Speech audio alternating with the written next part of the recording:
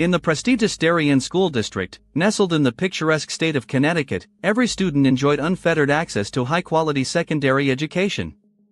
For these young minds, boundless horizons of knowledge unfolded, reaching far beyond the confines of ordinary classrooms. This affluent region, renowned for its wealth, generously bestowed upon its students numerous opportunities for educational trips and excursions that enriched their academic experience. One such student, an active member of the school choir, embarked annually on thrilling journeys that gradually became an integral part of his personal and intellectual growth. By his sophomore year of high school, fate brought him and his classmates to the scenic Woodloch Pines Resort, nestled amid the tranquil landscapes of Pennsylvania. The bus ride to this secluded retreat took several hours, filled with eager anticipation.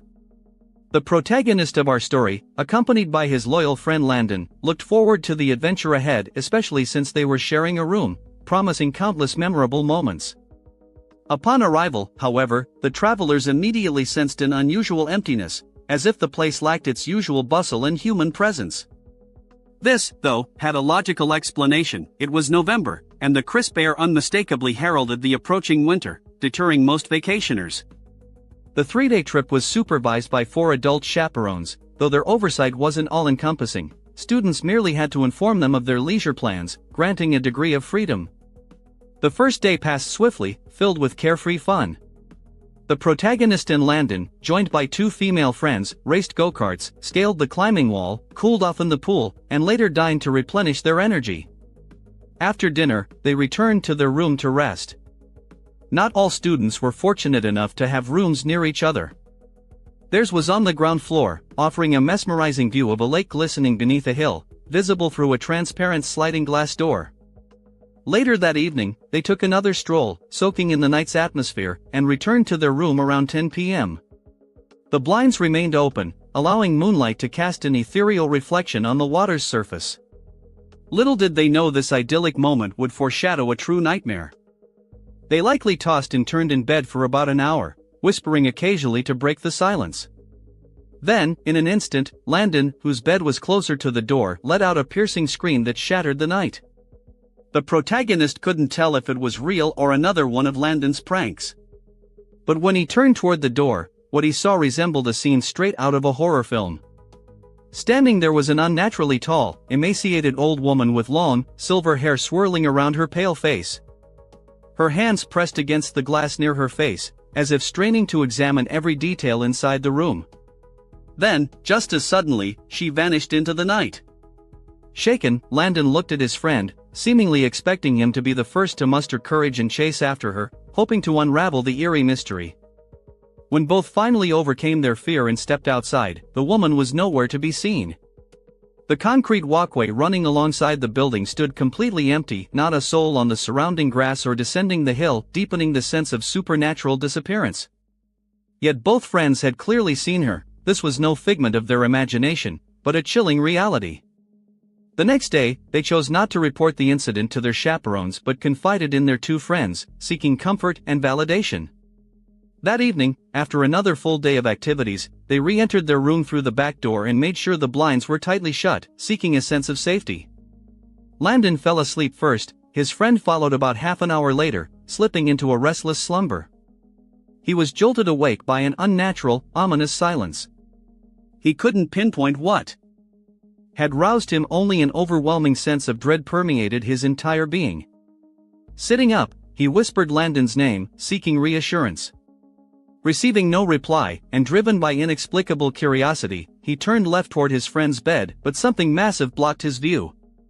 Looking up, he froze in terror. The same gaunt old woman loomed over his bed like a sinister statue. She took 2 steps back and spoke softly but clearly, "Your back door wasn't locked," before turning and disappearing into the night. Paralyzed with fear, he finally roused Landon and stammered out what had happened. With trembling hands, they locked the back door, closed the blinds once more, and resolved to stay awake until dawn, only about 4 hours away. By 8 a.m., they headed to breakfast, trying to distract themselves from the horror. But upon returning to their building, they encountered something even more disturbing. Through the window of the adjacent room sat the very same woman. She was perched on a bed, arms crossed, facing the door and them, as if awaiting their arrival, her gaze piercing and terrifying. Without hesitation, they rushed to the lobby's front desk to alert the staff rather than their chaperones, feeling it was the right course of action.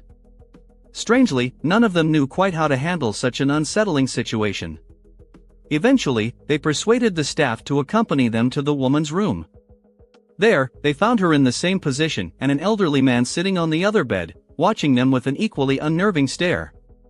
Clearly, the woman struggled with mental health issues, but the man seemed equally disturbed. There was something deeply unsettling about him. Neither belonged at a family resort. Their presence felt profoundly wrong. Yet the staff didn't evict them as the boys had hoped. So they finally reported everything to their chaperones. After lengthy discussions between staff and supervisors, the trip was cut short, and everyone returned home early. The boys were simply relieved to leave that place behind. Years earlier, in 4th grade, the same student had gone on a class field trip to a small rural zoo about an hour from school. He vividly recalls it was an overcast day with occasional raindrops, lending the outing a peculiar mood. The zoo was modest, designed for children, with interactive and educational exhibits. It housed mostly small, non-exotic animals, nothing too intimidating. A large building on the grounds displayed taxidermied animals and other curiosities, though many details have since faded from memory. In elementary and middle school, he later admitted, he was somewhat eccentric, prone to unusual behavior that didn't go unnoticed by teachers or his mother. During the group tour of the exhibit building, for reasons he can't explain, he slipped into a restroom without telling anyone. After washing his hands, he stepped back into the hallway only to find it deserted. Boldly, he ventured down an unfamiliar corridor. He still remembers the dim, twilight-like lighting and the burgundy carpeting.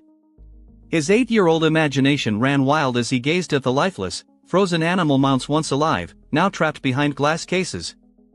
Then he froze. A strange man was crouched behind a stack of folded chairs. The boy even thought the man might be joking. But the stranger emerged, approached him, and asked where his group was.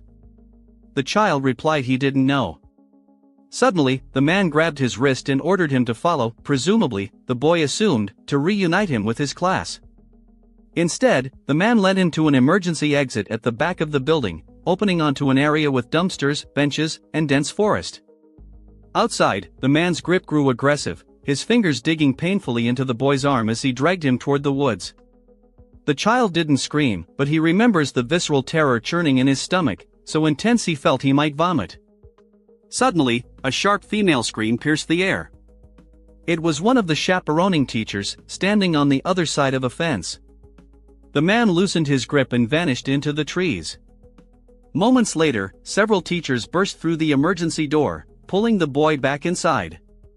They scolded and consoled him simultaneously, then immediately contacted his parents. The trip was officially cancelled. Authorities were called at once. As the bus pulled away from the parking lot, the boy's sharp 8-year-old eyes spotted the man again, hiding in the woods by the roadside, peering from behind a tree branch, watching the departing buses. For some inexplicable reason, he said nothing. Perhaps he was too shy or too shocked to speak. The other children eyed him strangely all the way home. He didn't care, but he sincerely hopes that man never succeeded in carrying out his sinister plan to abduct an unsuspecting child like he once was. Later, in high school, he took a course best described as Mysteries in Mythology, though the exact title escapes him. It focused on real, unsolved enigmas, a subject that always fascinated him. He took the class with his steadfast friend, whom we'll call Ben. Their instructor organized a field trip to a nearby abandoned village with a murky history. Built in the early 1900s, it appeared to have been hastily deserted soon after completion. The bus ride took about 20 minutes. As they approached along a suspicious, half-collapsed road winding through thick forest, students pressed against the windows. The path eventually opened onto a large clearing. They had arrived. Stepping off the bus, they stood on a road where green grass boldly sprouted through cracks. The surrounding field rose nearly to their knees. Soon, buildings emerged, imposing, archaic brick structures with boarded-up windows, exuding a sinister, oppressive aura. The teacher gathered the 20 students, counted them carefully, and led them forward. The goal was to apply classroom skills to uncover why the village had been abandoned so long ago. Some buildings gaped with holes serving as makeshift entrances, others had pits dug beside them, clearly dug to access basements, a deeply unsettling sight. But one structure stood out, taller than the rest, it radiated mystery. While the teacher guided the group toward the village church, Ben and his friend quietly broke away, seeking something extraordinary. Heading toward the tallest building, they found a depression in the earth near its rear, tightly boarded door. Inside the pit lay a ladder descending to a concrete floor. They exchanged glances and silently agreed to investigate. Ben went first, followed by his friend. Fortunately, this was around the time Apple introduced the flashlight feature on iPhones, giving them a reliable light source. Inside, the atmosphere was ominous. Empty beer bottles littered the floor, graffiti marred one wall, and dusty wooden planks were scattered everywhere. In a corner, they discovered an old wooden ladder leading upward into pitch blackness, the upper level's windows and doorways all tightly sealed. They'd come this far, so they decided to climb. Ben's friend went first, each creak of the ancient wood making him fear he'd plunge through the steps. Ben followed. The upper floor was extremely cramped, with numerous openings leading to small rooms. It was so dark they couldn't tell it was daytime outside. Their anxiety mounted, and they openly admitted their fear, deciding to leave immediately. But their plans were thwarted in that very moment, because from one of the narrow, unassuming rooms came a deafening, hollow thud, as if a massive boulder had crashed onto solid concrete. Under normal circumstances, their natural instinct would have been to bolt in blind panic, but both boys, as if frozen by some invisible force, stood rooted to the spot. Their eyes locked for a brief, tense moment, after which, driven by inexplicable curiosity, they tiptoed simultaneously toward the dark doorway of the room. The instant their flashlight beams pierced the gloom within, they grasped the full danger of the situation and fled without hesitation. Rushing down the rickety staircase, they hurriedly climbed a rusty metal structure leading outside, finally bursting into the open air. Once they'd caught their breath, they rejoined the main group, which had continued on its way. Despite their terror, the boys made a conscious decision to remain silent about what had happened, fearing trouble or disapproval from the adults. Yet one of their classmates, noticing their disheveled appearance and labored breathing, couldn't help but ask what had caused such obvious agitation. Yielding to their friend's curiosity, they confessed their reckless intrusion into one of the abandoned buildings. They described how, shining their flashlight into an interior room, they'd spotted 3 young people standing about 3 meters from the doorway, their faces turned directly toward Ben and his companion, arranged in an unnaturally odd formation as if they'd been waiting specifically for their arrival. As the group moved on, the boys' attention was involuntarily drawn once more to the tall, imposing building they'd dared to enter. Just before departure, casting a final glance at its grim facades, they clearly saw a face in one of the upper floor windows, the only one not boarded up. They never summoned the courage to tell their teacher what they'd experienced, deterred by a well-founded fear of disciplinary consequences. What had happened left them deeply unsettled, and they couldn't quite determine what or who they had actually seen. Were they merely homeless people seeking shelter among the ruins? Or members of some gang hiding from prying eyes? Ben, however, proposed a far more disturbing theory, one that especially frightened his friend. He insisted they'd encountered the ghosts of long-dead residents of that forsaken town. Yet regardless of all speculation, it was the image of those 3 figures eerily motionless in the doorway, staring intently at them the moment they peered inside, that continued to haunt one of the boys' minds, refusing to fade. Deep down, he harbored a quiet resolve to return someday to that abandoned village, not so much out of curiosity, but driven by a desire to finally disprove Ben's ominous hypothesis once and for all. News. As a 16-year-old, the narrator found himself in a rather unusual situation, the details of which were forever etched in his memory, though the exact summer month of the incident remained shrouded in oblivion. His parents, having gone away for the weekend, granted him complete freedom for 2 whole days. He spent this time indulging in typical teenage pastimes, immersing himself in YouTube, playing video games, and periodically raiding the kitchen for snacks. Most of these hours were spent upstairs in his room, in solitude and with headphones on.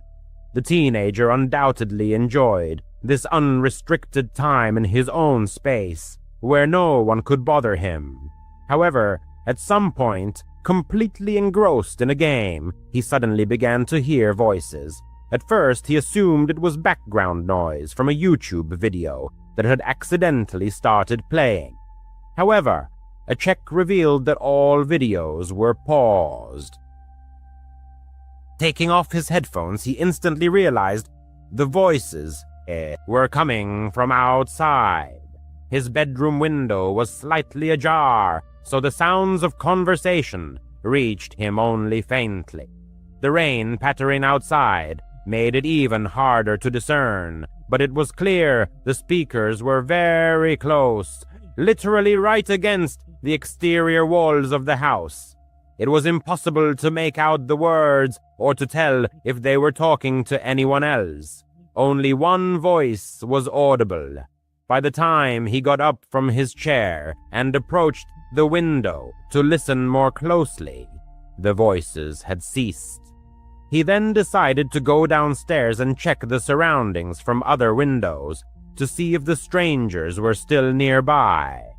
Frankly, someone being so close to the house at 8 in the evening seemed quite odd. But, as it turned out, whoever it was had already left. Upon going downstairs, the narrator found no signs of their presence. Seizing the moment, he grabbed a bag of chips from the kitchen and returned to his room. He must have played there for about an hour, but time flew by unnoticed. In the middle of a game round, he suddenly heard a voice coming from outside his headset. Even through the game and his headphones, this voice was much clearer than what he had heard earlier. Not necessarily louder, but much less muffled, and the narrator was willing to bet he understood what was said. He quickly removed his headset and listened. The house was full of silence and creaks.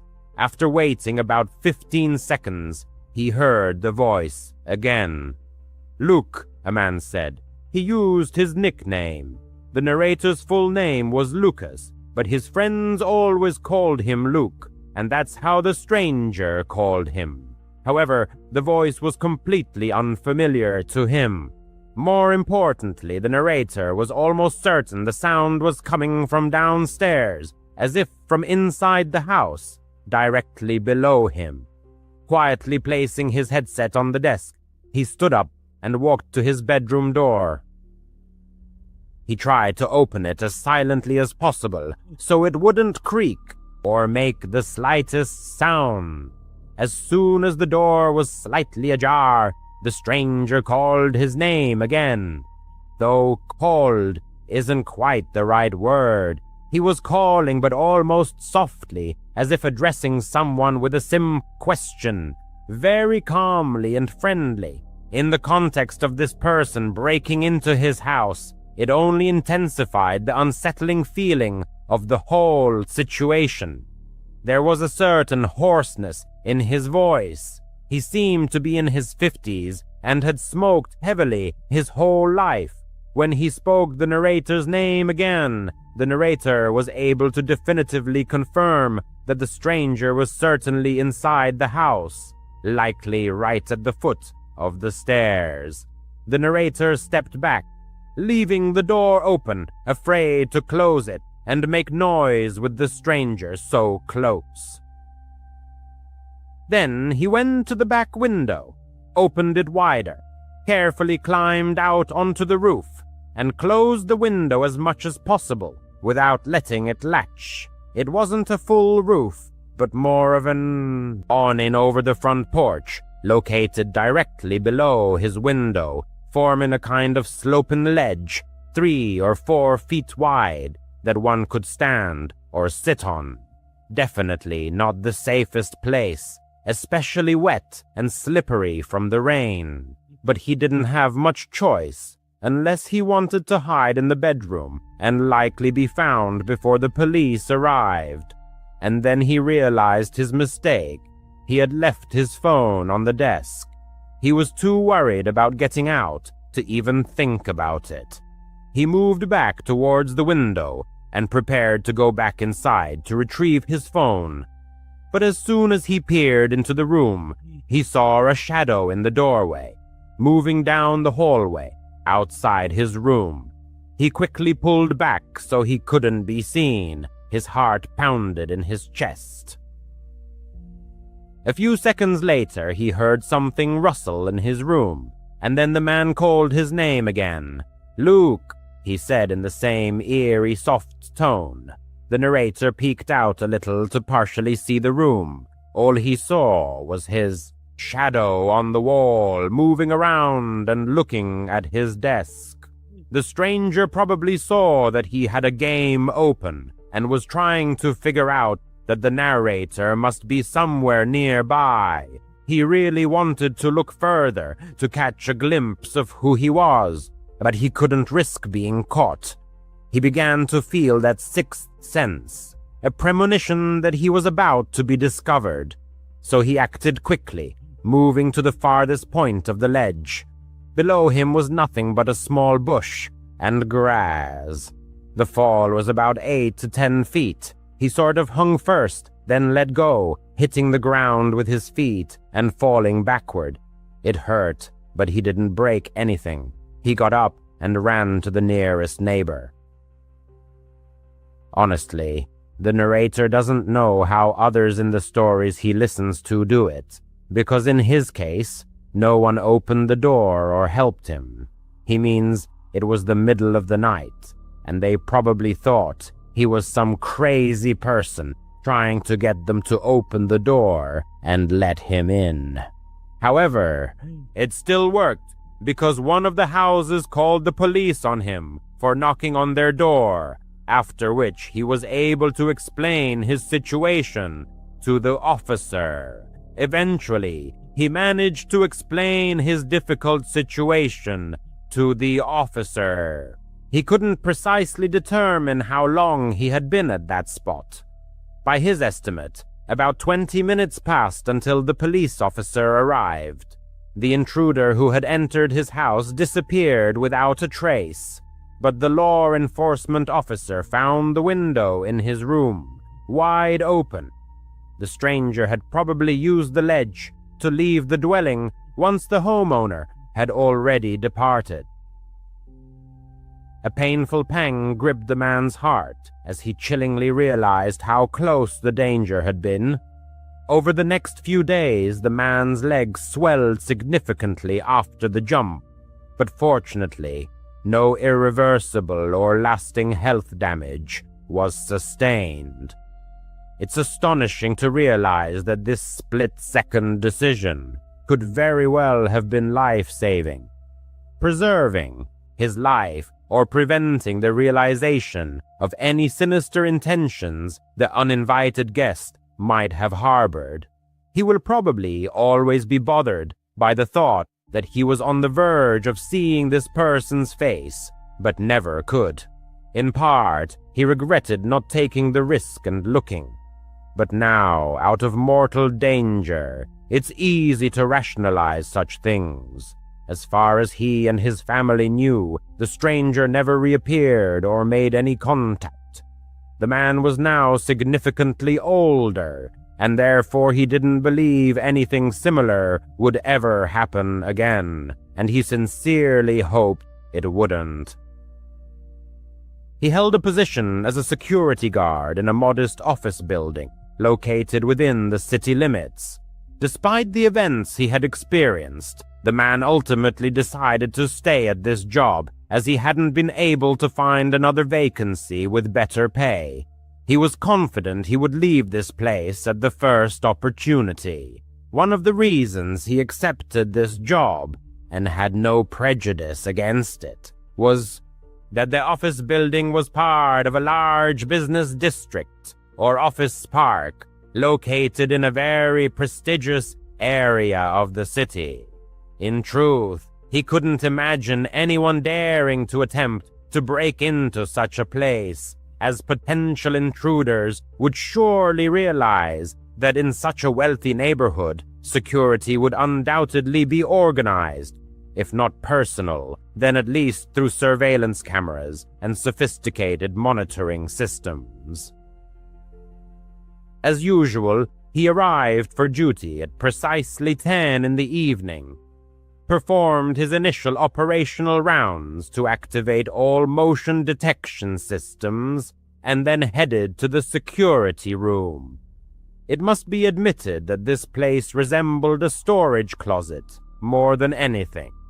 Windowless and without any amenities, which made it extremely unappealing. If he had the opportunity, he would leave this confined space much more frequently. According to instructions, he was required to get up and make rounds every hour, including patrolling the building's perimeter, but he performed his actions more often as continuous monitoring of camera monitors, security systems, and other equipment was extremely tiring. However, on that particular night, heavy rain was raging outside, making outdoor patrols impossible. Thus, he was forced to remain inside, pacing the building's corridors. It should also be mentioned that the lenses of the outdoor surveillance cameras invariably fogged up during rain, effectively rendering all external monitoring systems virtually useless. Just 30 minutes into his shift, a disturbing alert appeared on one of the monitors. The system detected motion captured by one of the cameras located on the building's facade. The man immediately checked the corresponding channel, but could barely make anything out, though apparently someone was standing at the front door. He only caught a slight flicker in the image. So he left his post and went down to the first floor. His intention was merely to go outside and find out what that person wanted, or to ascertain if anyone was even there.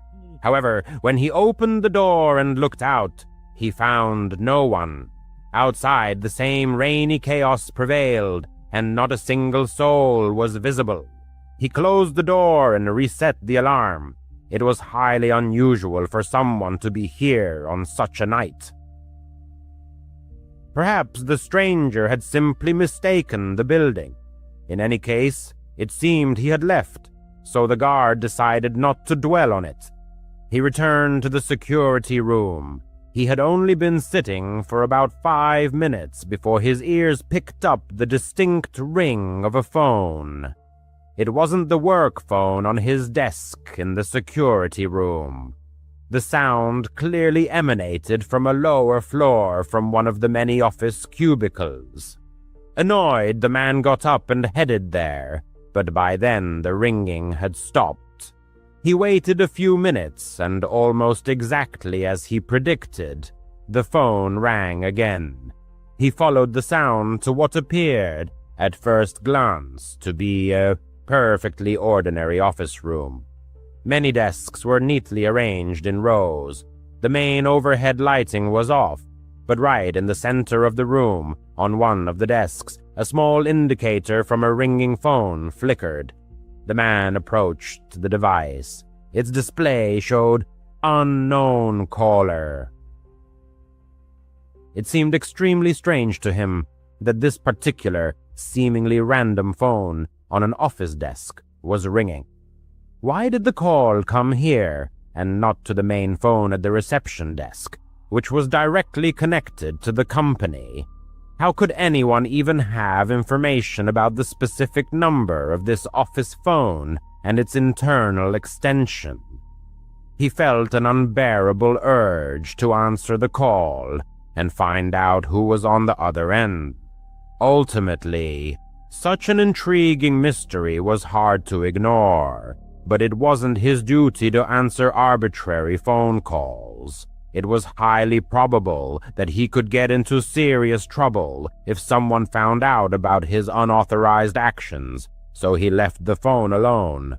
The man didn't know how to silence it, and so for the next hour he incessantly heard that annoying thing ringing right beneath him while he was upstairs in the security room. At 1 in the morning, he got up and made a quick round of the office premises. It was a usual routine inspection. The entire round took no more than 10 minutes, and he returned to his desk in the security room. However, he hadn't even sat down when his ear caught a dull, heavy thud that echoed throughout the building. The sound reverberated, as if coming from an empty stairwell or perhaps a long corridor.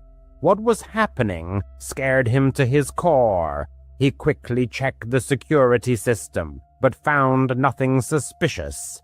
Then he hastily went downstairs to the first floor to re-examine the doors he had just checked. The man experienced a slight shock when, approaching the front door, he noticed a flashing green light on the alarm panel. The system was paused, which effectively deactivated the protection of that specific door. Even he himself never used such a mode. He only turned the alarm on or off completely, but never put it on temporary pause. He regularly disabled it, but never used the temporary pause function. Feeling growing unease, he cautiously pushed open the door leading outside and peered into the darkness.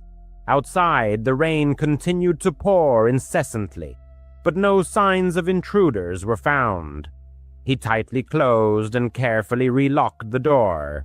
Something very unusual was unfolding on this night shift. For the first time since he started this job, he felt a genuine sense of anxiety and discomfort. He simply couldn't understand what was happening. The victim hurried back up the stairs, hoping that a recheck of the security system might shed light on the situation and provide some answers. Upon reaching the third floor, he suddenly froze right on the landing. It turned out that the door leading to the third floor office corridor, from which their phone call had previously come, was ajar. He approached the opening with extreme caution, trying not to make the slightest sound, and peered down the corridor. Nothing seemed amiss. It was at this moment that the world around him suddenly plunged into darkness. His sight, hearing, and apparently his entire consciousness instantly shut down for a fleeting fraction of a second. Coming to his senses, he felt completely stunned and began to helplessly retreat, stumbling. Despite the brief loss of consciousness, he instantly realized he had received a powerful blow to the back of his head. As his body desperately fought to remain conscious, he tumbled down several steps in the stairwell, and at that moment, his gaze caught only a vague, blurred silhouette of a person frozen in the doorway. He immediately got to his feet and, staggering, climbed the remaining steps, while a continuous ringing filled his ears and his head throbbed painfully. Once outside the building, he hastily pulled out his work phone, clipped to his belt, and quickly dialed 911. He took cover behind his car, waiting for the services to arrive under the furious downpour. The victim was so dazed by what had happened that he couldn't accurately determine how long he had waited. The arriving law enforcement officers found no one else inside the building. He was taken to a medical facility where a fairly severe concussion was diagnosed and treated, but overall his condition was deemed satisfactory. Although the incident could have been considered a routine break-in, numerous details pointed to a much more, shall we say, professional nature of the occurrence. The perpetrators likely chose a rainy night for their actions, when camera lenses were most likely fogged, making identification difficult. Moreover, if we assume that they made that phone call, it means they knew the internal phone number of a specific office employee, information that is not publicly available. And perhaps the most compelling evidence, they possess deep knowledge of how this security system functioned and knew how to deactivate it, to enter the building completely unnoticed. All these circumstances seemed too significant to attribute the incident to a random burglar. The unknown assailant struck him with such force that the victim could not distinguish anything other than a blurry, indistinct silhouette of the attacker.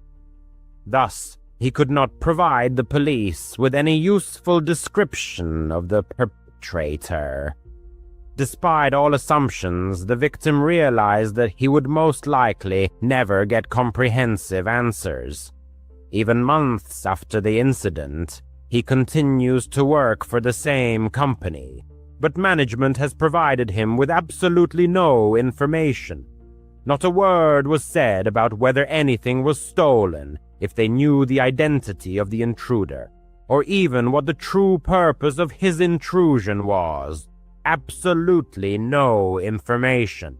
This circumstance seems extremely suspicious.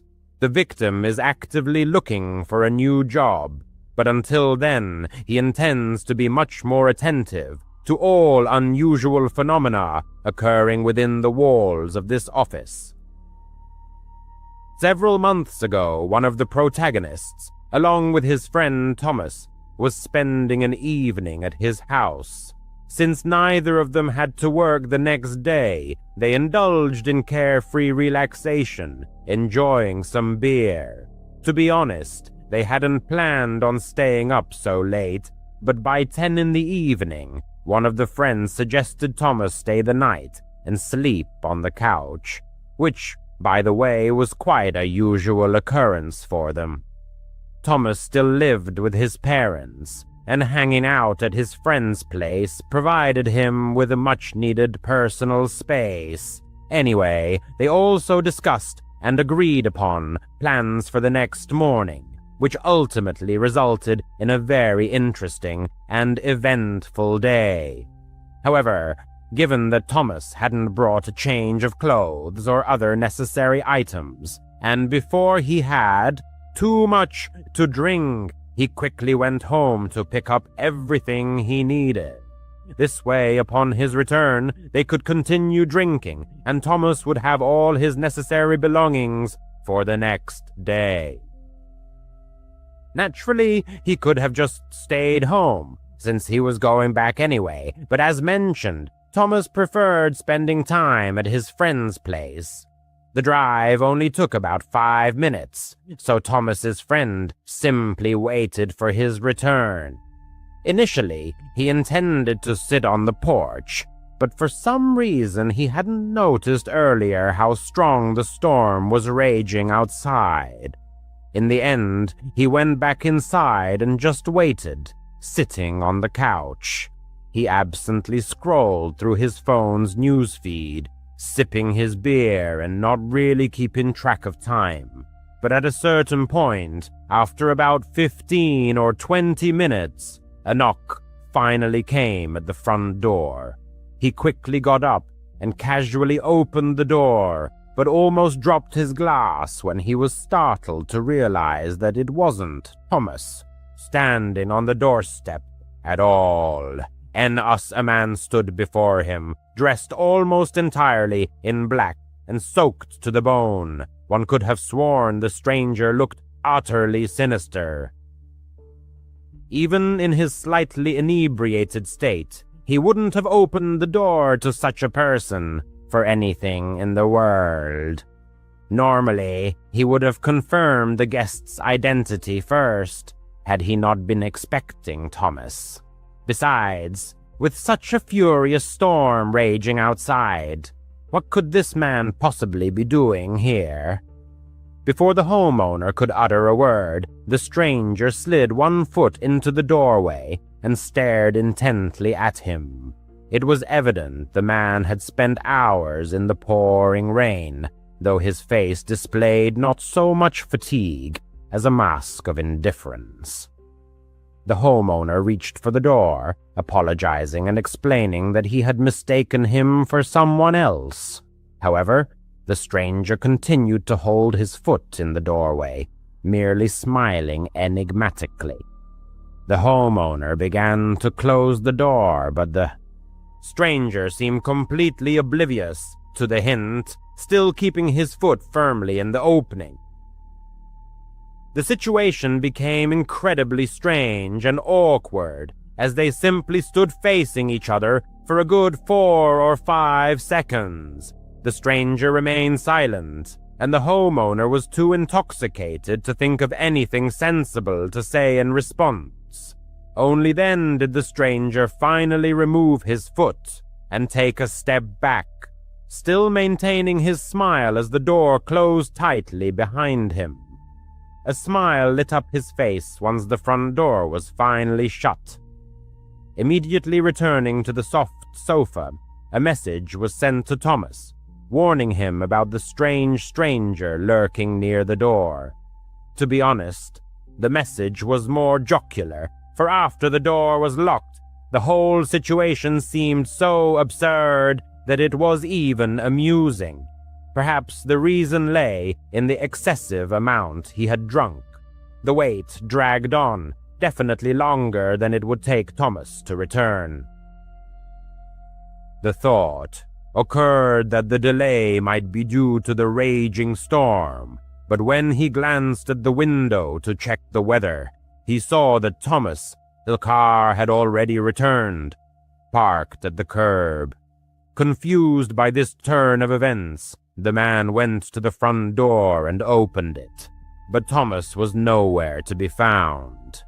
For several minutes, he stood in the doorway peering into the rain, but it became clear that Thomas wasn't nearby. His car was parked and off, with no movement observed inside. Ruling out his presence in the cabin, he pulled out his phone and dialed Thomas's number. At that very second, a light flashed in his car. It was undoubtedly his cell phone, and it was bright enough to clearly show the absence of its owner inside. Now, genuine worry set in. The man stepped out into the pouring rain, walked to the bottom of the driveway, and looked around. He called out Thomas' name, but the street noise was so deafening that it was clear it was useless. Somehow, only after getting soaked to the bone in the rain, the man remembered the sinister stranger who had been at the house earlier. Suspicions began to creep in that he might be involved in what was happening. Feeling a strong premonition of danger, the man rushed back into the house, closing and locking the door behind him. As he took off his shoes, he quickly sensed that something else was amiss. He looked up, and the main hallway was shrouded in darkness, so dark as if no lights were on. He could have sworn all the lights had been left on, or at least several of them. Slowly he moved down the hallway. The storm outside combined with the unusual silence inside the house created an atmosphere far more tense than he would have liked. Reaching the end, he looked around. All the rooms were dark, but right against the wall stood a barely discernible silhouette of someone pressed against it, as if trying to remain unnoticed. His gaze must have lingered too long, because a couple of seconds later the man moved confidently and stepped forward. He raised one hand, holding something in it, and at that moment the man didn't look long enough to understand what it was before he bolted. Every muscle in his body tensed to run out the front door as quickly as possible and get as far away as he could. He hid on the porch of a random house and called the police. From there, through the veil of rain, he could see the front of his house. A few minutes later, when the police arrived, he saw 2 officers calmly approach the front door, then suddenly raise their weapons and rush inside. They had likely spotted the man still in the hallway and chased him out the back door, but later reported that he had jumped over a fence and vanished into the storm. The man ran over and told them everything, and they immediately began searching for Thomas, and fortunately found him just 5 minutes later. He was locked in the car parked on the road, bound hand and foot. It turned out that the man hiding near the house had held a gun to Thomas as soon as he pulled up to the house. Then, forcing him into the car on the road, he returned to the house and entered through the back door while the homeowner was looking for Thomas, presumably trying to do the same to him. This meant that when the homeowner saw him raise his hand, he was holding a gun pointed directly at him. If it hadn't been too dark, and if he had seen what it was, he probably wouldn't have even risked running away, which would have left both him and Thomas at the mercy of this madman. In any case, the car the guy used had been stolen earlier that night, so it was a dead end, and the guy completely disappeared into the storm. No trace. No one had the slightest idea what he was planning or why he did all this. 5 forests. You to better never enter forests with their towering trees, crisp air, and peaceful solitude usually seem like the perfect escape from the chaos of city life. But on Earth, there are places where this idyllic image gives way to bone-chilling horror. The 5 forested areas described below have earned grim reputations. They are eerie, mysterious, and possibly even deadly. Prepare to step into the realm of the unexplained, because these are places best avoided entirely. 5. The Devil. Footpath. Long before America gained its independence, over 120 years ago, ominous whispers already circulated among the whispering pines of Willow Creek, Oregon. Locals spoke in hushed tones about a perfectly circular patch of barren earth, roughly 15 feet in diameter where nothing ever grew. They called it the Devil's Footpath. Year after year, surrounded by lush forest, this circle remained utterly lifeless.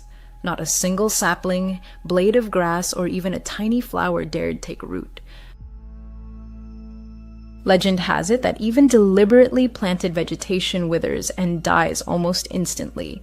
Animals seem to sense something sinister. Dogs approaching the circle tuck their tails, whine pitifully, and howl as if crushed by an invisible force. Even stranger, locals claim that any object left inside the circle, regardless of size, is mysteriously thrown outside its boundaries by dawn.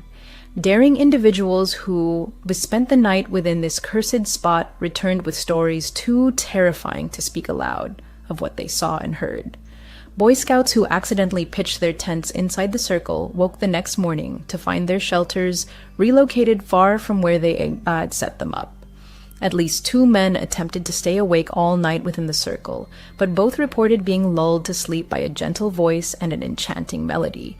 By morning, they too had been moved beyond the circle edge. So what makes this place so unnerving? According to legend, the devil himself walks here at night. Deep within the silent, shadowed woods, he paces the circle, scorching the earth with his hooves, fixated on the chaos and malevolence he longs to unleash upon the world. The mystery of the Devil's Footpath has haunted imaginations for over a century. Passed down through generations, the tale endures. Scientists have been consulted and questioned about why this specific patch remains barren, but even they have no answers. Today, the site draws paranormal investigators. As for Willow Creek residents, most know the legend well and steer clear of the circle. Teenagers, of course, love to hang out there. Whether they had their own encounters or seen or felt the devil guarding his sacred ground remains unclear. 4. A man discovers a shrine to the missing. In October 2016, Marcus Chambers was enjoying a leisurely walk through Briarwood Park in Riverdale, California, when he stumbled upon a truly chilling sight. Along the trail, he noticed something odd attached to the trees. Upon closer inspection, he discovered printed sheets of paper carefully sealed in plastic sleeves, hanging from individual trees across a section of the forest. Chambers examined each one and was horrified to realize they were missing persons posters. That alone was unsettling, but what terrified him more was the realization that every poster featured real people. Deeply disturbed, he pulled out his smartphone with trembling hands and began recording. He later posted the video on Facebook, where it quickly went viral, amassing over 1 million views. Chambers showed around 25 missing persons posters affixed to trees and wondered aloud who could have created such a display deep in the woods. It seemed the area had been deliberately turned into a shrine for the disappeared. He ended the video by running away, claiming he heard voices nearby.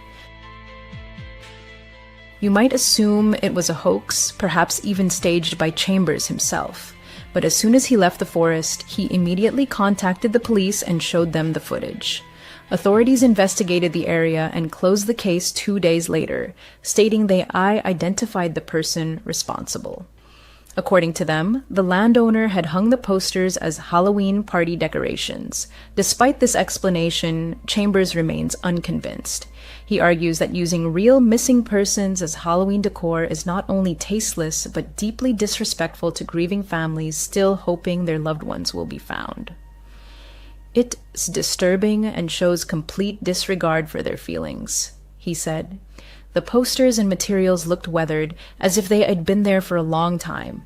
Maybe they just claimed it was Halloween decor because it was discovered right before the holiday. Some viewers offered alternative theories. One suggested it was leftover film set dressing from a new movie, The Blackwood Witch. Others speculated it was a cruel prank. Although police closed the case, many questions linger unanswered. 3. Shadow Woods, the forest, where shadows come alive. Welcome to Shadow Woods, Maine, a forest that whispers of ghosts and secrets, widely regarded as one of the most haunted places in North America. Why? There are many reasons, and each is more chilling than the last. Here dwells the terrifying Shadow Woods demon. Countless restless spirits roam, and, most haunting of all, entire ghost towns lie buried beneath the wild undergrowth. For centuries, Shadow Woods has been the birthplace of countless urban legends. The stories evolve, but their dark protagonists remain unchanged. The saga of the Shadow Woods demon began in the 1700s when the first settlers arrived. Legend tells of Elizabeth Crawford, writhing in childbirth, who in desperation cried, "Let this child be the devil." As if in answer to her curse, a creature with a pointed tail and wings was born. Moments after its birth, it attacked its family and vanished into the night. Soon, eyewitnesses began reporting its appearances. In 1901, residents of Portland, Maine were stunned when they saw and heard the creature. A trembling postman described it as grotesque, emitting unnatural sounds before dissolving into darkness. In 1925, a farmer shot a mysterious animal, killing his chickens. He showed the carcass to over 100 people, yet no one could identify the beast. Even today, the Shadow Woods demon continues to unsettle the region. Locals, paranormal investigators, and campers regularly report encounters with winged creatures or unidentifiable animals that inspire primal terror. But Shadow Woods is more than just the demon. It is also home to some of the state's most haunting ghost towns, so many that the forest is often called the Forest of Ghosts. Ruins of 18th and 19th century settlements are still visible beneath the overgrowth. Glass factories, paper mills, cranberry farms, brickworks, all now silent echoes of the past. One of the best preserved ghost towns is the village of Batstow, nicknamed the Pearl of the Pines for its remarkable condition. Once a bustling hub, it housed iron and glass workshops and even produced cannonballs for Thomas Smith's army. It has no surprise that ghosts are frequently seen and felt by those brave enough to explore these woods. One of the most famous is the spirit of a little boy, believed to be the victim of a fatal car accident. He's often spotted on Burnt Hill Road at midnight. Locals say that if you drive down the road with your headlights off, you'll see the boy chasing his ball, his small figure flickering in the beam of your lights. Another spirit is Sarah Anderson, a former enslaved woman lynched for studying and practicing medicine. There are also reports of a blonde woman, a black dog, a headless specter, and a white deer, each appearing to lost travelers, as if inviting them into their shadowy realm. Whether you were drawn to ghost towns, seeking paranormal thrills, or hoping to confront the Shadow Woods demon itself, this forest seems tailor-made for you. But beware, it doesn't let its guests leave easily. 2. Blackwood, the whispering woods of the Mississippi. Along the mighty Mississippi River lies Blackwood, a deep, dark forest whose dense canopy blocks out nearly all sunlight. Known in the US as the Black Forest, it has become synonymous with the ominous thickets that inspired the Brothers Grimm's darkest fairy tales. The forest is so densely overgrown that in most areas, sunlight never touches the ground. This creates an oppressive, eerie silence. No wonder Blackwood is rumored to be a haven for the supernatural. For instance, the Lake Luna nymphs, water spirits dwelling in the murky depths of Mystic Lake which borders the forest, are said to live under the rule of the King of Mystic Lake. Legend warns, never throw stones into the water near the forest, or you will anger the king and invite his terrible wrath. Meanwhile, in the nearly vanished town of Harpersville, tales persist of a headless horseman who rides from the woods each year, his hooves clattering along old roads. There is also Greystone Castle, where beautiful, enchanting ladies are said to reside, visible only at night, their silhouettes flickering in the windows. Stories even tell of a ghostly king who abducts young women foolish enough to wander into the forest. As if that weren't enough, Blackwood is also linked to werewolves, witches, and even UFO sightings. Because of these spine-tingling tales, paranormal experts and thrill-seeking tourists constantly explore the area. While charming towns and scenic trails lie nearby, the persistent horror stories serve as a grim reminder. Blackwood may not be a place you want to enter if you value your peace of mind. 1. Interstate 75, the highway to nowhere. To most, the trees lining one of America's busiest interstates seem unremarkable.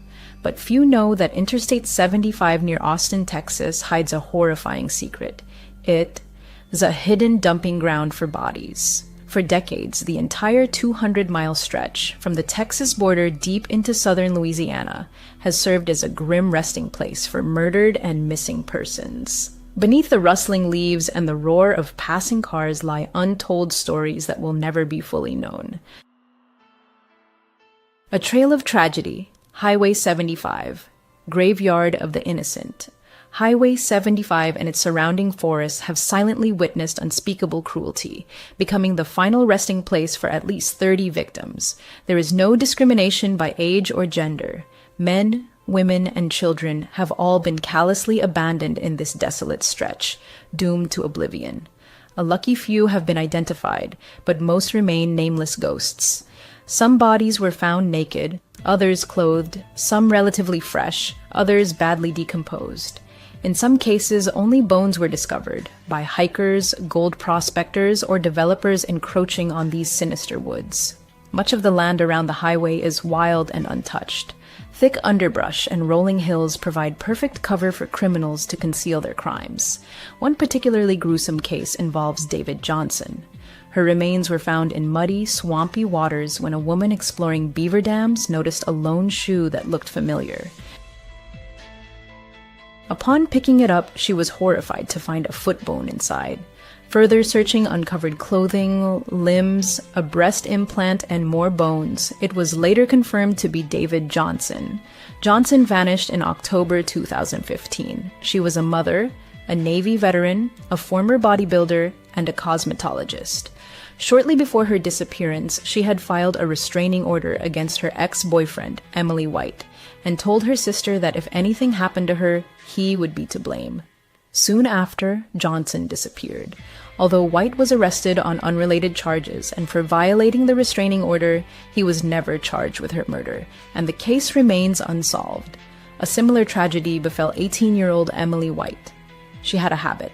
Whenever her boyfriend called, she'd drive to a payphone near a local convenience store on Oak Ridge Road in Springdale to call him back. She always did this.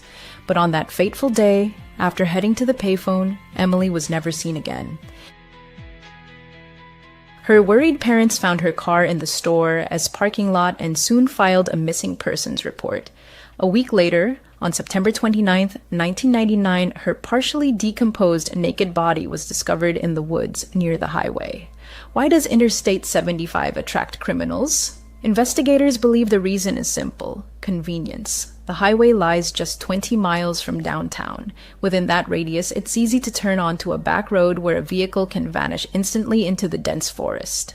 As parts of the highway are gradually developed, police suspect many more bodies remain hidden in these woods, waiting only for time to reveal them.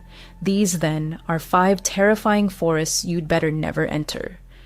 The woods are lovely, dark and deep, as Robert Frost once wrote, but they also hold secrets far beyond what we seek, and sometimes those secrets are too horrifying to uncover. Children's creativity, especially drawing, serves as a means for young talents to express deep feelings and emotions that they are not yet able to comprehend and articulate. At the same time, children often depict their surrounding world, familiar objects, and situations. Therefore, if a child's drawings include figures of strangers holding their hands, it could indicate something deeper and more unsettling. Martin and his wife, raising a 6-year-old daughter and a 3-year-old son, encountered an unexplainable phenomenon.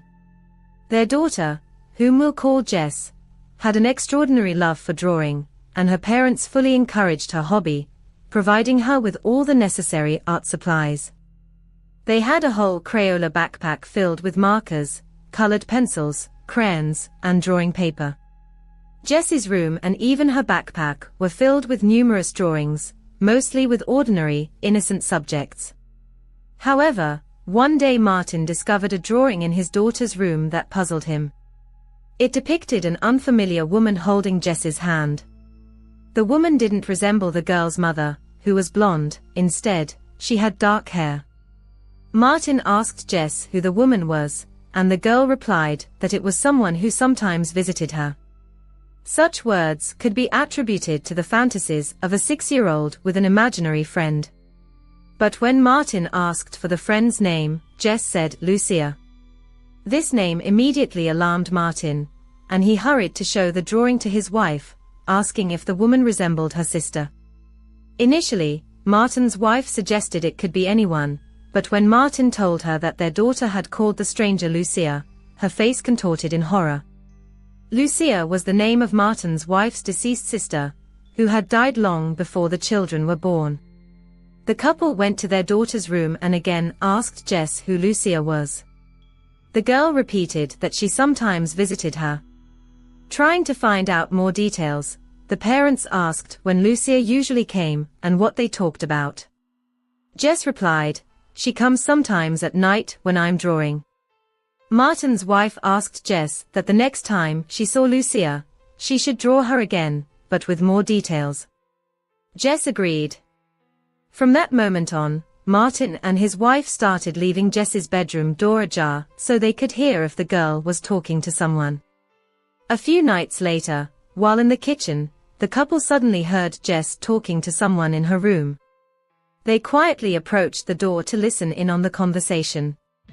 There were long pauses in Jess's speech, but it was clear she was talking to someone or something invisible, answering questions the parents couldn't hear. At one point, Jess said, "They asked about you when they saw my drawing of you. They want me to draw you again." Then Jess fell silent, and Martin and his wife entered the room, asking if she had been talking to Lucia again. The girl nodded, and the parents asked where Lucia was in the room. Jess looked around the room, then stopped at a corner and said, "She's standing right there." Martin and his wife looked at the indicated corner, where there was nothing, but both felt an unsettling sensation and discomfort. Martin's wife quietly asked Jess to draw Lucia exactly, as she looked now, in full detail. Jess agreed, and the couple left the room, feeling slightly uneasy. Soon, Jess called her mom back into the room. Martin and his wife returned to their daughter, and she showed them a new drawing. This drawing confirmed the couple's worst fears. In it, Jess had depicted Lucia with blue eyes, a small mole above her lip, and dressed in white. Lucia had been buried in a white dress. She had blue eyes and a mole above her lip. Martin's wife wasn't close to her sister, only briefly attending her funeral.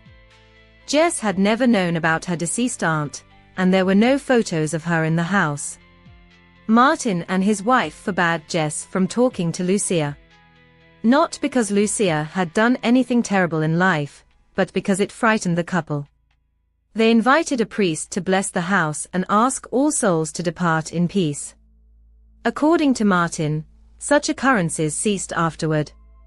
This story was told by an elementary school art teacher. Twice a year, she held an event with each class called Draw and Tell, where children drew something meaningful to them and then told the story behind the drawing. One day, in a third-grade class, most students drew themselves, their families, pets, and other familiar things. But one boy was drawing something that resembled fire. Other children at his table were making fun of him. The teacher approached the boy and asked why he was drawing fire when he was supposed to draw something meaningful to him. The boy replied, "I know, I'm not finished yet." The incident in the art class left an indelible mark on the teacher's memory and made her rethink her approach to children's art. During the art lesson, as the children enthusiastically transferred their fantasies onto paper, one of the students, whom we'll call Ul, declared that he hadn't finished his work yet. The teacher, showing patience and understanding, allowed him to continue. As the other children finished their masterpieces, she noticed Ul's drawing and saw that he had added a depiction of a house. Intrigued, she asked the boy to step into the hallway with her, taking the drawing. In the hallway, the teacher, concerned by what she saw, asked Ul why he had drawn a burning house, as such a picture clearly didn't fit the Draw and Tell lesson's theme. The boy's answer shocked her, "It's not. It's the house my parents tried to burn down with me inside." The teacher was speechless, unsure how to react to such a terrible confession. Confused, she kept the drawing, asked the boy to return to his seat, and announced that the Draw and Tell lesson was cancelled. Returning to the classroom, she sat at her desk for a moment, holding back tears, and then told the students that everyone would take their drawings home. This tragic story, shared by an anonymous parent, makes one wonder what secrets might be hidden behind children's drawings. Another story, involving Molly's family, a 5-year-old quiet and well-behaved girl, according to her father, also causes alarm and concern. One night, Molly came into her parents' room and said she was afraid there was someone in her closet. Brad, the girl's father, took her back to her room and showed her the inside of the closet to convince her there were no monsters there.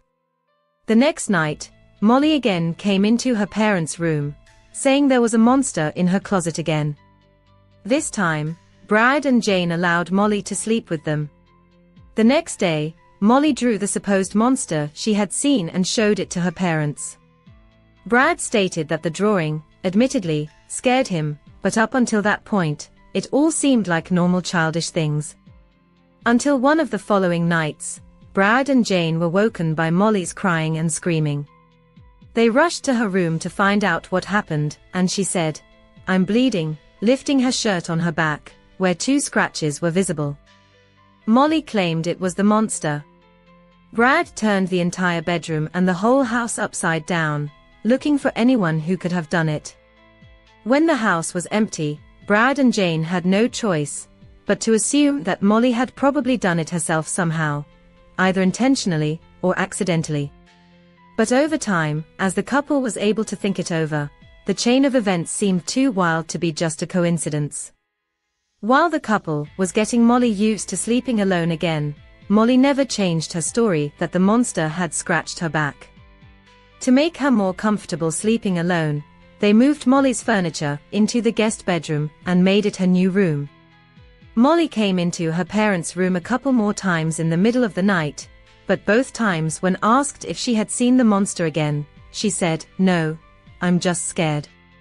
Fortunately, no further physical harm was inflicted upon her in her sleep.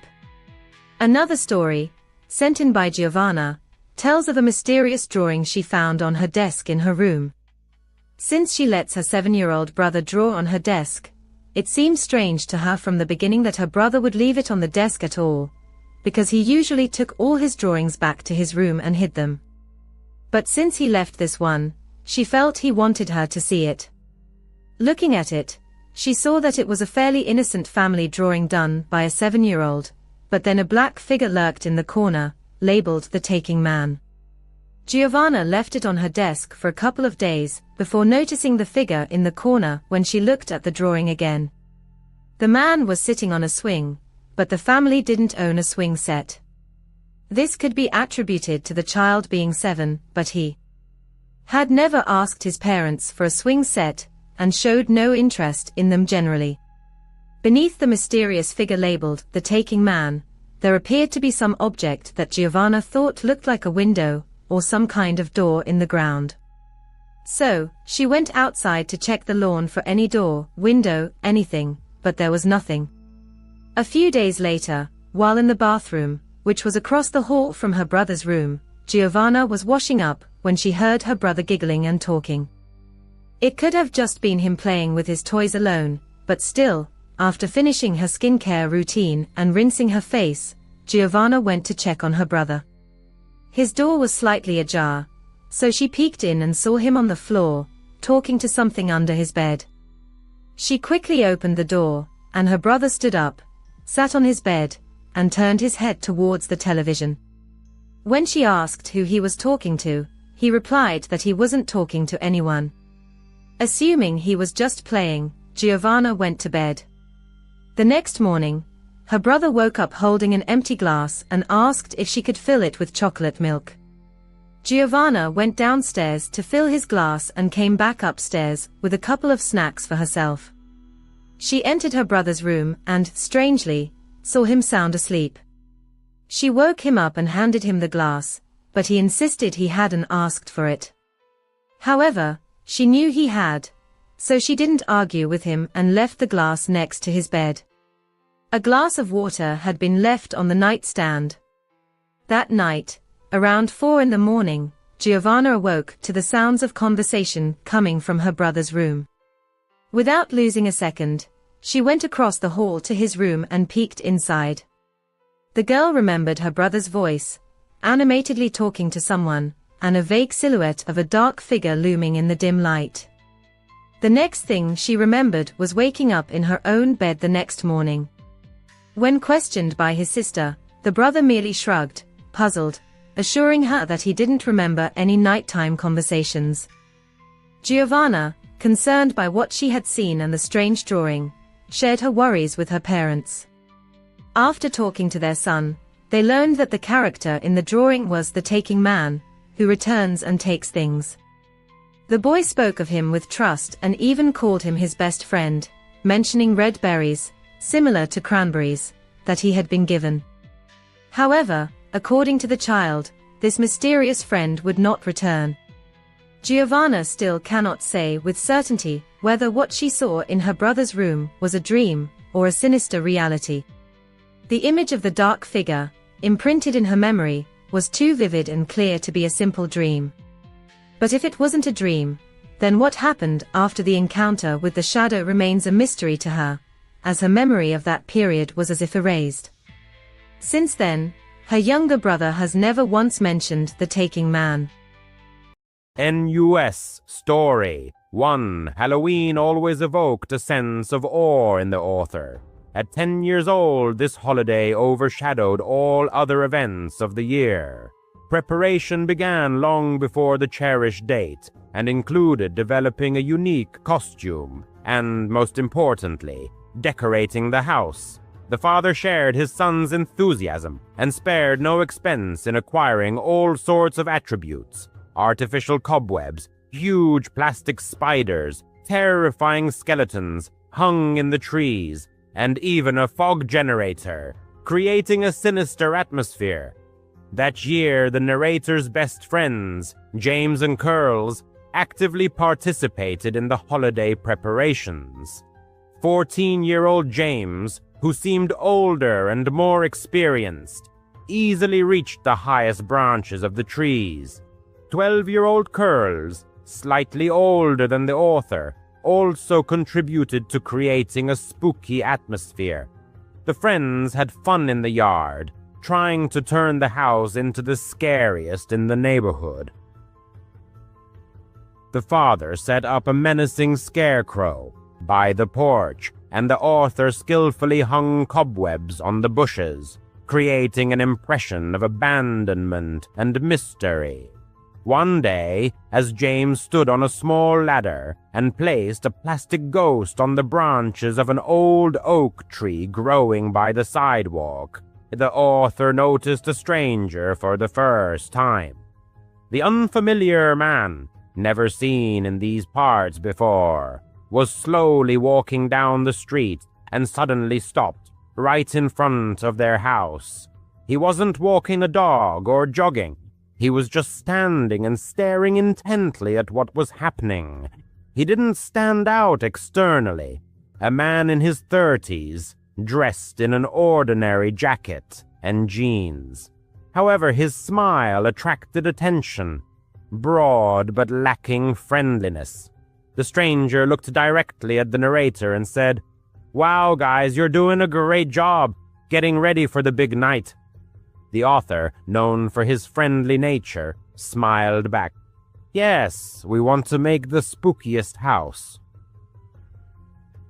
"I bet you'll collect a mountain of candy," the man said, glancing at the decorated house. "Are you planning to trick or treat in this area? What's your route?" The question seemed a little strange to the author, but he didn't pay much attention to it. Suddenly, the father came out of the house and, placing his hand on his son's shoulder, stood between him and the stranger. The author felt his father's hand tighten slightly. "Can I help you?" the father asked in a calm but firm voice. The stranger's smile faltered for a moment, but he quickly put it back on his face, continuing to examine the decorations. "Your son is working hard," he said, looking at the author. "Be sure to get a lot of king-size chocolate bars, kid." "It's time to go inside, son," the father said, not taking his eyes off the stranger. The author obediently headed toward the front door. Looking back, he noticed how the man's face had changed.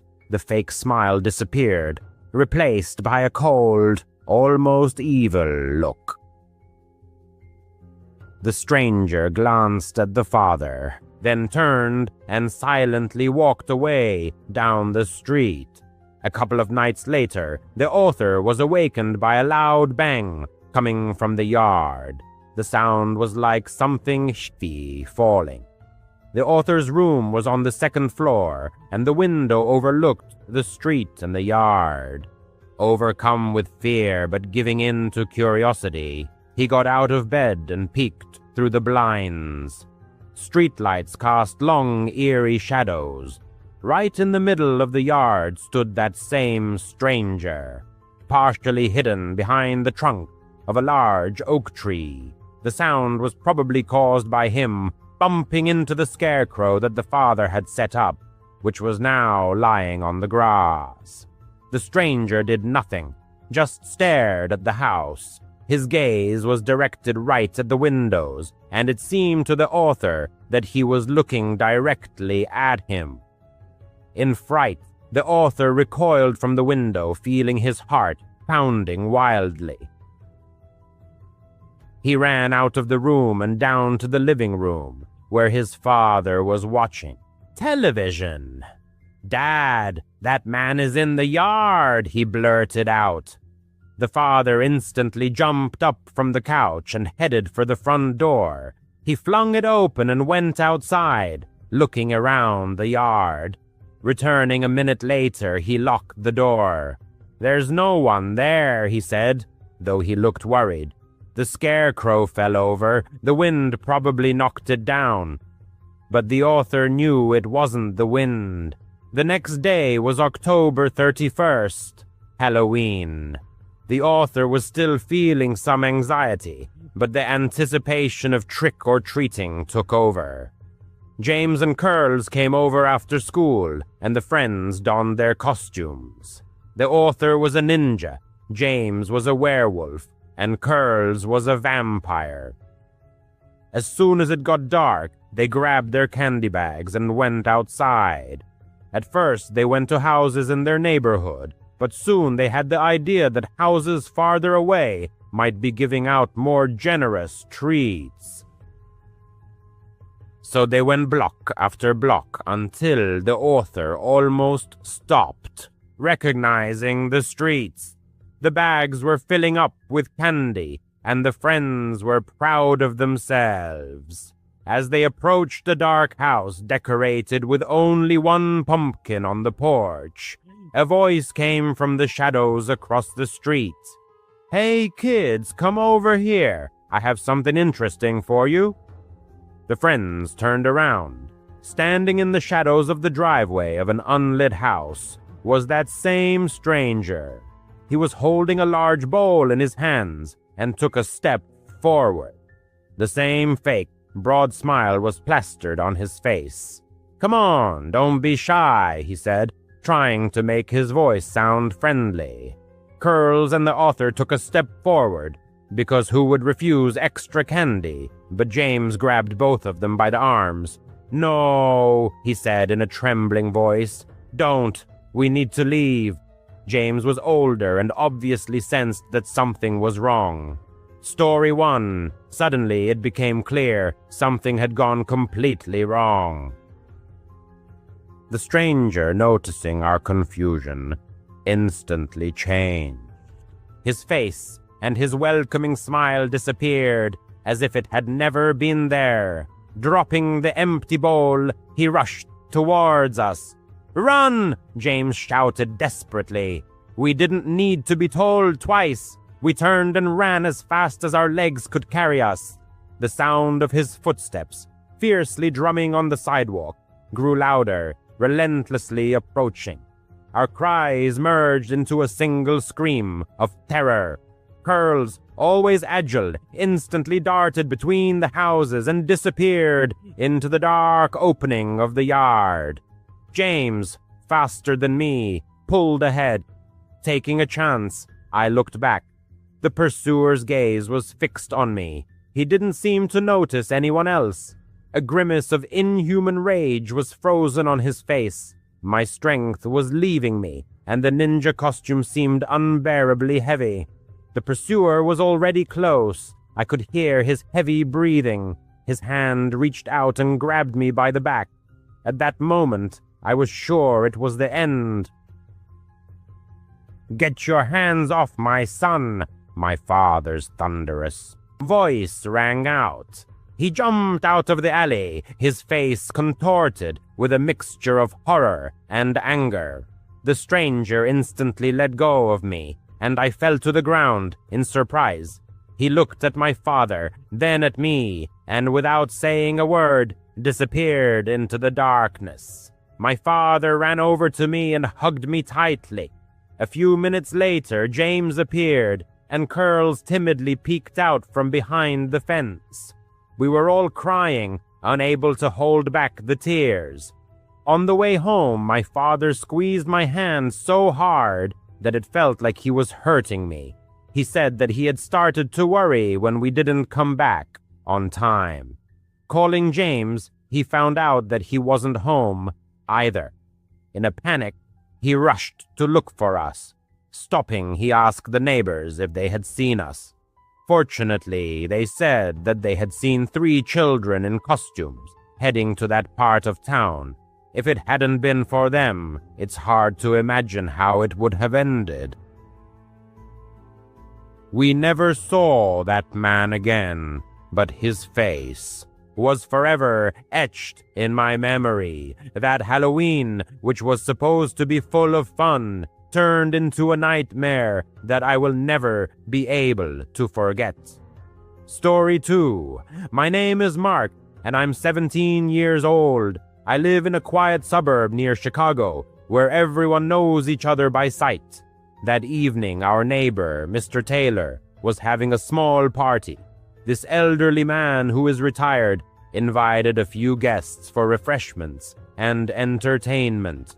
I decided to stop by, as my parents didn't mind, and I had no other plans. That's where I met Jake. He introduced himself as a 19-year-old guy, a distant relative of Mr. Taylor or something like that. He immediately made an impression as a cool guy, tall with short-cropped chestnut hair, dressed in a simple hoodie and jeans. We started talking about video games. It turned out that he, like me, was into Call of Duty. We even played a few rounds on Mr. Taylor's old console, laughing at bad shots and funny glitches. Jake said, that he lived in another city, but often visited Mr. Taylor. We exchanged phone numbers, and I thought that he could well become a good friend of mine. Soon, my mother reminded me of the need to buy a pumpkin to decorate the porch. My father was delayed at work due to an urgent project. He works as an accountant and is constantly busy working with spreadsheets. Therefore, my mother asked me to take on this task. I shared this with Jake, and he smiled mysteriously. I know a great place. There's a farm on Country Road 47, about a 20-minute drive away. There are huge pumpkins there, and at ridiculous prices, too. Do you want to go? I thought it was a good idea. It wasn't too late yet, around 6 in the evening, and Halloween wasn't over yet. I had my mom's old Ford truck, so we jumped in and set off. As we moved away from the suburb, the road became darker. There were no street lights, just fields and trees all around. A thick fog began to creep along the ground as in old horror movies, limiting visibility to a few meters. The headlights barely pierced the fog. We chatted about school. I was still in high school, and Jake said that he had taken a year off before going to college. Finally, we got to the farm. It was a dilapidated place with a wooden sign that read Miller's Pumpkin Patch. But there were no lights, no cars, no people, just rows of pumpkins, half hidden by the fog. Where is everyone? I asked, feeling a growing sense of anxiety. Jake shrugged. They're probably closing already. Wait here, I'll check the back. He got out of the car and disappeared into the fog. I sat in the car trying to get a phone signal, but to no avail. The minutes dragged on painfully slowly. 5, 10 minutes. I began to worry seriously. What if something had happened to him? Finally, he came back, but not alone. He was with a man in his 40s, dressed in overalls and a flannel shirt, a typical farmer. He had an ordinary face, clean-shaven, with brown eyes, but something about him was off. His smile was too broad, strained, as if he was squeezing it out of himself. "Hey, buddy," he said to me. "Jake said you need a pumpkin. Come on in, I have the best ones in the barn." The barn was an old wooden building located behind the field. The creaky doors were banging in the wind. Jake nodded. "Yes, Mark, let's go. He says the biggest pumpkins are stored there." But the farmer suddenly started asking strange questions. "Do you live here? What's your family name? Do you have any siblings? What does your father do?" This wasn't a normal small talk. It seemed like he was trying to pry out personal information. And why inside the barn? The pumpkins were right in the field. That ill-fated day, they stood right there in the middle of the autumn field. The main character glanced at Jake, but he, as if spellbound, watched indifferently, his hands in his pockets. The surrounding fog seemed to erase the boundaries of reality, and the young man imagined that a door slammed somewhere in the distance, perhaps in the old farmhouse adjacent to the barn. Were there more people there? An inexplicable anxiety gripped his insides. Both strangers were now staring intently at him, waiting for a decision. "Come on, what are you afraid of? It's just inside," the farmer repeated insistently, with undisguised impatience in his voice. "No way." The young man firmly stayed by the car. Actually, I just got a message from my mom. She's waiting for me, and I need to get back urgently. Maybe we'll just take a pumpkin from here?" He mechanically took out his phone, pretending to check the message, although there was no sign of a signal in this wilderness. Jake and the farmer exchanged fleeting glances, in which the young man thought he saw some sinister secret. However, the farmer only shrugged. "Sure, buddy. Pick anyone." They hastily grabbed the largest pumpkin lying on the edge of the field. The young man paid in cash, and they hurriedly drove away. All the way back, Jake was silent, which was very unlike his usual behavior. The young man dropped him off near Mr. Taylor's house and drove home to carve a pumpkin for Halloween with his mother. He tried not to think about this strange incident, but the image of the sinister farm was firmly stuck in his head. Later that evening, he had a small party at his house. Only the closest friends gathered, about 8 people. Pizza, soda, watching horror movies on Netflix.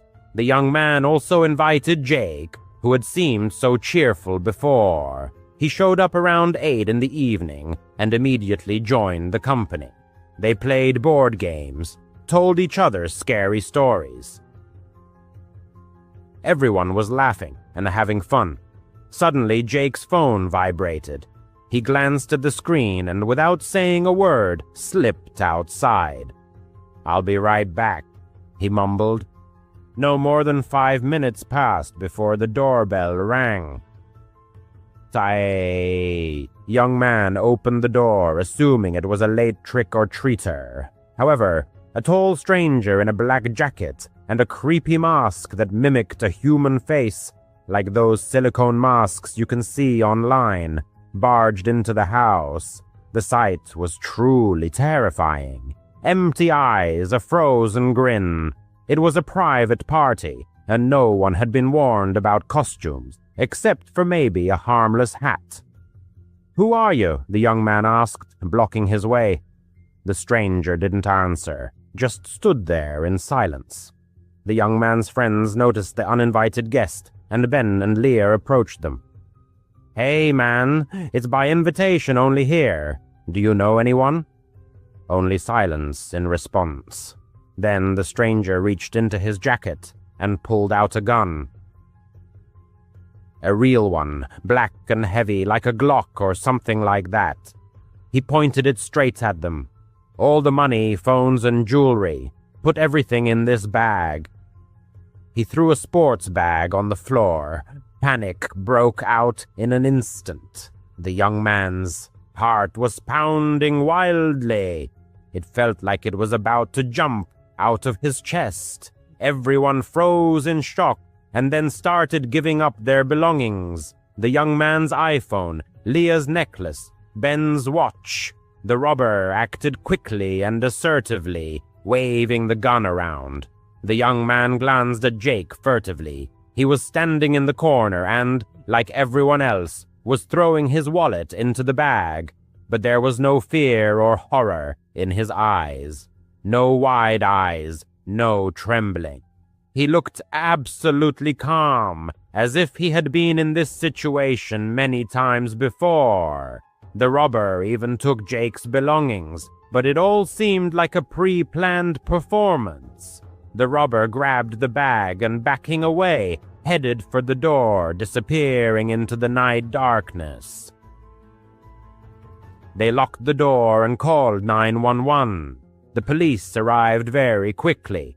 2 patrol cars with flashing lights woke up the quiet neighborhood. They told the police everything that had happened. They checked the street surveillance camera that the young man's father had installed last year for security purposes. The recording showed everything clearly. When Jake went outside to talk on the phone, he met the same guy in the mask, but without it yet. They talked briefly, huddling their heads together. Then the guy waited for Jake to return to the house. Everything had been planned in advance. The police arrested Jake right at the scene of the crime. He hardly resisted. At the police station, he confessed to everything. It turned out that the farmer, the owner of the pumpkin plantation, was Jake's uncle, a certain Carl, previously convicted of theft. They carried out their dirty deeds, choosing victims like the young man, looking for suitable houses through friends like Jake. The trip to the farm was just a pretext to gather information about the young man's family, to assess the presence of valuables. The strange questions were part of their plan. They wanted the young man to go inside the farmhouse, perhaps to steal keys or a phone, but he luckily refused. The robbery at the party was their main plan. Jake provided them with all the necessary information. The police raided the farm. It turned out that it was not a real pumpkin plantation at all, but just a cover for criminal activity. The things stolen from the young man and his friends were hidden in the barn, as well as things stolen during other robberies. Carl had an unregistered gun, loaded and ready to fire. He was also arrested. All the stolen items were returned to their owners, but that couldn't erase the horror they had experienced. Now the young man constantly rechecks the doors and is wary of new acquaintances. Mr. Taylor was completely unaware of Jake's criminal tendencies. He felt terrible. That Halloween taught the young man that the scariest things in life are not ghosts and monsters, but people you consider your friends. If he had gone inside the farmhouse back then, who knows what might have happened. He still gets goosebumps when he remembers it. Story 3. When the young man was still a child, about 11 years old, his family visited his grandparents every year during the holidays. They lived in a quiet provincial town in rural Ohio, in a place where everyone knows everyone else's secrets, but no one likes to talk about the oddities. They lived somewhere else, about a 2-hour drive from the town. But Thanksgiving, Christmas, and Easter always meant one thing: pack your bags and hit the road. And so the time came to set off. The house where his grandparents lived was located in a quiet cul-de-sac. The street was unremarkable, ordinary old wooden houses with spacious yards. The author's aunt and uncle lived 2 steps away from them. They had a little daughter growing up, the author's cousin, who was barely a year old. To get from one house to the other, you had to walk along the cracked sidewalk past the house in the middle. That's where she lived, a woman who inspired an inexplicable fear. No one knew her real name. The children simply called her the woman with the chain behind her back. She was striking in size, nearly 6'3", and a build like a professional American football player. An unchanging attribute of her appearance was heavy logging chains wrapped around her neck, like those used to transport felled trees. They made an ominous clanging and rattling sound with every movement she made. Her look was completed by dirty, old-fashioned dresses, as if they had come from the pages of 50s magazines, and rough work boots covered in a thick layer of dirt. Her hair, wild gray and tangled, seemed to have never known a comb. Only rarely could she be seen in the yard, digging in the garden, or engaged in the strange activity of washing the walls of her house. Yes, she washed her house from the outside. Armed with a bucket of soapy water and a stiff brush, she would fiercely attack the siding, as if trying to scrub away invisible dirt.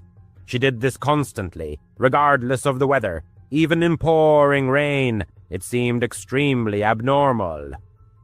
Enos, and if she noticed children playing nearby, she would start yelling in her hoarse voice, raspy from years of smoking. "You brats, the devil is coming for you. He'll drag you all to hell."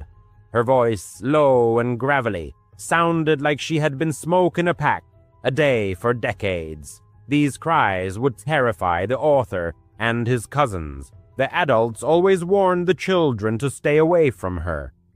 "She's just old and lonely," the author's mother would say. "Don't bother her, and she won't bother you."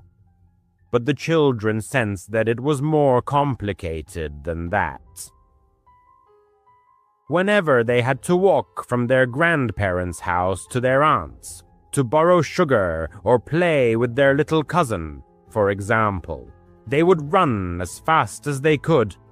The woman's house had large windows facing the street, and the children often saw her, silhouette watching them from behind the half-drawn curtains, her face pressed against the glass. They never went alone, only in pairs or groups. One day the author's older cousin swore she heard the woman mutter something about funerals for sinners as they passed her house. The children laughed it off, but those words stuck with the author. One Halloween, when the author was about 11 years old, the whole family gathered at their grandparents' house. There was the author, his cousins Jake, who was 13, and Sarah, 9, as well as a few neighborhood kids. Everyone was in costume. The author was a ghost, wearing a sheet with eye holes cut out. Nothing special. After dinner, the children went out trick-or-treating. It was dark outside, with no streetlights, only the occasional light spilling from house windows. Suddenly, a sly grin spread across Jake's face. "Hey, who here is brave enough to go up to the chain lady's house?" Everyone froze. No one ever dared to go near that house. The porch light was off, but Jake persisted. "Come on, don't be such chickens. We're all together. What's she going to do to us?" The author didn't want to look like a wimp, especially in front of Jake. His heart was pounding, but he nodded in agreement. They crept up the walkway to the house, the leaves crunching betrayingly under their feet. A musty odor emanated from the house, like the smell of damp earth. The flower beds in front of the house were raised and filled with fresh soil, which the woman must have just added. One of the children, Sarah it seemed, mustered the courage to ring the doorbell. At first, nothing happened. Then there was a deafening crash. Loud sounds came from inside, like doors slamming. There were heavy thuds. The children nearly turned and ran right then and there, but then the door slowly creaked open. There she stood on the porch, towering over the children, chains dangling ominously, her dress stained with what looked like dirt. In her hands she held, oh God, a severed head. Some dark fluid dripped from it. The eyes were glazed over, and the mouth was slightly agape. The skin looked real, pale and veiny. The children screamed, all as one, and ran as fast as they could back to their grandparents' house. The author tripped on the sidewalk, scraped his knee, but didn't stop. When they burst into the house, gasping and crying, the adults brushed them off. "It's just a Halloween prop," the author's father said. "You shouldn't have bothered her. You scared yourselves for nothing." The adults tried to console the children with candy, but the author couldn't shake the horrifying image. That head looked too real. About a month later, just after Thanksgiving, When the author was back home in town, the phone rang late at night. The author was already asleep but could hear his parents' muffled voices. His mother was crying. The next morning, his parents sat the author down and said, "Your aunt is in trouble. She was attacked by her neighbor." It turned out that the author's aunt was carrying groceries out of her car, holding her young daughter. It was dusk, getting dark. She didn't hear anything until it was too late. The woman had crept up behind her with one of those rope saws, with handles on both ends that they used to prune tree limbs. She looped it around the aunt's neck and began sawing back and forth furiously. The aunt found herself at the epicenter of a nightmarish ordeal. As seized by panic, she discarded her belongings and frantically kicked at the front door, desperately calling for assistance. The rope, like a serpent, bit into her flesh, leaving a crimson trail in its wake. The uncle, hearing the commotion, rushed out of the house with a fire poker in hand and unleashed a barrage of blows upon the assailant until she released her victim from her clutches. Responding police officers and paramedics provided necessary aid. The aunt was rushed to the hospital, where doctors determined that she had sustained a deep laceration on her neck, requiring stitches and surgical intervention. Fortunately, the aunt survived, but the memory of this horrific event remained in the form of a long, unsightly scar stretching from ear to ear. To conceal this mark, she often resorts to wearing scarves. However, this was only the beginning of the nightmare. The police arrested the perpetrator and searched her residence, where they discovered something unimaginable. It turned out that the woman had been digging tunnels under her house for years. These weren't just holes, but actual underground labyrinths, reinforced with wooden beams like old mines. They ran from her basement, and underneath the aunts, the grandparents, and even the neighbors' houses. That's why she was always digging in her garden, carrying out buckets of dirt at night and hiding it in the raised flower beds. The gardens were overflowing with soil, but no one paid any attention. In the tunnels, the police found a gruesome shrine, a dirt-filled room lit with melted candles, with religious symbols and inverted crosses scratched into the walls, and strange drawings of devils. Lying around were severed heads, real human heads. 3 of them had been somehow preserved, placed in jars or wrapped in plastic. According to the police, they belonged to missing persons, drifters, or hitchhikers that the woman had picked up over the years.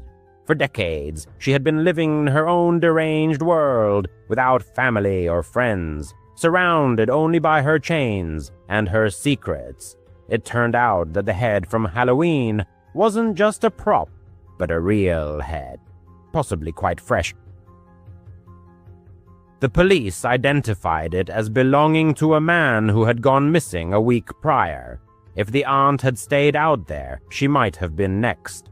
After these events, the house was torn down and the tunnels were filled in.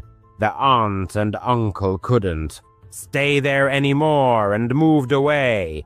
The grandparents stayed, but put up fences around their house. The narrator doesn't visit them often, but sometimes at night. He remembers the woman watching from the windows, and he wonders how many other creepy neighbors are hiding their tunnels, and something even more horrifying. This story makes one wonder who lives next door. In late 2021, for several months, the narrator settled into their grandparents' old home. These revered individuals had passed away, and the family hadn't yet decided whether to sell the property. Until then, the house had been used as a temporary vacation retreat, but between moves the narrator needed a place to stay, and the old house proved quite useful. They weren't particularly thrilled with the situation, as the house was quite dilapidated and worn. However, the absence of rent payments was an undeniable advantage and brought a certain satisfaction. The events in question occurred 2 months after they moved in. One day, returning from work around 6:00 p.m., they parked their car in the driveway and headed to the mailbox to collect the mail. At that moment, one of the neighbors approached them. She was an elderly lady with whom they had spoken several times about their deceased relatives, the current situation, and other everyday matters. During these few conversations, they had casually mentioned that they were temporarily living alone in the house. That's why she decided to speak with them. The neighbor recalled them saying a few days prior that they were living alone.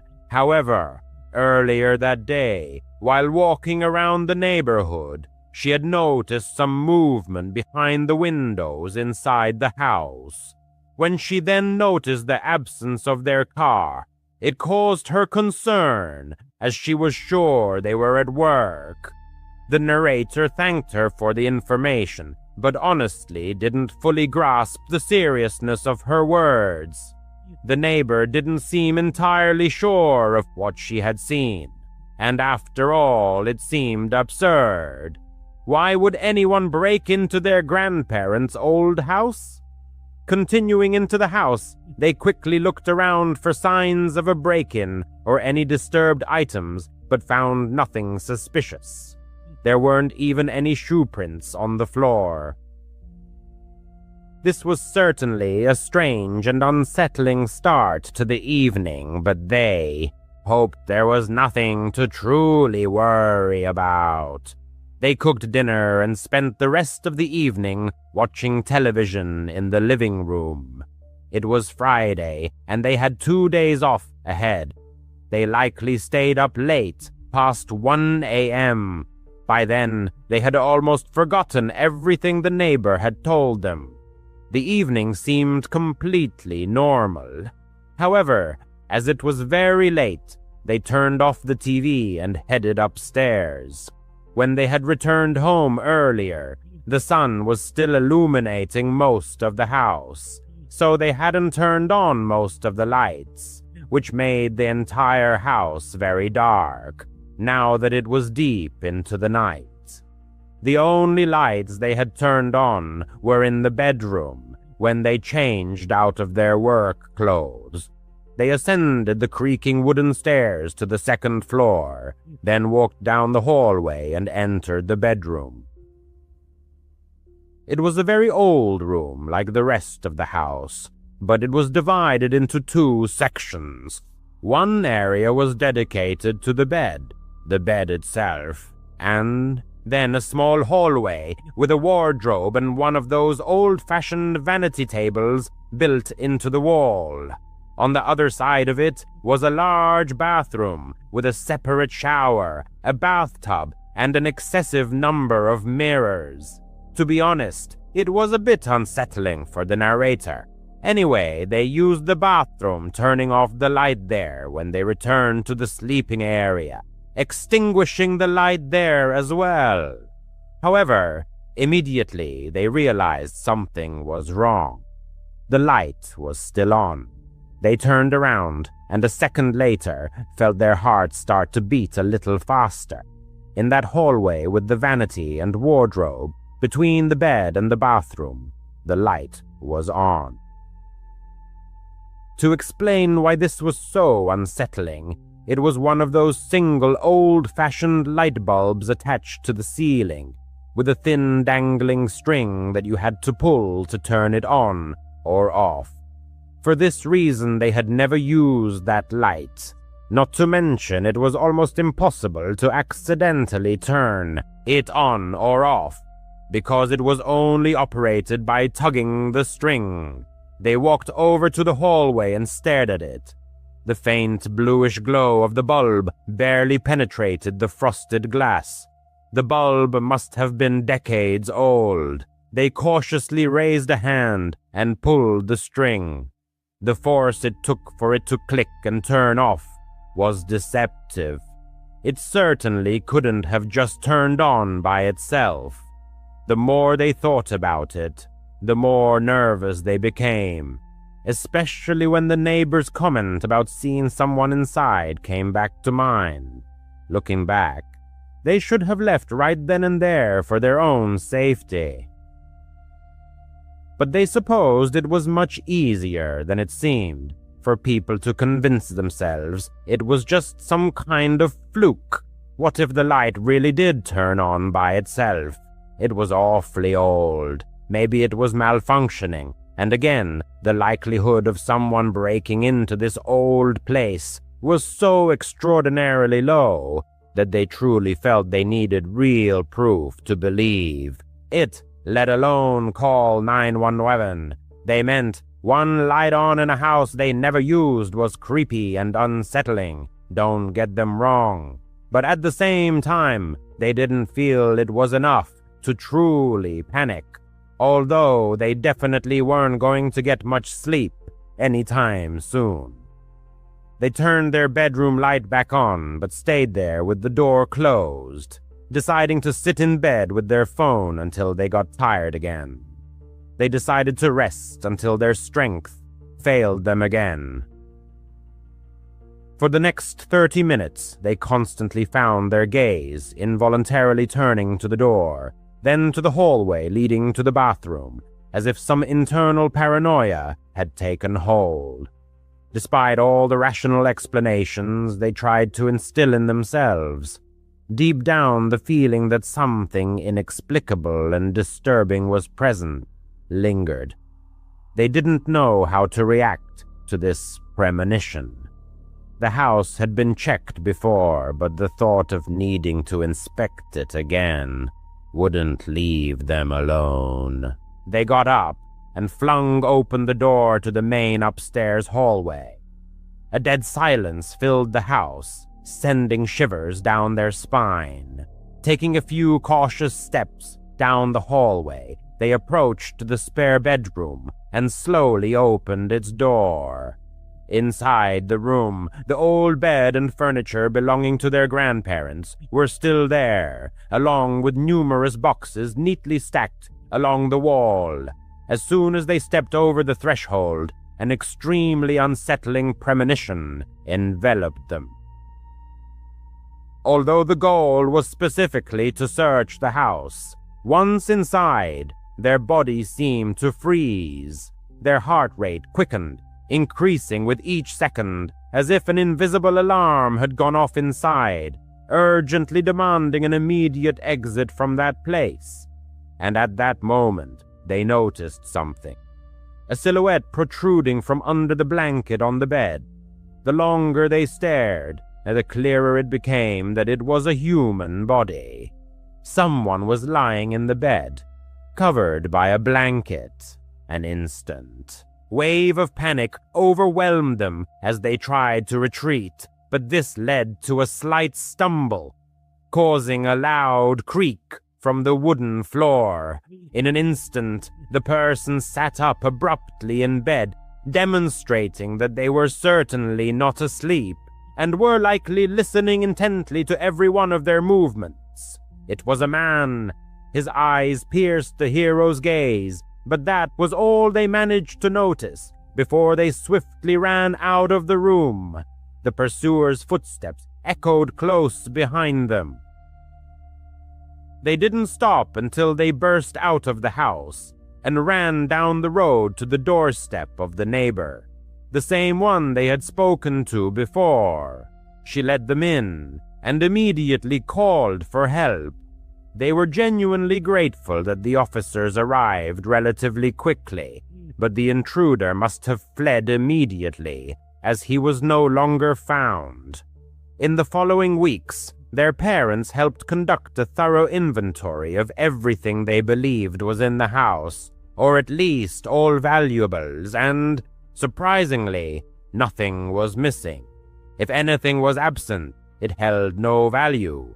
This circumstance raised the question, why was he there? Many were inclined to believe that the man simply knew the house was vacant and was therefore squatting in it, living unnoticed. However, what truly frightened them and made them doubt this version was that they themselves had lived there for 2 months. This meant the intruder must have known about their presence.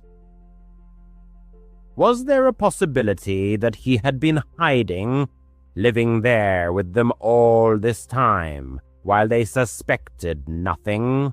And what would have happened if they hadn't discovered him and escaped? They moved out immediately and haven't returned to that house since. They probably never will. He was returning from a road trip. Nothing remarkable. Just a few days visiting relatives. He always disliked that the drive took a full 14 hours. It was too much to comfortably cover in one day, but not long enough to justify stopping at a hotel and thereby doubling the total travel time. He always forced himself to drive the entire way in one day, which completely stripped the road trip of any pleasure. In short, he left his relative's place around 3 p.m., which meant driving all night.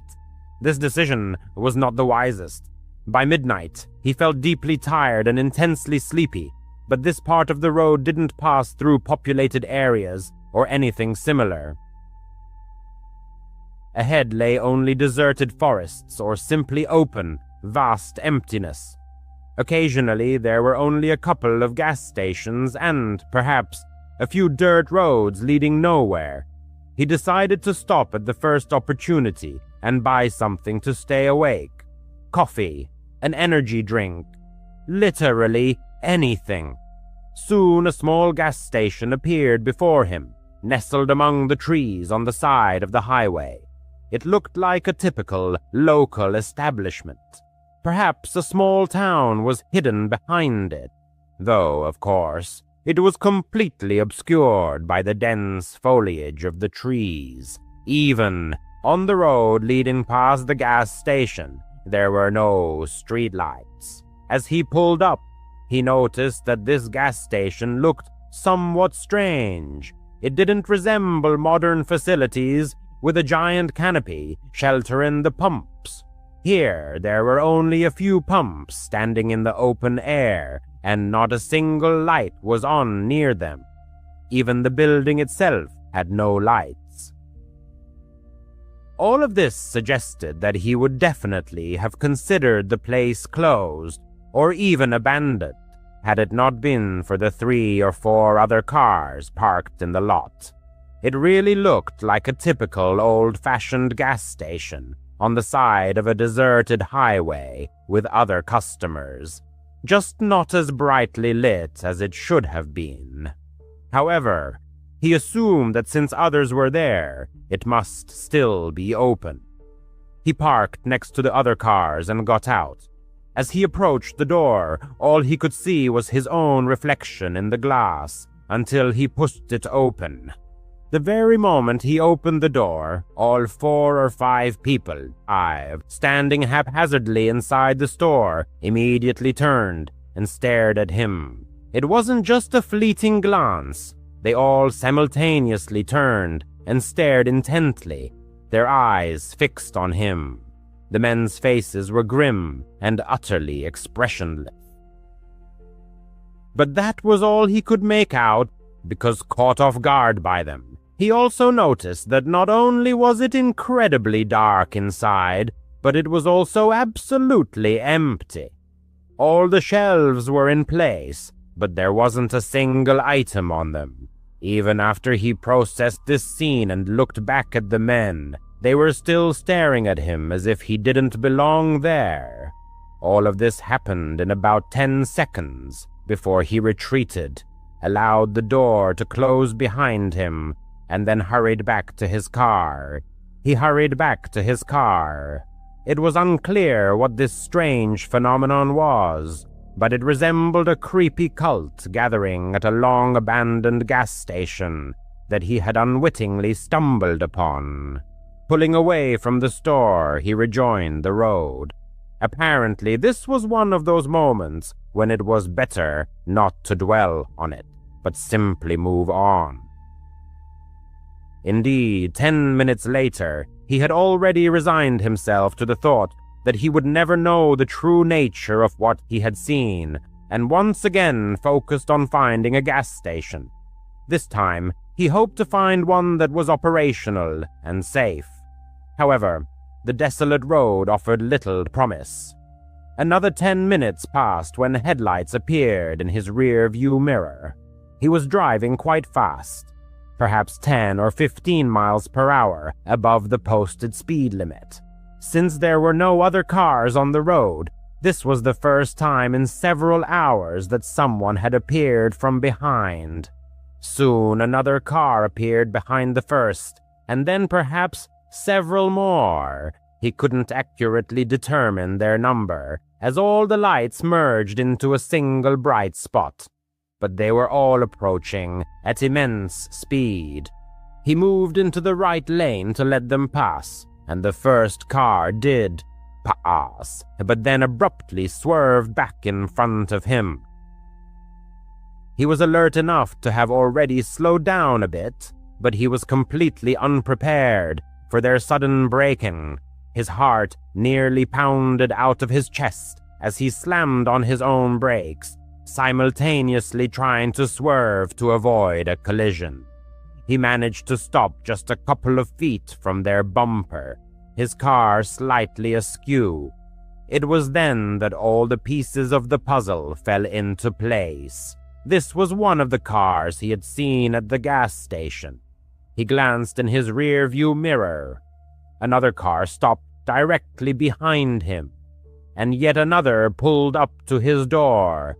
In a matter of seconds, several men emerged from the cars and surrounded his vehicle.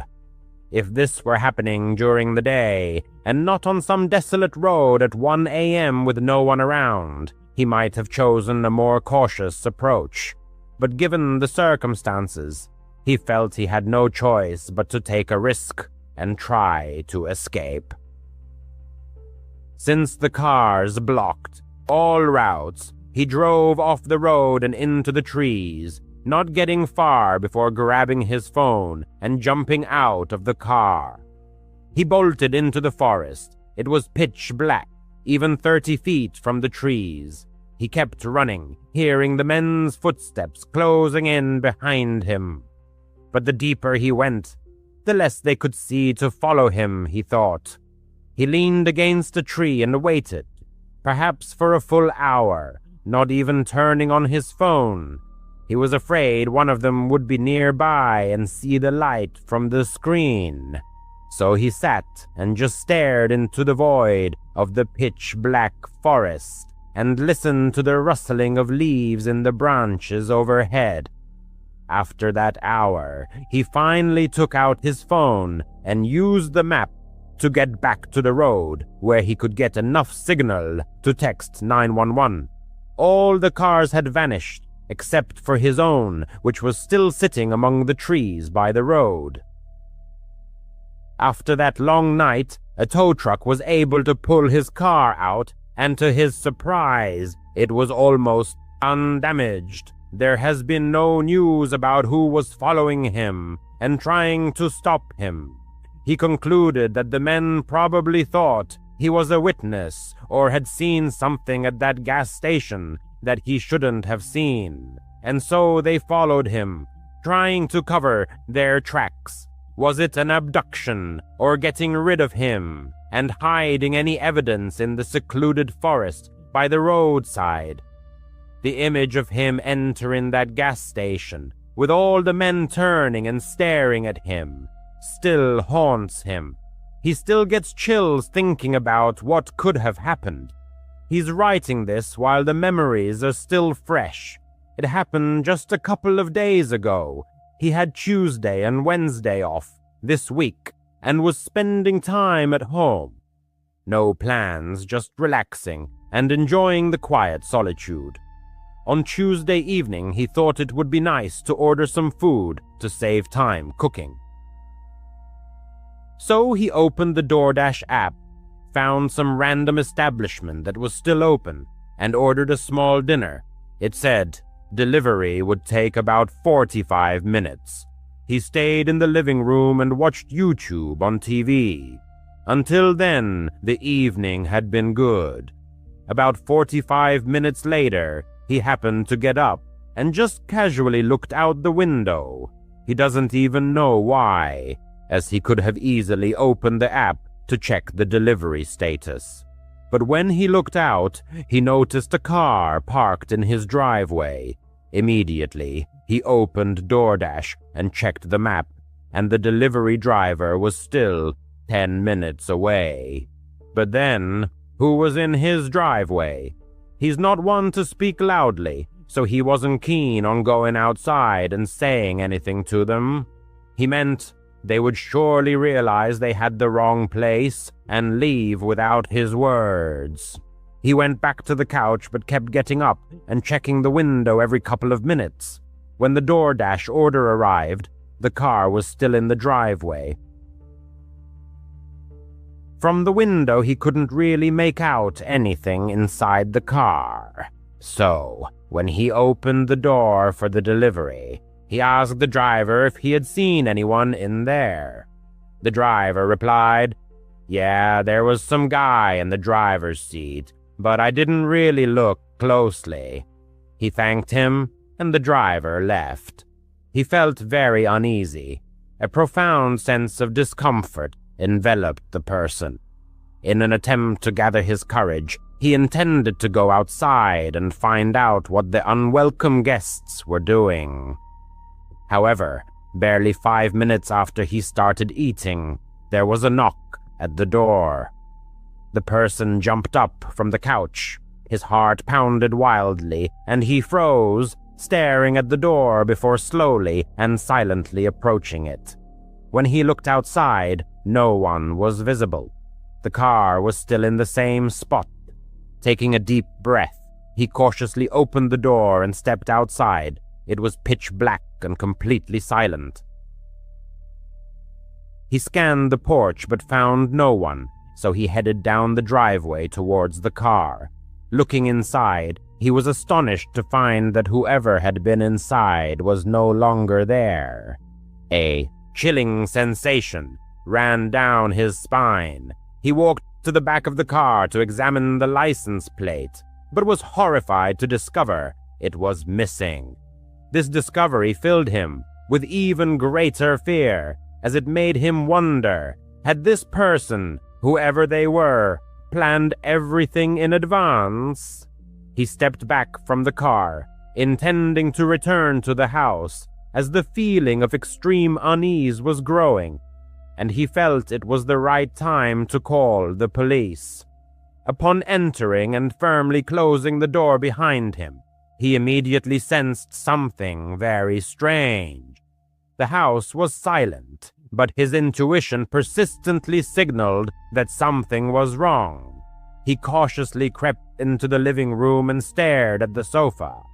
His phone was not there. Every fiber of his being seemed to be pierced with fear.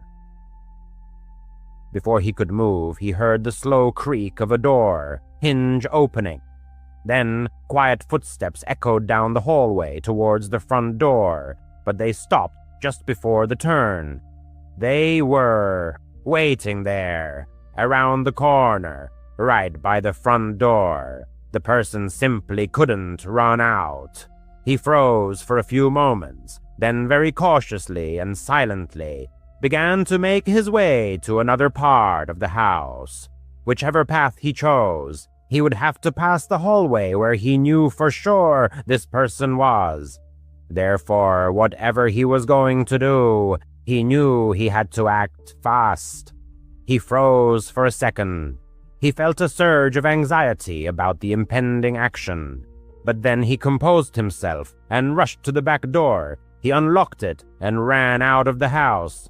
As soon as he was outside, he heard a man behind him call his name. Not just his first name, but his last name too. This confused and shocked him so much that he turned around to look. The man was sprinting towards the back door, and he could see most of his face, but he didn't recognize him. He had never seen him before. He turned back around and kept running. The area behind his house was just a flat extension of the neighborhood. There weren't many places to hide. He could hear the man still chasing him. He kept running past the next row of houses and decided to just run along the sidewalk, hoping someone would drive or walk by and help him. But after a few minutes, he looked back, and the guy wasn't there. It took him a long time to find someone willing to help him call the police. By then, the man was nowhere to be found. He had taken his car and fled. And apparently this guy was smarter than he thought. He immediately tried to track his phone, but the man had thrown it into his front yard before driving off, so they couldn't use it to track him down. If this had been a regular robbery or something similar, he would have been far less traumatized. But clearly it wasn't. There was something more to it. This was a stalker who knew his full name and probably much more about him. It's unknown how long he had been watching him or what he intended to do. Only a few days have passed, but he is already planning to move far away. He can't just sit idly by, knowing that whoever it was still knows where he lives. If there's any news in the next few weeks, he'll try to provide an update. When people head out hunting, they often find themselves deep in the woods, far from civilization and other human beings. It seems like the perfect setting for a chilling tale, doesn't it? The following 3 stories, allegedly based on real events, illustrate just how badly a hunting trip can go wrong. Here's the first story. The protagonist had been passionate about hunting ever since his father began taking him on weekend hunting trips. He decided to pass on this tradition to his own son. At the time of the events described, his son Peter was 10 years old. The father felt this was the right age to introduce him to the world of hunting. He armed both himself and Peter with Remington Model 798 bolt-action rifles, but carried his son's rifle himself until they reached an area where game was usually abundant. They could have used a hunting blind hidden deep in the forest, but the father decided that wouldn't be ideal for a first experience. As soon as they took up position, he handed Peter his rifle. He'd already taught him the basics of firearm safety, so he hadn't brought him unprepared. He opted to stay in one spot this first time, thinking it would be easier for his son. They could move on to more advanced hunting techniques later. But the wait dragged on longer than usual. The father noticed Peter growing bored, yawning and sighing, which frustrated him. He didn't want his son to think hunting was dull, so he gathered their gear and announced they'd move to a different location. Peter seemed to perk up a little at the prospect, which pleased his father. As soon as they started walking, the father heard footsteps. He silently placed a hand in front of Peter and gestured for him to raise his rifle. Peter obeyed eagerly, but then the father spotted a figure peeking out from behind a distant tree. He immediately lowered his son's rifle, feeling both disappointed and relieved that Peter hadn't fired. With a quick, slightly apologetic wave, he acknowledged the stranger, who then vanished behind the tree. Was it another hunter? The father couldn't tell. But there was something unsettling about the man even from afar. He couldn't quite put his finger on what bothered him, but encountering anyone in such a remote area was unusual, and this person didn't look like a hunter. As a precaution, he steered Peter in a different direction. Still, no deer appeared. Predictably, Peter asked who the stranger might have been. His father admitted he didn't know and advised they keep their distance. He didn't want to lie to his son. A few minutes later, Peter complained of hunger. His father was hungry too, so they stopped to eat. He was deeply disappointed that nothing had happened so far. During their meal, he heard footsteps again. Peter heard them too and instantly raised his rifle, aiming in that direction. The father's heart raced as he spotted the same stranger peering from behind another tree. Once more, he lowered Peter's rifle and noticed his son now seemed uneasy, just as he himself felt. He told Peter to wait while he went to confront the stranger, mentally steeling himself for the encounter. About halfway there, he stopped and thought, "What the hell am I doing? My son is back there." He turned and rushed back to Peter, telling him it was time to leave. If you were alone in the woods with your child and sensed you were being watched, you'd likely want to get out fast too. They didn't run, just headed straight back toward the road. The father kept expecting the snap of a twig or the rustle of leaves behind them. When it finally came, he shoved Peter forward, spun around angrily, and marched toward the stranger, who was again peeking from behind a tree. At about 10 meters away, he saw the man disappear behind the trunk once more, followed by a dull thud, as if something heavy had hit the ground. Gripping his loaded rifle, the father cautiously approached the tree. He didn't utter a word, not even knowing why, and simply crept forward slowly. When he reached the tree, it felt as though the entire world collapsed, or rather, ceased to exist. All his attention focused on the head lying face down on the ground. There was no body, just a severed head. He didn't even look around the tree to see who might have left it there. He dropped everything and sprinted back to Peter, shouting for him to run. They made it safely home within 5 minutes, and the father was certain no one had followed them. Still, he didn't sleep all night, guarding his family. The next day, his wife told him 2 local hunters had gone missing. That's when he called the police. 4 months afterward, he remained extremely cautious before taking his son hunting again. He's still baffled by how that man managed to kill 2 hunters, men who were surely armed. Since then, he has resumed hunting with his son. This next story blends youthful adventure with hunting misadventures that befell the narrator in his early 20s. He was just 21 when he joined his friends Anthony, Christian, Tom, and Tom's girlfriend Diana on a hiking and moose hunting trip to a Colorado state park. The group brought 2 spacious tents, warm sleeping bags, 2 days' worth of food, and, of course, hunting rifles. The narrator carried a standard hunting rifle, its brand long forgotten, lent to him by Anthony. He admitted to mixed feelings about the hunt, the idea of taking the life of a creature driven by the same will to live, all for the sake of questionable entertainment, didn't sit well with him. But this was Anthony's 5th invitation, and he felt obliged to accept. En route, about halfway to their destination, he resolved not to shoot any animals. Upon arriving at camp, Anthony, who had been driving, carefully parked the car, and the group immediately began unloading their gear. After hiking about 1.5 miles into the dense forest, they found a suitable spot and set up camp.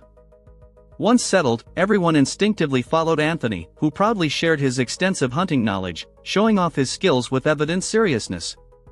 The narrator longed to crack an ironic joke about the whole affair, but everyone else was completely earnest. He tried teasing Anthony, asking if he should stay quiet so as not to scare off game. Anthony snapped, and the narrator instantly realized hunting wasn't just a pastime for him, it was a solemn pursuit. From then on, he decided to stay out of it. That period of calm, however, proved short-lived. During the hunt, the group unexpectedly encountered 3 burly, unkempt men with long, greasy hair. They looked like descendants of some inbred, isolated clan living deep in the wilderness. As they passed, the men gave odd, jerky nods, perhaps a form of greeting. The group was genuinely frightened.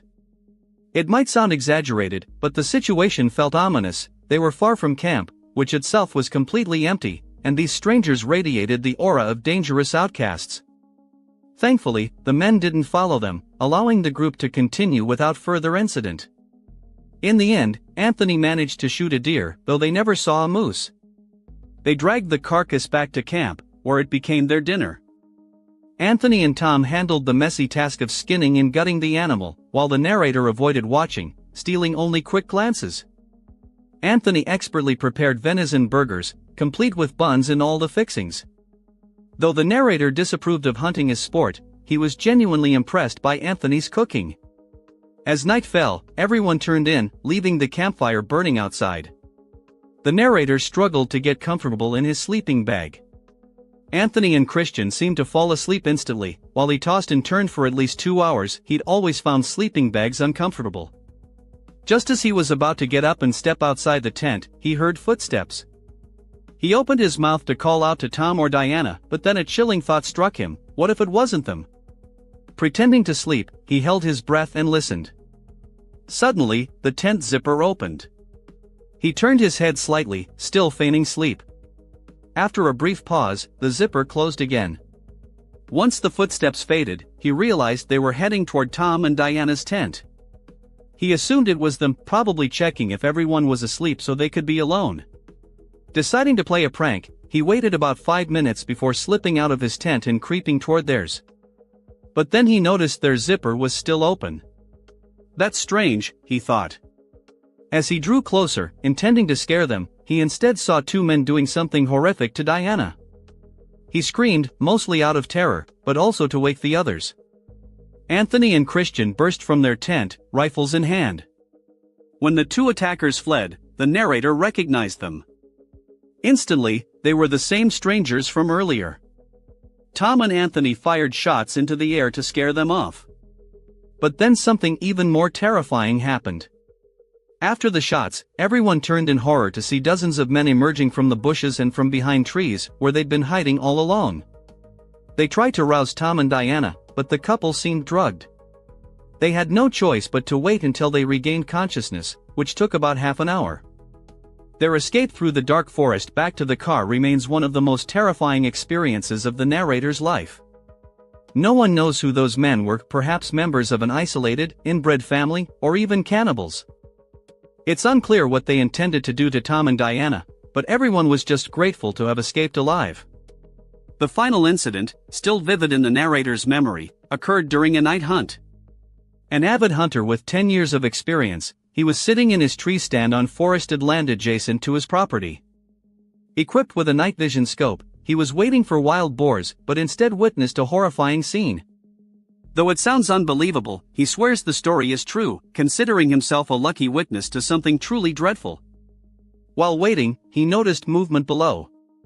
But instead of an animal, he saw a man dressed entirely in black track pants, boots, and a hooded sweatshirt with the hood up. Most alarming of all, the stranger was dragging a heavy sack. The hunter's heart pounded. He feared he was witnessing someone disposing of a body. Suddenly, the man stopped and, to the hunter's horror, looked directly up toward the tree stand. Terrified, the hunter ducked behind the wooden walls of his blind. Despite having his rifle, the thought of using it on a human filled him with dread. He stayed low, praying not to be seen, even though, in the pitch-black darkness, that seemed unlikely. Tense moments dragged on as he held his breath, waiting for the stranger's footsteps to fade. Instead, he heard approaching steps climbing the wooden ladder of his stand. Each footfall sent vibrations through the structure. In his mind, a single question echoed like a drumbeat: can I shoot a person? Yet, for reasons he couldn't explain, the intruder never reached the top. The hunter heard him jump back to the ground and, judging by the sounds, dragged the heavy sack away. Paralyzed with fear, he remained motionless for at least 10 minutes before daring to peek out. Convinced the threat had passed, he resolved to return home immediately and call the police.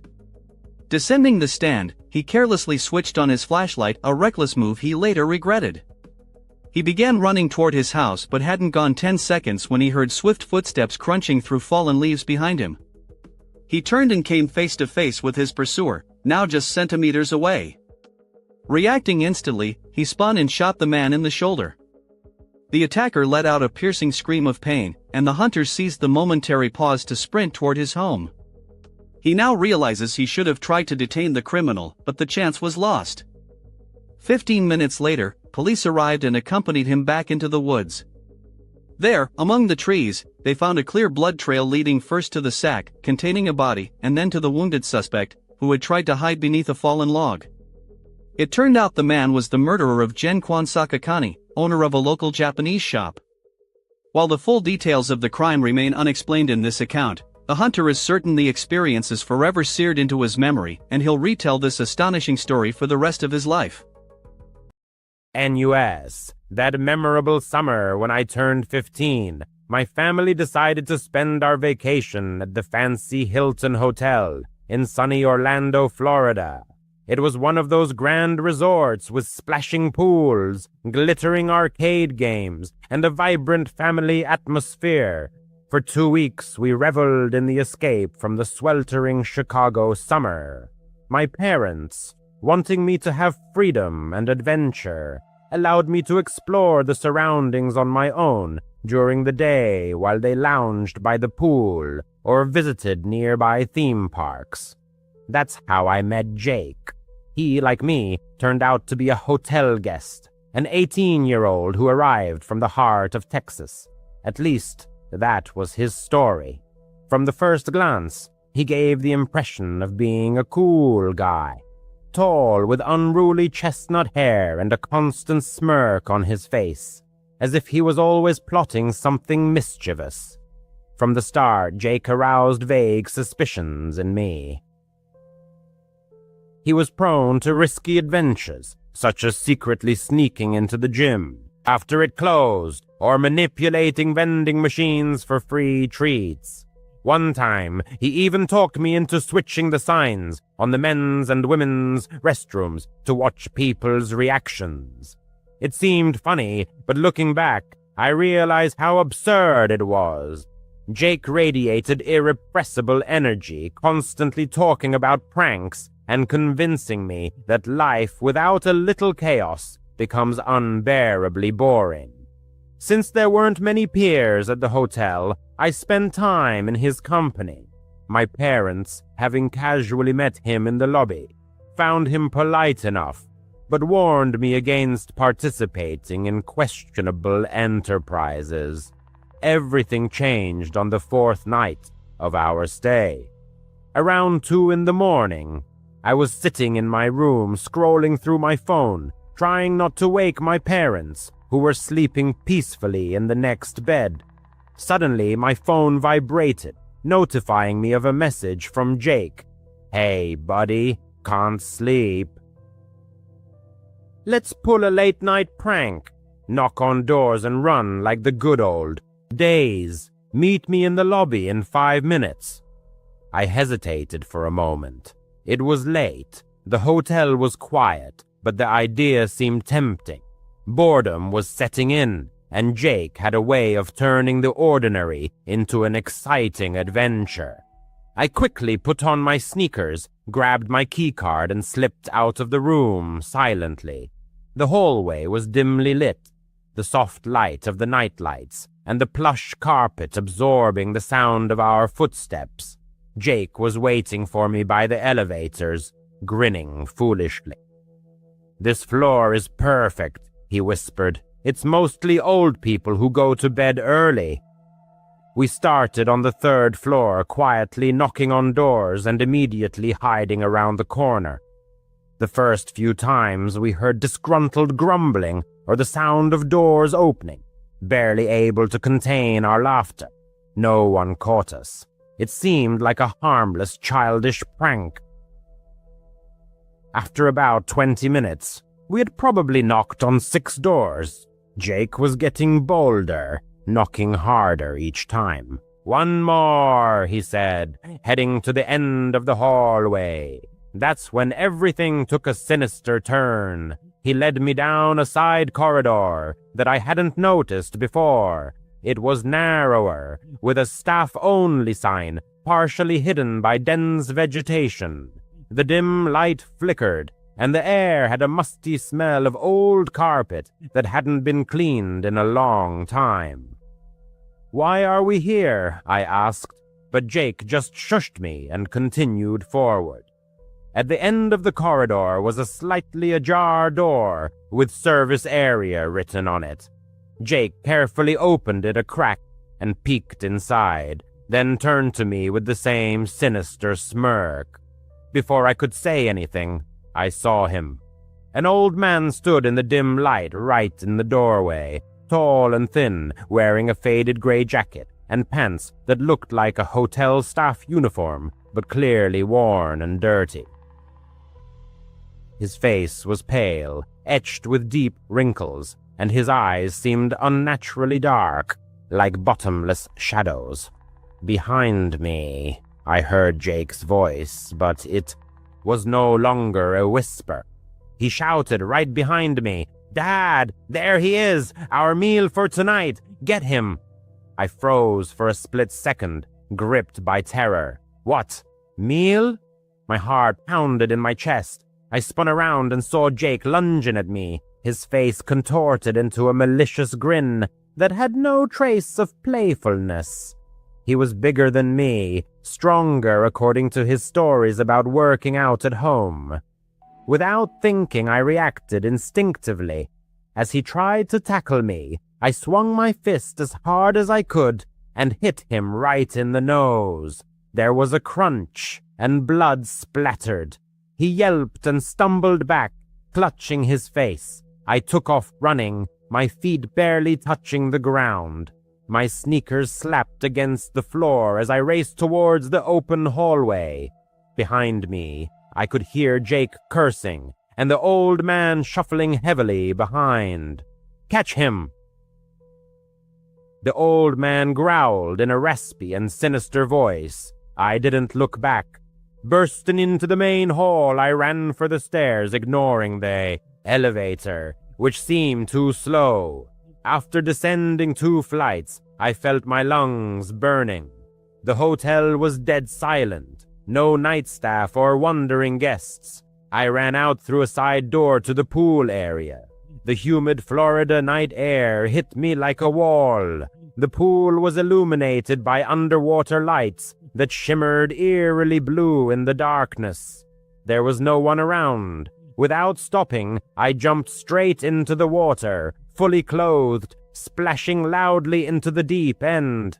The water was freezing, shocking my body. I swam to the bottom, about 8 feet down, and huddled there, holding my breath. My lungs screamed for oxygen, but I stayed underwater, looking up through the rippling surface.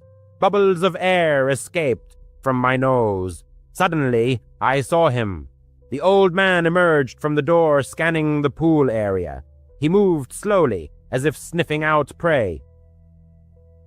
"I know you're hiding here, boy," he shouted, his voice echoing off the concrete. "I'll find you. You can't escape." My vision started to blur from the chlorine, but I held on, counting the seconds. 30, 40. My chest burned unbearably. Then I heard another familiar voice, my father's voice. "Excuse me, sir. Have you seen my son? He's 15, about this tall, wearing a blue shirt." My father must have woken up, noticed I was missing, and gone looking for me. He was standing there in his pajamas, with his phone in his hand and the flashlight on. With the beam of light from the flashlight, the old man went silent. "No, I haven't seen anyone," he muttered with a hint of annoyance. At that moment, my patience snapped. I pushed off the bottom and shot to the surface, gasping for air. Streams of water ran down my face as I treaded water. "Dad!" I exclaimed. My father turned instantly, his eyes widening in surprise. "What the hell? Get out of there immediately!" He hurried to the edge of the pool and helped me out, wrapping his arms tightly around my shivering shoulders. I glanced back. The old man was retreating into the shadows of the doorway, disappearing not like a ghost, but rather slipping away, as if trying to avoid attention. When my father looked in that direction, he was gone. We hurried back to our room, leaving wet footprints behind. My mother, worried and unwell, had gotten out of bed. I shared everything that had happened with them. The pranks, how Jake had lured me into that creepy corridor, the mysterious old man, and the shout of meal. Even to me it sounded implausible. My parents exchanged glances. "Honey, are you sure they weren't just playing a prank on you?" my mom asked. "Kids can be cruel with their jokes sometimes." My father supported her, nodding. "Probably some weird father-son duo decided to scare you. We'll be sure to report it to the front desk tomorrow morning." However, the next morning when we tried to inquire about Jake and the old man, the hotel staff thoroughly checked the guest list. It turned out that there was no Jake from Texas registered at the hotel, and there was no old man matching the description, either as a guest or on staff. I spent the rest of the vacation hardly leaving the room. I blocked Jake's number. Maybe they left that same night, or maybe it was all carefully planned to scare me. About 6 months ago, shortly after moving with my wife Laura to our new home in a quiet suburb just outside of Dallas, strange events began to unfold. We were thrilled to finally have our own yard with a pool. It was our first real home after years of apartment living, and we were eager to make it our own cozy haven. The neighbors seemed perfectly normal at first. A family with 2 children, a boy around 8 years old and a girl around 6. Their father, Mike, worked in construction, and the mother occasionally worked as a nurse on the night shift. We exchanged pleasantries a few times, but our interactions were mostly limited to that. The trouble began with the children. Their yard backed onto ours, separated only by a wooden fence about 6 feet high. At first, it was just balls accidentally landing in our pool. I'd hear a splash, go out, and toss them back. Nothing out of the ordinary. But over time, the situation escalated. Every day after school, they would deliberately throw toys into our yard. Frisbees, action figures, even a plastic dinosaur. It wasn't accidental. I could hear them giggling and saying things like, "Throw it higher." Our pool filter started getting clogged with debris, which frustrated Laura, who enjoyed swimming laps in peace. Then came the persistent doorbell ringing. The kids would come to our front door and press the doorbell repeatedly, as if it were a game, not stopping until one of us answered. The boy would say, "Our toy fell into your yard. Can we get it?" At first, we tried to be polite. I'd let them in through the side gate. They'd retrieve their belongings and they'd leave. But it happened so often, sometimes up to 5 times a day, that it started to feel like an intrusion of our privacy. Our pool area was our private sanctuary. We had lounge chairs, plants, and even a small bar. We didn't want strangers traipsing through it. One weekend, Laura and I discussed the problem. "This has to stop," she said. "It's our property." So the next time they rang the doorbell, I opened the door and said firmly, "Listen, kids, you can't keep throwing your things into our yard. And no, you can't come into our yard anymore. I'll throw your toys back when I see them." The girl pouted, and the boy glared at me, but they left. I naively assumed that would be the end of it, but I was wrong. The toy throwing became even more frequent, as if they were testing our patience. Toys accumulated in our yard, a Nerf gun, a Barbie doll, even a remote-controlled car that buzzed around until the battery died. They continued to ring the doorbell, despite my ban. One day, the boy rang it for a solid minute without stopping. I tried to ignore it, but Laura was starting to get anxious. "What if they climb over the fence?" she asked worriedly. Later, I checked the recordings from our Ring doorbell camera. Sure enough, the kids were standing there, whispering and laughing. Before running away, the situation escalated when Mike got involved.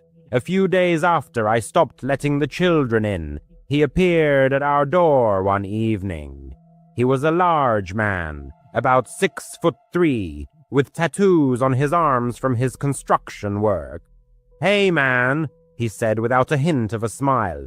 "My kids say you're keeping their toys. That's not cool." I politely explained that they were throwing them deliberately, and I was simply returning them. He stared at me intensely. "Just let them get their stuff. It's no big deal." I remained firm. "Sorry, but it is our property. Tell them to stop throwing them." He muttered something under his breath and left. That night, even more toys flew into our yard, thrown with more force than before. One of them even cracked our sliding glass door. Laura and I installed extra lights in the yard and made sure the gate was securely locked. My job as a sales rep for a tech company often required me to travel, so Laura was sometimes home alone at night. She started double-checking all the doors before bed. "I don't like that guy," she confessed. "He gives me a bad feeling." There are moments in everyone's life when a vague sense of impending doom creeps into the soul, poisoning the joy of the present. One July night, the oppressive heat clinging to Austin, Texas, brought with it an event that would forever alter the life of one family. Laura, home alone, texted her husband, who was 2 hours away at a conference, to say she was going to watch Netflix and head to bed. But sleep was shattered by a sudden, violent pounding at the door. At 2:17 a.m., a frantic text message from Laura arrived. "Someone's at the door. They're banging really hard." Her husband's heart plummeted. Without a second thought, he grabbed his laptop to check the Ring camera feed. There, on the porch, illuminated by the motion sensor light, stood Mike, the neighbor, his face contorted with rage. He was hammering his fist against the door, demanding the return of his kids' toys. Laura, terrified, texted her husband that the neighbor was drunk or high. Soon, the pounding escalated into furious kicks. The door frame shuddered under the assault. "He's trying to break in," Laura whispered. Her husband, trapped in his hotel room, immediately called 911, giving the dispatcher their address and narrating the events in real time through the Ring app. "My wife is alone and the neighbor is trying to kick down the door. Please hurry." The dispatcher assured him that officers were on their way. The phone line with Laura suddenly went silent, replaced by the sound of shattering glass. "Oh God, the kitchen window," she sobbed. Mike had smashed the window, shards of glass raining inward. He was reaching in, trying to unlock the latch to gain entry. With a scream of terror, Laura fled upstairs, barricading the bedroom door with a chair. Soon, the distant wail of police sirens pierced the night. Mike, as if startled back to his senses, backed away from the porch, but it was too late. 2 police cruisers, lights flashing, screeched to a halt in front of the house. Officers leapt from their vehicles, weapons drawn. "Hands up! Get on the ground!" Mike raised his hands but continued to argue, claiming his children's toys had been stolen. The officers handcuffed him on the front lawn. Laura, peering out the window, saw the scene unfold and pointed the officers to the broken window, where drops of blood were visible. Mike had cut himself, breaking the glass. As Mike was being led to the police car, he turned and looked directly at Laura through the open doorway. The Ring camera captured the look, seething with hatred. "I'll kill you someday, bitch," he said calmly, as if making a promise. The officers, hearing the threat, noted it in their report. Laura's husband raced home, arriving at dawn. Still in shock, Laura clung to him. Mike was arrested for attempted burglary, vandalism, and making terroristic threats. He spent the night in jail, and the family obtained a restraining order. The next day, his wife came over, offering profuse apologies and explaining that Mike had anger issues due to stress at work. The children stopped throwing toys and the family tried to keep to themselves, but the fear lingered for Laura and her husband. They replaced the broken window with reinforced glass and installed additional security cameras. Now, Laura jumps at every noise at night. Her husband sometimes replays the Ring camera footage, hearing Mike's voice saying, "I'll kill you someday." Mike is out on bail and still lives next door. What if he really means it? The family is considering moving, but housing prices are high. For now, they are forced to keep their doors tightly locked and hope it's over. But in quiet moments, Laura's husband can't shake the thought that one day Mike might try again. A summer evening in Austin, Texas, 2017. The heat seemed to linger even after the sun had set. Emily often visited the Zilker Park public pool to unwind after a stressful day at the office. She arrived late that evening around 7:30 p.m., hoping the pool would be nearly empty. It was.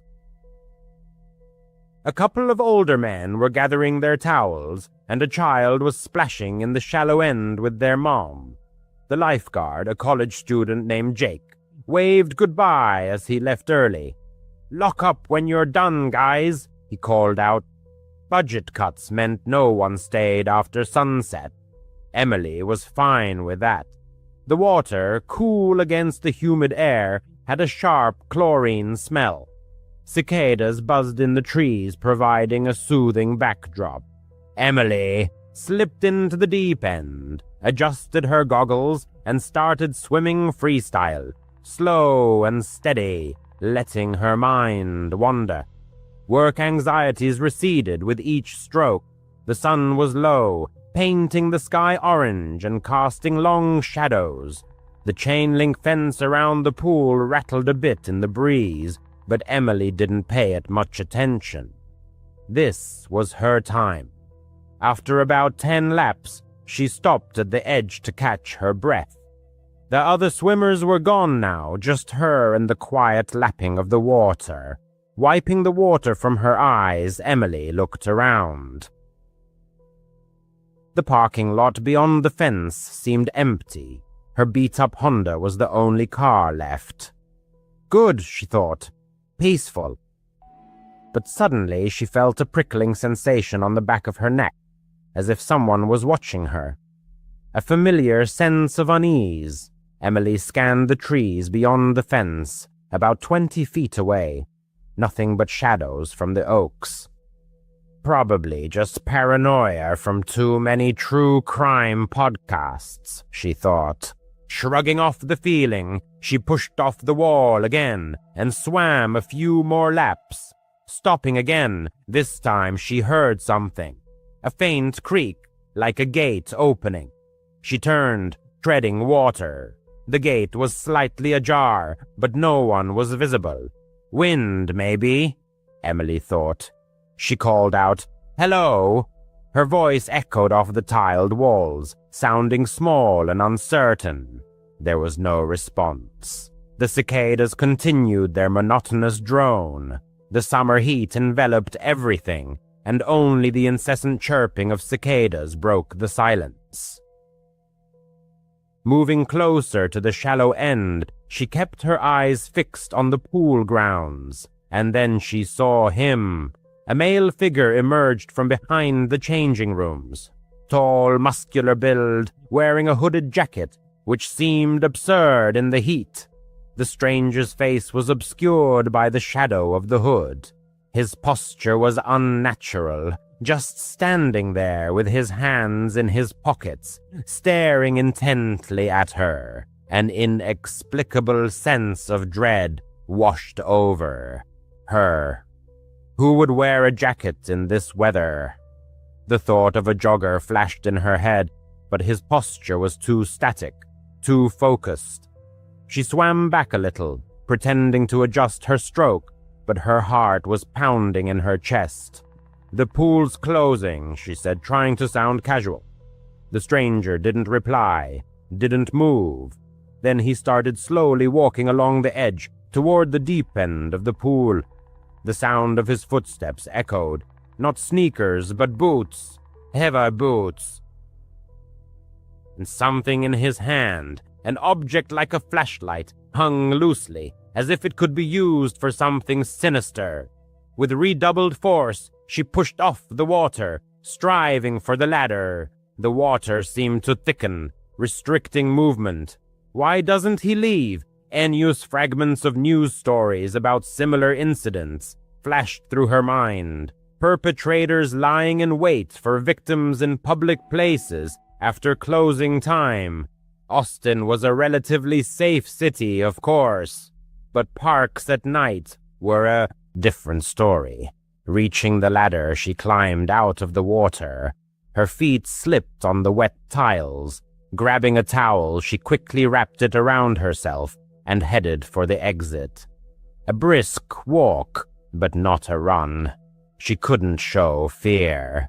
The stranger kept pace, moving parallel to her on the other side of the pool. Suddenly, a flashlight beam flashed on, blinding her. "What the hell?" she muttered. The light went off, and he was closer now, crouching at the edge of the pool as if judging the distance for a jump. Panic gripped her. She bolted for the exit, her bare feet slapping against the wet concrete. The stranger's pace quickened, and suddenly she heard a sound that chilled her to the bone, a soft, raspy laugh, as if he had been anticipating this moment. Throwing open the gate, she clattered outside and ran toward her car. Keys! Where were the keys? In her bag by the lounge chair. No, they were in the car, unlocked. A stupid habit. She dove into the driver's seat, locked the doors. The engine roared, and the car peeled away, leaving a screech of tires behind. The stranger stood by the gate, just standing and watching, the flashlight still dangling from his hand. He wasn't chasing, just observing. She drove home, her hands gripping the steering wheel, trembling. From her apartment, she called the police. But what could she say? Some guy had scared her at the pool. They took a statement, promised to check it out. She never heard anything more. That was over 2 years ago. She doesn't go to that pool anymore. On a cold February evening in 2008, a young real estate agent from Richmond, Virginia, held her breath. The deal ahead promised to be the biggest of her life. Her clients, wealthy newcomers to the city shrouded in mystery, were eager to buy $1 million home. They had found her through a referral whose source remained unknown, spoke with an accent whose authenticity felt questionable, and insisted on an immediate meeting. By the next day, Olivia Mason would be dead. 17 years later, their faces remain unknown. What happened in that house wasn't just a murder, it was an execution, and someone had planned it to perfection. This is Olivia Mason's story. Crimes, conspiracies, cults, serial killers, and homicides. I adore them all, and I know you do too. You, my twisted, brilliant, beautifully intelligent oddballs. Today, we are diving into a case that holds special meaning for me. Honestly, I was alive and aware of it when it happened. It was so close to my own home, and its unsolved nature still haunts me.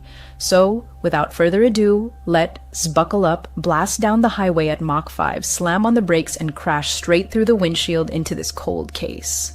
Olivia Mason was born on November 2nd, 1983 in Richmond, Virginia. She was the first daughter of David Mason, a local real estate agent, and Catherine Wright, a homemaker. In 1986, Olivia became an older sister when her younger sibling Hannah was born. Though her parents divorced in the mid-1990s, the separation didn't defracture Olivia's family bonds. She remained close to both her mother and father throughout her life. As a child, Olivia split her time between Richmond and peaceful summer months at Lake Anna, where the family owned a trailer in an RV park.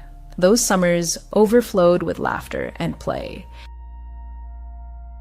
Her younger sister, Hannah, fondly recalls learning to swim just to keep up with her energetic big sister. From the very beginning, Olivia's personality radiated joy. She was often described as a happy, sociable little girl, full of joy as her mother remembers. And even as a child, she had a flair for style. One story tells of how little Olivia once begged for grape-flavored gum simply because it matched her purple outfit. Utterly charming. Her mother gently refused, saying I'd buy what Olivia needed, not just what she wanted. But resourceful Olivia took this as motivation. By her early teens, she landed her first job at Sirens, a trendy clothing store in a Richmond mall. Olivia was determined to earn what she desired. This was just a hint of the ambition that would later define her. Olivia grew up in the greater Richmond area and attended local schools, including Richmond Heights Middle School and later Claiborne Middle School. In school, she became known for her infectious smile and warmth that drew others in. She was simply extraordinary. Both friends and teachers remember her genuine ability to make people feel valued. She could be friends with anyone, her father David later said. Yet, Olivia wasn't just friendly, she had a compassionate streak and a strong moral compass. Her mother recalls an incident when Olivia witnessed a boy being bullied at school. Olivia immediately stepped in to defend him, halting the taunts. "I was so proud because that's exactly how it should be," Catherine said of her daughter. It's bravery. Olivia's caring, people-oriented nature had a protective edge, and she held firm anti-drug values, carefully choosing her social circle. In fact, in one of her later relationships, a key point she proudly shared with her family was that her partner didn't use drugs. This mattered deeply to Olivia, who avoided substance use herself and generally disapproved of that lifestyle. She was an exceptionally mature young woman, ambitious and compassionate, with big dreams for her future, yet never losing sight of kindness along the way. And she wasn't afraid of hard work. Having started working so young, Olivia developed a strong work ethic early on. She balanced school and jobs with remarkable determination. This trait would later serve her well when she decided to follow in her father's footsteps into real estate. By her early 20s, Olivia's ambitions crystallized into a clear career goal. She wanted to become a successful real estate agent in Richmond. She enrolled in the real estate program at the Robertson School of Business at Virginia Commonwealth University and studied diligently to pass her licensing exam. In June 2006, at just 22 years old, Olivia achieved that goal. At the time, she was one of only about 20 real estate agents in the entire greater Richmond area under the age of 25. Olivia's career skyrocketed, an impressive feat for someone not yet 25 in an industry typically dominated by seasoned professionals. She didn't waste a moment. Her first role was at a modest agency called Vanguard, where she successfully marketed new townhomes in Richmond as West End for a year and a half. But Olivia craved more, and soon a brilliant opportunity arose at Premier Realty Group, one of Richmond's top agencies. Remarkably, this was the same office where Mark Anderson's family worked. We'll discuss Mark's significance to this story shortly. When Olivia joined Premier Realty Group, she came under the wing of a powerful real estate dynasty, and she seized every chance. Within a year, she closed 8 real estate deals totaling approximately $3.2 million, an incredible start for a 24-year-old newcomer. Colleagues unanimously agreed Olivia was born for success in real estate, intelligent, driven, and incredibly personable. Qualities essential for any top agent. My father is a realtor, so I know what I am talking about. Olivia absolutely thrived in this field. Clients trusted her, and that's priceless. A former colleague later recalled that Olivia was fiercely determined to build a successful career as a licensed agent and worked tirelessly toward that goal. In such a short time, she had already built a highly promising reputation in Richmond's real estate market. Around the time her career was accelerating, Olivia's personal life took a sharp turn. In late 2005, at a real estate networking event and training seminar, 22-year-old Olivia met 25-year-old Mark Anderson. She already knew of Mark. He came from a prominent, affluent local family, deeply rooted in real estate. Mark's mother, Patricia Anderson, was also a successful realtor. The family owned investment properties, making them something of local royalty in the industry. Mark himself had been a talented hockey player in his youth and now worked as both a mortgage broker and realtor. To Olivia, the Andersons were Richmond as real estate royalty, and she was impressed. She really admired that Mark was in real estate, and his mom was too, shared Olivia's friend Vicky, adding that Olivia seemed thrilled to be welcomed into the Andersons' world. By mid-2006, Olivia and Mark were seriously dating. Their relationship moved quickly, and soon they moved in together. The Andersons provided the couple with a one-bedroom apartment in Richmond as Inner Harbor District, which the family owned. I've been there many times. It is absolutely gorgeous, stunning, and quite upscale. They also spent summers at a luxurious lakeside home on Lake Shenandoah that Patricia Anderson had purchased. There, Olivia and Mark enjoyed all the amenities, even having their own basement suite. From the outside, it seemed Olivia had it all: a loving boyfriend from a wealthy family and a promising career. Now, I know we all love diving into true crime stories. But what I love even more, and I am sure you do too, especially if you have furry companions, is my dogs. I adore my 5, Kevin, Debbie, Pitty, Frankie, and Rupert, and I want them with me as long as possible. So their health is my top priority. I needed to know they are not eating processed food. And that's where Ollie changed everything for me, because if your dog could talk, they'd beg for Ollie. Trust me, you'll get full tail wags, happy jumps, and wide, goofy smiles. That's the Ollie effect, you see? Ollie offers clean, fresh dog food in 5 delicious flavors. Honestly, I've debated whether to try it myself, but even for the pickiest eaters, and I have a few in my little canine kingdom, it's perfect. Plus, the food is made in U.S. kitchens using human-grade, high-quality ingredients. Ollie contains no fillers or preservatives, just real food, which is incredibly important to me. I'd feed my dogs anything I wouldn't eat myself. That is my rule. And here is the thing. Healthy food means a happy dog. More energy, shinier coat, better poops. Who doesn't want better poops, right? And more mealtime joy. With 5 protein-rich recipes like fresh beef with sweet potatoes or fresh turkey with blueberries, even the fussiest eaters can resist. Getting started is easy. You just take a 30-second quiz about your dog and they'll create a personalized meal plan, so you don't even have to think about it. Your welcome kit includes 2 weeks of food, a free storage container, and a guide to transitioning your dog to the new diet, which is also extremely important. What really sets Ollie apart is that it's the only fresh dog food that comes with unlimited ongoing health check-ins. From diet and digestion to dental health, you get direct access to experts to keep your dog in top shape, which, again, matters deeply to me. I care profoundly about my dogs and want them as healthy as possible. It's like having a personal dog health detective, and 90% of pet owners report significant improvements in just 30 days. Our 4-legged friends deserve the best, and that means fresh, truly healthy food. By late 2007, Olivia began confiding in loved ones that her relationship with Mark wasn't as perfect as it appeared. During a trip to visit her father in Charlotte on December 5, 2007, she admitted she was unhappy. Olivia said Mark didn't share her ambitions and drive, creating tension between them. She even hinted at a possible breakup for the first time. She shared similar thoughts with friends, saying Mark wasn't fulfilling her needs and she was seriously considering ending things. She just said, "Dad, I made a mistake. I feel awful about it," but then added, "I can keep doing this," her father recalled. When later questioned, Mark acknowledged relationship issues in late 2007, but insisted a breakup was never discussed and that he believed their bond was strong. Interestingly, not everyone saw these cracks. Olivia, sister Hannah, viewed them as a happy couple and noted that Mark treated her well based on her observations. But treating someone well isn't the same as sharing their dreams or drive. Lack of ambition doesn't.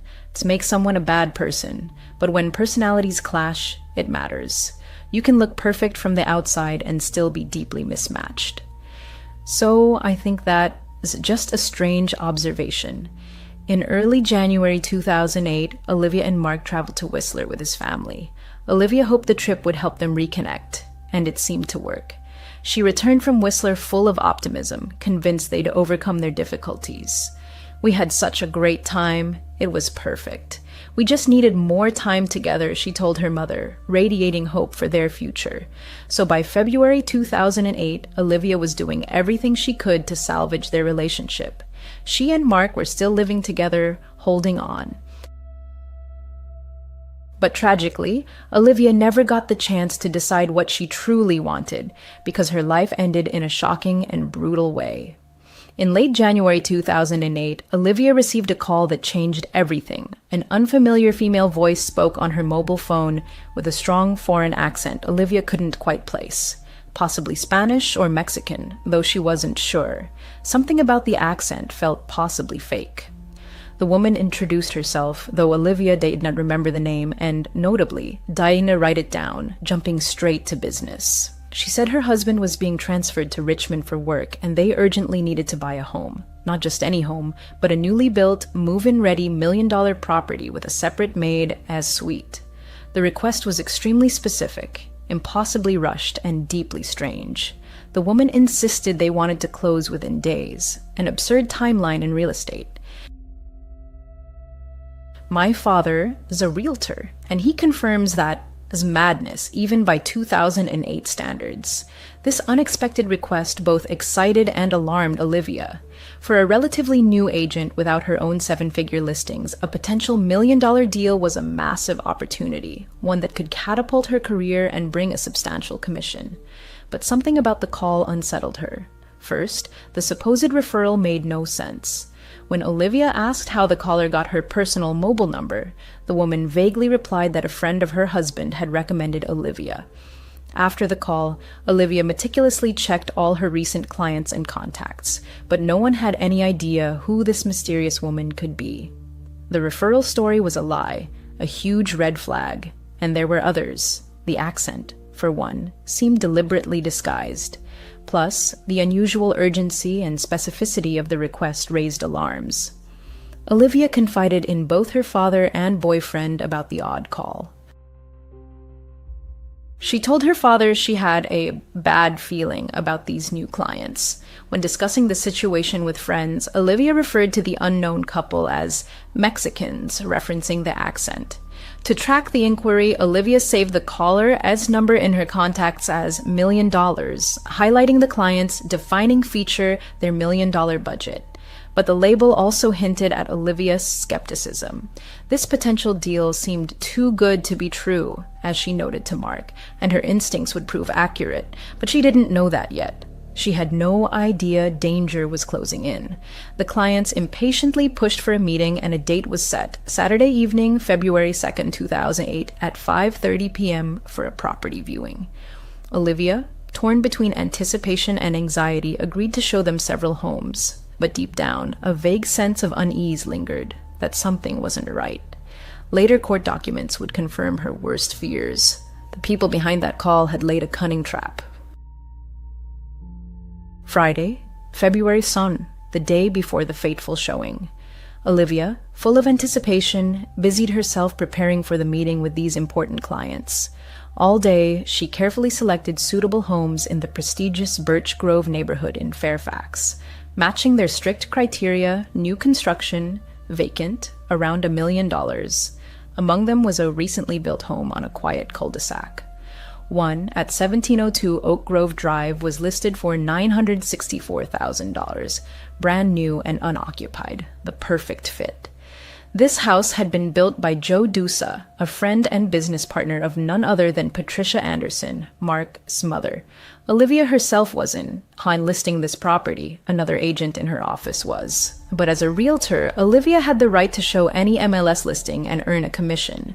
The cul-de-sac held only 4 homes, arranged around a short, dead-end street off the main road, creating an extremely private viewing environment, as we'd soon learn, by design. There was little traffic, and 2 of the 4 homes were still under construction, meaning few potential witnesses. That same evening, Patricia Anderson stopped by the apartment where Olivia and Mark lived. Patricia arrived around 7:15 p.m., allegedly for a casual visit to see her son and his girlfriend. Upon entering, she overheard Olivia mid-phone call. The mysterious woman was calling back to finalize plans for the next day. For about 10 minutes, Patricia listened to snippets of Olivia's conversation before Olivia hung up. Olivia then shared the details with Patricia, her words tinged with nervous excitement. The clients had confirmed the 5:30 p.m. Saturday showing at 1702 Oak Grove Drive. Everything was set. Patricia later admitted she immediately felt an inexplicable dread, her heart clenched with a bad omen. Sensing Olivia's unease, Patricia repeatedly offered to attend the showing instead, essentially volunteering to meet the clients herself. It is unclear whether Patricia's concern stemmed from worry for Olivia, safety, or simply a desire to help her make her planned trip to Washington, D.C. for a friend's bachelorette party after the showing. Her friends were expecting her after the showing, yet despite all her misgivings, she tried to help. Patricia offered support, but Olivia, resolute, declined, insisting she could handle it herself. After all, these were her clients, and the commission was hers to earn. However, the fact that Patricia Anderson knew every detail of Olivia's meeting with the mysterious clients, including the content of their phone call, would later become one of many eerie elements in this case. Many would wonder, was it mere coincidence that the chosen viewing house was built by Patricia's acquaintance, or that she happened to be present during the planning? But on February 2008, these connections raised no suspicion. Only in hindsight would everything fall into place. By nightfall, everything was ready. Mark returned home from a hockey game around midnight. He and Olivia discussed her anxiety. Mark, trying to reassure her, repeated his mother's offer. He could attend the meeting instead, or at least accompany her, so she could leave early for her trip. But Olivia brushed it off, her expression a mix of awkwardness and curiosity. Why did this caller choose me? I have so little experience. These thoughts haunted her. It felt strange, wrong. Of course, in hindsight, with all the red flags, it's obvious. But in that moment, no one could foresee the tragedy. No one assumes harm is coming for them. Still, Olivia assured Mark she'd be fine and that he shouldn't interfere. If she were truly worried, she'd have accepted help, Mark thought. So when she refused, he assumed she felt confident enough. They went to sleep, perhaps both slightly tense, but hoping that by the next evening Olivia might have closed the deal of her life. February 2nd, 2008 began for Olivia Mason as an ordinary day, but with an undercurrent of dread. That morning, the mysterious client called the apartment's landline and surprisingly reached Mark since Olivia wasn't home. Mark told the caller Olivia was out and offered her mobile number, but the woman coldly replied she already had it. Mark noted her accent sounded like broken Spanish, confirming the same voice Olivia had heard. This brief conversation was the last contact before the fateful meeting. As the day progressed, Olivia grew increasingly anxious. Around 2 p.m., she stopped by her Premier Realty Group office on Rainwood Lane. There, she pulled aside 2 administrators and asked them to search for the clients' names and phone numbers. They'd provided their details, so they should appear in the real estate database if they'd ever bought or sold in Richmond. Olivia just wanted to verify these people existed and had any real estate history in the area, but nothing came up. It was as if they didn't exist. At this point, Olivia was clearly unsettled. Scared, according to a colleague who overheard her discussing the situation. Sensing her discomfort, several co-workers, including one named Kevin, offered to accompany her to the 5:30 p.m. showing. But Olivia again refused, assuring them she was fine because her boyfriend Mark would be nearby as backup. She was completely confident her boyfriend would be there, Kevin recalled. So while Olivia may have been frightened, she had a safety plan. Mark was supposed to meet her right after the clients arrived to ensure everything was okay. Around 3:00 p.m., Olivia left the office and met Mark for a late lunch downtown. They chose a restaurant near the Inner Harbor and finished around 4:24 p.m., a time recorded on their paid receipt. During lunch, Olivia was distracted. She ate quickly and reviewed the property sheets she'd prepared, showing Mark the list of homes she planned to show the couple, including 1702 Oak Grove Drive. Mark, sensing her nervousness, again offered to conduct the showing himself. But Olivia declined again, perhaps trying to prove she could handle such a high-stakes client despite the odd circumstances. By 5:00 p.m., as dusk settled over the wintry afternoon, they parted ways to prepare for their plans. Olivia returned to her apartment to change, wanting to look professional for her high-profile clients. Mark, meanwhile, drove to a nearby auto shop called SHC Autograph Graphics to briefly meet a colleague and pick up his friend, Samuel Thorne. Samuel was both a friend and co-worker of Mark S. They played on the same men's hockey team and were scheduled to attend a hockey game that evening after Olivia's showing. They planned to go together as soon as Mark checked on Olivia. While Mark was at the shop, Samuel repeatedly called him, trying to get in touch. By 5:30 p.m., Samuel arrived at the shop and got into Mark or a Range Rover. Mark explained that Olivia had earlier called, asking him to meet her at the house because she felt uneasy about the situation. Anxious, Olivia had texted Mark the address, 1702 Oak Grove Drive, adding the cryptic note, "Follow me there." Without hesitation, Mark suggested they swing by Olivia's location to ensure she was okay before heading to the hockey game. Samuel immediately agreed. Around 5:35 p.m., Olivia parked at the cul-de-sac on Oak Grove Drive. The street, newly built, was so fresh that even the GPS in Mark's SUV couldn't find it. As Olivia stepped out of her car, her phone rang. It was Mark. Lost in the Birch Grove maze, he was calling for directions. Olivia began explaining, but suddenly her voice cut off. "Oh, I have to go. They are here," she abruptly told Mark, signaling the client's arrival. Olivia hung up, leaving Mark confused, and turned to greet the couple approaching the driveway.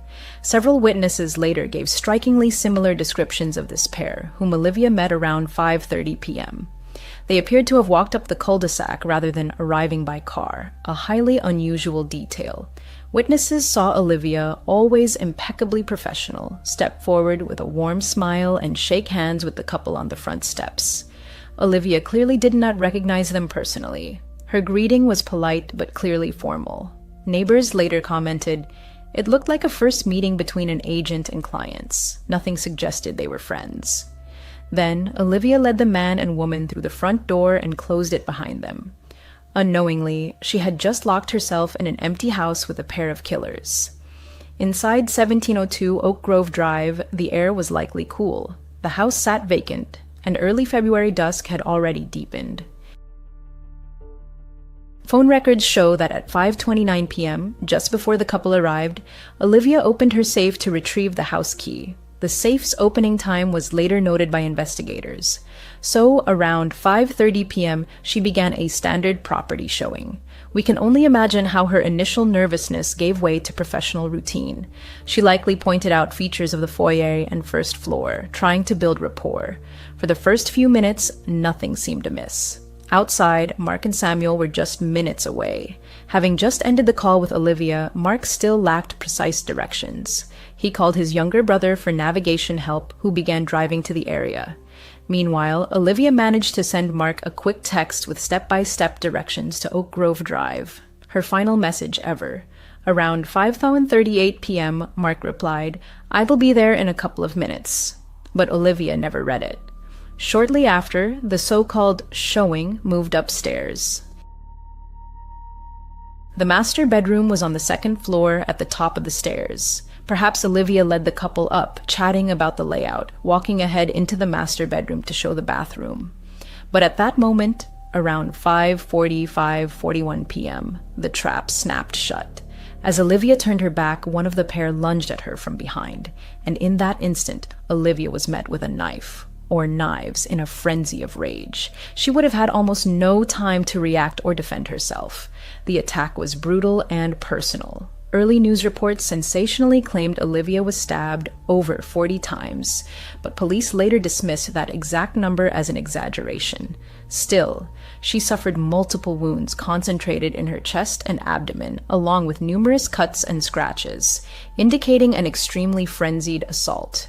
It happened incredibly fast, as she had no defensive wounds on her hands, a highly unusual detail in such cases, unless the attack was utterly sudden. This suggests the first blows likely incapacitated her almost immediately. Amid this horror, a chilling and pivotal event occurred. Olivia's phone, still in her jacket pocket, accidentally dialed a number. At 5:41 p.m., as she was attacked, her BlackBerry made an outgoing pocket dial to a friend she rarely contacted. The friend received an unintelligible voicemail capturing muffled sounds from inside the house, movement, and possibly one of Olivia's final breaths or a distant thud. The message was garbled but clearly not a normal call. Detective Sergeant Chris Horsley of the Fairfax Police later confirmed this pocket dial likely occurred at the moment of the attack. The sheer horror of this is unimaginable. I can't fathom what it must have been like for the families. But essentially, it was an unintentional cry for help that went unheard in time. By approximately 5:45 p.m., Olivia was nearly or already dead, lying in the master bedroom of that house. In the silent horror of that master bedroom, an unspeakable tragedy unfolded. The unknown man and woman, like shadows, executed their vile plan. But at the very moment their crime was complete, headlights suddenly illuminated Oak Grove Drive. Mark and Samuel, though delayed, had finally arrived. Pulling up to 1702, Mark glimpsed something odd through the decorative glass of the front door, a dark figure hastily moving in the foyer. Then, as the Range Rover's bright headlights hit the front window, the figure quickly disappeared deeper into the house. It seemed someone had been peering out, then retreated in a hurry. Mark, not wanting to appear overly intrusive or interrupt the showing, assumed it was part of the routine, perhaps Olivia and the clients inspecting the home. He remembered her request not to interfere with the demonstration. So Mark decided to park a short distance away for a few minutes to give them more time. "Looks like the meeting is still going," he told Samuel. "We just need to wait." Mark drove a short way down the street and returned a couple of minutes later. It was now around 5:55 6th Agram p.m. He parked again in front of the house, but this time, no one was visible through the windows. Mark texted Olivia. "You okay?" No reply came. He tried calling her mobile. Silence again. Mark's worry grew, but he still hoped they were simply engrossed in conversation, that the showing was going well, and the clients had many questions. But as we now know, that wasn't the case. 10 more minutes passed in oppressive silence. The house looked dark and ominously still from the outside. Around 6:05 p.m., 20 minutes after first arriving, Mark's anxiety peaked. Olivia hadn't responded or emerged. He decided to act. Approaching the house with Samuel, he stepped out and walked straight to the front door of 1702 Oak Grove Drive. To his horror, the door was locked. He pounded and rang the bell. No answer. Peering through the frosted glass, Mark saw something that made his heart sink. Olivia's shoes lay in the foyer. She'd clearly taken them off upon entering, meaning she was likely still inside. But why wasn't she coming to the door? Was she hurt? Something was wrong. Panic surged through Mark. He pulled out his phone and dialed 911. At 6:05 p.m., he stammered to the dispatcher that his girlfriend was showing a house he couldn't get in, and he was deeply worried something had happened to her. He emphasized he had come to check on her because she was a little scared about this showing. While Mark spoke, Samuel scouted the house as perimeter for another entrance. He found a gate to the backyard, but it was locked. However, Samuel spotted something crucial. Through the slats, he saw the French doors to the back patio were wide open. He frantically waved Mark over, pointing to them. The killers, it turned out, had fled through those back doors just moments earlier, vanishing into the night. In their haste, they'd left the doors wide open, likely slipping through a gap in the backyard fence onto the main road. Seeing the open doors, Mark dropped the 911 call and rushed to help. He ran to assist Samuel in climbing over the backyard fence. Samuel vaulted into the yard and, without hesitation, dashed through the open French doors into the house. He immediately unlocked the front door from the inside, allowing Mark to burst in. The men split up in the foyer. Samuel searched the first floor while Mark raced upstairs. As he climbed, he desperately shouted, "Olivia! Olivia!" into the ringing silence. At the top of the stairs, Horror struck, he saw Olivia's body lying on the master bedroom floor, and he saw the blood. Olivia lay on her back, propped against the wall. Mark collapsed to his knees beside her, frantically trying to revive her. Samuel, overcome with terror, immediately redialed 911 at 6:11 p.m., stammering that they needed an ambulance right away. Mark, in shock, began performing mouth-to-mouth resuscitation, though it was already too late. He tilted her head back and started rescue breathing, and in a chilling, deeply disturbing detail. Within minutes, the first sirens pierced the quiet neighborhood. Paramedics and police cars flooded the cul-de-sac. But despite all resuscitation efforts, Olivia Mason was pronounced dead at the scene. Mark was hysterical, in utter disbelief, repeating, "If ID arrived 10 minutes earlier, if ID gone with her, would she still be alive?" I can't even imagine the thoughts racing through his mind after witnessing that. I just feel so deeply for him. But no one saw the mysterious pair leave. They were like ghosts, vanishing before anyone realized what had happened. The only physical evidence left was bloodstains inside the house, and a trail on the stairs showing the killers had calmly exited through the front door before retreating and fleeing out the back when Mark's arrival startled them. Mark's arrival was their signal to run. When Mark and Samuel pulled up, the killers appeared to be exiting the front door, forced to switch to their backup escape route through the backyard fence. If Mark had arrived just a minute or two earlier, he might have confronted them face to face. That wouldn't have saved Olivia, but we might know who they are. Yet, what if speculation is futile? The past cannot be changed. In mere minutes, the life of a bright, beloved young woman was brutally cut short, and the echoes of this meticulously planned murder were just beginning to ripple outward. As crime scene tape encircled 1702 Oak Grove Drive that cold February night, the investigation into Olivia Mason's murder began, a case that would become one of the most perplexing and high-profile unsolved murders in American criminal history. Fairfax police quickly secured Oak Grove Drive as a crime scene. But from the start, investigators faced a major problem. The scene had been compromised by desperate rescue attempts. In their frantic efforts to find and help Olivia, Mark and Samuel had inevitably trampled through the entire house, unintentionally contaminating evidence. And they can't be blamed. They were trying to find her, then save her. I just feel so awful for them. But within hours, the Fairfax County Police Department's Major Crimes Division took over the case. They immediately realized this was anything but a typical homicide. Forensic experts combed the empty house late into the night and in the following days, but found no usable DNA or fingerprints from the perpetrators. They concluded the attackers likely wore gloves and possibly protective clothing or shoe covers, which they took with them. This was clearly an extremely well-planned murder. The murder weapon, a sharp, pointed knife, was also never found at the scene.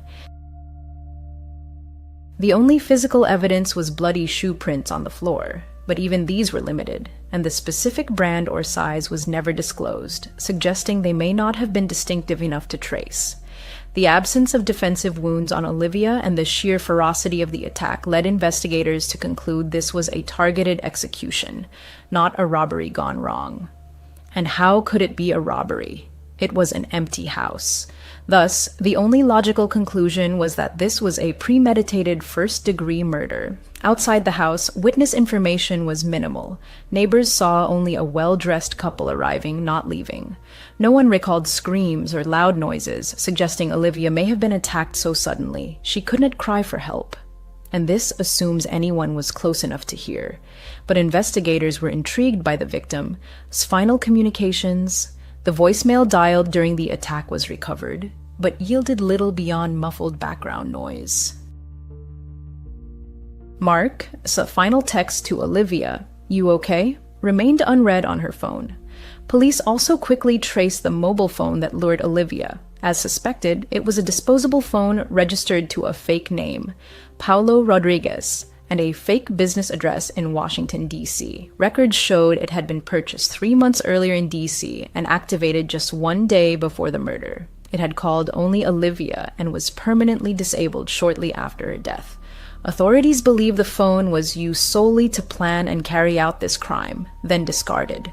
This is the hallmark of an organized, premeditated murder.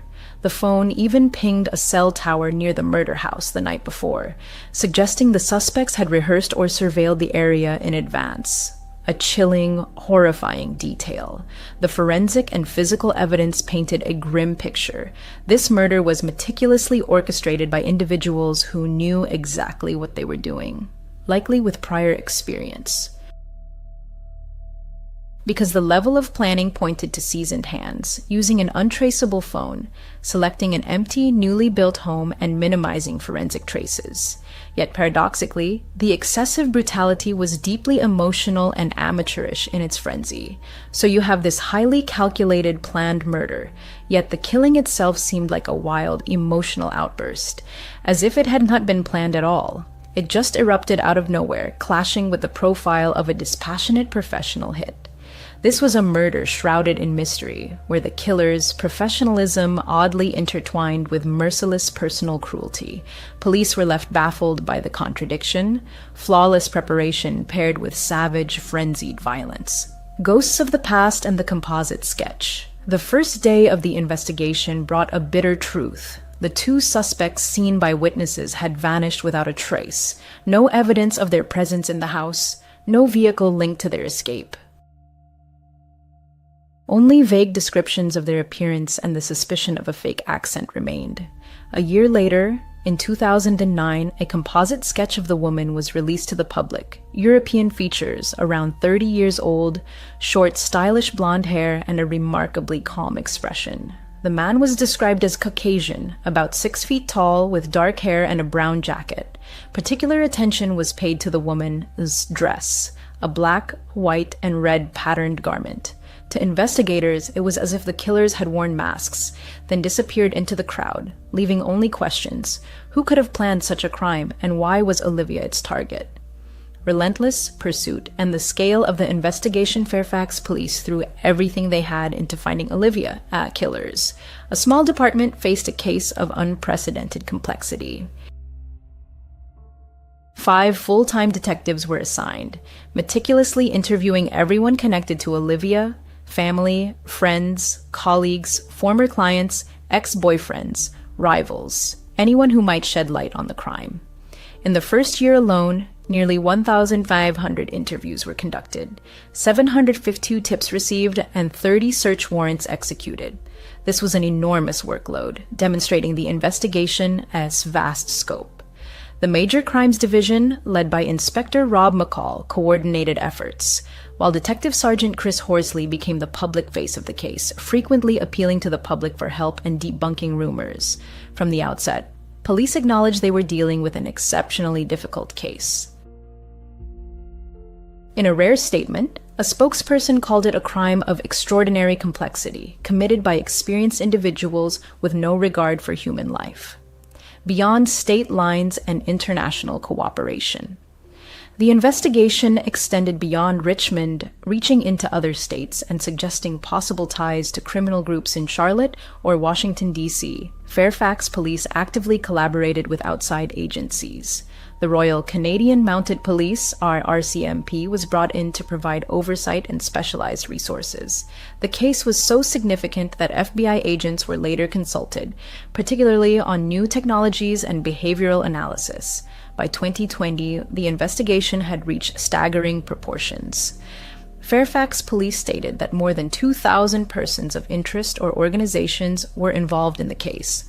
Over 35 search warrants and court orders had been issued to cell phone companies, internet providers, and even social media platforms like Facebook to obtain relevant data. The massive volume of information required meticulous organization and analysis, but detectives remained determined not to miss a single clue. Modern technology and early leads. They analyzed cell tower pings and applied advanced techniques like DNA analysis to the few available samples, though initially none yielded a suspect profile. The house had been professionally cleaned just before the showing, as it was a newly staged home, explaining the lack of traces. Theories and suspicions. Mark, Olivia's boyfriend. From day one, investigators and amateur sleuths grappled with the burning question: who ordered Olivia Mason's murder, and why? Over the years, several theories emerged, some pursued by police, others fueled by internet speculation. We'll examine the main ones, noting what evidence, if any, supports them and how authorities responded. Naturally, Mark, Olivia's boyfriend, was the first suspect.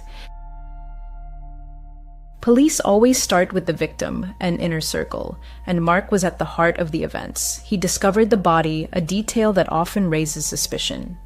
Could Mark have been involved in Olivia's death? Regarding motive, as we know, their relationship was troubled. Olivia was considering a breakup, and rumors of jealousy circulated. Some who distrusted Mark speculated he might have orchestrated her elimination if he couldn't accept her leaving. And in the public eye, Mark, a wealthy, influential family, didn't help.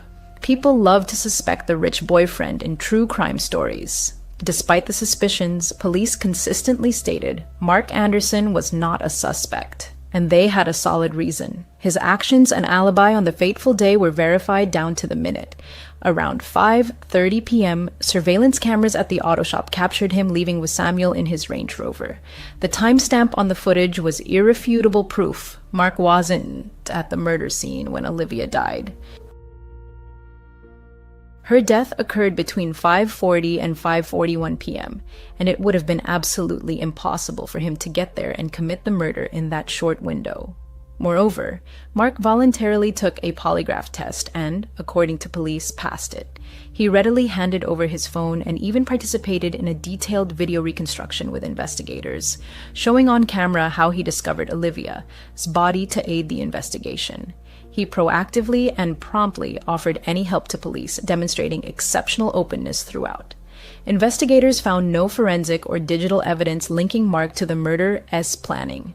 His phone records, for example, showed genuine attempts to locate Olivia, not collusion with unknown parties. About a year after the murder, in early 2009, Fairfax police officially cleared Mark of all suspicion. They publicly stated, "We never named Anderson as a suspect." He was a person of interest, as anyone at the scene would be, but he was excluded. Yet despite this, Mark remained under intense public suspicion for years. Olivia's father, David, openly speculated that Mark might know more than he admitted. David felt Mark didn't show enough grief, and combined with Mark's family ties, this fueled his doubts. But Mark always stood firm, saying, "I want people to know I loved Olivia and think of her every day. I want this case solved as soon as possible. I have nothing to do with this." It's important to note that police thoroughly interrogated Mark for several hours on the night of the murder. This deeply frustrated him. He knew the killers had fled, and he felt precious time was being lost while investigators focused on him. But from the police's perspective, it was a necessary step. And once completed, they moved on. No incriminating evidence against Mark ever surfaced. Law enforcement, and even Olivia's own mother, acknowledged Mark wasn't involved. Though the boyfriend did it is a common trope in such stories, this case appears to be an exception. Mark's role was tragically only that of a heartbroken witness who found his beloved in her final moments. So if not Mark, then perhaps someone else in the family. Online sleuths turned their gaze to Patricia, Mark's mother. Patricia was a successful realtor and, by many accounts, a formidable personality. On true crime forums, rumors swirled that Patricia might have orchestrated Olivia's murder for some dark motive, perhaps anger if Olivia planned to leave Mark, or other personal conflicts. And it didn't help that Patricia was directly linked to key elements of the scenario. As mentioned, she was present when Olivia discussed the showing details and address, and the home's builder, Joe Dusa, was Patricia's friend. Some theorists wondered, if Patricia were involved, could that explain how the killers knew Olivia's schedule and chose that specific house? However, police never named Patricia as a suspect and explicitly stated no member of the Anderson family was under suspicion. Patricia provided an alibi for the time of the murder. Reports indicate she was at dinner and cooperated with police interviews. Olivia Tess's mother, Catherine, publicly stated she didn't believe Patricia was involved, calling the idea an unfounded rumor. And over the years, Patricia largely remained silent about the rumors. But by 2022, Dee had enough. That year, Patricia filed a defamation lawsuit against David Mason, Olivia S. father, and 2 administrators of his website, accusing them of maliciously spreading false claims that she was the killer. In other words, Patricia took the extraordinary step of suing the victim, my father, to clear her name. This underscores how severely the baseless accusations damaged her family. The case is still ongoing and hasn't gone to trial. But Patricia's position is clear. She and her family were unjustly vilified without any evidence. In an interview with Capital Daily, the Andersons expressed feeling like they been through the worst part of life, being targets of these accusations. And through it all, police thoroughly investigated the Anderson family. They examined Patricia's finances, business connections, and any possible link to the disposable phone or the people behind it, but found nothing incriminating, and no evidence was ever found. The fact that Patricia overheard part of the phone call doesn't and seem implausible. After all, she was Mark's mother and often visited. Olivia, for her part, never hid her business contacts. And while it's certainly eerie that the murder house was built by Patricia acquaintance Joe Dausa, police never found evidence linking Joe or Patricia to the crime beyond this strange coincidence. Thus, aside from internet rumors, the accusations against Patricia aren't backed by serious evidence. Police fully exonerated her, as well as Mark's brother and everyone else in their circle, quite early in the investigation. The Andersons suffered not only the loss of someone they insist they deeply loved, Olivia, but also reputational damage from unchecked speculation. But I can help but feel for Olivia's family too, who simply crave the truth, especially her father. I understand this doesn't justify defamation, but the desire for answers is natural. I can imagine what that's like, so I sympathize with both families. One of the most intriguing and initially compelling theories had nothing to do with Olivia's boyfriend or his family. Instead, it focused on the idea that Olivia had seen something she shouldn't have. In late 2007, about 2 months before her death, Olivia made a spontaneous weekend trip from Richmond to Charlotte, North Carolina, a state bordering Virginia. During this visit, she briefly met old acquaintances, including reportedly the father of a former boyfriend. Around that time, Charlotte was conducting a major drug operation. On January 2, 2008, police executed Operation High Noon, seizing over 80 kilograms of cocaine worth $8 million and arresting several high-level drug traffickers. It was declared the largest cocaine seizure in North Carolina history. By a striking coincidence, one person implicated in this operation had ties to Olivia's circle. This was Eric DeLucas, a Richmond acquaintance of Olivia S., who was arrested as a major player in the Charlotte drug network.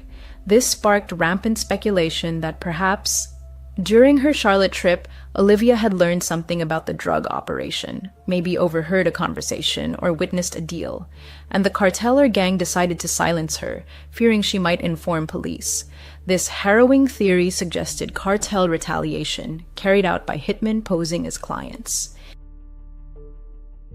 Police largely dismissed this motive because, first, they found no evidence Olivia was an informant or played any role in the Charlotte operation.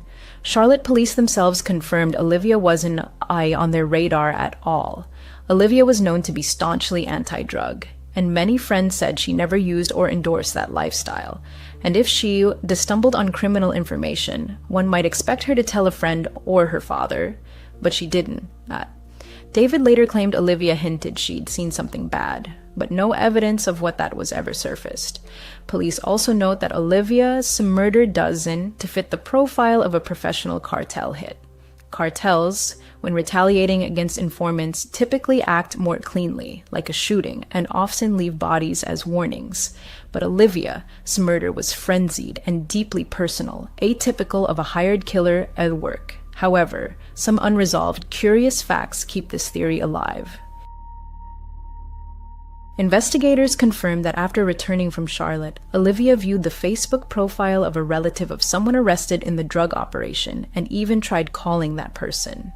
We don't know why she was on his Facebook. We don't know why she called him, Detective Horsley admitted about this odd discovery.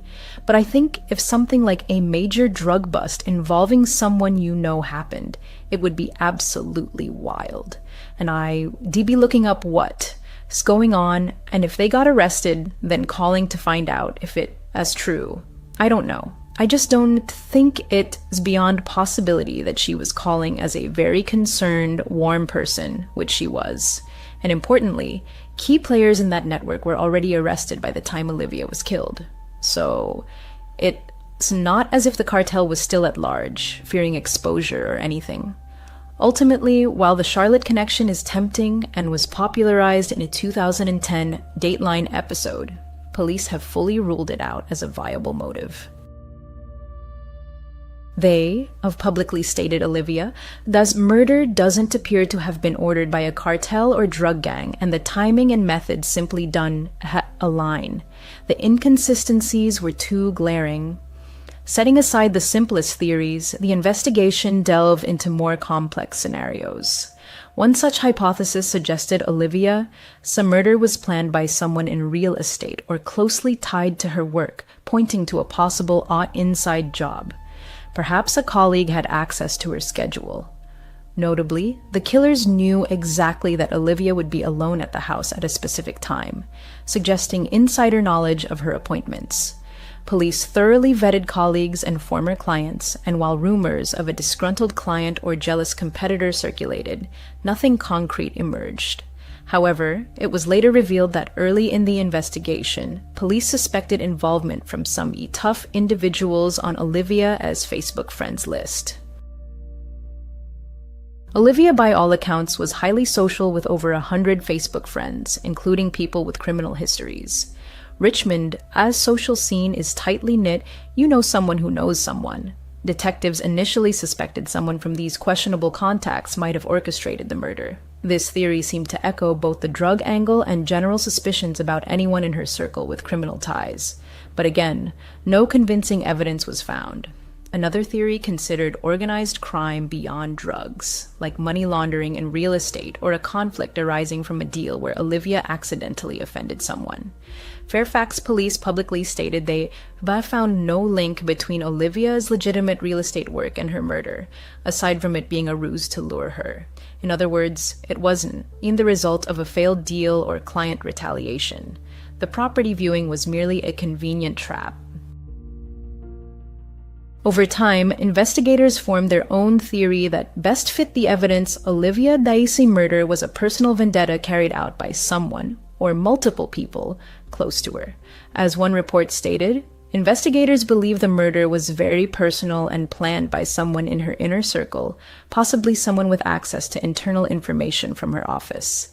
This pointed to a scenario where someone in Olivia's social circle held a grudge or had motive to harm her. Perhaps not a best friend, but a friend of a friend or acquaintance. They might have used others, like the couple Olivia met, to do the dirty work while keeping their own hands clean. This could explain the murder as a fury and personal motive combined with a clever plan. But to this day, Police Haven hadn't publicly named any such person, and it seems likely the conspiracy involved more than just the man and woman Olivia encountered, possibly insiders who provided information or had motive, and outsiders who carried it out. In summary, Olivia Mason's murder was a targeted, meticulously planned crime committed by one or more people who knew her personally or indirectly. It wasn't a random killing, a robbery, or a crime of passion in the moment, but a deliberate assassination of a young woman for reasons possibly tied to personal hatred, betrayal, or perceived threat. And more than 15 years later, we were closer to understanding how the crime happened than why. The full truth remains locked behind lips that still refuse to speak. Since 2008, David, Olivia's father, has organized an annual March for Justice in her memory. Every year on February 2nd, the anniversary of her death, rain or shine, David leads supporters through the streets, holding banners and posters with Olivia's photo and calls for information. These marches gathered dozens, sometimes over 100 people, all walking to remind the public that the killer or killers remain free. "Until arrests are made, I'll keep walking," David vowed. And as of 2025, he's kept that promise for 17 consecutive years. The march typically starts at the Fairfax County Government Building and ends at the Virginia General Assembly, symbolically carrying the plea for justice to the authorities' doorstep. David also quickly recognized the internet as potential. He created the website oliviamasonmurder.com as both a memorial and a hub for tips and discussion. But this site became a double-edged sword. On one hand, it allowed community members to submit information anonymously and gave David a platform to share updates or theories he supported. On the other, it became a breeding ground for speculation, publishing wild theories and at least one malicious false confession. False confession, the echo of unfinished justice. Driven by his quest for truth, David became a true standard-bearer for Olivia's case. He moderated the website, which, despite emotional outbursts and sometimes defamatory posts, relentlessly kept public interest alive. David was relentless in his advocacy, countless interviews with local and national media, and perhaps his most notable appearance on Dr. Phil in May 2019, where he desperately and hopefully urged anyone with information to come forward. In these interviews, David's voice grew louder, and his conviction in the police investigation's incompetence and corruption stronger. He even entertained theories of police conspiracies and high-level interference, though without compelling evidence. It was during this period that Patricia filed her lawsuit, and detectives demanded he cease public attacks. Accusations flew from all sides, creating a whirlwind of passion. Yet despite all the interpersonal drama, one thing remains unchanged: Olivia deserves justice. As of early 2025, no arrests have been made and no charges filed. However, law enforcement seems closer than ever to a breakthrough. Major Crimes Division representatives hint that you have inside information about who did it, but are waiting for Tao, the final piece of the puzzle. This suggests the investigation is in the painstaking phase of gathering court-admissible evidence, perhaps DNA corroborating witness statements, or hope that someone in the conspiracy will finally talk. But with each passing year, the case faces a new challenge: the passage of time.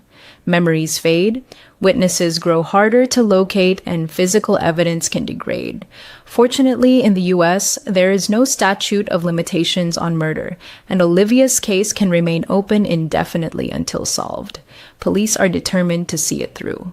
This is Olivia Mason's story. If you have any information, please contact the Fairfax County Police Department immediately. My deepest condolences to all families affected by this tragedy. If you'd like me to cover other cases, let me know in the comments. Until then, see you. When family secrets turn into nightmares and blood is spilled by the hands of kin, horror reaches an entirely new level. The 4 stories you are about to read are chilling precisely because they are rooted in reality.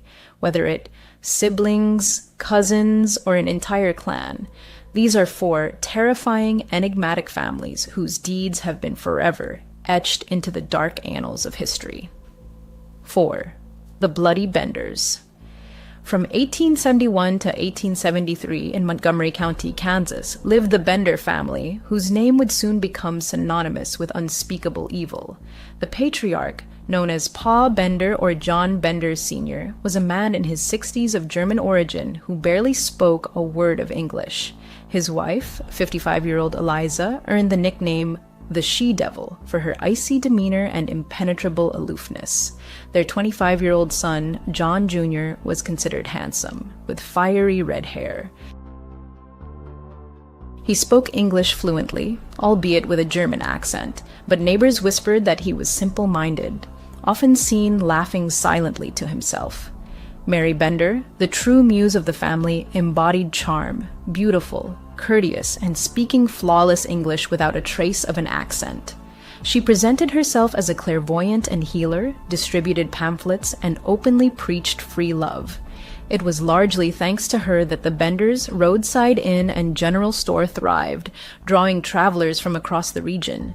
But behind this facade of hospitality lurked a gruesome, bloodthirsty nature. Although accounts vary, it is believed that in 1872, Robert Smith, traveling with his child, stopped at the Benders en route to visit Dr. Henry Johnson in Iowa. He never reached his destination. Concerned by his friend, silence, Dr. Johnson decided to retrace Smith's steps. His journey, too, ended within the walls of that sinister inn. Dr. Johnson was never seen again. Another version claims Dr. Johnson was a regular client of Mary S., and it was during his second visit that he vanished without a trace. Regardless of the details, it was Dr. Johnson's disappearance in 1873 that finally tore the mask from the Benders. Before his fateful trip, Dr. Johnson had informed his brother, Colonel Johnson of Fort Scott, of his plans. When the doctor failed to return, the colonel launched a search in Montgomery County.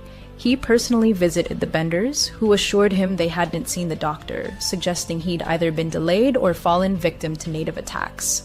A plausible explanation at the time. Suspicion gnawed at Colonel Johnson, but he needed proof.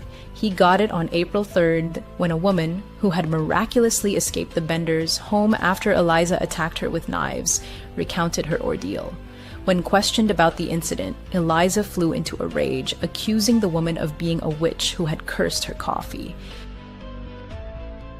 This outburst exposed the lie. Despite claiming ignorance of English, Eliza clearly spoke it quite well.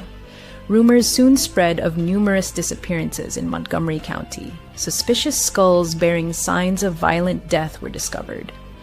At a hastily convened town council, Colonel Johnson and local officials announced imminent individual home searches. Despite growing suspicion, no one kept watch over the Benders. By the time their turn came, the family had vanished without a trace.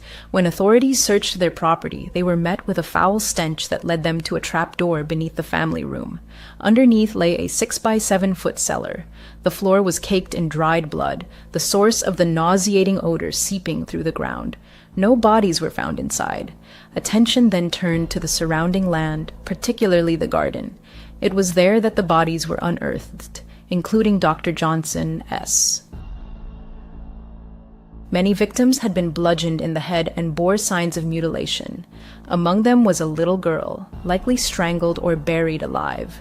It's believed the Benders lured victims to dinner, seating them directly above the trapdoor.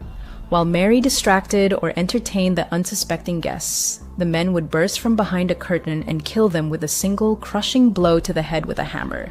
The bodies were then dumped through the trapdoor, allowing blood to drain freely. Afterward, the victims' valuables were taken and the corpses buried on the Benders' property.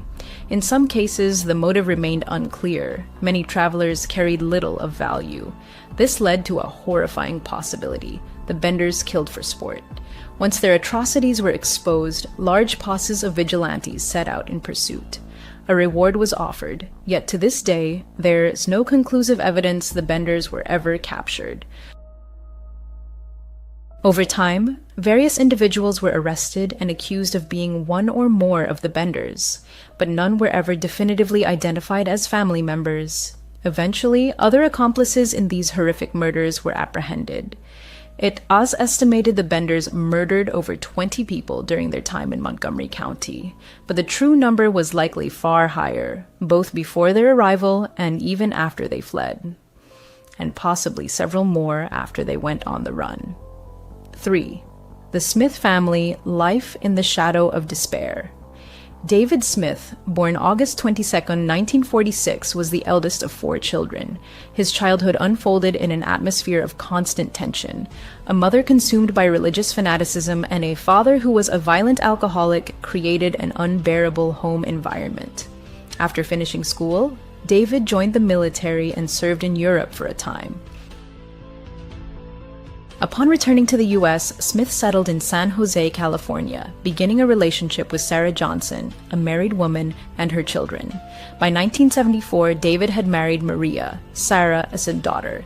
Maria was only 15 at the time, and it was later revealed that Smith had been sexually abusing her since she was 12. The informal wedding took place after Maria became pregnant. In total, David fathered 10 children with her. In 1986, Anna Johnson, Maria's sister, decided to send all 7 of her children to live with Smith. The household swelled to an enormous size, yet David never held steady employment, preferring to live off government assistance. Often, this massive family crammed into dilapidated shacks, boats, or illegally occupied abandoned houses, scraping by in squalor. Smith spent some time in prison. Scientists estimate that over 5 million species on our planet remain undiscovered, and the prospect of uncovering one thrills the imagination of many. It's no surprise, then, that this has spawned countless fake videos created in pursuit of fame, fortune, and recognition. Yet, if you dig deep enough, you may stumble upon truly astonishing discoveries. The following 5 videos will leave you shaken to your core and make you wonder what other secrets our world still holds. Here are 5 of the most credible and mysterious creatures ever captured on camera. 5. The mysterious sewer. Monster. Sewers are dark, damp places no one wants to explore, filled with polluted water, foul odors, and sometimes something very strange lurking in the shadows. In Richmond, Virginia, a private company called Maris Construction was inspecting a private sewer system. To assess the infrastructure's condition, they sent a robotic camera into the pipes. The system, built in 1949, was quite old, and the client wanted to ensure it was still functional. What they found, however, left them stunned. As operators guided the camera through the tunnels, they encountered 3 pulsating red masses. These slimy formations resembled a living, breathing organism in an early stage of metamorphosis. Puzzled, they uploaded the footage online, where it instantly sparked intense debate. Initially, everyone was baffled. The city's environmental coordinator suggested it might be a colony of tube worms that had somehow entered the sewer, but many disputed this, noting that no individual worms were visible in the video. Instead, the clusters, or cysts, appeared smooth and pulsed in unison, as if part of a single organism. A biology professor proposed they were likely bryozoans, tiny, harmless creatures that extend tentacles to feed. Yet even this theory was challenged by a bryozoan expert who firmly stated, that is not them. In his view, they were tubifex worms, another type of tube worm typically found in soil but somehow washed into the system. He explained the pulsing as a chain reaction. One worm contracting would trigger others to do the same, creating the illusion of a single massive muscle. But these remain only hypotheses. Even now, no one knows for sure whether these are worms, bryozoans, or something entirely unknown. Whatever it is, this strange organism or colony still resides within Virginia, as pipes, and is likely still growing. 4. The Chupacabra Corpse. On October 21, 2015, residents of Mystic Falls were shocked to discover a decomposing, floating carcass in the Rio Grande River. The creature was about the size of a small dog, floating face down, its body badly decayed. It had pale, hairless skin, a long tail, and human-like hands with fingers. Local firefighters were first on the scene. The fire chief noted their initial impression was that it might be a monkey due to the human-like digits, but the advanced state of decomposition made identification nearly impossible. When photos and videos spread online, many claimed it was the elusive chupacabra. Believers accused this creature of mysterious livestock deaths, with legends tracing back to the early 1900s. Known as the goat sucker, the chupacabra has long been part of folklore across many countries. It's said to drain the blood of goats and other farm animals at night. Many in Latin America firmly believe it's a real threat. Belief even reached Canada in 2014 after a series of unexplained mass livestock deaths. Ottawa's Ministry of Agriculture was forced to publicly deny the chupacabra's existence. Those who examined the body argue it was a monkey that likely fell into the river and drowned. Others insist it could be an alien or an unknown cryptid, if not the chupacabra itself. What do you think it was? 3. The Greenland worm. Monster first mentioned in Greenlandic records from 1935, the Lagarfjord worm, also known as the Greenland worm monster, has since become a popular subject among locals and folklorists. According to tales collected by John Arnold, a woman once gave her daughter a gold ring and instructed her to catch a snake or a lingworm, then place the ring beneath it and store both in a linen chest. The girl obeyed. Over time, however, the snake grew to enormous size and the chest began to split apart. Terrified, the girl seized the chest, ring and all, and threw it into a lake. Eventually, people learned a serpent lived in the lake, as it had killed humans and animals that crossed its waters. Multiple witnesses have reported sightings of this mysterious worm monster over the years, describing it as over 39 feet long, longer than a bus. Aside from lake sightings, it's been seen coiled on shorelines or slithering up trees. In 1998, a teacher and his students reported an encounter. The Loch Ness Monster, New Evidence and Old Mysteries. In 1983, cable company workers performing maintenance in the eastern part of the lake witnessed something incredible, a massive, moving shape beneath the water. When they retrieved the cable lying directly above the anomaly, it was torn and shredded in multiple places, as if mauled by something powerful and predatory. The most recent evidence emerged in 2012 when footage captured a serpentine object speeding through the swift currents of Logarfjord Snow River. Many consider this irrefutable proof of the beast's existence. Skeptics, however, remain unmoved, suggesting it is likely a fishing net, the river, strong current merely creating the illusion of a living creature. A local municipal council formed to assess the video's authenticity declared it genuine after thorough analysis. Whether it shows the Greenland worm monster or just fishing gear, the footage is undeniably eerie. The mere possibility that it's real is enough to send chills down your spine. The mysterious underwater blob, Alaska Gulf Enigma. In April 2012, a camera operator inspecting an oil rig in Alaska's Gulf encountered something utterly inexplicable. As the camera glided along the pipes, a huge, undulating orange-brown blob suddenly appeared. Baffled, the operator maneuvered the camera to follow the object. It briefly vanished, then reappeared in view. When the video was first released, it caused a sensation, sparking waves of speculation. Many suggested it was a whale placenta, but marine biologists dismissed this, explaining that a whale placenta couldn't drift at 5,000 feet without being devoured. It's far too nutritious to go unnoticed by deep-sea scavengers. The blob moved with apparent purpose, as if it knew exactly where it was going. Remarkably, as it passed the camera several times, it revealed a unique hexagonal, almost glowing pattern on its surface. At one point, it even displayed gonads, confirming it was a living organism. What was this mysterious blob? It wasn't tied until 2 years later that marine biologists offered a plausible explanation. Craig McLean of the National Evolutionary Synthesis Center at Stanford University proposed it was a rare jellyfish, Deepstaria enigmatica. Though it doesn't resemble a traditional jellyfish with a bell and trailing tentacles, the viewing angle and ocean currents might make it appear as a giant, flowing sheet. Other biologists lean toward Deepstaria reticulum rather than enigmatica. This jellyfish species has surface bumps used for defense and a unique opening with membranes that seem to glow, creating the illusion of a giant, alien-like droplet hovering in the ocean depths. Still, there's no consensus on what the video truly shows. It could be a rare jellyfish or an entirely new, unidentified creature. Britain, as Nessie the Loch Lomond monster. When we hear Loch Ness Monster, we instantly picture Scotland as Loch Ness. For centuries, this creature has been woven into Scottish folklore. But what if another sea monster dwells elsewhere?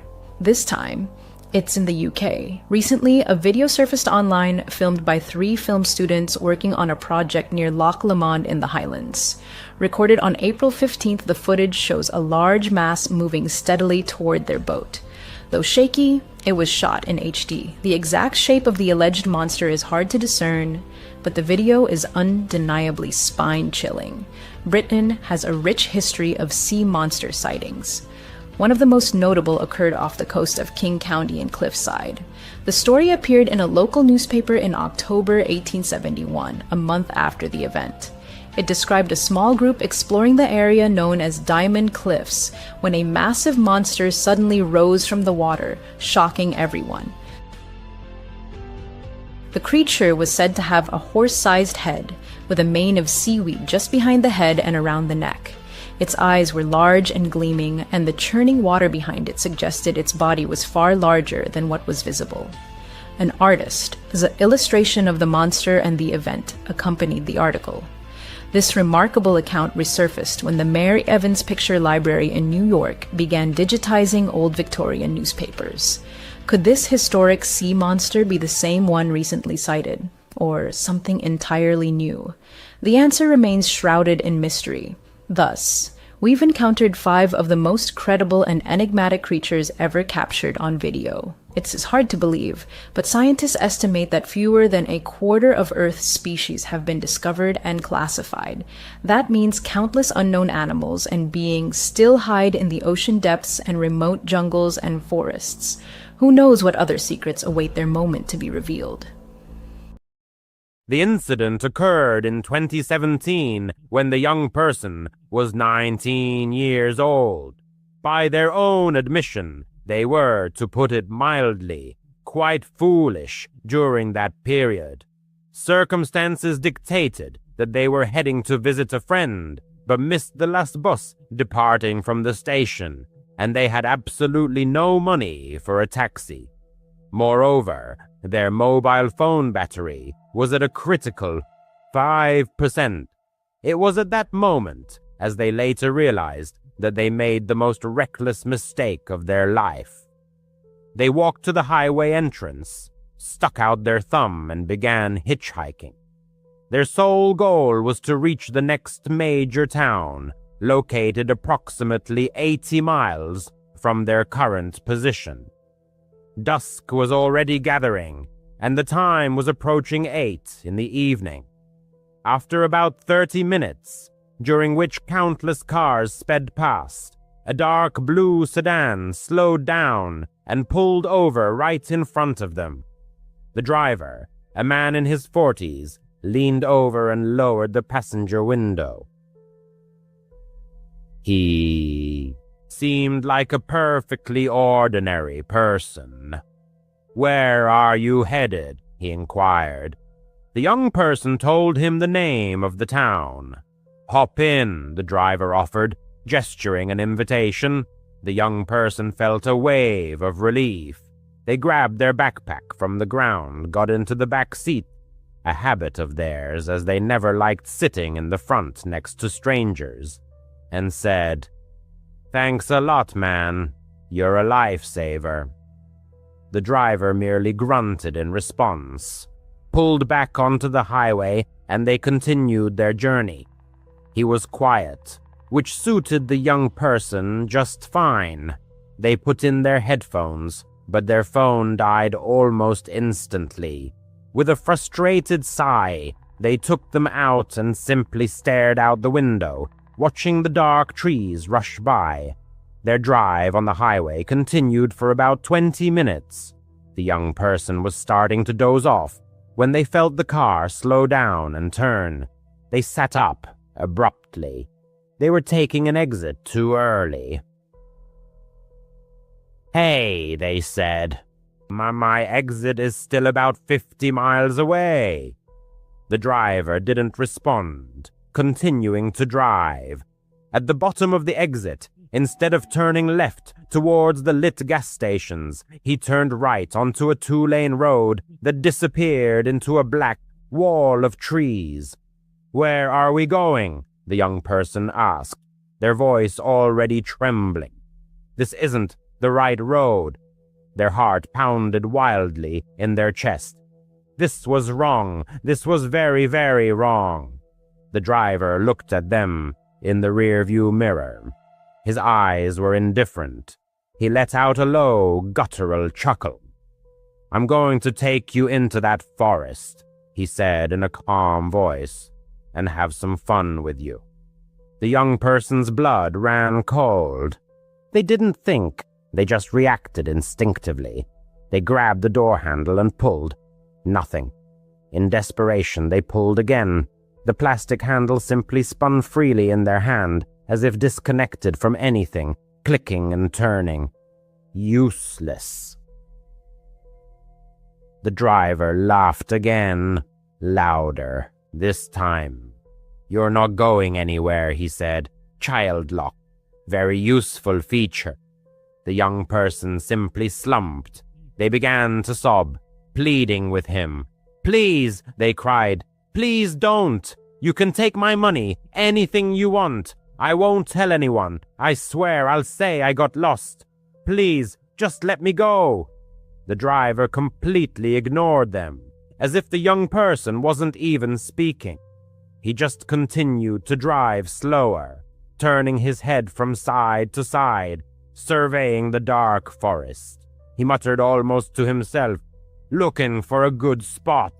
It was then that the young person realized they were going to die. They would die here in the dark, and no one would ever know what happened to them.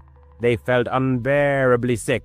They were sure they were going to vomit right there in the driver's car, and then they felt it, a sudden, hot, and strong gush in their jeans. It was so instantaneous and so copious that for a second they thought they had wet themselves. They were so scared they had lost bladder control. It was a new layer of humiliation on top of pure terror. They were still crying, but they seemed to freeze. They looked down. In the dim light of the dashboard, they saw a dark, spreading stain on their faded jeans. It wasn't urine. It was blood. A lot of blood. Their period wasn't due for another 2 weeks, but it had started immediately. They had no plan. It was just a final animal instinct. The driver was slowing the car almost to a complete stop, pulling onto the gravel shoulder. "Wait!" the young person cried, their voice hoarse. "Look!" The driver looked back in the mirror, annoyed. "Look at what?" "Just look!" They pointed to their knees, to the blood. "I'm bleeding. Look at me. I'm getting blood all over your car." The driver's face instantly changed. The cold, predatory look in his eyes simply vanished. It was replaced by pure, sudden disgust. He grimaced, as if he smelled something rotten. He stared at the young person's knees for a second, then back at their face. He said nothing. He just slammed the gear shift into park and reached for his master controls. The young person heard a click as their door lock disengaged. "Get out!" he spat at them. "Get the hell out of my car now!" The young person fumbled for the handle. This time it worked. They grabbed their backpack, tumbled out of the car onto the gravel road, and scrambled to their feet. The driver leaned across the passenger seat.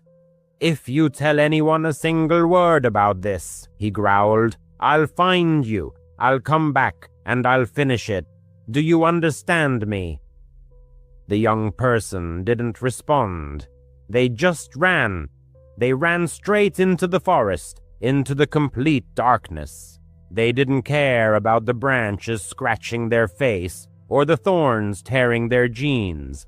They could hear their own panicked breathing. They were sure they would hear a gunshot, that the driver would simply shoot them in the back. They dove behind a huge, wide tree and crouched, holding their breath.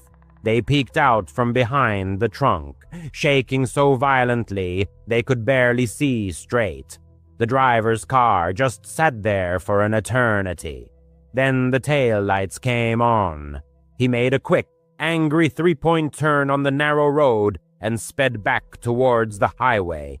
The young person stayed behind that tree until the taillights disappeared. And then they stayed for another 10 minutes, just shaking and crying, their jeans cold and sticky.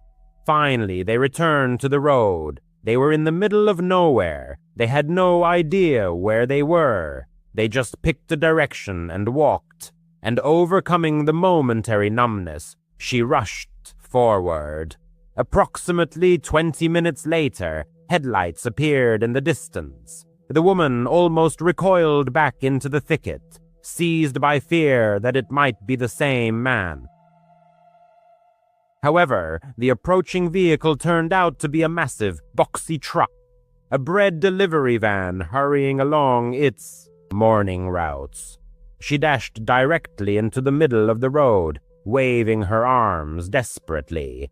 The driver, an older man with a kind expression, slammed on the brakes.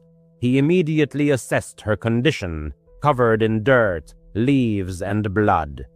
Without a word, he opened the passenger door. "Get in, sweetie," he said. "You're safe."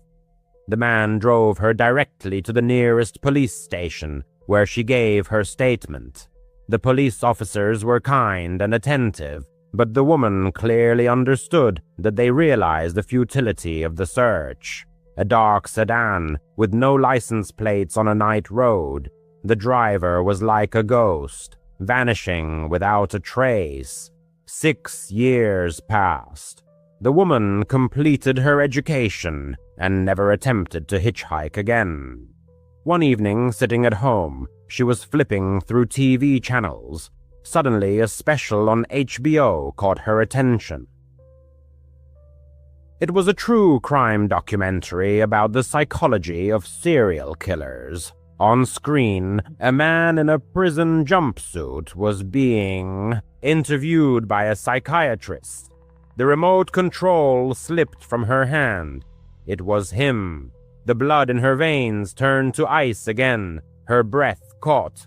It was his face, his voice, those same empty, lifeless eyes. He had been sentenced to death. Calmly, almost indifferently, he spoke of his exploits, of the women he had raped and those he had killed. He spoke of them as inanimate objects. The woman consciously and persistently erased his name from her memory. She refused to keep it in her mind, but his face, his image, she would never, under any circumstances, forget. She later learned that what happened to her is a real, documented phenomenon. In moments of extreme, life-threatening stress, the female body is capable of this. It can induce immediate, heavy, unscheduled menstruation. It's a primary biological defense mechanism. That's what saved her. Not her pleas, not her non-existent phone. Her own body did the only thing that could stop that monster. And that's the only reason she's here to tell the story. She owns a 10-year-old sedan that has certainly seen better days, but there's one thing she treats with almost religious reverence. The door locks. As soon as she settles into the car, she immediately presses the button, and the characteristic click is heard. She doesn't care who walks by. She never stops for people standing on the side of the road. It's not because she's a bad person. It's because of Dr. Evans. Her college wasn't anything special. It was a typical sprawling state university in North Florida, with flat concrete buildings built in the 1970s and huge old oak trees draped with Spanish moss. As a sophomore, she took criminology 2 or 3. It was one of those large, sometimes tedious lectures held in a giant auditorium with fold-down wooden seats. Dr. Evans, the professor, was an older man, always looking tired, with a quiet, raspy voice that made it hard to stay awake. Before teaching, he had worked as a criminal psychologist for 20 years. Usually his lectures were a monotonous recitation of statistics and case study analyses, but one Tuesday when victim selection was being discussed, the classroom was deadly silent. Students were either dozing or texting. Dr. Evans suddenly stopped mid-sentence. He took off his glasses, rubbed the bridge of his nose, and scanned the 200 people sitting before him. "You all look at this as just numbers," he croaked. his voice suddenly clear. "You think you'll recognize a monster? You think there's some kind of sign on them? No, sometimes they just look pathetic." The room suddenly became very, very quiet. "This didn't happen to me," he continued, "but to a close friend of mine many years ago near Ocala. He was a traveling salesman, always driving all over the state. A kind-hearted guy, maybe too kind. One day he was driving down a long 2-lane stretch of highway, one of those roads that cuts right through the Ocala National Forest. It was an hour's drive through pines and swamps. It was late, around 11 at night, and it was hot, one of those muggy, humid Florida nights. My friend, let's call him Ted, was just trying to get home, and his headlights cut through the darkness, illuminating a figure walking on the gravel shoulder. Ted saw him, and his first instinct was to just drive past. But as he got closer, he slowed down. The man looked terrible, just disheveled and ragged. His clothes were torn, he was covered in dirt, and he just looked exhausted, like he couldn't take another step. So Ted stopped. He told himself, the guy's car must have broken down. The man shuffled over and opened the door. A wave of smell hit Ted. It was sour sweat, pine needles, and something coppery, like old coins. The man collapsed into the passenger seat. He was young, in his mid-20s, with matted hair and those wide, haunted eyes. "Thanks," the man hissed. "Car trouble?" Ted asked, pulling back onto the empty road. "Something like that," the man mumbled. "Just need to get to a gas station, anywhere." They drove in silence for a few minutes. The only sound was the tires on the asphalt. Ted started to feel that cold, prickling sensation on the back of his neck. On the back of his neck. The man, staring fixedly ahead, breathed heavily through his nose, his breathing audible in the silent cabin. "Where are you headed?" he asked. "I'm going all the way to St. Augustine," Ted replied. The man slowly turned his head. His eyes, dark and empty, seemed bottomless. "St. Augustine? That's quite a ways. I guess I should just ride with you. I should just go wherever you're going." Ted let out a nervous, high-pitched chuckle. I don't know, buddy. My wife's waiting." "I was planning on dropping you off at the nearest town at the 24-hour truck stop." The man seemed not to hear him, continuing to stare intently at Ted. "They wouldn't stop talking," he uttered. Ted cast a quick glance at him. "What?" "My parents, they never stopped. Said I was lazy, said I was no good, said I was a mistake, just over and over, day after day. It was so loud in my head, always so loud." Ted's hands gripped the steering wheel so tightly they ached. He was in the middle of nowhere, not a single car for miles around. "I was fixing the fence today," the man continued, his voice dreamy, as if recounting a movie plot. "Dad came out, started yelling again. I just had the tool in my hand. He was so loud I had to make him stop." Ted was sweating profusely. He felt the cold air conditioning blasting, but the sweat still broke through. He wanted to hit the gas, floor it. Mom came out. She saw and just started screaming louder than him. So loud I had to make her stop too. She wouldn't stop screaming. Dr. Evans paused. He surveyed the room, making eye contact with everyone. My friend Ted was terrified. He didn't know what to do. He was trapped in a metal box, speeding at 60 miles an hour alone with this man. "It was messy," the man said, a note of surprise in his voice. "It gets all over you." Then the man slowly reached for the waistband of his dirty jeans. Ted flinched, his foot hovering over the brake. The man pulled out a knife. It wasn't a regular pocket knife. It was a thick, heavy utility knife, meant for cutting leather or wire. The handle was wrapped in black electrical tape, and the blade looked dark. It was covered in something thick and dark, with bits of grass and other things clinging to it. It was a bloody knife. "Look," the man said, holding it up in the dim dashboard light. At that moment, Ted caught a flicker of neon ahead. A single, isolated gas station. One of those tiny ones at a crossroads. It felt like a miracle to him. Ted's voice trembled, but he tried his best to sound normal. "Hey, look. There's a place right there. You said you needed a gas station, right?"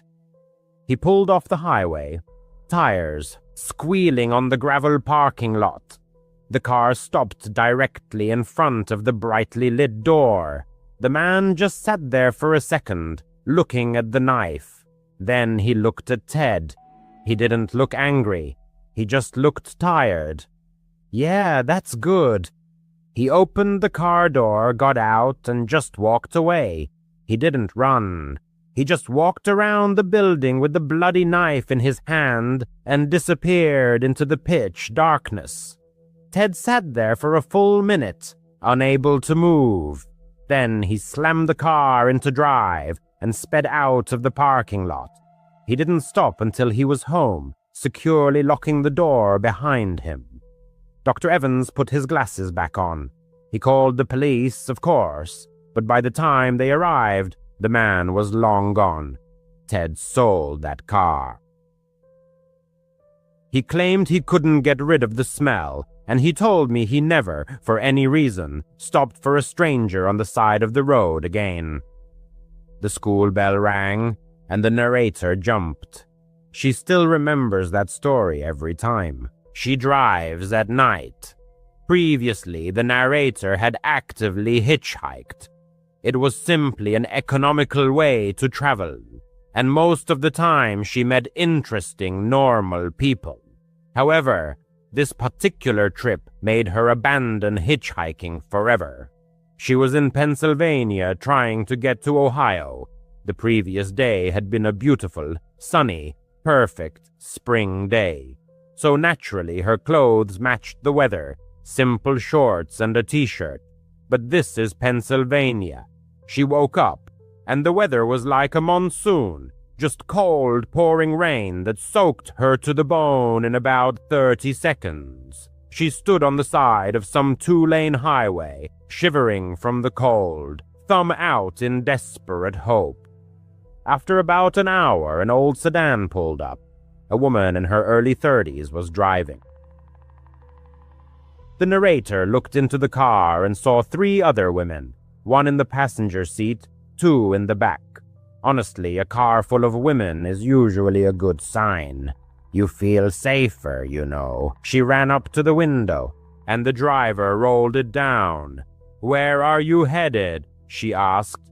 "Just trying to get to Ohio, but honestly, the state line would be awesome," the narrator said. "Hop in," the driver offered. The narrator tossed her backpack into the back seat and squeezed in. She thanked them. Just the relief of getting out of the rain, which was now pouring so hard that hardly anything was visible. As she settled in, she noticed something. The girl in the front passenger seat had one of those thick black state trackers on her ankle, like for house arrest or parole. The narrator's brain just registered it. Okay, maybe they're on parole, no big deal. She'd just be polite, make small talk, and get out at the border. The border line, Aeneas, about 20 minutes passed uneventfully when the driver suddenly announced, "I need to get gas." The car pulled into a typical gas station. The driver exited the vehicle to begin fueling. Meanwhile, the other 3 girls in the car remained in their seats. One was engrossed in her phone, while the other 2 simply stared blankly out the window. The atmosphere inside the car was filled with a strange, oppressive silence. After finishing with the gas, the driver, instead of returning to the steering wheel, walked to the back of the car and opened the trunk. The narrator, trying to stay warm, remained seated in the cabin. Suddenly, she heard snippets of a conversation, and then a man's voice became distinctly audible. It was muffled, coming from the trunk, and filled with panic. The voice cried, "Let me go, you freak!" The narrator froze instantly. She looked at the two girls sitting next to her in the back seat. They showed no reaction whatsoever, no exchanged glances, absolutely nothing. Then a dull thud echoed. It wasn't loud, not like in movies, but rather a sharp, sudden sound. The trunk slammed shut. The driver returned to the pump, carefully rehung the nozzle as if she had just finished a routine fueling, and got back into the car. She started the engine. Her gaze flickered to the rearview mirror, met the narrator's eyes, and a faint smile played on the driver's lips. "All set," she said. The car left the gas station. As they drove away, the narrator looked back and swore she saw a man lying on the ground near the pumps, bleeding. She sharply turned away, her heart pounding so hard it felt like it would burst through her ribs. Her gaze fell on the other passengers. They simply sat there, immersed in absolute silence, as if nothing out of the ordinary had happened. The narrator didn't utter a word. What could she say? She was trapped in a car with 4 women who, she suspected, had just dealt with someone in their own trunk at a public gas station, without even batting an eye. The journey continued for about another half-hour. The only sounds were the monotonous swish of the wipers and the drumming of the rain. Then the driver stopped the car again. This time they were on the side of a secluded road, surrounded by a vast, dense forest to their right. "We need to take care of something," she said. The driver got out, and the other girls followed. The trunk opened again. The narrator tried not to look, staring straight ahead, but out of the corner of her eye, she still saw what was happening. The driver retrieved a shovel. One of the girls pulled out a large black plastic bag, resembling a heavy-duty trash bag, and something inside it moved slightly, wriggling. Then all 4 simply walked into the forest and disappeared. The narrator was left alone in the car. She tried to open the door, but it was locked. For 2 hours, a full 2 hours, she sat there, staring intently at the spot where they had gone. The rain was finally subsiding, but it was already starting to get dark. Thoughts raced through her mind. Should she try to break a window? Where would she run? They had a car. They had a shovel. Then they returned. Their shoes were covered in mud. The shovels and the bag were gone. They all got back into the car. No one said a word. The driver simply started the engine, and the journey continued. They drove for another hour. Complete silence. By this time, it was pitch black outside. Then the driver turned off the highway onto a dark, muddy dirt road, winding deep into the forest. She parked the car and turned off the engine. It was so quiet that the narrator could only hear her own breathing. The driver turned in her seat. She looked the narrator straight in the eyes. Her gaze was empty, indifferent. And then she said, "You're next." The narrator didn't think. She didn't say anything. She just reacted. With a sharp motion, she slammed her hand against the door handle. This time, the door was unlocked, and she flung herself out of the car. Falling into the mud, she scrambled up and bolted into the forest. She ran. She ran harder than she ever had in her life. Behind her, she heard car doors opening, but she didn't look back. She just ran, branches scratching her face, tripping over roots in the darkness. She must have run for miles. Finally, she broke free from the trees onto another road. Looking up, she saw a sign. "Welcome to Ohio," the state line. She flagged down the first headlight she saw. It was a taxi driver just finishing his shift. She must have looked like a maniac, covered in mud, soaking wet, still in shorts and a t-shirt. She told him she had been robbed and was lost in the woods. She paid him every dollar she had to take her to the nearest town. From that moment until the end of her trip, she always ordered a taxi and never, ever hitchhiked again. After my divorce, my life collapsed, and I longed to start over from scratch. I moved to an unfamiliar, unremarkable town where emptiness awaited me. No decent job, no cozy home, no family. I was alone, cut off from the world, merely existing. Desperately, I sent out resumes for any vacancy I could find, and eventually ended up in a shabby cafe, pouring terrible coffee for equally gloomy customers. Boredom and despair choked me. Despite having just moved, I knew I needed a radical change. And then, like manna from heaven, fortune smiled upon me. Among countless applications, descent at random, was one for a fire lookout position deep in the heart of a national forest. No experience required. Yes, exactly that. A fire lookout, one of those hermits living in a 70-foot observation tower, scanning for smoke and keeping an eye on hikers. I remembered this listing because of an odd note. Position currently filled, but we accept resumes in case it becomes unexpectedly vacant. ID thought. That's strange, but sent it anyway. And now, this job was mine. A gruff-sounding man named Marcus called me. He said I'd spend the rest of the summer, about 2 months, in the lookout tower. Marcus insisted I start immediately, gave me brief instructions, and offered me the job starting tomorrow if I agreed.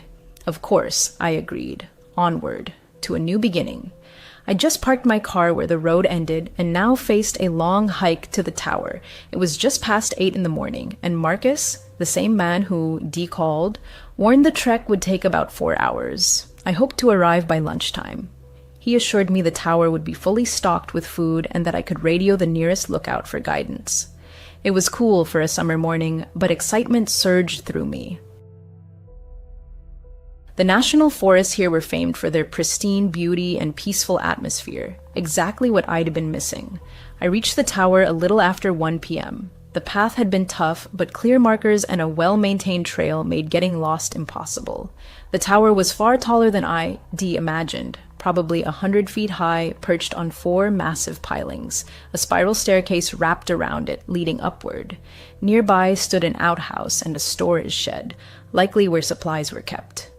I'd figure everything out once I got inside and dropped my pack. The stairs were damn steep and the climb exhausted me, but I knew I'd adjust. The cabin at the top was small with a balcony encircling it. Inside, a bed, a large radio, a table with a map, a few books, a toolbox, a small portable radio, a lamp, binoculars, and a flashlight. The walls were almost entirely windows, offering a panoramic view of the endless national forest. It was eerie, but logical, since I was supposed to spot fires. I set down my backpack and remembered Marcus' instruction to contact the neighboring tower by radio. I did just that. "Hello? Is anyone there?" I asked, fumbling with the large radio. "Hey, you're the newbie, right?" "I'm Evelyn," came a cheerful female voice through the static. "I've been watching your sector while you were en route, but my view doesn't reach far, so I'm glad you're here. Nice to meet you. Yes, I am the newbie." "Oliver," I replied into the mic. "Marcus said you'd explain everything." "Sure thing. Well, you've already figured out the radio, so that's a good start. The outhouse is at the base of the tower, and food supplies are stored there too. They were replenished weekly by Marcus or Hakim.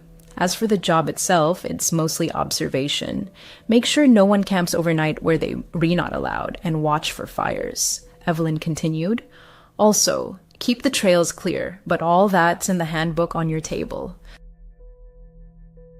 Read it. Thanks, Evelyn. I'll do my best, I said enthusiastically. I'll radio if I have questions. No reply came.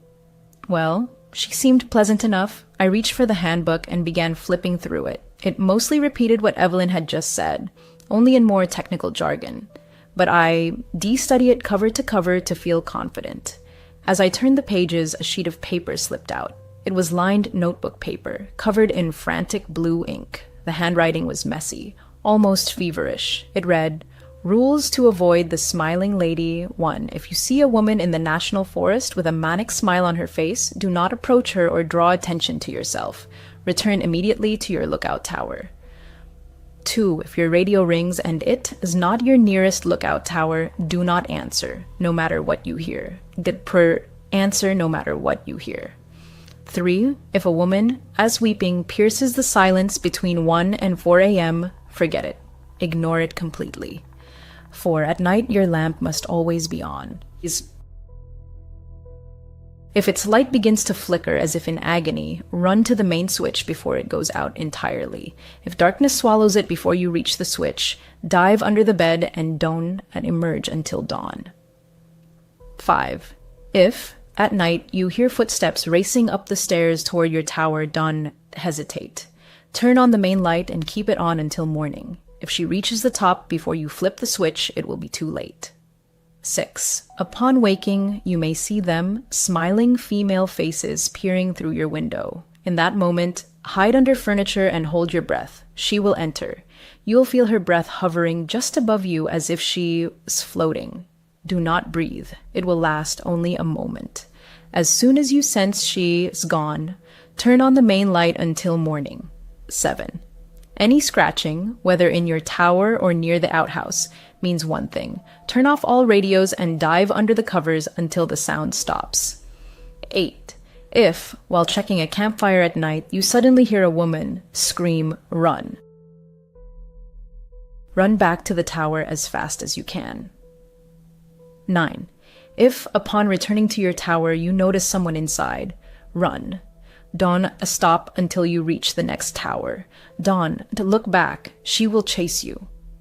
What the hell was this? Some twisted, horrifying prank? My hand reached for the radio to ask Evelyn about these insane rules, but I stopped myself. I didn't want to be the rookie who fell for a joke and became the laughingstock for being scared. Fine. I'd explore, eat, and settle in instead. Good night, dude. Evelyn, as a voice crackled over the radio, as I was nearly asleep on my first night. I jolted in surprise and quickly replied, Good night, Evelyn. Thanks for your help today. My first day was over. After dinner, I explored the forest, practiced using a machete to clear trails, a great stress reliever, and reviewed both the National Forest regulations and my duties. Evelyn checked in occasionally over the radio, but I never mentioned the strange rules ID found. But now I was wide awake, probably because of the fright from Evelyn, as unexpected. Good night.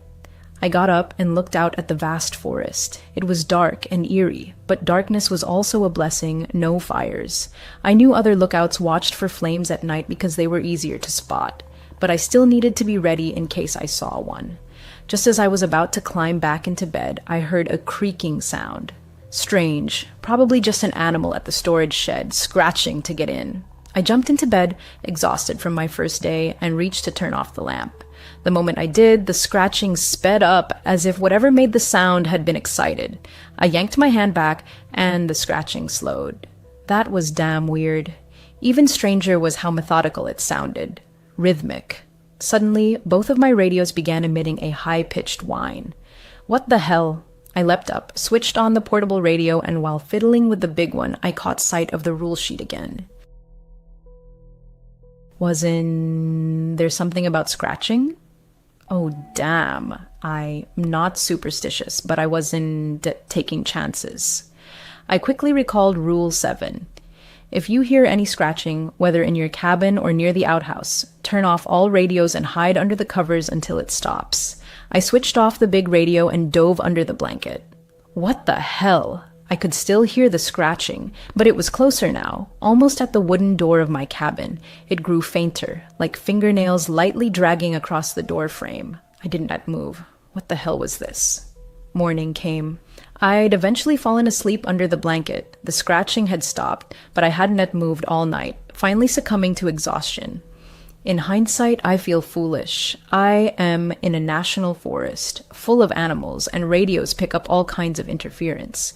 I figured the first night would be the hardest, adjusting to life 100 feet up, alone in the middle of nowhere.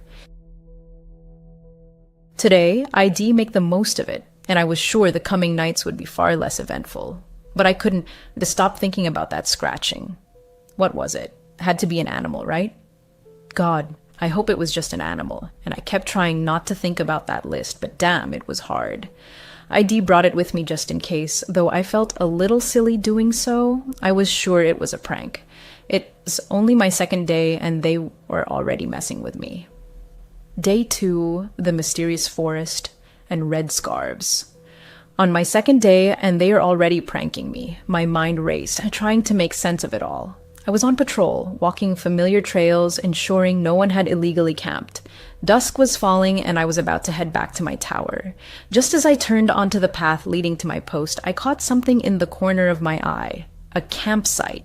There it was. My first real duty, politely but firmly tell the hikers they had to pack up. This area was for day hikes only. I approached the camp. It sat in a large clearing surrounded by trees, just one reddish-yellow tent and a cold fire pit. "Hello," I called, trying to sound confident. "You can decamp here. This is a day-use zone."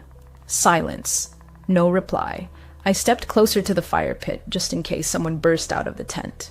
What a coward I am, I thought. "Hello? Is anyone here?" I called louder. Still nothing. That is when a strange feeling gripped me. Something was off. I couldn't explain it, but deep down I knew something was wrong.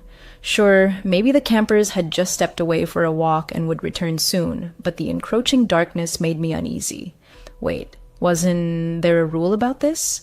I frantically pulled the list from my pocket and scanned it. Yes, Rule 8. If you check a campfire at night and hear a woman scream upon arrival, run back to your tower as fast as you can. Well, okay, not exactly. Okay, but okay. I hadn't heard any screams, just an empty camp and no fire. I should radio Evelyn. "Evelyn, hey." There's a campsite. No fire, but no people either. What should I do? "Where?" Evelyn replied instantly. I gave her my coordinates, checking my map by flashlight as it had grown fully dark. "Got it. That? Right on the edge of my zone," Evelyn said. "I'm heading there now. You just head back to your tower, okay?" "Okay. You sure?" I asked, feeling uneasy. "Positive. Go back. Stay safe," came her calm voice. Fine. She was a pro. I decided to radio her once I returned to find out what happened. I walked about 30 minutes nearly back to my tower when I noticed a distinct trail veering deep into the forest. Strange. I didn't remember it on the map. I thought the path I'd taken had no branches. Figuring I'd missed it that morning, I promised myself to check it tomorrow. With a tired sigh, I trudged back to my tower. Back inside, I slumped at the table and stared at the rules. I hadn't asked Evelyn about them. I didn't want to. Not until something even stranger happened. Tonight hadn't been that weird, just an empty camp. No screams as the rules warned. I'd been reading the rules for about 20 minutes when my main radio rang. "Hey, Oliver," Evelyn's voice came through.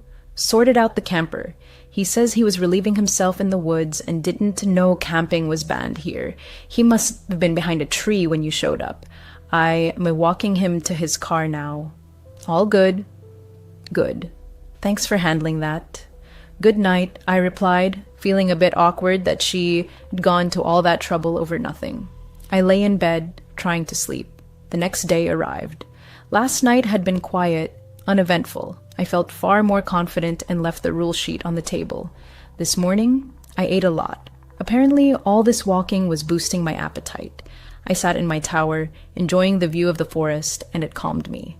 Time for my afternoon patrols to ensure no one was breaking rules. But first, I decided to check that strange trail not on the map. I reached it quickly. It was fairly close, and sure enough, it was as clear as any main trail, seemingly maintained just as well. I walked slowly down it, expecting nothing special. The path sloped gently downward, but was easy to navigate. After about 5 minutes, I thought I saw the end. A dead end, oddly, just a wall of trees. I was about to turn back when something caught my eye, a small red scarf tied to the branch of the nearest tree. Interesting. I stepped closer, and immediately spotted another, deeper in the woods. Then another. What the hell? Was I about to be an idiot and follow them straight into a serial killer's trap? Almost as if to prove I wasn't a coward, I decided to follow. I passed 5 scarves, each bright red, plain, no markings. Then I reached another, but this one lay on the ground. All the others had been hanging. Beyond it, I saw nothing. That was annoying. I bent to pick up the last scarf and froze. It was tightly fastened to something wooden and heavy. I lifted it. Dirt crumbled away, revealing a small underground hatch. Cool. It was about 10 feet deep and wide. A ladder was bolted to the wall beside the door. I shone my flashlight down and saw a sleeping bag on the floor and a camera. That was it. Just a sleeping bag and a camera. I carefully climbed down. The ladder was surprisingly sturdy. The whole bunker looked neat for such a place. But as I said, only a sleeping bag and a camera plugged into a charger, though the charger wasn't connected to anything. It was an underground bunker after all. I picked up the camera and tried to turn it on. The battery was dead. It was a fairly modern model. The screen showed 3 options: photos, gallery, settings. I chose gallery. The first few images were boring. A lake, someone, his house, a random car, nothing helpful. I scrolled quickly, almost missing one, a photo of my own lookout tower. At its base stood a family, 3 people. The father, dark-haired, tall, an experienced-looking hiker, strong. The mother, blonde, with a charming smile, her hand on her husband's shoulder. The third, a boy with short chestnut hair, strikingly similar to the man I assumed was his father. I kept scrolling but saw no more group shots, only the man. He took selfies inside my tower, photographed the views, the outhouse, some trails. Was this Henry or Roy? If it was Henry, why wouldn't he leave the forest to see his family? Then the photos grew stranger. Next, the underground bunker itself, the one I.D. just found, half-built, with a sleeping bag and his camera. He was building it. Evelyn had said Henry was handy, right? Why build a bunker so close to the tower? Then, a random tree in darkness. The next 4 or 5 photos were the same tree. At its base, a shadow, distorted, meaningless. What was Henry, or whoever this was, trying to photograph? Was he trying to capture the smiling lady? What was that sound? 2:13 a.m. Something woke me. I heard nothing now, but something had definitely pulled me from sleep. I'd been so exhausted I wouldn't have woken on my own. Maybe it was. I heard faint weeping.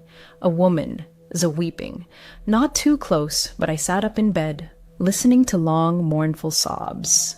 I knew Rule 3, if you hear a woman weeping between 1 and 4 a.m., ignore it. But I couldn't ignore it. It sounded so sad, so broken. Part of me wanted to help. Another part wanted answers. None of me wanted to ignore it. As quietly as possible, I geared up, grabbed my flashlight and radio, and opened the cabin door. I carefully descended the stairs, lighting my way to avoid tripping. The weeping came from off the trail, so I crept toward a dark cluster of trees. The cries were filled with such pain, such grief, I could only compare them to a mother who'd lost her child, howling in utter despair, losing a piece of her soul with every anguished breath. I turned off my flashlight as the weeping grew louder. Crouched low, I moved from bush to bush, tree to tree. The air grew misty, colder the closer I got. Crouching behind a tree, I saw her. She sat at the base of a tree, face buried in her hands, weeping. Long dark hair spilled down her back, tangled in the dirt.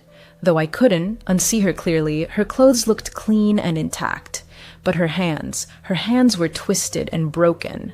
One elbow bent backward, bones protruded under the skin of both forearms, though not piercing through. Her nails were long and sharp. She was skin and bone, skeletal. Her pale white skin glowed in the dark, clinging to her collarbones, emphasizing her gauntness. My radio crackled, just for a second. I quickly looked down to turn it off, and in that moment, the weeping stopped. Damn, she'd heard me. I couldn't look up. I felt sick. I forced myself to slowly raise my eyes. She was staring at me. Her eyes were empty, dark white orbs, lifeless. The whites sharply contrasted with her black pupils. Her eyebrows were raised. She was smiling. Her smile was unnaturally wide, stretched across her face beyond what should be possible, baring all her teeth. It was like some dark medicine. Tears still streaked her sharp cheekbones and thin neck, but she wasn't crying anymore. She looked excited. I was going to run. I couldn't look away, but I told myself, damn it, run. I needed to run. Dee stared at her for about 30 seconds, and she hadn't moved. Her eyes stayed locked on mine, her smile sinister. Just as I gathered the courage to turn and flee, she moved in one swift motion. Her neck snapped sideways with a crack, and she crawled into the darkness after it. The movement was so fast, her broken arms crackled as she retreated. The snap of branches under her heavy body was my signal, my chance. I bolted like a madman, not daring to look back. Dodging some trees, crashing into others, I did not stop for a second. Why did you just leave me alone? There it was. The lookout tower. Stumbling, I raced up the stairs, burst into my cabin, and slammed the door shut. Safe behind walls, I listened. Silence. I scanned the base of the tower, the forest stretching around. Nothing. Forget it. I dove under the blanket, clicked off the lamp, and jumped into bed. Shaking, I tried to calm down enough to hear anything beyond my own heartbeat. But there was only silence. Just as I gathered courage to peek out from under the blanket to radio Evelyn, I saw them, scratches on my cabin floor, marks that hadn't been there before. Marks I must have missed in my panicked rush. They looked like something an animal or something crawling had made, from the door, across the room, all the way to the bed. I had not seen her outside because she was already here, with me, under the bed. I froze. I knew she was there. Felt her presence, under my bed. What to do? I frantically recalled the rules. Was there anything for this? Rule 6. If you wake and see smiling women peering through your window, hide under the blanket and hold your breath. She'll enter your cabin, and you'll feel her breath hovering above you as if she was floating. Don't breathe. It lasts only seconds. Once you feel her leave, turn on the main light until morning. Or Rule 9. If you return to your tower and find someone inside, run. Don't stop until you reach the next tower. Don't look back. She will chase you. Hide under the blanket and wait, as in Rule 6. Or run, since she was already inside, as in Rule 9. She'd been here when I entered, so that was Rule 9, right? I heard her. Not loud, but clear. A sound of someone moving slowly, trying not to break the silence. Soft shuffling.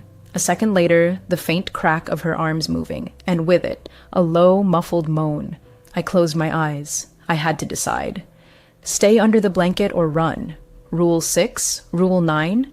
I felt a light nudge under the blanket. Not strong, just for a second. Then a second nudge, slightly harder. I chose Rule 9 in a flash. I leapt from bed and burst out the door, which slammed shut behind me. I didn't see her, didn't look back. Luckily, I was wearing shoes.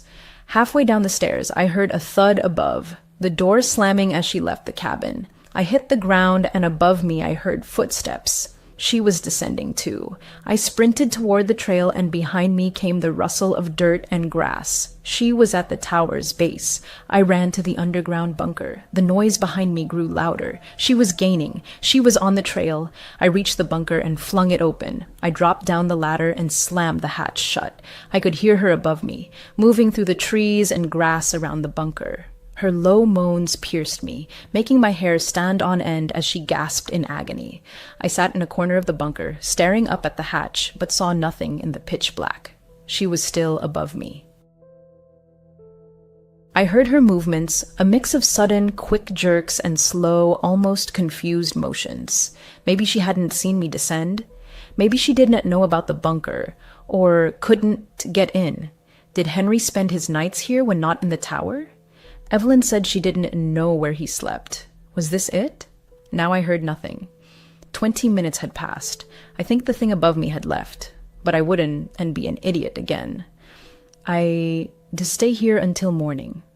Eventually, I fell asleep to the soothing sound of wind in the nearby trees. Last night had been too close.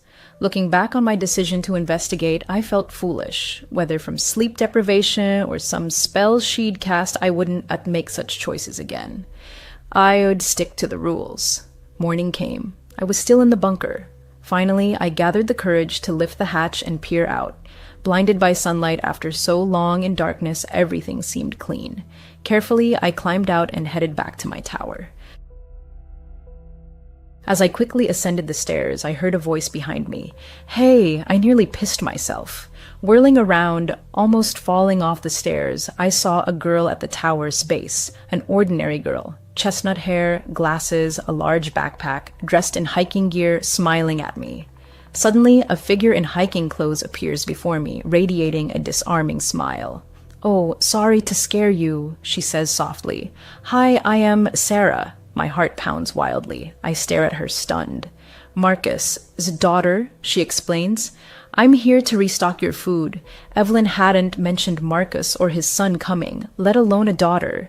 "Oh, hi," I stammer. "Sorry, you startled me. I'm Oliver." "Hi, Oliver," she repeats, that same warm smile. "You okay?" I force a weak, unnatural smile, trying to hide my confusion. Just caught me off guard. I thought Marcus or his son would come. She laughs brightly. "Oh, usually they do. I just started helping, and you were my first stop today. Nice to meet you, Oliver." Evening falls. My resolve to unravel the forest's mysteries only grows stronger. Yes, I am scared, but I want to make foolish mistakes again. As far as I know, I am completely alone. I don't know who to trust. Evelyn? Maybe. I need to meet her. Before bed, I radio her with one question. "Hey, Evelyn," I say. "Does Marcus have a daughter?" "Ask her," Evelyn replies after a pause. "I was just about to wish you good night. I'm not sure about a daughter. I've only met his son." "Why?" "Oh, just curious." "You okay, Oliver? Something else happen?" "No, I am fine, Evelyn. Good night." Fear still grips me, but I know exactly what to do. These rules are my lifeline. They will save my life, and I must follow them. Now I understand that more than ever. I decide to sleep in my boots tonight, just in case, and turn on the lamp before switching off the main light. I.D. lay in bed about 30 minutes when I heard it again, scratching. Rule 7. If you hear any scratching, whether in your cabin or near the outhouse, turn off all radios and hide under the covers until it stops. The scratching was faint, seeming to come from the stairs, or maybe the outhouse below. I immediately rushed to my big radio and switched it off. I checked my small radio. It was already off. I quickly returned to bed and dove under the blanket. The scratching continued, growing louder. Each scratch was slow and long, mimicking fingernails on wood. After each, about 10 seconds of silence, then another, closer than the last. Soon, it seemed right beside me, almost on my bed frame. I held my breath and closed my eyes. Not a rule. I was just terrified. The next scratch was longer than the others, either on my bed frame or the cabin door. I didn't know. I couldn't think clearly, but I wouldn't move. The scratching stopped. For about 15 minutes, I heard only the rustle of trees below as wind whistled past my cabin. ID decided to stay under the blanket all night when I heard another sound. Soft footsteps, quick but growing louder as she ran up the stairs. In panic, I forgot the rule. Instinctively, I leapt from bed and ran to the main light switch. I flipped it on, and the running stopped immediately. I froze by the switch, waiting for something to happen, but nothing did. Shaking, I walked to the rule sheet by my bed, checked it, and confirmed. ID done right. Rule 5. If you hear someone running up the stairs to your tower at night, turn on the main light until morning. If she reaches the top before you do, it is too late. Thank God. I'd remembered the main light was key in multiple rules, and I was so glad I'd chosen correctly. I scanned the balcony, saw nothing. I looked up the stairs. Nothing came. The bright main light made it impossible to see the forest below. I sat at my table. 2 hours had passed since she'd tried climbing my stairs, and I wouldn't sleep tonight. So I used my time wisely, studying maps of surrounding areas, memorizing trails around my tower. I also learned something new, the route to Evelyn's nearest tower. It wasn't too hard. Though I still thought I could trust Evelyn, I wanted to meet her in person, to see her with my own eyes and talk face to face, not through a radio. I decided I'd go to Evelyn's tower tomorrow. I woke early. I'd slept only a few hours, but it was enough. I was too driven to notice. I packed a light backpack, food, water, flashlight, radio, map, machete, and the camera so Evelyn could confirm if the man in the photos was Henry. Sunlight filtered through the treetops, but never truly appreciated dawn's beauty. Usually I was either asleep or terrified, but today the sunrise was magnificent. I decided not to tell Evelyn I was coming. Though I trusted her somewhat, I did not want her changing anything if she knew my location, just in case. Lacing my boots, I set off for her tower. The hike should take about 3 hours, fairly direct, not too steep. I immediately felt a sharp difference leaving my zone and entering Evelyn's. Each lookout's job was to monitor their own trails, but Evelyn were completely overgrown. Honestly, they weren't maintained at all. Trees, bushes, and dense vegetation made me grateful I'd brought my machete. I hacked my way through, ensuring the trails were clear enough to run on if needed. Losing motivation and feeling hungry, I finally reached her tower. Clearing the trails had taken about 5 hours, but I made it. The tower was identical to mine. Same layout, same 4-piling structure in a small forest clearing. Her outhouse was on the opposite side, but the storage shed was in the same spot. But I immediately noticed one huge difference. What the hell? About 50 feet from her tower lay the remains of a massive fire pit, ringed with stones. It looked heavily used, though our job was to prevent fires in the national forest. That was odd, wasn't it? I began climbing the tower quietly, partly to avoid seeming like a smiling lady running up her stairs, but mostly because I was nervous. At the top, I saw no one inside. In fact, it looked like no one had ever been there. Old nests were everywhere. Cobwebs hung from the rails. Dust coated everything. I tried the door. It was locked. Strange. My tower didn't even have a lock. I squinted through the dusty window. Inside was darker than it should be. I made out the main radio on the table beside stacks of what looked like newspapers and bottles. The bed was dirty, unmade, a backpack stuck out from under it. From what I could see, there were no books, no cards, nothing to pass the time. How did she stay sane? I decided to radio her. I hadn't come all this way to leave without meeting her. I grabbed my radio. "Evelyn, come in." "Hey," came a quick reply. "What is up, Oliver?" "Hey, just checking in," I said. Yeah, I decided to probe a bit before telling her I was here. "Where are you?" "Oh, in my tower." "Why?" she answered. What the hell? I was sure this was the right tower. I'm looking at it and it's empty. She's lying." "Oh, nothing," I lied, masking my shaky voice. "Just some tourists on the edge of my zone. I'll handle it." No reply. Did she believe me? Answer, "Evelyn, I need to know if you trust me or not." "Cool. Good job, Oliver. Thanks for that." Okay, thank God she believed me, I thought. I decided to descend and hide behind the nearest tree. Maybe she was just returning, so she said she was already there. Maybe it was a misunderstanding. ID watch and see. Over 30 minutes passed. No sign of her. In fact, no sign of anything. This area was completely silent. Dead. Where were the animal sounds? Distant hikers? It was too quiet. While waiting, I told myself that if she didn't, I'd return soon. I'd break into her tower. I did not know if it was legal, but technically it was my employer's property, right? I assumed it was illegal, but I needed to investigate, and I needed to do it before dark. I slammed the back of my machete against the door, just above the handle. The loud crack broke the eerie silence, followed by the door creaking open, freezing me for a second as I waited for something to happen. Nothing. I stepped inside. Dust filled my nose and I held back a cough. I needed to be quiet, and fast. Cold permeated the cabin, an inexplicable chill, as if the air itself was denser, heavier than outside. My footsteps echoed as I approached stacks of newspapers and folders. The headline of the first paper sent chills down my spine. Tourist sister missing. I frantically skimmed the article. These national forests. 2 sisters missing. 2? But Evelyn had only told me about one missing sister. Was this another, or was she hiding something? It didn't make sense. I flipped through more issues, same story, 2 sisters still missing, until I hit a headline. 1 sister found after 3 weeks. The article said 1 girl was found alive and well, but the other was still missing. They'd gotten separated while lost in the forest. Evelyn never mentioned she had been lost too. If it was her, did she consider it too personal? Or was she lying? My attention shifted to the folders. One held a single sheet titled Oliver. What the hell?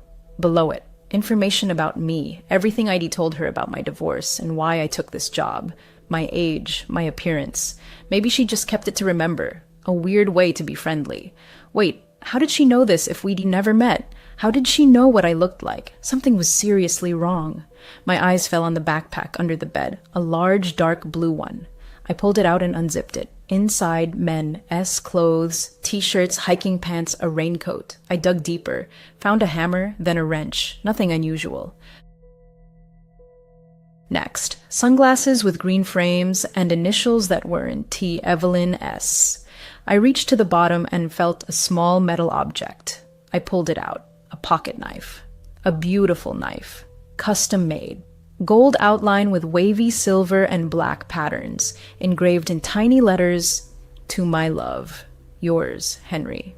What the hell? Why did she have Henry's knife? Were these his things? What happened to his belongings after he disappeared?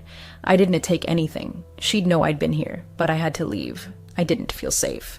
Just as I turned to go, I heard a familiar voice behind me. Evelyn S. You know, she wants you to smile. I spun around.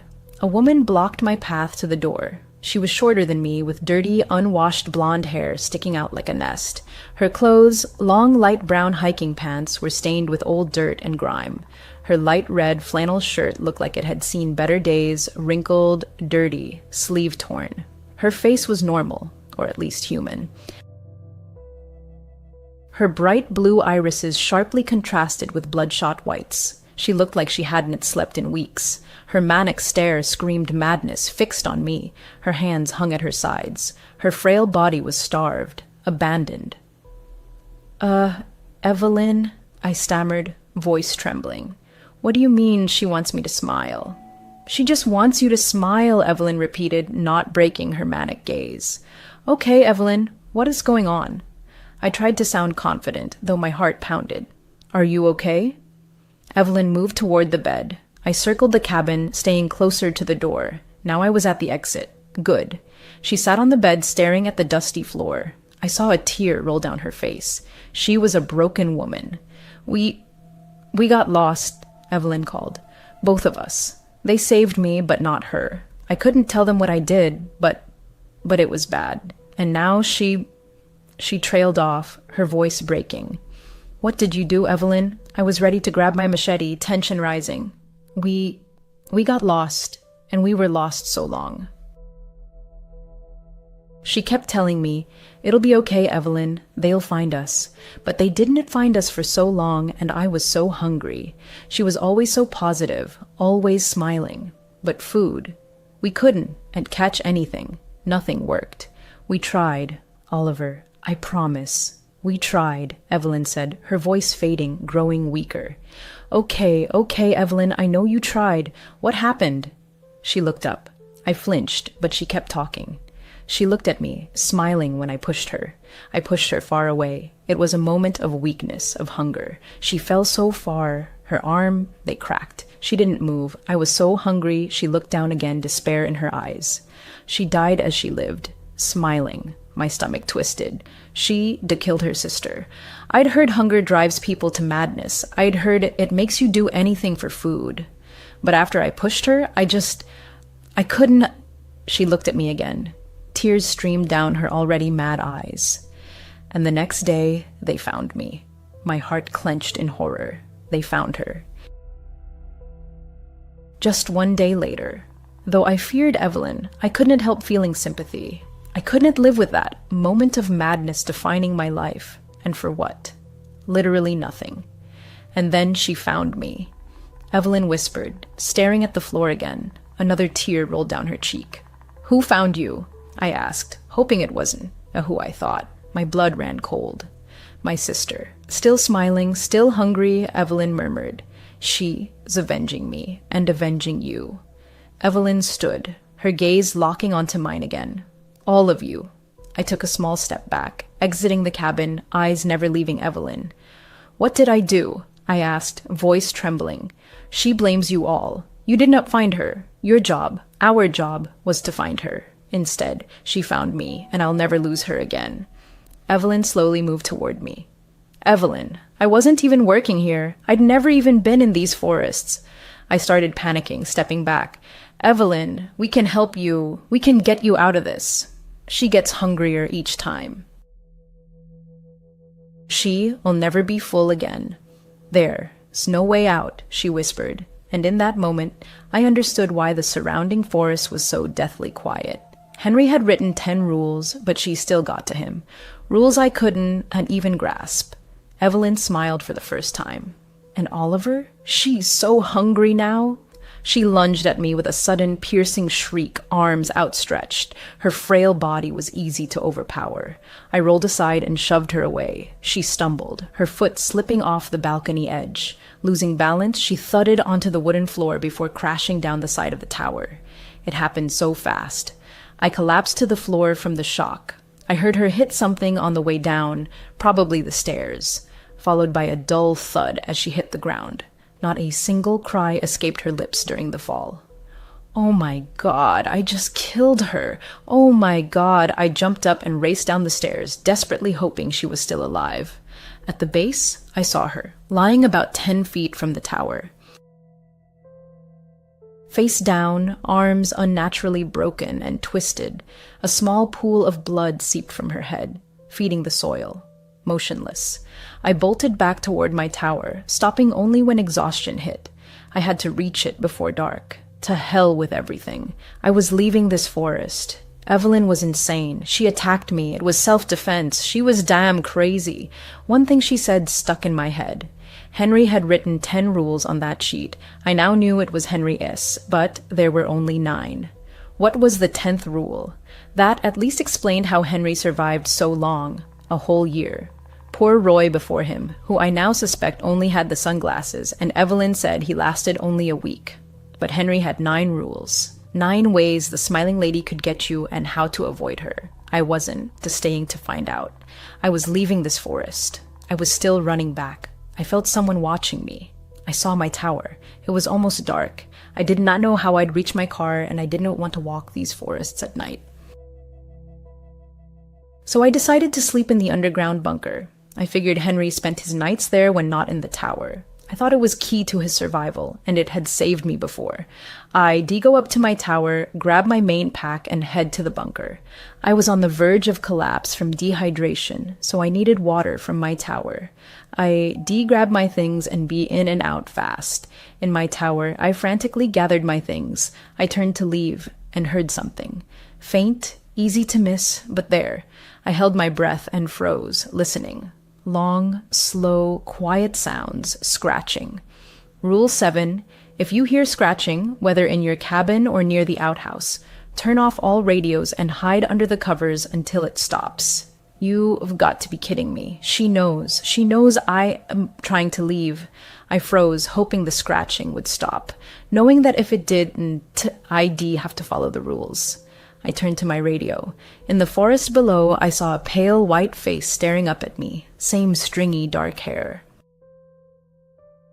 Same wide, sinister smile, her white skin glowing in the darkness. I saw nothing but her face emerging from the black night. She stared at me, her excited eyes locked on mine. Her piercing eyes, like magnets, held my gaze. She knew I planned to escape. Another night here, and I felt her gathering strength to catch me. I abruptly broke eye contact, switched off the radio, and dove under the blanket. Evelyn's words echoed in my ears. She so hungry now. The scratching stopped the moment I hid under the blanket. I literally felt her hunger hanging in the air, thickening over my tower, focused on me. Peeking from under the bed, I confirmed the awful sounds had ceased. I did not want her to catch me off guard. I wanted to be ready for any trick. I stood, walked the balcony, scanning the area. Where she'd stood, she was gone. I knew she was incredibly fast. She'd outrun me before when I found her weeping in the forest. She could be anywhere. I turned to re-enter the cabin. Glancing at a window, I saw the reflection of my dim lamp behind me begin to flicker. Damn. Rule 4. At night, always sleep with the lamp on. If it flickers, quickly run to turn on the main light until morning. If it goes out before you can, hide under the bed until dawn. My eyes adjusted to the dark as I watched the lamp's reflection, and then she appeared right before me through the glass, standing on my balcony. It was her. Broken arms outstretched, wild white hair, huge eyes, and that horrifyingly wide smile. Rule 6. If you wake and see a smiling woman peering through your window, hide under the blanket and hold your breath. She'll enter your cabin and you'll feel her breath hovering above you as if she's floating. Don't breathe. It lasts only seconds. Once you feel her leave, turn on the main light until morning. The lamp flickered again, then went out, plunging me into darkness. I had two conflicting rules. I couldn't look away, but I knew I had to turn on the main light. Her neck suddenly twisted sideways and she began walking. Very fast, each step loud as she moved across the balcony toward the door on the other side. Oh damn, I spun and sprinted to the main switch. She was halfway to the door when I flipped the light on, and now I had to decide. Hide under the bed or under the blanket. I chose the blanket. Rule 6 said, she'll enter your cabin, and she was about to. I dove to the bed and pulled the blanket over my eyes. The moment I did, the cabin door opened. I heard loud, fast footsteps rushing toward me, but I saw only darkness under the thick blanket. I held my breath. I felt her, just as the rule predicted, right above me. Her breath, cold, washed over me. My eyes were shut, but I knew she was there. I desperately tried not to breathe, heart pounding, stomach clenched, but I refused to inhale. And still, she waited, desperate for me to give in. What if I breathed? Would she kill me right there? Possess me? My chest ached unbearably. I couldn't hold on. There it was. I lost. My mouth opened. She vanished. Just gone.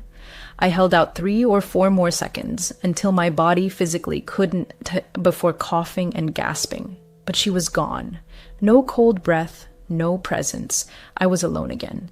I threw off the blanket. The cabin door was wide open, swinging in the wind. My main light was still on, as was the lamp which had reignited. Had she used the lamp's flicker to trick me into choosing the wrong rule? If I'd hidden under the bed, would she have killed me? Hours passed in silence. Both lights still burned. I felt a bit safer, but suspected it was her tactic, to lull me into complacency. I stayed alert. And thank God I did. I saw a campfire right at my tower as base. The cabin lights made it hard to see, but I spotted it. In fact, I saw more than one. Fires burned all around my tower as perimeter. I walked the balcony, counting 6 fires. At each stood a dark human figure, back to me. What the hell? All stood alone by a fire, staring into it. Figures of different sizes. One looked like a child. I couldn't make out features in the dark, only silhouettes. The 6th fire had no figure. Why was no one there? As my eyes adjusted to the darkness below, the figures began falling into their fires one by one. The first, a tall, thin man, fell face first into the flames, almost willingly. As he writhed, fire consumed him, making his features indistinguishable. His screams pierced the air. As I watched in horror, a woman fell into her fire. She screamed as flames covered her, writhing but not trying to escape. Then a smiling figure, a child, a boy, fell face first into the fire. I gasped. I couldn't scream. My whole body was in shock. The child was silent, but twitching. Finally, the fourth, a large, broad-shouldered man, fell into his fire, grunting in pain, stifling screams, barely moving as he burned, motionless as she burns. Finally, a woman, a silhouette. I spun toward her, trying to catch her before she fell. I rushed inside, grabbed my flashlight, and sprinted back. She fell into her fire, and I just caught a glimpse in the beam, tangled blonde hair and a red flannel shirt torn at the sleeve, before flames swallowed her. Only one burning fire remained, the sixth, the one with no figure. As screams echoed through the night, I heard faint weeping somewhere below among the trees. "Oliver!" A voice called as the first sun rays pierced the trees. "Oliver, are you there?" I cautiously stepped onto the balcony and saw Sarah, Marcus's daughter, standing below. She wore the same clothes as our last meeting. "Sarah!" I shouted. "Sarah, we need to get out of here." "There, Oliver!" she yelled back. "Oliver, I know everything about Evelyn, her sister, about Henry and his family, about Roy. I know it all. Oh, we need to leave, Sarah." "We can't," she cried. "We have to burn her. We have to burn Evelyn as sister." "Why do we have to burn her?" I shouted, despair rising in my throat. "It is Rule 10, Oliver. She'll follow you wherever you go if you leave this place. She'll be one step behind you forever unless you burn her. Rule 10, burn her body or she'll haunt you eternally." "How the hell do we find her body?" I yelled, feeling utterly broken. "I know where it is, Oliver." Sarah smiled warmly, trying to calm me. "Let me explain on the way. It's nearby." I'd survived all the other rules. Now I had to survive one more. I gripped my machete tightly. It made sense. This lady follows you out of the forest. That is why Henry couldn't leave and why he needed Evelyn. That is why Evelyn said there was no way out, because there isn't unless we burn her. And Sarah. Evelyn said Marcus had no daughter, but that was just to confuse me, to turn me against a potential ally. Either way, I didn't fully trust Sarah, not yet. Not until I heard what she had to say. So I grabbed my machete. I descended the stairs, approaching Sarah. She looked at me. Her eyes flicked to the machete, but she seemed to understand my caution. "Why didn't you tell me all this before?" I asked, voice trembling. "If you knew everything, why not tell me when we first met?" "I did not know who to trust, Oliver," Sarah explained, her expression turning serious. "I knew Henry and we trusted no one, not fully, except each other. And Henry is gone now." I was stunned. "How did you know him?" Yes, she looked down, pain on her face. "It was confirmed last night. I befriended him while he worked here. I brought him extra food and ran errands just to see him. That is why I'm in this forest now. I was looking for him. But after last night, yes, he's dead." "How was it confirmed last night?" I asked, seeing her genuine grief. "The lady, the smiling lady, seems to focus on one victim at a time. While she hunts someone, she ignores everyone else. That is why Evelyn kept feeding her people, to keep her sister from turning on her," Sarah explained. My breath grew heavy, heart racing. She continued, "Last night, I was looking for Henry, as I always did. I saw the fires around your tower, and I saw those figures fall into them. People she's taken. One looked like Henry, others like his family. I saw the sixth fire, the one she made for you, and heard her weeping, trying to lure you out. She focuses on prey one at a time, which confirms you are her target. She already got Henry. She never gives up until she gets them. And now it's you. You have to burn her." "But I killed Evelyn, not her," I said, pushing her when she attacked me. "So why did I see her fall into the fire last night?" I trembled, barely holding myself together. I hadn't said aloud before that I killed her. "Yes, I thought you might have. The smiling lady wouldn't have attacked her while focused on you. But that doesn't mean she didn't take Evelyn after her death, didn't eat her. She's always hungry. That is all she cares about. Why don't you just burn her body yourself? I shouted, despair overwhelming me. This is madness. I am desperate to escape this nightmare. It has to be you. It has to be the one she's hunting. I tried, but I only found her body after Henry disappeared. Every time I try to burn it, the fire won, to light. I don't understand it, but I know it has to be you. She lit a fire for you last night, and it has to be you who lights hers. How the hell can I trust you? Tears streamed down my face. It made sense. While she searched for Henry, she needed him to burn the body. Sarah pleaded, I hid in the underground bunker last night. That's why I am here so early. It was Henry, his bunker, Oliver. The smiling lady doesn't know about it. That's how he survived so long. I can show you where it is. I know where it is, I whispered, hopelessness tightening my throat. I have no choice. I have to trust her. I have to burn the body. I have to burn that body. Trusting her, Sarah, was a mistake. I raced upstairs, grabbed my backpack. It already held a lighter and a can of kerosene. I followed Sarah, but didn't let go of my machete. Of course, it all happens in this cursed cave. On the way, Sarah explained that after being pushed, Evelyn's sister crawled there seeking shelter, but died of her wounds inside the cave. She said this explained why I might have seen her weeping. The smiling ladies replay her final moments endlessly, feeding her hatred. It also explained her eternal smile. Evelyn was smiling when she pushed her. Sarah stopped at the cave entrance, carved into a steep hillside. I shone my flashlight inside, but saw little.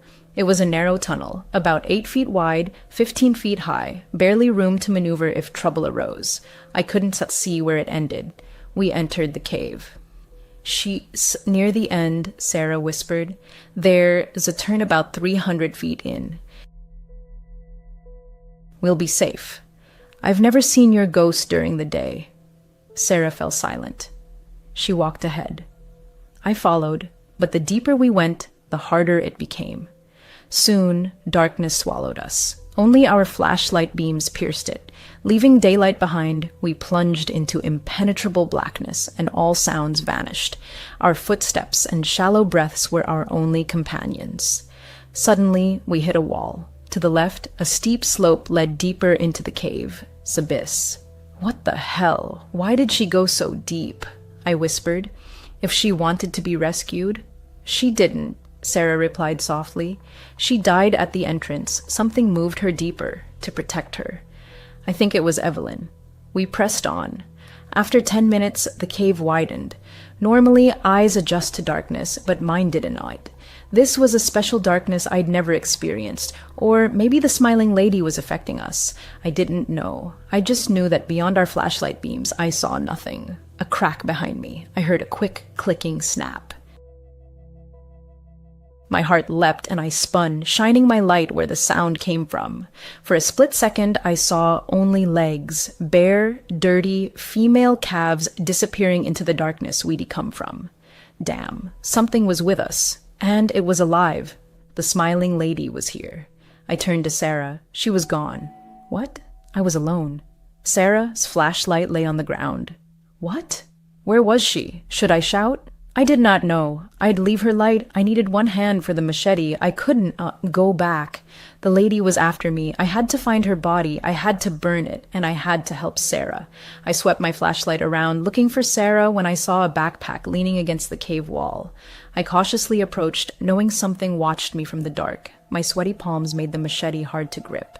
I clutched it tightly. I quickly reached the backpack, scanning the cave with my flashlight, but saw only rocks. I checked the bag, OAS contents. It was already open. It hadn't been there long, maybe less than a week. I barely glanced inside. An old tarp, a lighter, and the same small kerosene can ID taken. The same type provided at the tower. Also in the bag, a knife. The same one ID found in Evelyn's cabin, only larger. Same gold outline with silver and black patterns. Engraved, "Your matching knives, my Henry." Another of Henry's knives. This was Henry's bag. I opened the knife. Recently used. Its once sharp edge was now dull, stained with rock residue. I shone my light on the wall beside the bag, scratched into the rock. 10. Sarah lies. A crack behind me. I turned and saw Sarah. She was smiling. "Sarah," I started. But her eyes locked onto mine. She saw me through the darkness. Her hands began breaking, as if the air around them was snapping them. They jerked violently. Her elbows bent backward as bones protruded, stretching the skin under her forearms with each crack. Her smile widened. Soon, it stretched unnaturally across her face. Her eyes widened with joy. Her skin paled, hair lengthened. She was unrecognizable. Sarah. Now I knew her as the smiling lady. I'd fallen for it, just like Henry. She needed darkness. That's why she roamed at night. That's why I had felt watched leaving Evelyn's cabin. I was, but she couldn't act in daylight. She watched me as Sarah by day, but attacked as the smiling lady at night. That note in Evelyn's cabin describing my appearance, only Sarah had seen me before. God, I felt so stupid. I'd been safe from her in daylight, but now it was dark, and she was changing. She died in darkness, and now she lived in darkness. And she dwells in this pitch-black void. I jerked upright. The machete in my hand trembled traitorously. Step by step, I approached her, ready to strike, but suddenly, explosive movement from both sides. I was grabbed. Creatures crawled over me, their bony fingers and claws digging into my flesh, dragging me down. 5, I counted 5, desperately resisting their grip. Too many, too strong. My flashlight fell, its beam now shining directly on me. In its light, I saw my attackers, faces, Henry, his wife, their child. The tall man, Roy, and Evelyn. They held me tight. Evelyn's broken arms, sharp as razors, dug into me as I struggled. Her shattered bones cut me as they all pinned me to the ground. They smiled. Out of the corner of my eye, I saw Sarah burst from the darkness and felt her teeth sink into my chest. A new person now lives in my lookout tower. He has a family, and a dog that visits him. We leave the darkness only when she commands. She doesn't want to lose us. Now I smile, and when she tells me to burn, I burn too. I write this to warn you of the smiling lady in the national forest. Don't try to find me. This is my last conversation with you. Dawn, and look for me. I belong to her, and she'll never let me go. Music. I am a former car salesman from a Chicago suburb in Illinois. After my wife passed away, I moved in with my son, and that is when I encountered something I never could have imagined. I simply did not want to be alone, yet my son, fully aware of my mobility issues, put me in a bedroom on the second floor. Essentially, I live in this room, getting up only occasionally to shuffle down the hall to the bathroom.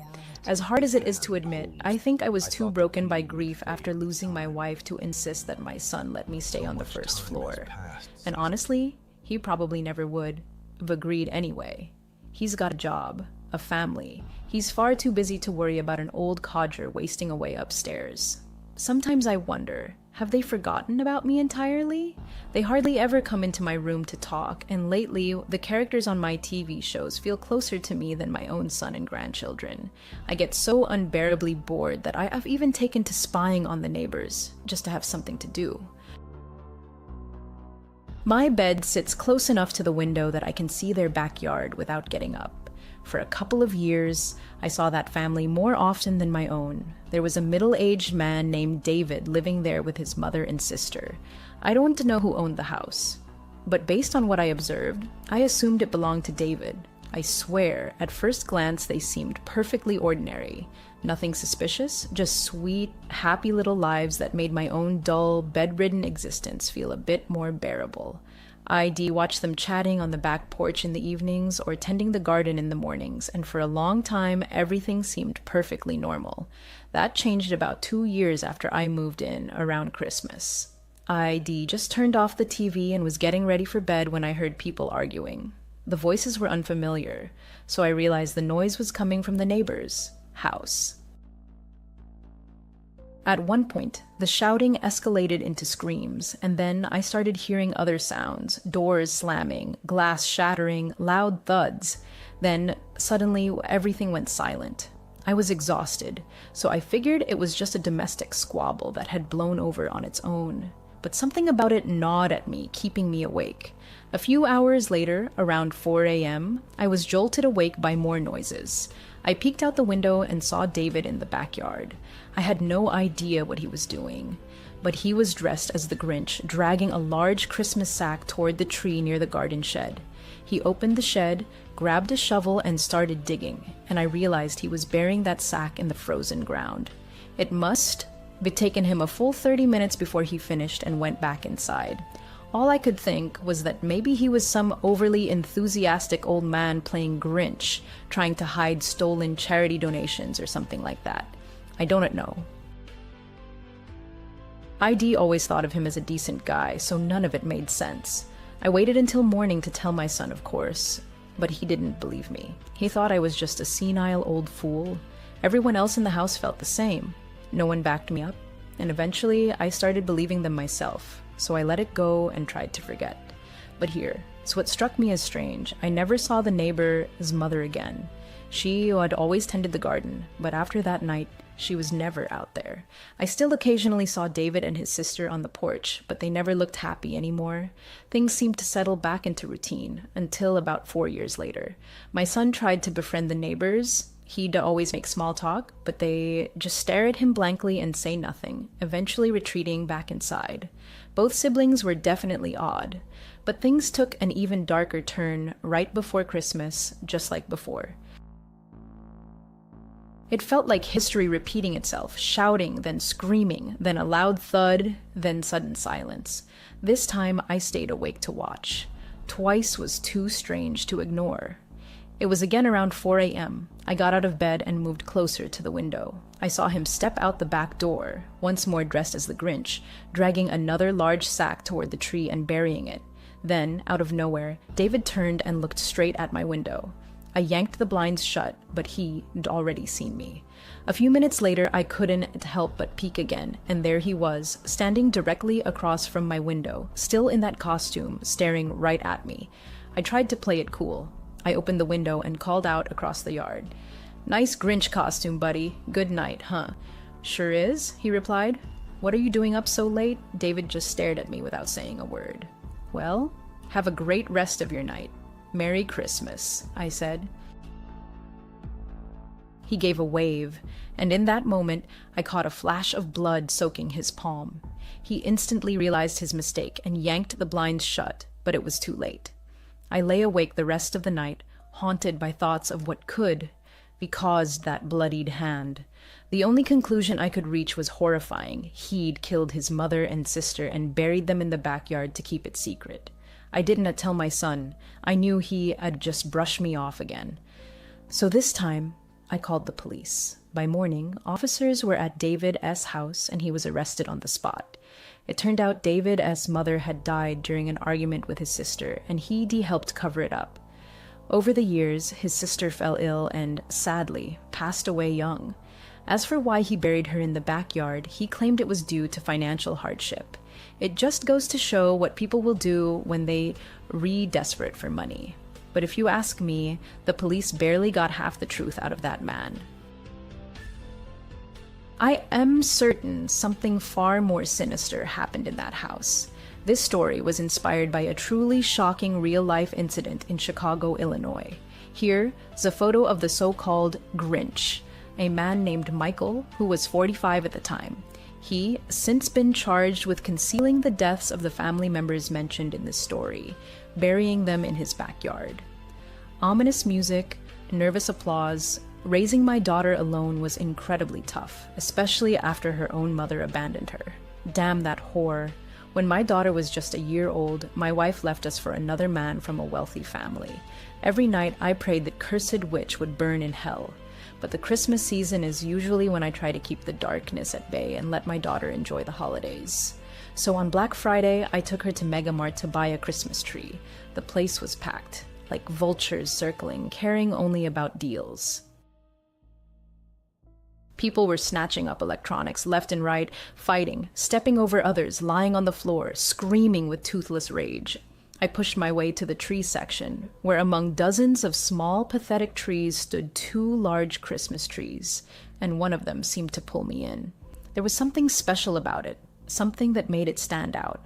I stepped closer, but as I tugged at the branches to check what it was made of, I got cursed out. Not by someone trying to claim the tree, but by a strange, unsettling man standing right in front of me. "What the hell is your problem?" the man snarled, shoving me to the ground. "I'm sorry, man," I said. "You just blended in with the trees." I was about to buy the last big one. The man, eerily Grinch-like, scowled, baring sharp teeth. "Well, whoever told you that tree is yours is wrong. It's mine. Got it?" "What is the matter, you little runt?" I got back on my feet. "Excuse me, did you just say it's your tree?" "That's right, Buster. So if you are looking for a big one, go drink your way through the forest." I couldn't tolerate this bizarre behavior. I stood my ground, determined to buy that tree. My little girl was terrified, her whole body shaking as she whispered, "Daddy, can we go now?" "Not yet, sweetheart. Just one more minute." "Is that what you told your wife?" The Grinch snapped. "Now get out of my way." He grabbed me by the collar and hurled me across the floor like a rag doll. Disoriented, I knew if he didn't stop, I might not survive. So I screamed for security.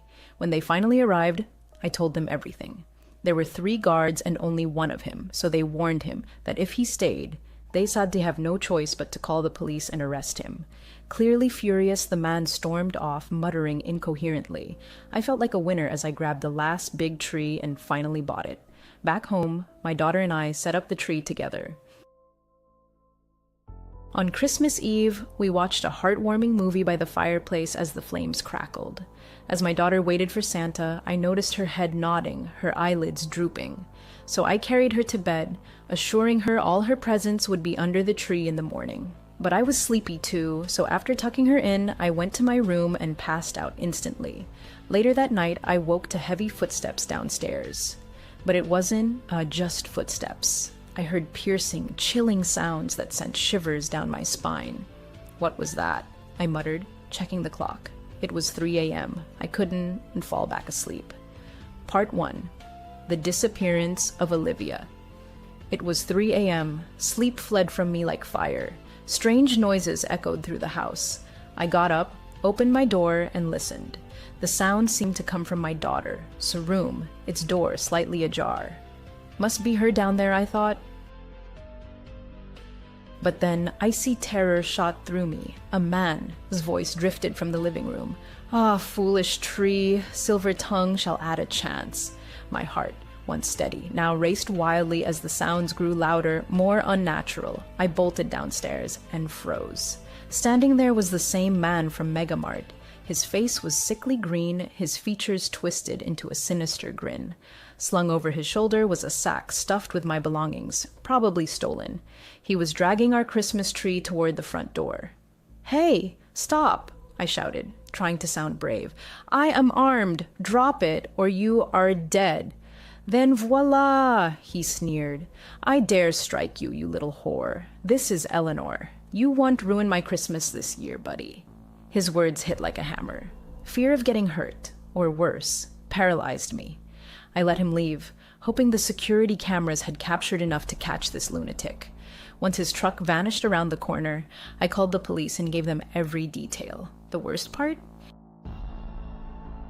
His truck had no license plate. "Damn it all, over a stupid tree," I muttered in despair. I locked every door and waited. When the officers arrived, they searched the house thoroughly, every room, every corner, and then my heart stopped. My daughter was gone. Not in her room, not in the kitchen. "Olivia, sweetheart, Olivia," I called desperately, but only silence answered. A horrifying thought struck me. She might have been in that sack he carried. The police promised an investigation, but over time, the case went cold. Ever since, I've spent every Christmas alone with only photographs to remind me of my lost Olivia. Part 2, The Grinch and Ethan music. I am a single mom raising a teenage son. My job takes up so much of my time that we rarely get to spend real quality moments together. So I try to bring Ethan along wherever I go, errands, shopping, anywhere. Last Christmas, we went to the mall. It was absolute chaos, but holiday deals and promotions were everywhere. I decided to dive in. I suggested a game. Whoever found the best discounts and bonus points on food stamp eligible items would win. He didn't seem excited, but he played along to avoid disappointing me. He's such a sweet kid. Still, I figured he was just growing up, too old for silly games. I was in Sneaker Palace when I suddenly realized I'd lost him. My heart dropped. I rushed out to search and saw a huge crowd gathered outside a store. I pushed through to see what was happening. There, dressed as the Grinch, was a man so perfectly costumed he could be starred in the Jim Carrey movie. And there was my son, standing in line to take a photo with him. I scolded him for running off, ready to drag him back, but he was more determined than I expected. "I'm sorry, Mom. I really wanted a picture with the Grinch. What about Santa? He's boring. I want the Grinch. If I wanted a fat Santa, I'd take a photo with your ex." I decided to give him what he wanted. As we waited in line, I couldn't take my eyes off that Grinch. Something deep inside screamed, "Don, trust him." He kept glancing at us, even with the crowd around. Even stranger? He never broke eye contact. While others took photos standing beside him, when it was Ethan's turn, the Grinch sat on a bench and told my son to sit on his lap. "Merry Christmas. What's your name, boy?" "I am Ethan." "You don't have to sit on his lap if you don't want to," I said. "It's okay, Mom, I want to." "You sure? Are you deaf, lady?" He said he wants to. I was stunned. I wanted to rip his head off when he... NOS, a tragic anniversary, remembering a fateful day. September 6th, 1990, was a warm Saturday, the day I turned 30. I planned a modest party with close friends to share the joy with my 12-year-old daughter. Nothing extraordinary. A birthday cake and the warm company of friends. As was our tradition, my sister and I took our children to our parents' house for Saturday morning bagels.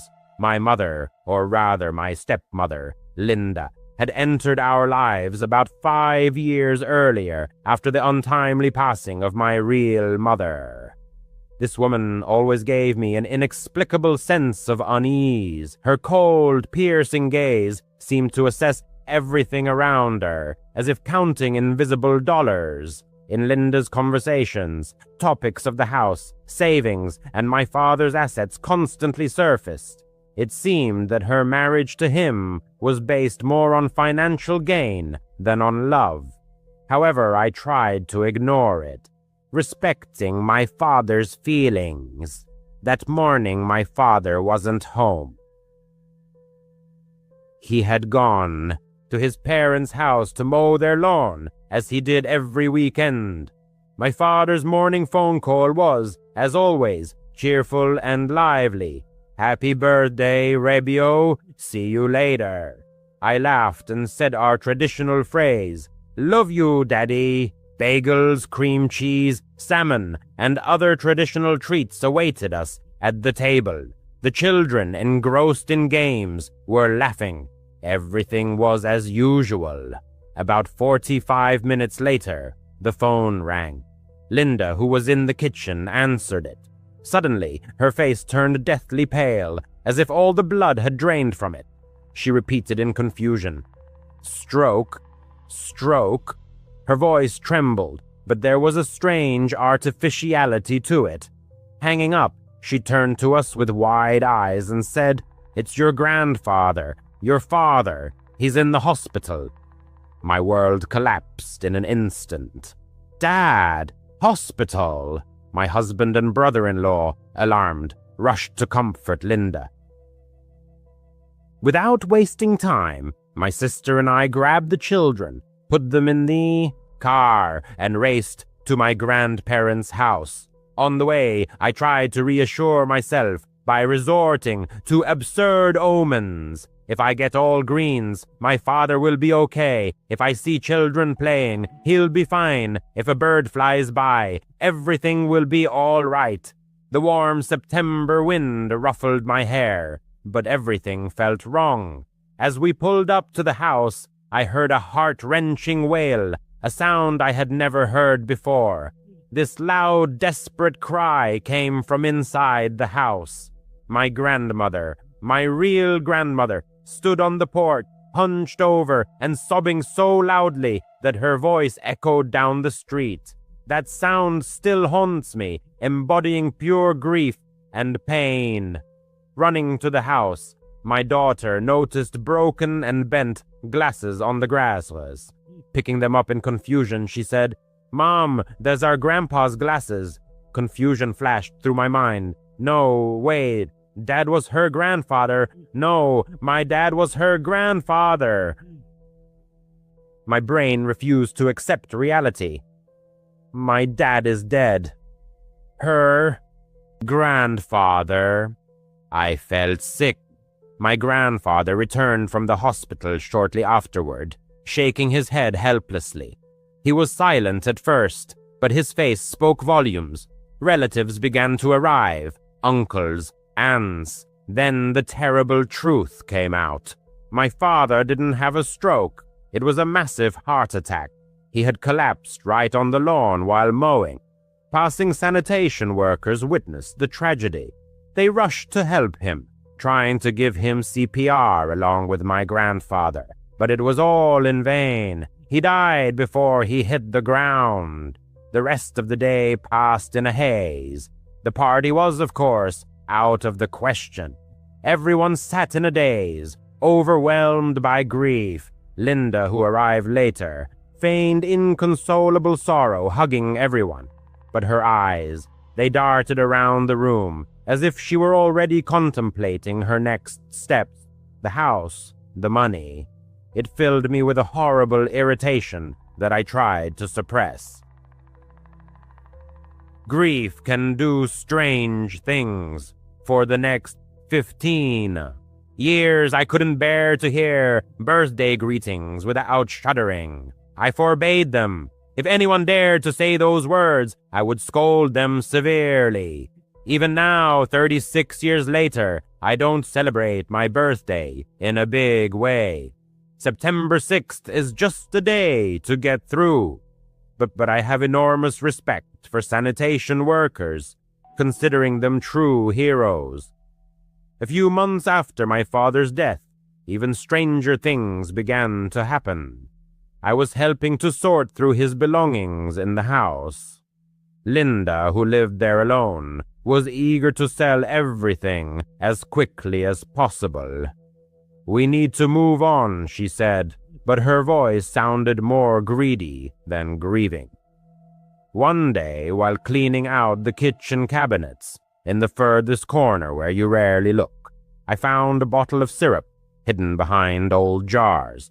It was a plain glass bottle with a thick, dark liquid without a label. A strange place for syrup, I thought. Taking it home, I started searching for information online. It turned out it wasn't ordinary syrup.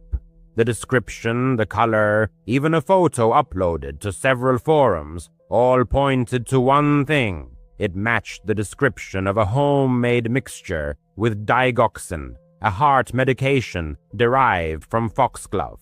It's prescribed for heart problems, but in large doses, it's deadly, especially for elderly people like my father, who was in his 50s. It can cause irregular heartbeats, leading to a massive attack. And worst of all, it's hard to detect in an autopsy unless you specifically look for it. Story 1. My father's death was ruled a natural cause, raising no suspicion of foul play. However, traces of a substance were found in one of the bottles, which tested positive after an anonymous sample was sent to a lab. Gradually, sinister details began to emerge. Linda, a former nurse, had knowledge of medications. She expressed dissatisfaction with my father's unwillingness to do household chores and how property taxes were draining their savings. She longed to possess everything alone. The sinister glances and the hasty organization of the house sale began to form a single picture. She had probably been adding the poisonous substance to his food or coffee, gradually accumulating to a critical dose.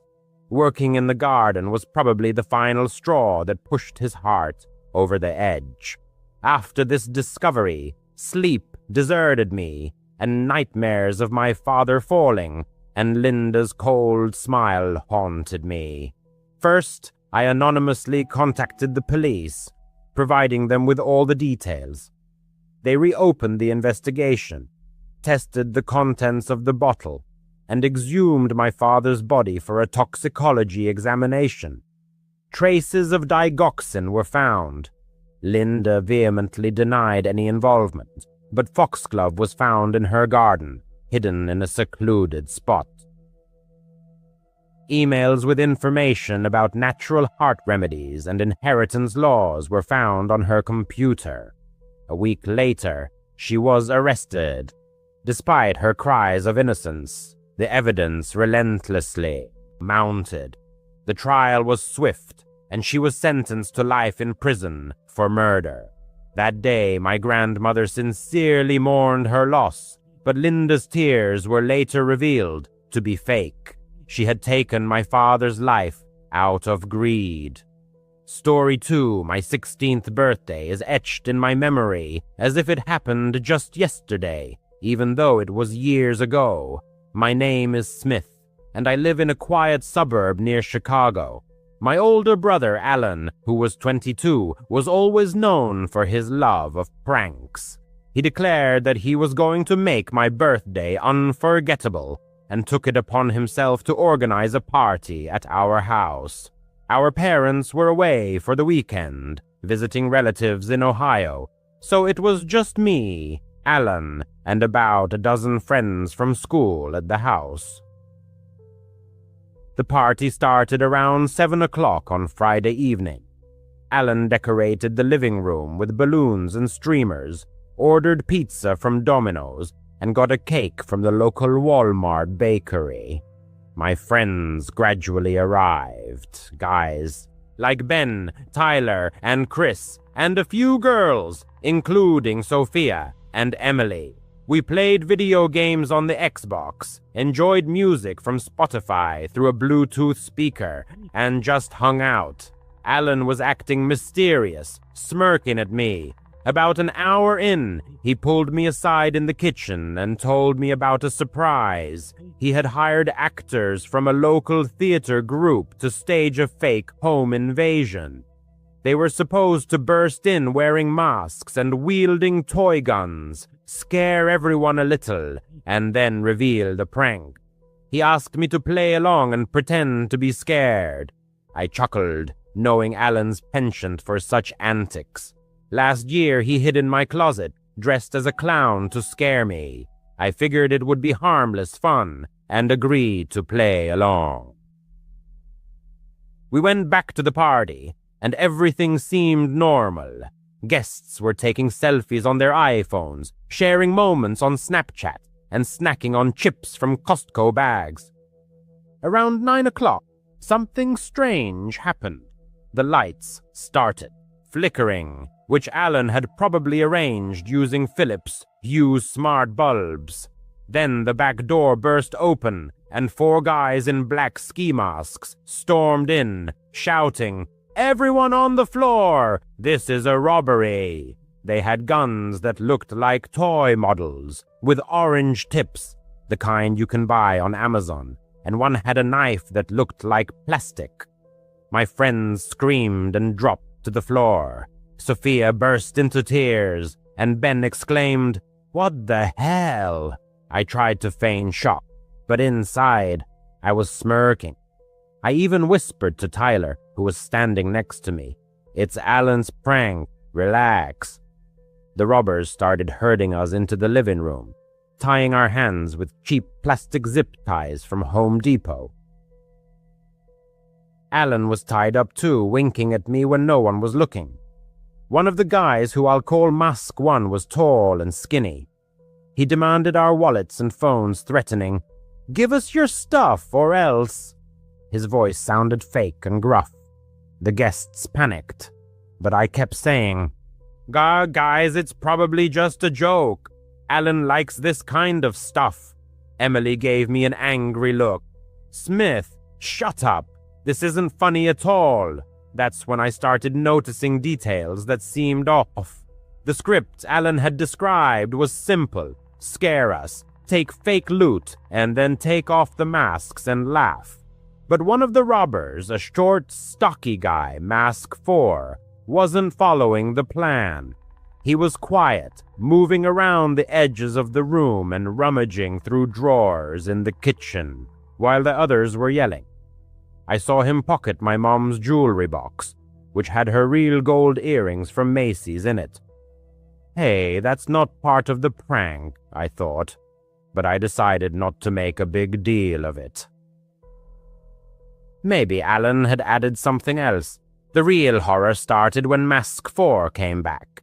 He had a knife in his hand, but up close, it didn't look like plastic. It had a serrated edge, like a real kitchen knife from our IKEA set.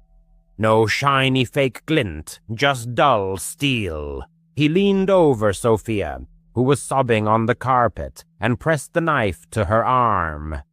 "Give me your necklace," he growled in a low, raspy voice that didn't sound theatrical.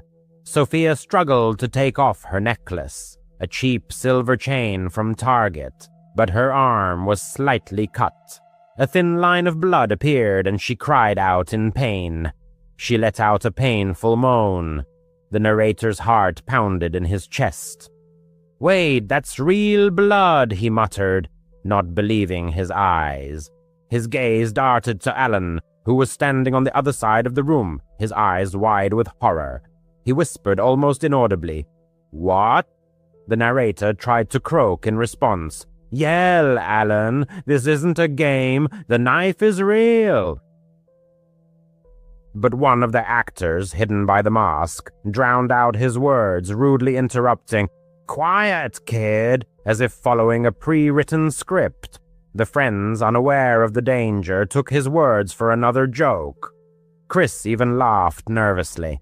"Smith, stop fooling around. It's creepy enough as it is." The chaos was escalating like an ominous wave. The robbers were supposed to be ending their performance, but Mask 4 continued to escalate the situation. He smashed a vase that stood on the mantelpiece, a real ceramic vase, not a cheap prop, and began collecting phones in a black duffel bag apparently purchased at Dick's Sporting Goods. "No calling the police," he said, but his tone was menacingly serious, devoid of any playfulness. The narrator remembered Alan's words that the actors would pretend to cut the phone lines. But this madman ripped the cord of the landline phone out of the wall and stomped on it with his rough boots. Timberlands, it seemed. The narrator desperately tried to free himself from the zip ties which were tied too tightly. "Guys, listen, that's not an actor," he hissed to Ben and Tyler. "Look at his knife. It's from our kitchen." Ben glanced in the indicated direction and frowned. "Dude, you're paranoid." Alan thought of everything, he countered. But at that moment, Mask 4 snatched Emily's purse and rudely began rummaging through it. When the girl tried to protest, he pushed her toward the couch. She hit her head on the armrest, and a bruise formed on her forehead. This was no longer a game. Alan finally realized what was happening. He shouted at the top of his lungs, "Okay, the prank's over, guys! Stop it!" The three actors hesitated, glancing at each other in confusion under their masks. Mask 1 tore off his mask. Underneath was some college student named Ryan, whom Alan knew from working together at Starbucks. "Wait, what's going on?" Ryan asked in confusion. "We're supposed to follow the plan." But Mask 4 ignored him. He lunged for the front door with the duffel bag full of phones, wallets, and jewelry. "Screw this," he muttered, his voice muffled by the mask. Panic erupted. Alan shouted, "That's not one of ours!" The actors began hastily untying the captives, rummaging in a drawer for scissors. Everyone rushed in pursuit of the robber. but he turned out to be nimble. He jumped over the fence in the backyard, an ordinary chain-link fence from Lowe's, and disappeared into the night. Distant sirens wailed. Someone must have called 911 from the house next door, hearing the screams. The police arrived in about 10 minutes. 2 patrol cars from the local precinct. They took statements, but there was complete chaos. The friends were in a state of deep shock. Sophia needed stitches on her arm, and Emily was diagnosed with a concussion. The actors confessed everything, producing emails from Alan, who had hired them through Craigslist for $200 each. Alan was in serious trouble, community service, and a fine for making a false police report. But the real criminal got away scot-free. The police officer speculated that he had probably seen the actors arrive in advance, lost himself among them in a similar mask that he had acquired somewhere, and used the prank as the perfect cover. There had been an increase in burglaries in the area that summer, targeting homes in suburbs like this one. He was never caught. The phones disappeared without a trace. iPhones, Samsungs, all with photos and contacts. Insurance covered only part of the losses, but the feeling of insecurity remained. The narrator still double-checks the locks before going to bed and celebrates birthdays modestly, without much fanfare. Alan apologizes every year, but that night still haunts him. What if he had raised the alarm earlier? What if the knife had gone in deeper? It's frightening to think how a stupid prank can turn into a real nightmare in a matter of seconds. Story 3. The narrator was turning 21 and was over the moon. He'd been planning this party for weeks. He rented a large Airbnb house in suburban Atlanta, Georgia, one of those old houses with a spacious backyard, perfect for a barbecue. He invited about 30 friends from college and high school, as well as a few family members. His younger brother, Jake, who was only 14, came along too because his parents wanted him to keep an eye on things. He mostly stayed in the living room, glued to his Nintendo Switch, playing Fortnite. The party started around 7:00 p.m. on a warm June day. Drake and Post Malone blared from a Bluetooth speaker, and burgers from Walmart sizzled enticingly on the grill. Everyone was laughing and taking selfies on their iPhones. It was one of those nights that sticks in your memory forever. Around 9 p.m., a stranger knocked on the door. He was in his early 30s, maybe a little older, with short brown hair, wearing a plain black hoodie and jeans. He had a backpack slung over his shoulder. The narrator didn't recognize him, but people often bring friends to parties like these. The stranger smiled and said, "Hey, happy birthday. I'm a friend of Mike's." Mike was one of his college buddies who had invited a few more people, so the narrator didn't think much of it. He let the stranger in and pointed him to the snack table. "Help yourself to some chips or whatever." He nodded and blended into the crowd. The narrator didn't pay much attention, as he was busy hanging out with his friends and playing cornhole in the backyard. The birthday celebration was in full swing in the moonlit yard. However, as time passed, worrying details began to emerge. The stranger, whose name remained a mystery, kept to himself. He loomed near groups of people, listening to their conversations but not joining in. From time to time, he discreetly pulled tiny plastic baggies from his pocket, like the ones sold in pharmacies. These manipulations occurred surreptitiously when he thought he wasn't being watched. A concerned friend, Nicole, pulled the narrator aside around 10:30. "That guy in the hoodie is creeping me out," she whispered. "He's been staring at people, and I think I saw him slip something into Someone's drink. A chill ran down the narrator's spine. He hadn't witnessed it himself, but Nicole wasn't prone to making things up. They decided to keep an eye on the stranger.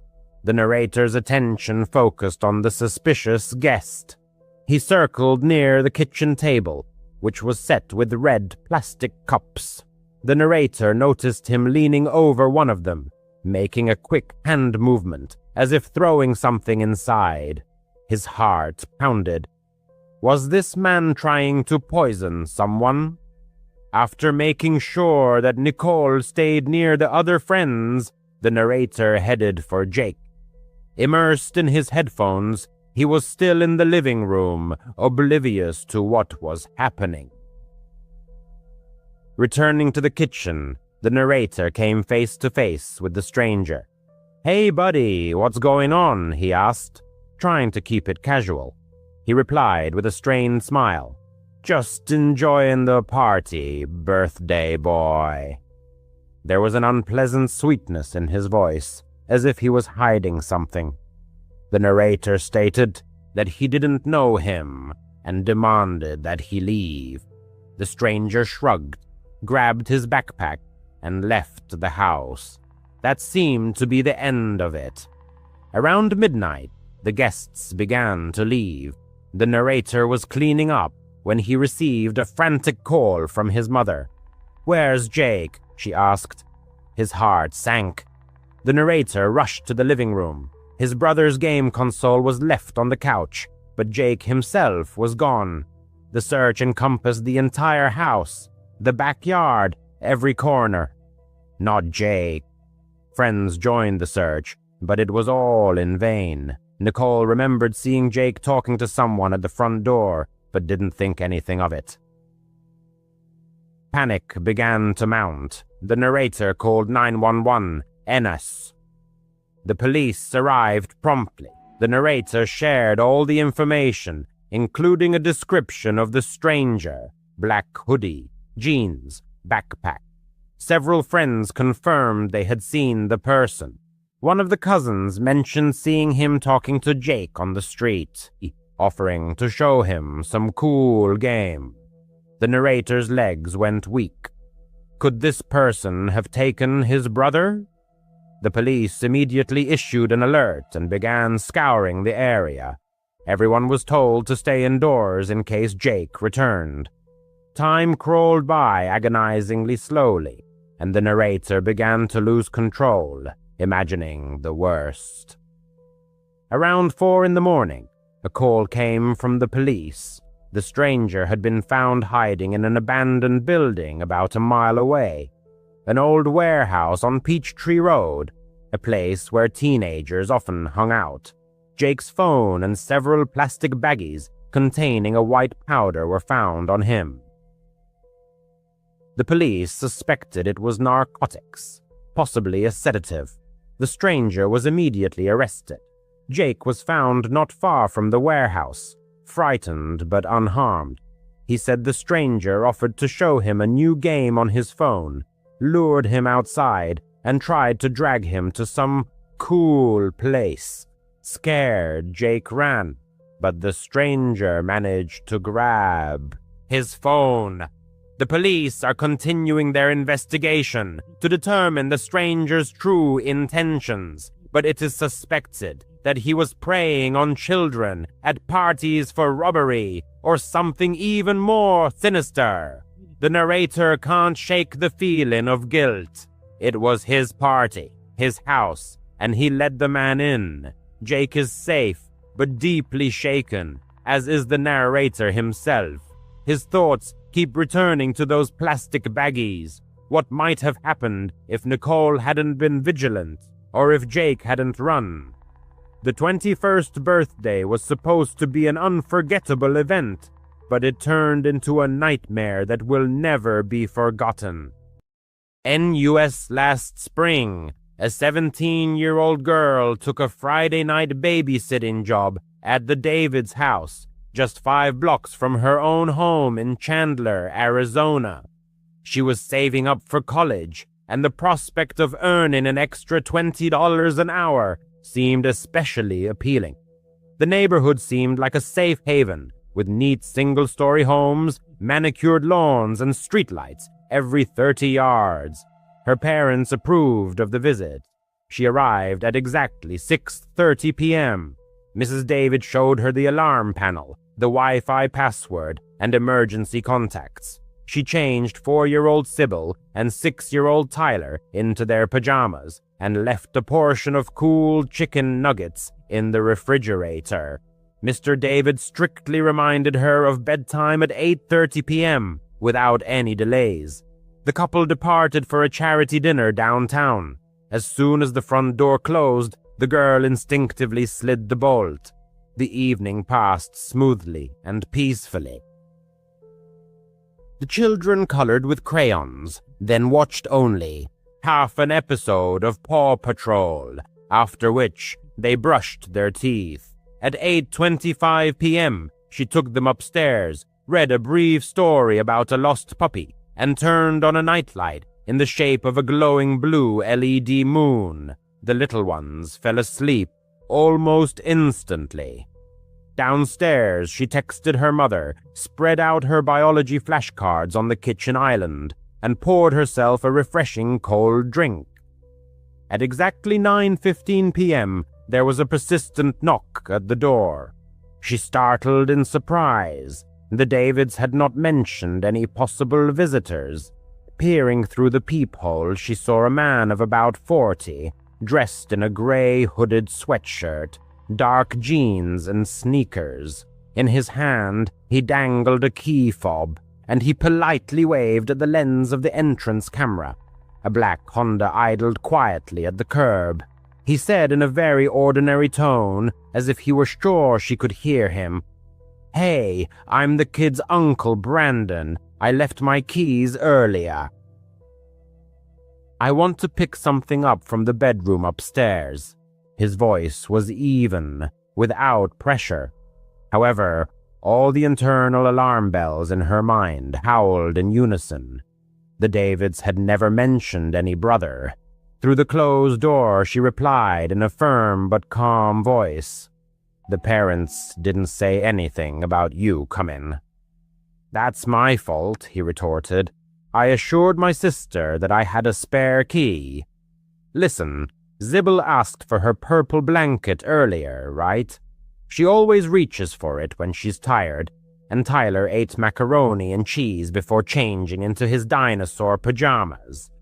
I know their usual routine." His words were accurate in detail. Her stomach twisted into a knot. Maybe he really is a relative. Maybe it's just a clever trick. She stepped away from the door and launched the nursery monitor app. Both children were snoring peacefully in a steady breathing rhythm. Her gaze slid to the tablet with the living room cameras. The street lens captured the man, impatiently shifting from foot to foot, but not trying to grab the handle. She dialed Mrs. David's number. No answer. The call to Mr. David went straight to voicemail. The thought of calling 911 flashed, but she hesitated. In Arizona, there is a fine for false alarms. At that moment, a message arrived. "Sorry, it's so hectic at the banquet. Is everything okay?" From Mrs. David. The girl hurriedly typed, "There's a man here named Brandon. Your brother is demanding to be let in." The screen flashed 3 dots of anticipation. Then came the reply, "We don't have a brother. Call the police immediately." Her palms trembled. She took a deep breath and dialed 911, clearly stating the address, the stranger's description, and specifying that 2 children were sleeping peacefully upstairs. A muffled knock came from the hallway. The man knocked again, maintaining the same politeness. "I really need that blanket. I swear, just 2 minutes." She said nothing. He waited about 10 seconds. The camera caught him heading to the front windows, pressing his hands against the glass. trying to look inside. The girl hastily turned off the lights in the room to remain unnoticed. In the faint glow of the phone screen, she watched him go around the wall and approached the side gate. Soon, the motion sensor in the yard flashed and went out. The dispatcher kept in touch. "A patrol will arrive in 3 minutes. Don't go out and keep everything locked." She crept silently to the patio door. The lock was secure, the curtains securely drawn. Outside there was dead silence. A heavy stillness hung in the house. Even the usual hum of the refrigerator seemed muffled. In the distance, she heard the wailing sirens of 2 police cars, which soon fell silent. Red and blue flashes broke through the blinds. The girl froze in the hallway until an officer called out to her from the porch, giving his badge number through the door. Only then did she crack the entrance open. The police officers thoroughly combed the yard and the surrounding streets. The Honda had vanished without a trace. Tire tracks stretched to the main highway. Neighboring door cameras captured nothing useful. The stranger had parked out of their view. In the house, the children never woke up from the commotion. The officers recorded her statement, noted her vigilance, and waited for the return of Mr. and Mrs. David, who rushed home pale as sheets. Mrs. David squeezed her so tightly that she gasped for breath and muttered, "Thank you for protecting them." By 12:30 a.m., the patrol cars had left. The parents insisted on personally driving her home. She agreed, but kept looking over her shoulder throughout the ride. At night, all the details of what she had experienced swirled in her head. How did he know about the children's dinner and the exact bedtime? Had he been peeking in the windows beforehand? Had he been eavesdropping on her conversations? Later, the Davids found a gap between the window frame and the lock. He had probably managed to break it before her arrival and was listening from the garden. He disappeared before the police arrived, suggesting either a signal scanner or animal instincts. Weeks passed before she dared to take on evening babysitting jobs again. When she did, she brought blackout film for the windows, replaced the unreliable latches with sturdy ones, and always kept a baseball bat close at hand. She learned that a calm tone and personal details are not always a guarantee of truthfulness. The detectives who got involved later revealed that similar men had been seen near elementary schools, where they picked up snippets of conversation for greater credibility. They believed that this type had targeted 3 houses that month, invariably hiding behind family ties. This brought no relief. On the contrary, it only highlighted the sophistication of his manipulative style. The case remains open, with no arrests. She still babysits, but only for trusted relatives, and never dismisses her gut feelings. Safety hangs by thin threads, locking the gate, not engaging in conversation with strangers, verifying backgrounds. That night, her decisions saved the situation. 2 little ones continued to doze under the soft blue light of the nightlight, undisturbed by the steps of an uninvited guest. There are nights when she wakes up to the echo of that quiet knock and even voice, begging for a child's blanket. He seems so patient, almost cordial, waiting for a moment of trust. Let no one succumb. No one will believe this story, but it still hangs in the air, giving no peace. Leah isn't one for ghost stories or wild fabrications, but the events of the past month still rob her of sleep. She's 32, working as a nurse at a small hospital in upstate New York. Her shifts often run late, and she drives home on deserted highways winding through forests and fields. On ordinary evenings, it brings peace. Just her faithful old Honda Civic, and the muted murmur of the radio. But that night, everything went wrong. The clock read around 11:30 p.m. when Leah, exhausted after a 12-hour shift, finally pulled out. The main highway, Route 12, was her usual route, a 2-lane strip with dense thickets of trees on either side, and occasional gas stations blinking in the darkness. Approaching a turn 5 miles from home, she noticed orange warning signs about construction and plastic cones blocking the way. A huge arrow pointed insistently to the left, onto a secondary road that Leah had never even heard of before. The sign was concise: detour, road work ahead. She sighed in annoyance, dreaming only of a hot shower and a soft bed. But there was no choice. She had to turn onto this narrow, unlit path. From the first few feet, the detour felt ominous, like a sinister labyrinth. The asphalt barely fit 2 cars side by side, and tree branches hung down on both sides, creating a feeling of being trapped. Not a single street light, not a single light in the windows of houses, just solid blackness and the crunch of gravel under the wheels. Leah turned down the radio to concentrate better and gripped the steering wheel tighter, feeling her palms getting clammy. The road snaked and twisted, and she kept looking for signs of road work, a crew of workers in vests, rumbling equipment, or at least a pile of equipment. Nothing like that, just an endless succession of tree trunks and the steady hum of the engine echoing in the silence. After 10 minutes, a vague unease began to grow into anxiety in Leah's soul. Not a single oncoming car. The path seemed endless, like in a nightmare. The GPS signal kept disappearing and reappearing intermittently, refusing to give clear directions. Something's not right here, she whispered to herself, fighting the rising fear. At that moment, she glanced in the rearview mirror and saw it, a truck, 100 yards back, crawling forward at a snail's pace. Its headlights were off, blending into the night background.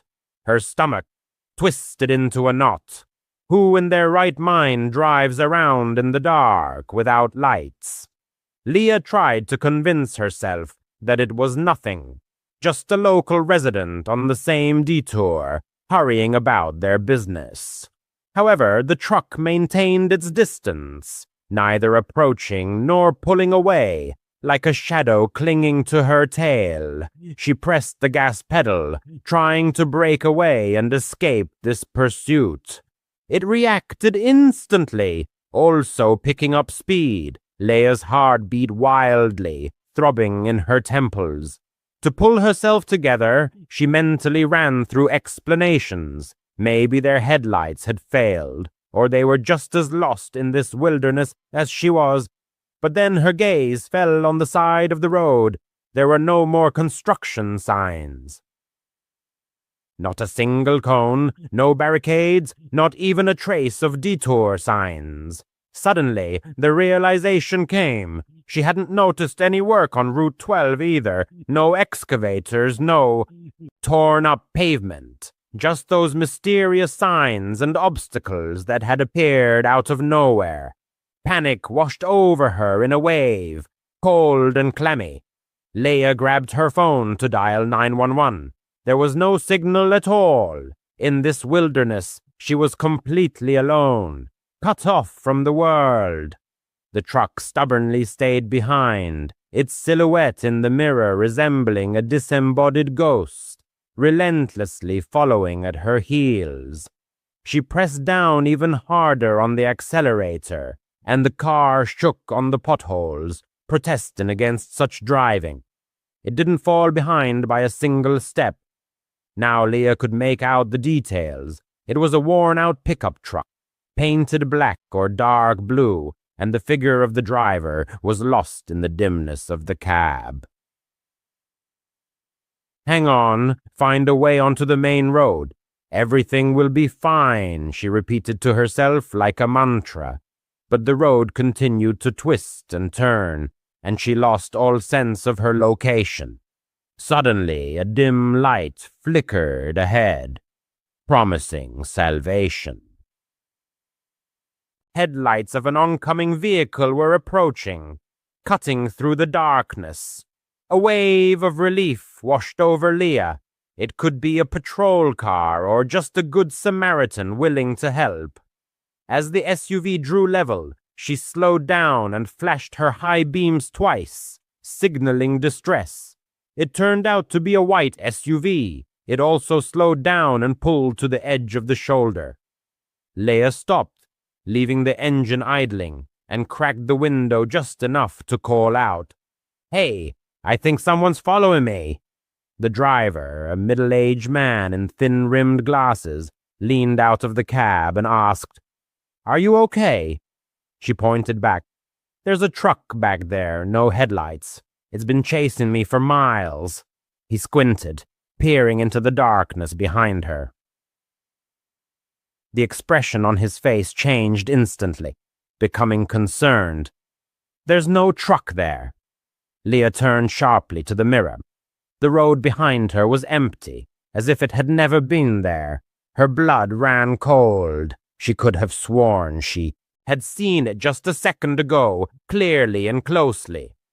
"Listen," the man said soothingly. "This road is full of strange things. I was also detoured here, but there were no repairs on the 12th. I checked myself. Drive behind me. I'll lead you back to the main road." Leah nodded silently, too stunned to argue or ask questions. She pulled up behind the SUV, keeping her eyes glued to the mirrors. Not a trace of the truck, just the bottomless darkness, swallowing up all traces. After 10 minutes, they finally burst onto Road 12. The orange signs and cones had vanished, as if they had never been placed at all, leaving only a vague memory. Leah thanked the man heartily. He promised to contact the police and report what had happened, and sped home, carefully locking all the locks.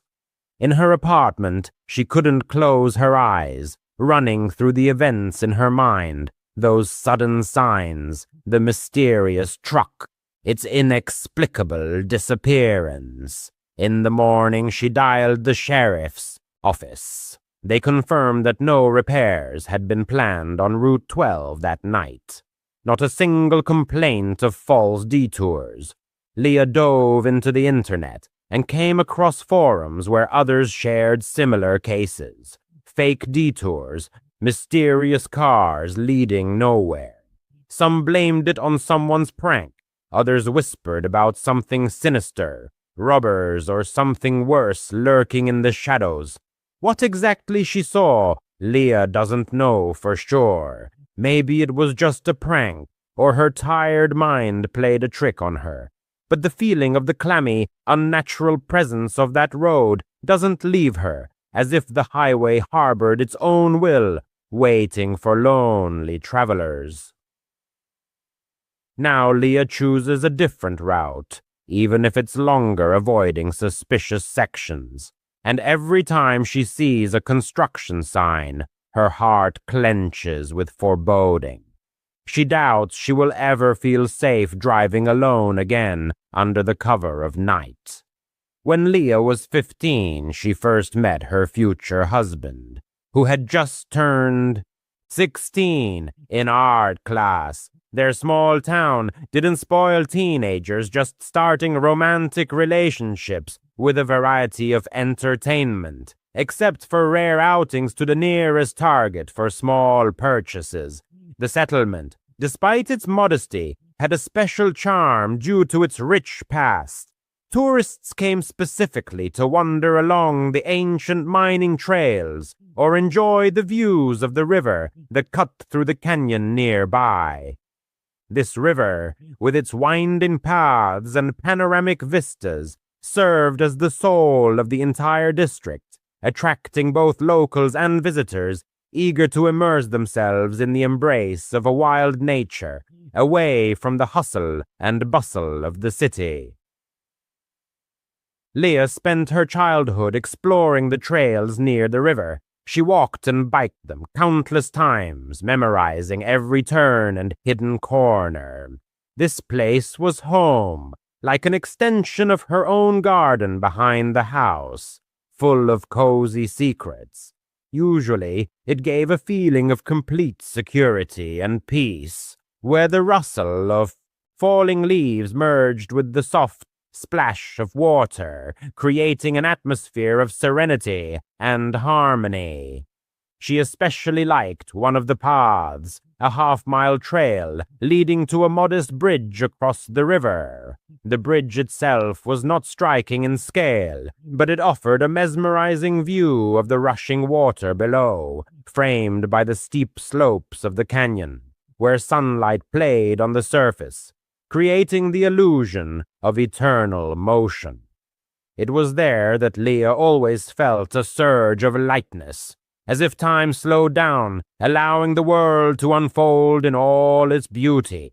Time seemed to stretch out, and the surrounding world slowed down. But nearby stood another bridge, far grander in scale and fame, one of the tallest on the planet, a true engineering masterpiece that attracted daredevils and curious tourists to its base. Walks in its vicinity opened up breathtaking panoramas of the canyon and the rushing river below. However, behind all this beauty hid a dark backstory.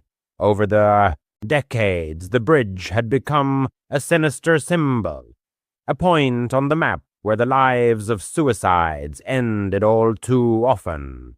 The heavy imprint of these events hung in the atmosphere, like an invisible whisper about the dark side of this structure. The woman and her husband, looking for a light adventure, chose an evening stroll along the path to the small bridge around 6 p.m. The river lurked in a deep canyon, where the steep slopes absorbed the sun's rays long before dusk. The road was familiar, but from the first steps she felt a vague excitement that she couldn't shake off. Twilight in the canyon was thickening faster than expected, the air filled with heaviness. The distance to the bridge was short, just half a mile, with a right turn leading directly to the crossing. However, the light was fading rapidly. The forest around was quieting down. The sounds that usually filled the space, the chirping of birds, the rustling of leaves, gave way to an oppressive silence, full of foreboding. By the time they reached the turn to the bridge, there was absolute, pitch-black darkness. Although the clock showed about 7 p.m., the darkness was confusing, as if the canyon had closed in an embrace around the travelers. They lit the flashlights on their smartphones, thin beams cutting through the impenetrable blackness, but highlighting only a narrow circle under their feet. Everything else dissolved into oblivion. The woman's stomach clenched with a mounting inexplicable fear that grew in waves. This path was as familiar to her as the back of her hand. She had walked it dozens of times, but that night everything felt different, alien. She suggested turning back, but her husband, always more courageous or stubborn, insisted on continuing. Approaching a bend in the path, she suddenly stopped. Right 3 feet from the path, at the very beginning of the bridge, loomed a tall silhouette. The flashlight beam highlighted his back, and the woman's heart clenched. The figure seemed gigantic, at least 6-7 feet tall, with a powerful physique of 200 to 250 pounds. He was wearing a brown flannel shirt and dark pants, blue or black. Brown hair rose unnaturally, as if molded from clay rather than growing. However, it wasn't the size that caused horror. The proportions of the body seemed distorted, inhuman. The arms were elongated, hanging lower than usual as if belonging to an ape.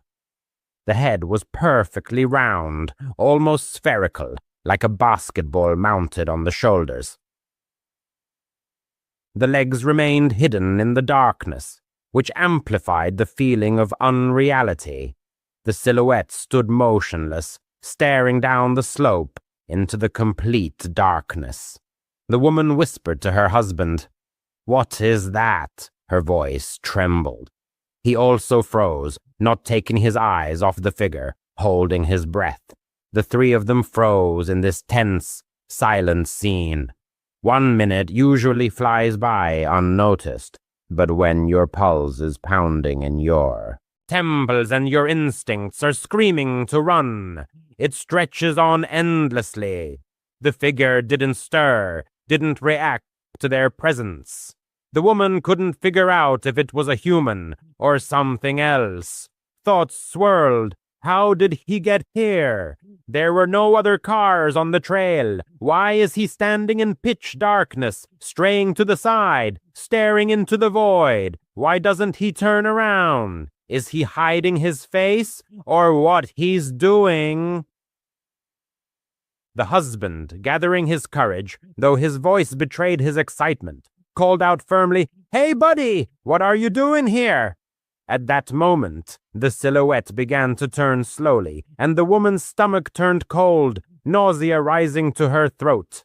The instinct she ignored earlier exploded with a shout, "Run, immediately!" She didn't wait to see his face. Grabbing her husband's hand, she darted back toward the car. The flashlight beam flitted in time with her steps. Her breath came in gasps. She never looked back. She didn't want to know if this creature was chasing them. Behind her, her husband shouted her name. His steps echoed. He was lagging noticeably behind. They burst out to the car, panting and shaking. The woman fumbled frantically with the keys. The parking lot was empty, not a single other car. The nearest town was 5 to 6 miles away, depending on the route, and the entire stretch of road was out of cell service. Her heart didn't calm down until the lights of the streetlights flickered into view. They barely spoke a word. Shock had tied their tongues. A few days later, curiosity outweighed fear. The woman couldn't get that silhouette out of her head. Was it a person, a joke, an illusion of light? She persuaded her husband to return during the day, bringing friends for backup. They needed to dispel their doubts. Maybe it was just a jacket on a pole, a bizarre boulder, or a prop from a local hoax. But there was nothing there. No pole, no clothing, not a single hint of an explanation. But what? She saw now sent a chill down her spine. The place where the silhouette had stood ended in a steep ledge, 4 feet down. If he was really standing there, then his height was not 6 to 7 feet, but closer to 8 to 10. The realization hit like a blow. What they had seen was not just tall, it was unimaginably huge. This river, this town, is steeped in a rich past. Some stories are full of charm, others of tragedy. Legends of mining times, lives cut short on the high bridge, the serene beauty of the canyon, all intertwined into a fabric, alive and almost sentient. What exactly they encountered that night remains a mystery. The woman shared the story with friends, relatives, anyone who would listen, but no one knew the answer. A person, a ghost, or something beyond. The memory of the motionless figure in the darkness doesn't let go. It's a fragment of the river's legacy that she will never solve. A mystery hovering like shadows in the canyon. For a long time she kept it secret. A year ago, silence seemed wiser. But now it's clear. It's useless to hide it. Someone may need a warning. He worked as a security guard at a small airport in Germany. Most flights took off in the pre-dawn hours, so his shifts were always at night. For 5 years, his service flowed monotonously, checking doors, verifying passes, monitoring cameras. Mid-July, the height of tourist season. Families with strollers, noisy groups with luggage, long lines at check-in counters. Despite this bustle, the terminal that night seemed distorted, wrong. He couldn't quite explain the feeling, so he just continued to perform his duties. Around midnight, he went out for a smoke. He went to the bakery, grabbed a chocolate bar and an energy drink, and sat down at a metal table. He was watching a short video on his phone when he felt an impulse to look back. Behind him stood a man in a black raincoat. The hood was pulled up, but his eyes were staring intently at him. His gaze didn't waver, no pretense of looking at the displays. Just him, the watcher. The guard held out for a couple of seconds, then returned to the screen. Strange types in airports are a common, daily occurrence. The vast majority of them are harmless. AirTag. The vast majority of them are completely harmless. He finished half the can, slipped the phone into his pocket, and headed to the toilet to rinse his hands before the end of his break. Returning, he noticed the same man, now standing 50 meters away, in the main hall. The stranger's head was tilted, his gaze fixed on him again. As soon as the man realized he had been noticed, he turned and silently rushed into a side corridor, without a sound, without the slightest hesitation. A quiet alarm bell rang in his head, but nothing reprehensible had happened.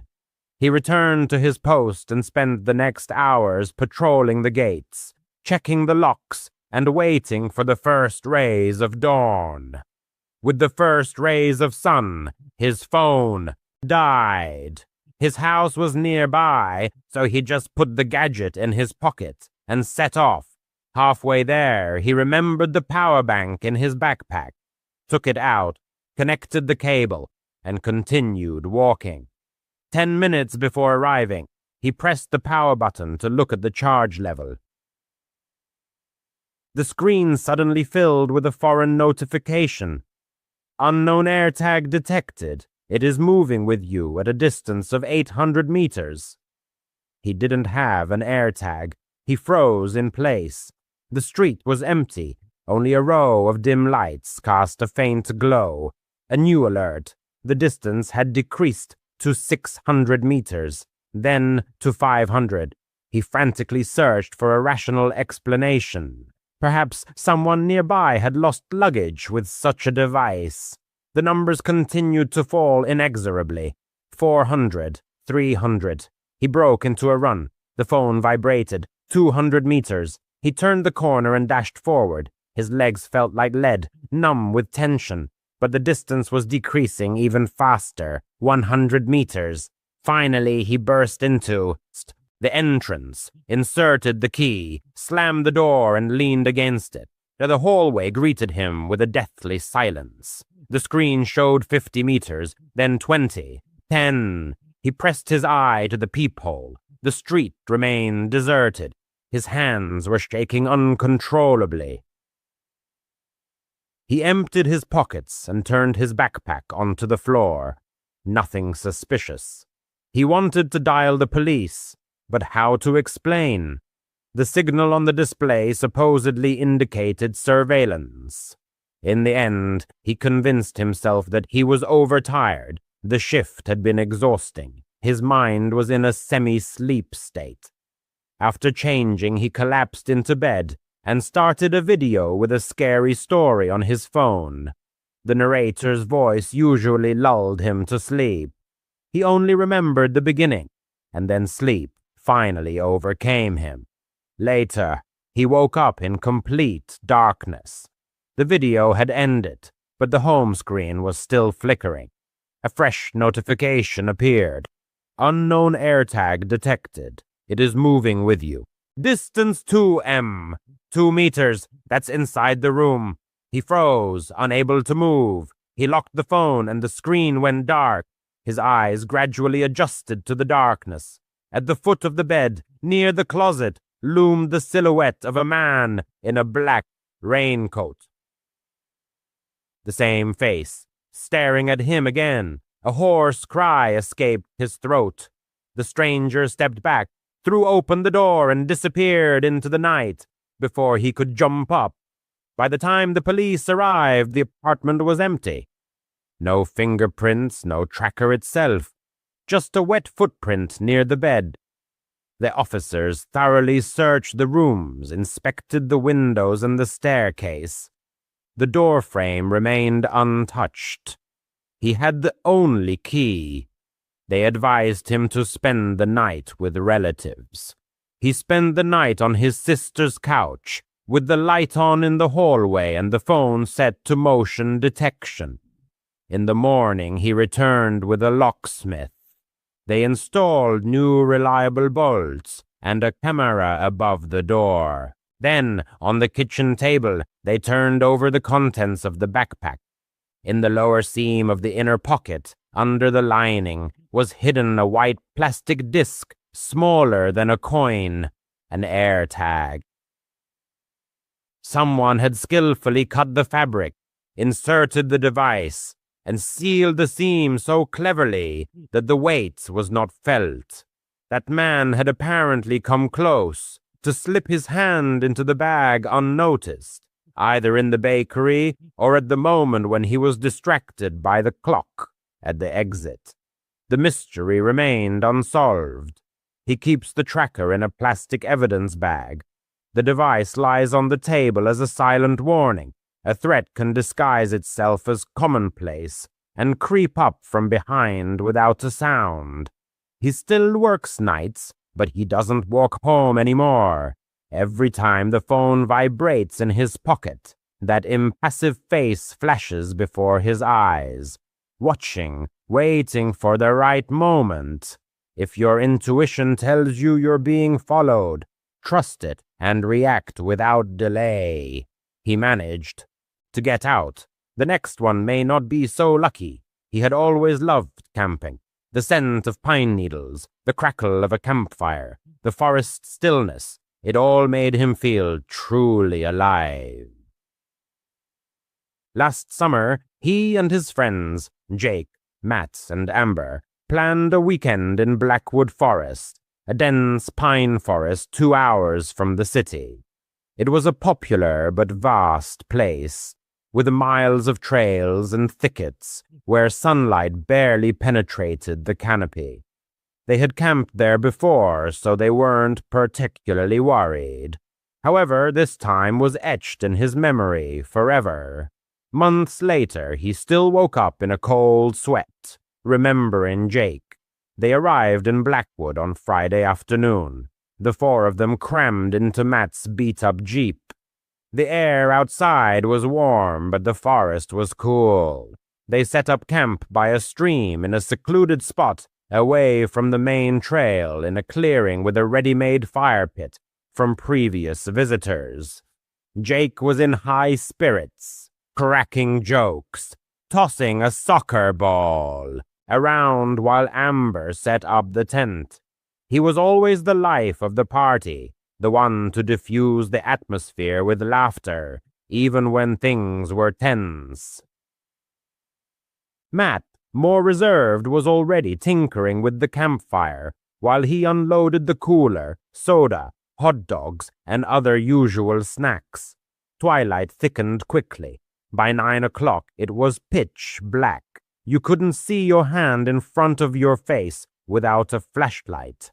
They settled down by the fire, roasting marshmallows, exchanging funny stories. Jake started talking about an ancient Blackwood legend. In the 80s, people disappeared there without a trace. Amber snorted, declaring it typical campfire nonsense, and everyone laughed. But he caught Jake glancing at the trees every now and then, as if sensing someone's presence. Close to 11, Jake announced that he was going for a walk. His usual excuse, to pee and check out the stream. He grabbed a flashlight. Amber reminded him not to go far, but he waved her off. "I'm not a kid, Mom." Classic Jake, cocky but harmless. No one paid much attention. The stream was only 100 yards away. Its splashing could be heard in the camp. Minutes dragged on, 10, 20. Amber began to get nervous, looking at her phone every now and then. "He's probably just messing around," Matt muttered, though his voice sounded uncertain. He grabbed a flashlight and called out, "Jake, stop kidding around."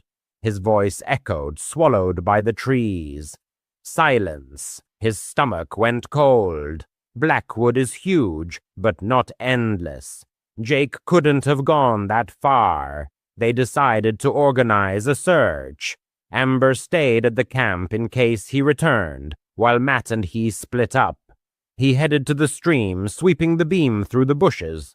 The flashlight pulled roots and boulders from the darkness, but not his friend. He called out his name every few steps, his voice fading. The forest seemed deathly silent. No chirping crickets, no hooting owls, only the crunch of his boots on the carpet of pine needles.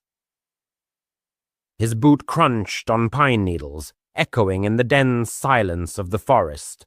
The narrator expected to see his friend's familiar grin, to hear his signature joke that could diffuse any tension.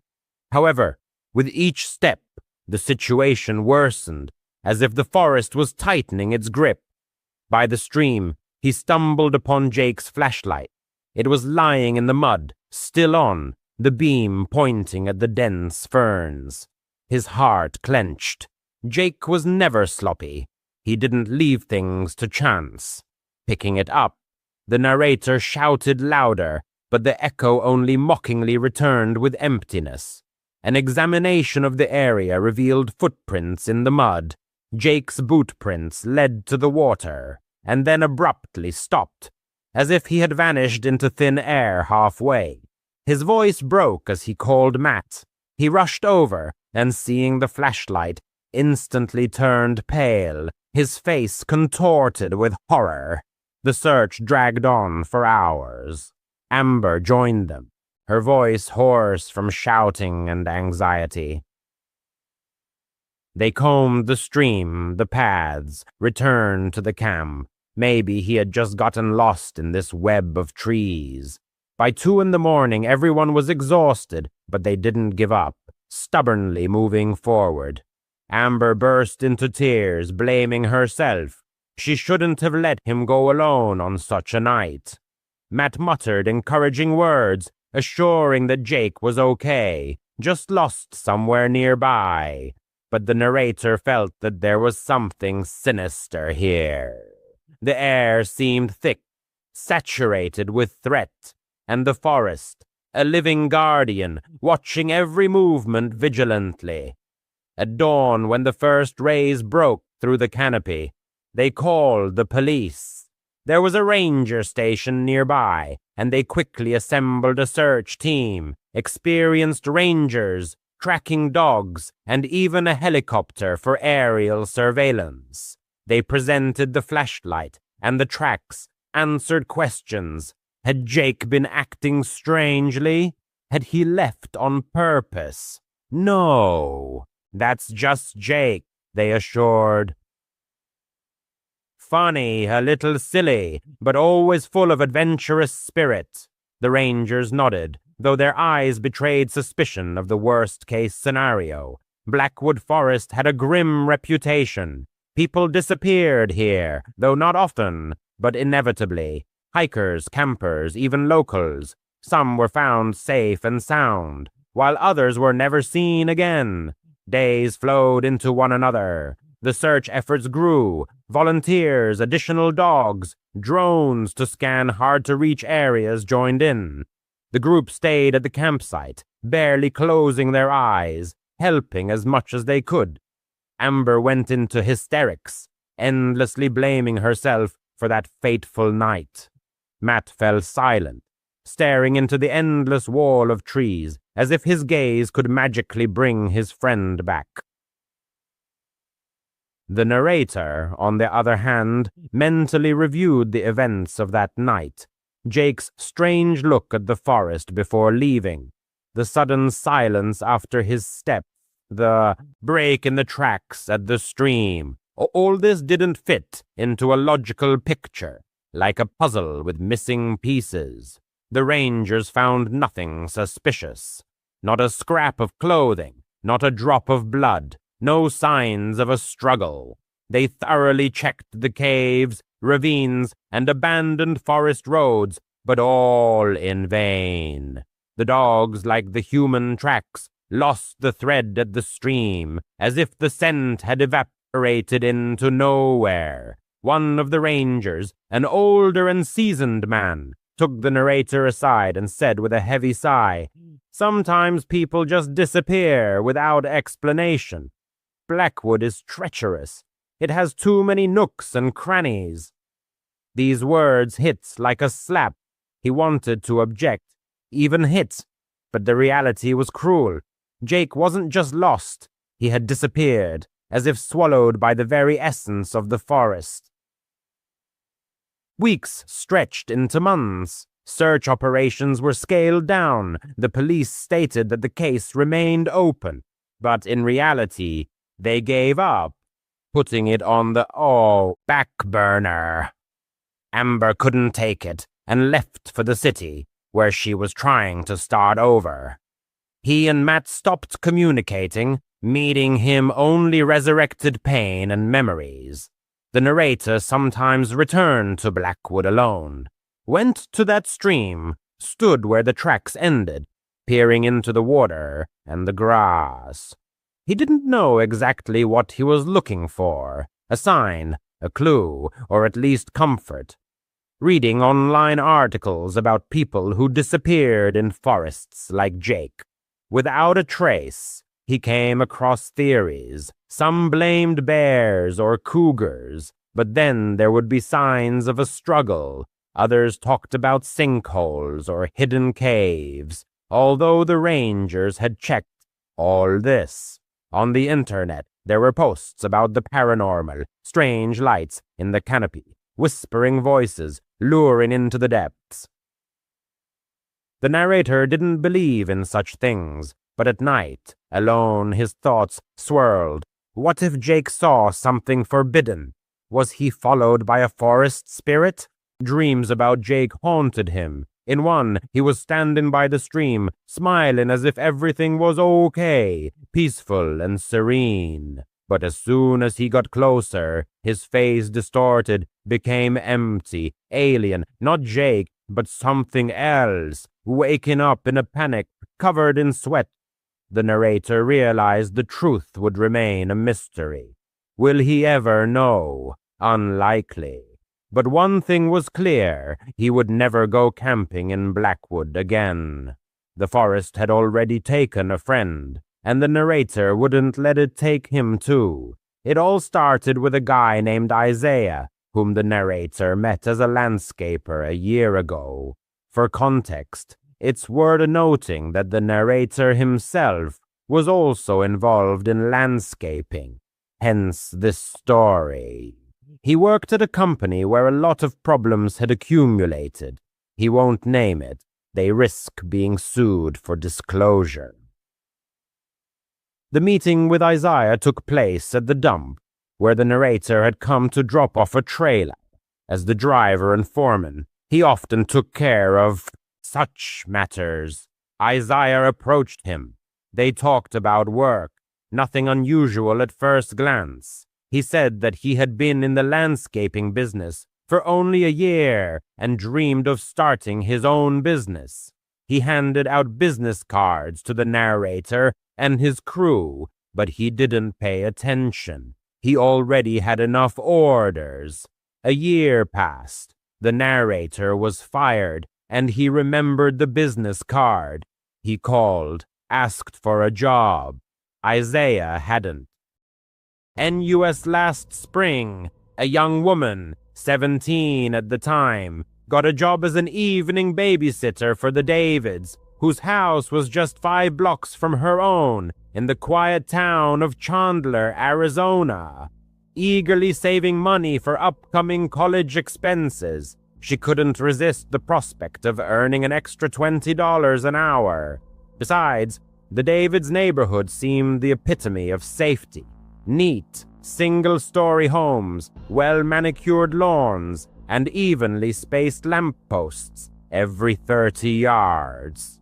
These factors convinced the girl's parents to give their consent. At the appointed time, 6:30 p.m., she arrived at the Davids' house. Mrs. David meticulously instructed her on using the alarm system, provided the Wi-Fi password and a list of emergency phone numbers. The caring mother had already prepared 4-year-old Sybil and 6-year-old Tyler for bed, dressing them in pajamas and leaving leftover, appetizing chicken nuggets in the fridge. Mr. O. David, in turn, reminded her to strictly adhere to the 8:30 p.m. bedtime. After these parting words, the Davids departed for a charity dinner in the city center. As soon as the front door closed behind them, the girl, acting on instinct, carefully slid the bolt shut. The evening began surprisingly peacefully. The children enthusiastically drew with colored pencils, watched half an episode of the popular animated series Paw Patrol, and diligently brushed their teeth. At 8:25 p.m., the young babysitter led the children upstairs, read them a touching story about a lost puppy, and turned on a nightlight, an LED lamp shaped like a moon, emitting a soft blue glow. The children quickly drifted off to sleep. Coming back downstairs, the girl texted her mother, spread out her biology flashcards on the kitchen island, and poured herself a glass of refreshing drink. At 9:15 p.m., an unexpected doorbell rang. The girl involuntarily flinched. The Davids hadn't mentioned the possibility of visitors. Peering through the peephole, she saw a man in his 30s, dressed in a gray hooded sweatshirt, dark jeans, and sneakers. The stranger held a set of keys and cheerfully waved at the camera mounted by the door. A black Honda was parked at the curb with its engine running. The man addressed the girl in a calm, even voice, as if confident he was being heard. "Hi, I'm the kid's uncle, Brandon. I forgot my keys. I need to grab something from the bedroom upstairs." His tone was friendly and casual. Despite this, alarm bells went off in the girl's head. The Davids had never mentioned a brother. Through the locked door, she replied, trying to keep her voice steady. "Your parents didn't tell me anyone was coming." "That's my fault," the man replied. "I told my sister I had a spare key. Look, Sybil asked for her purple blanket earlier, right? She always wants it when she's tired, and Tyler ate mac and cheese before changing into his dinosaur pajamas. I know their routine." He was absolutely correct. The G.N. girl's stomach churned. Maybe he really was a relative, or maybe not. She stepped away from the door and opened the Video Baby Monitor app. Both children were sleeping soundly in their beds, snoring softly. The girl glanced at the security system tablet mounted in the living room. The outdoor camera showed the man shifting from foot to foot, but not trying to open the door. She tried to call Mrs. David, but no one answered. Next, she tried to contact Mr. David, but the call went straight to voicemail. The girl seriously considered dialing 911, but hesitated. Arizona has penalties for false calls. Suddenly, a text message arrived. "Sorry, it's very noisy at the banquet. Is everything okay?" It was Mrs. David. The girl quickly typed, "There's a man here, says he's Brandon. Your brother, he needs to come in." 3 dots appeared on the screen, indicating that the other person was typing a response. Then the message arrived. "We don't have a brother. Call the police now." The girl's hands trembled. She took a deep breath and dialed 911. Reporting the address and the situation, she emphasized that there were 2 young children asleep upstairs. At that moment, a soft knock came from the hallway. The man knocked again, still politely. "I really need that blanket. I promise I'll only be 2 minutes." The girl didn't answer.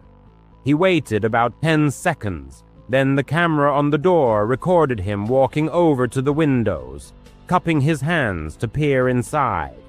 The girl turned off the interior lights so he couldn't see her. In the dim light of her phone screen, she watched the stranger walk along the wall to the side gate.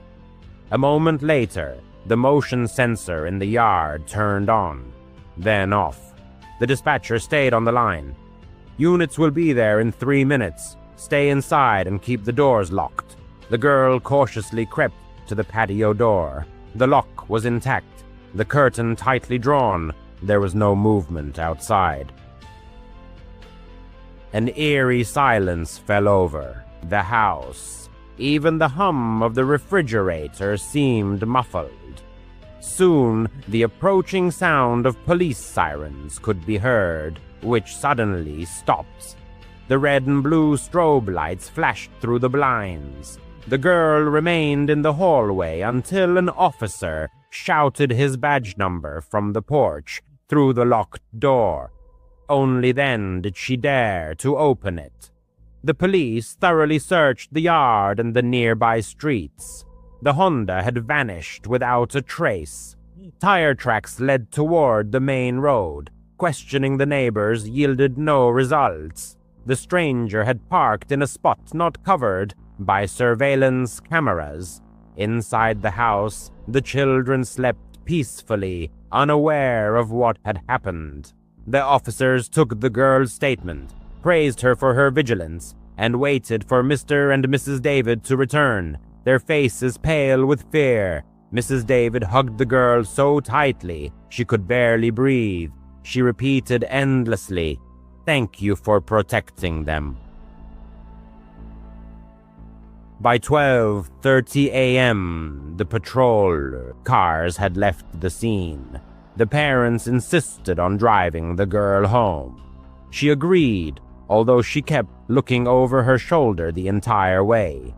That night, she replayed every second of what had happened in her head. How did the stranger know about the dinner and the children's bedtime? Had he been watching the window beforehand? Had he overheard her conversation? Later, the Davids discovered a small gap between the window frame and the lock. Perhaps the intruder had pried it open before the girl arrived, listening from the yard. His disappearance before the police arrived indicated that he either had a scanner app or simply a well-developed intuition. With her heightened intuition, the author did not immediately return to her evening job after the incident. Only after a few weeks did she resume her duties, but with increased caution. Special films were installed on the windows to protect against prying eyes. Unreliable latches were replaced, and a baseball bat was always kept within reach. She stopped trusting calm voices and personal details, realizing that they could be just part of a carefully crafted strategy. Later, the detectives working on the case reported that similar men had been seen near schools, where they listened to snippets of conversations to use them to gain trust. It was suspected that the perpetrator had attempted to break into 3 homes within a month, posing as a relative. This information did not bring the author relief, but only confirmed that his polite approach was the result of training. The case remains unsolved, and the perpetrator has still not been found. Despite what happened, the author continues to work as a babysitter, but now only for family members. She never ignores her intuition, understanding that safety depends on many small decisions: locking the side gate, cutting off conversation with a stranger, double-checking information. By making those decisions that night, she saved 2 children from possible danger. Sometimes, late at night, she is awakened by the memory of the soft knock and the even voice asking for a child's blanket. That voice sounds patient and almost friendly, waiting to be believed.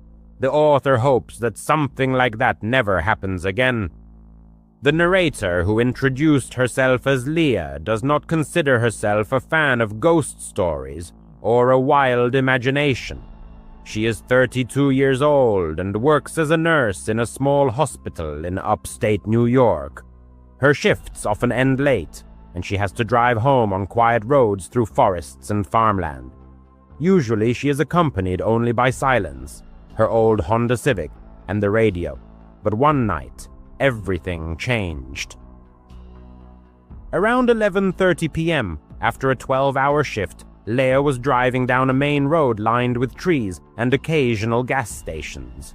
Approaching a turn 5 miles from her house, she saw orange road signs and cones blocking the road.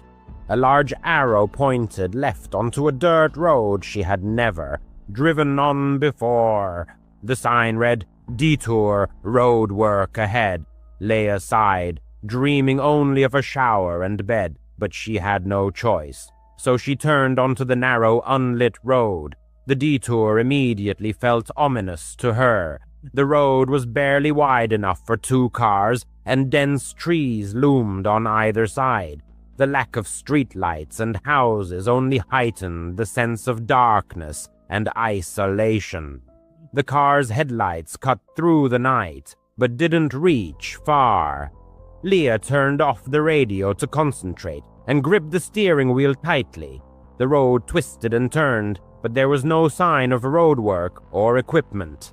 Only endless trees and the faint hum of the engine. After about 10 minutes, Leah began to feel uneasy. She hadn't seen another car, and the road seemed to go on forever. The GPS was glitching, constantly rerouting. "This isn't good," she muttered. Just then she noticed a truck in her rear-view mirror, moving slowly about 100 yards behind her with its headlights off. Fear gripped Leah. Who drives at night without lights? She tried to convince herself it was just a local resident taking the same detour. But the truck wasn't getting closer or farther away, maintaining the same speed. Leah sped up, hoping to increase the distance between them, but the truck followed suit. Her heart pounded. She tried to calm herself, telling herself she was overreacting and that the truck might have broken headlights or the driver was lost. But then she noticed the road signs had disappeared.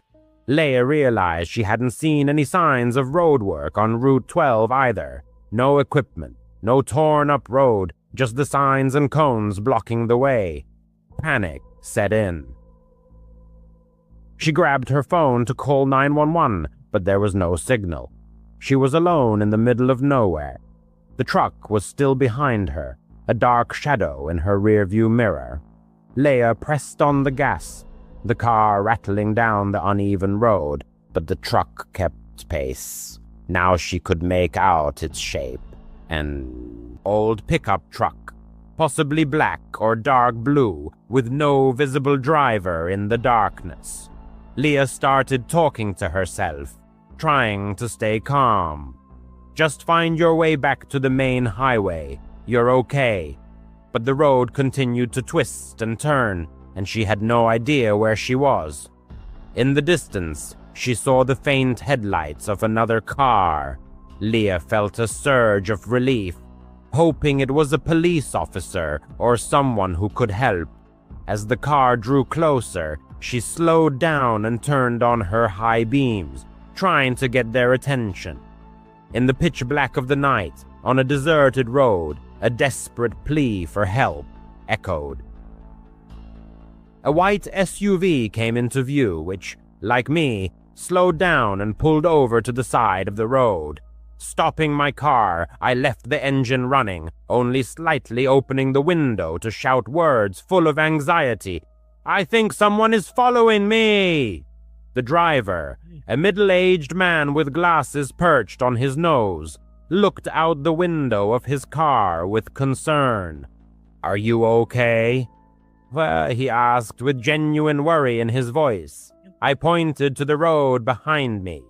"There's a truck back there driving without lights. It's been chasing me for miles." The man peered into the impenetrable darkness, his face contorted in surprise. "There's no truck there," he said. As if struck by lightning, I turned sharply to look in the rearview mirror. The road was completely empty. A chilling dread washed over me. It had been there just seconds ago. I had seen it. "Listen," the man said. "This road is kind of strange. I got detoured here too, but there's no construction on Route 12. You better follow me. I'll lead you back to the main road." Unable to argue, I simply nodded, still trembling from the experience.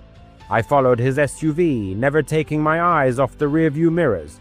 But the truck was nowhere to be seen, only the impenetrable darkness. After about 10 minutes, we were back on Route 12. The road signs and cones had disappeared, as if they had never been there.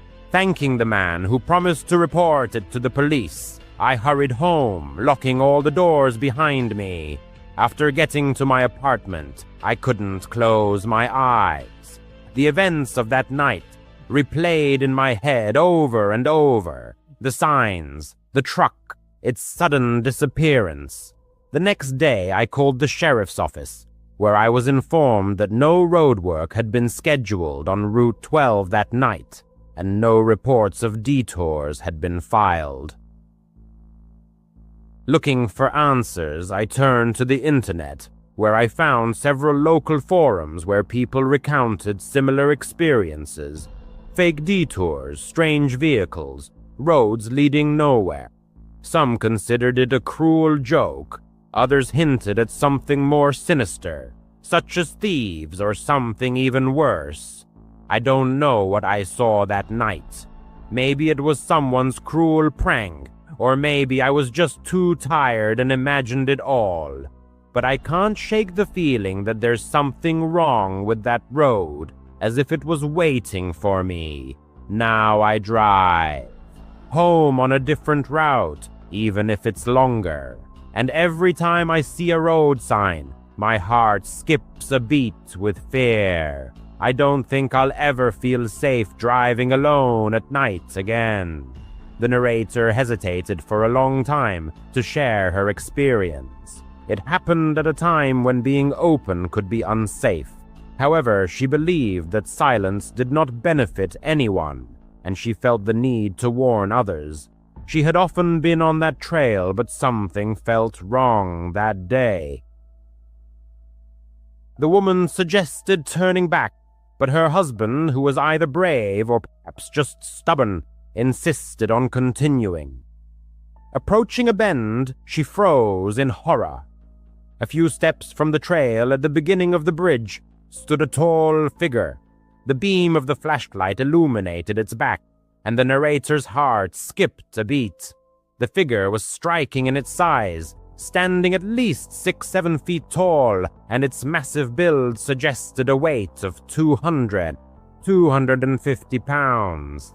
It wore a brown flannel shirt and dark pants, possibly blue or black. Chestnut hair stood on end, as if it had been deliberately styled, giving it an unnatural shape. However, it wasn't just the figure's height that was frightening, but also its disproportion. The arms seemed too long, hanging unnaturally. The head had a round, almost spherical shape, resembling a basketball perched on its shoulders. The legs were not visible, which only heightened the surreal nature of the moment. The figure stood motionless, staring into the darkness. "What is that?" the woman whispered to her husband. Her voice trembled, and she noticed that her husband had also frozen, staring at the figure. All three stood in tense silence. The minutes seemed like an eternity as her heart raced and her instinct demanded flight. The figure did not move or pay attention to them. The narrator couldn't understand if it was a person or something else. Questions raced through her mind. How did it get here? There were no other cars on the trail. Why is it standing in the dark away from the trail and staring into nothing? And why doesn't it turn around? Is it hiding its face or something else? The husband, in a trembling but steady voice, shouted, "Hey, buddy, what are you doing?" At that moment, the figure began to turn slowly, and a wave of nausea washed over the narrator. The instinct for self-preservation took over, ordering her to flee immediately. Without waiting for the figure to turn around, the woman grabbed her husband's hand and ran back to the car. The beam of the flashlight darted from side to side, and her breath came in ragged gasps. She didn't look back, not wanting to know if they were being pursued. Behind her, she could hear her husband shouting and the sound of his footsteps. The woman ran, several feet ahead of her husband. Reaching the car, they frantically searched for the keys, gasping and shaking. The parking lot remained empty. The drive to town was 5 to 6 miles, and there was no cell service in that area. The woman's heart pounded until they saw the first streetlights. They remained silent the whole way, shaken by what had happened. After a few days, curiosity took over. The narrator couldn't stop thinking about the figure. Was it a hallucination, someone's joke, or a trick of the light? She persuaded her husband to return to the spot during the day, bringing friends along for safety. She needed to figure out what had happened. Maybe it was a jacket thrown over a post, a strangely shaped rock, or a forgotten prop. However, there was nothing where the figure had stood, but something else made the woman's blood run cold. The spot where the figure had stood ended in a steep, 4-foot drop. This meant that the figure was not 6-7 feet tall, but 8 to 10. The realization struck her. Whatever they had seen, it was incredibly tall. This area is steeped in history, both beautiful and tragic. Stories of miners, of lives cut short on the high bridge, of the beauty of the canyon. All of this has intertwined into something alive, almost animate. The woman didn't know what they had seen that night.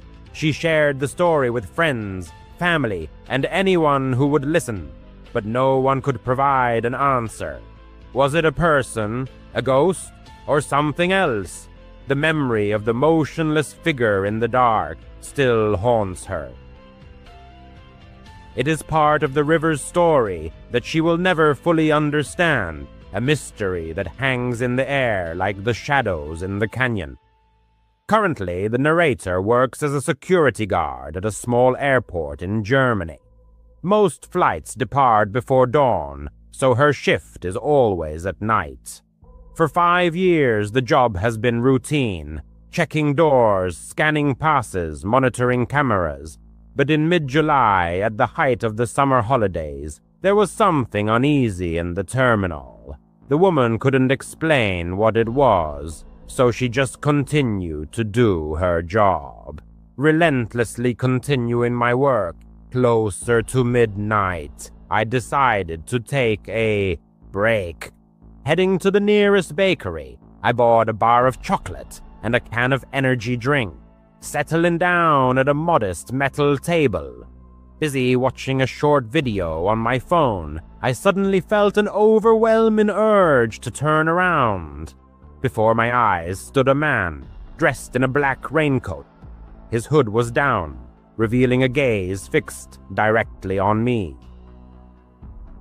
He didn't look away, didn't pretend to examine the shop windows, but looked exclusively at me. After holding his gaze for just a few seconds, I turned my attention back to my phone. Hundreds of strangers pass through airports every day, and most of them pose no threat. After drinking half of the drink, I put my phone in my pocket and headed to the restroom to wash my hands before the end of my break. Enas, upon returning, I noticed the same individual standing approximately 50 meters away in the main hallway. His head was tilted slightly, and his gaze was fixed on me once more. As soon as he realized I had spotted him, he abruptly turned and disappeared down a side corridor without making a sound. A quiet alarm went off in my head, but his actions hadn't broken any rules. Back at my post, I spent the next several hours walking the perimeter of the gate, checking the locks, and waiting for dawn. By morning, my phone battery was completely dead. Since the walk home was short, I simply put the phone in my pocket and started on my way. About halfway there, I remembered the external battery pack in my backpack. After connecting the cable, I continued my walk. 10 minutes from my apartment, I decided to check the charge level by pressing the power button. A message appeared on the screen, one I'd never seen before. Unknown AirTag detected. This AirTag has been moving with you. The distance was 800 meters. I've never owned an AirTag. I stopped and scanned the empty street, lit only by dim streetlights. Soon, another notification appeared. Distance 600 meters, then 500. I was trying to find a logical explanation. Maybe someone nearby had lost luggage with a tracker, but the numbers kept decreasing. 400, 300. I broke into a light jog. The phone vibrated again, showing 200 meters. Turning the corner, I ran as fast as I could. My legs went numb, but the numbers continued to plummet. 100 meters. Reaching my building, I fumbled with the key, slammed the door shut, and leaned against it. The hallway was silent. The phone screen displayed 50 meters, then 20, and finally 10. Peeking through the peephole, I saw only an empty street. My hands were shaking. I emptied the contents of my pockets and bag onto the floor, but found nothing unusual. I wanted to call the police, but what could I tell them? A signal on my phone indicated that someone was tracking me. I tried to convince myself that I was simply overtired. The shift had been long, and my mind was in a semi-conscious state. After changing clothes, I got into bed and put on a horror narration video on my phone. The narrator's calm voice usually helped me relax. I only remember the first few minutes before sleep overtook me. Awakening sometime later in complete darkness, I saw that the video had ended and the phone screen was glowing. Another notification awaited. Unknown AirTag detected. This AirTag has been moving with you. The distance was 2 meters. 2 meters meant the tag was in my room. I couldn't move. Locking the phone, I allowed my eyes to adjust to the darkness. At the foot of the bed, near the closet, I saw the silhouette of a person in a black raincoat.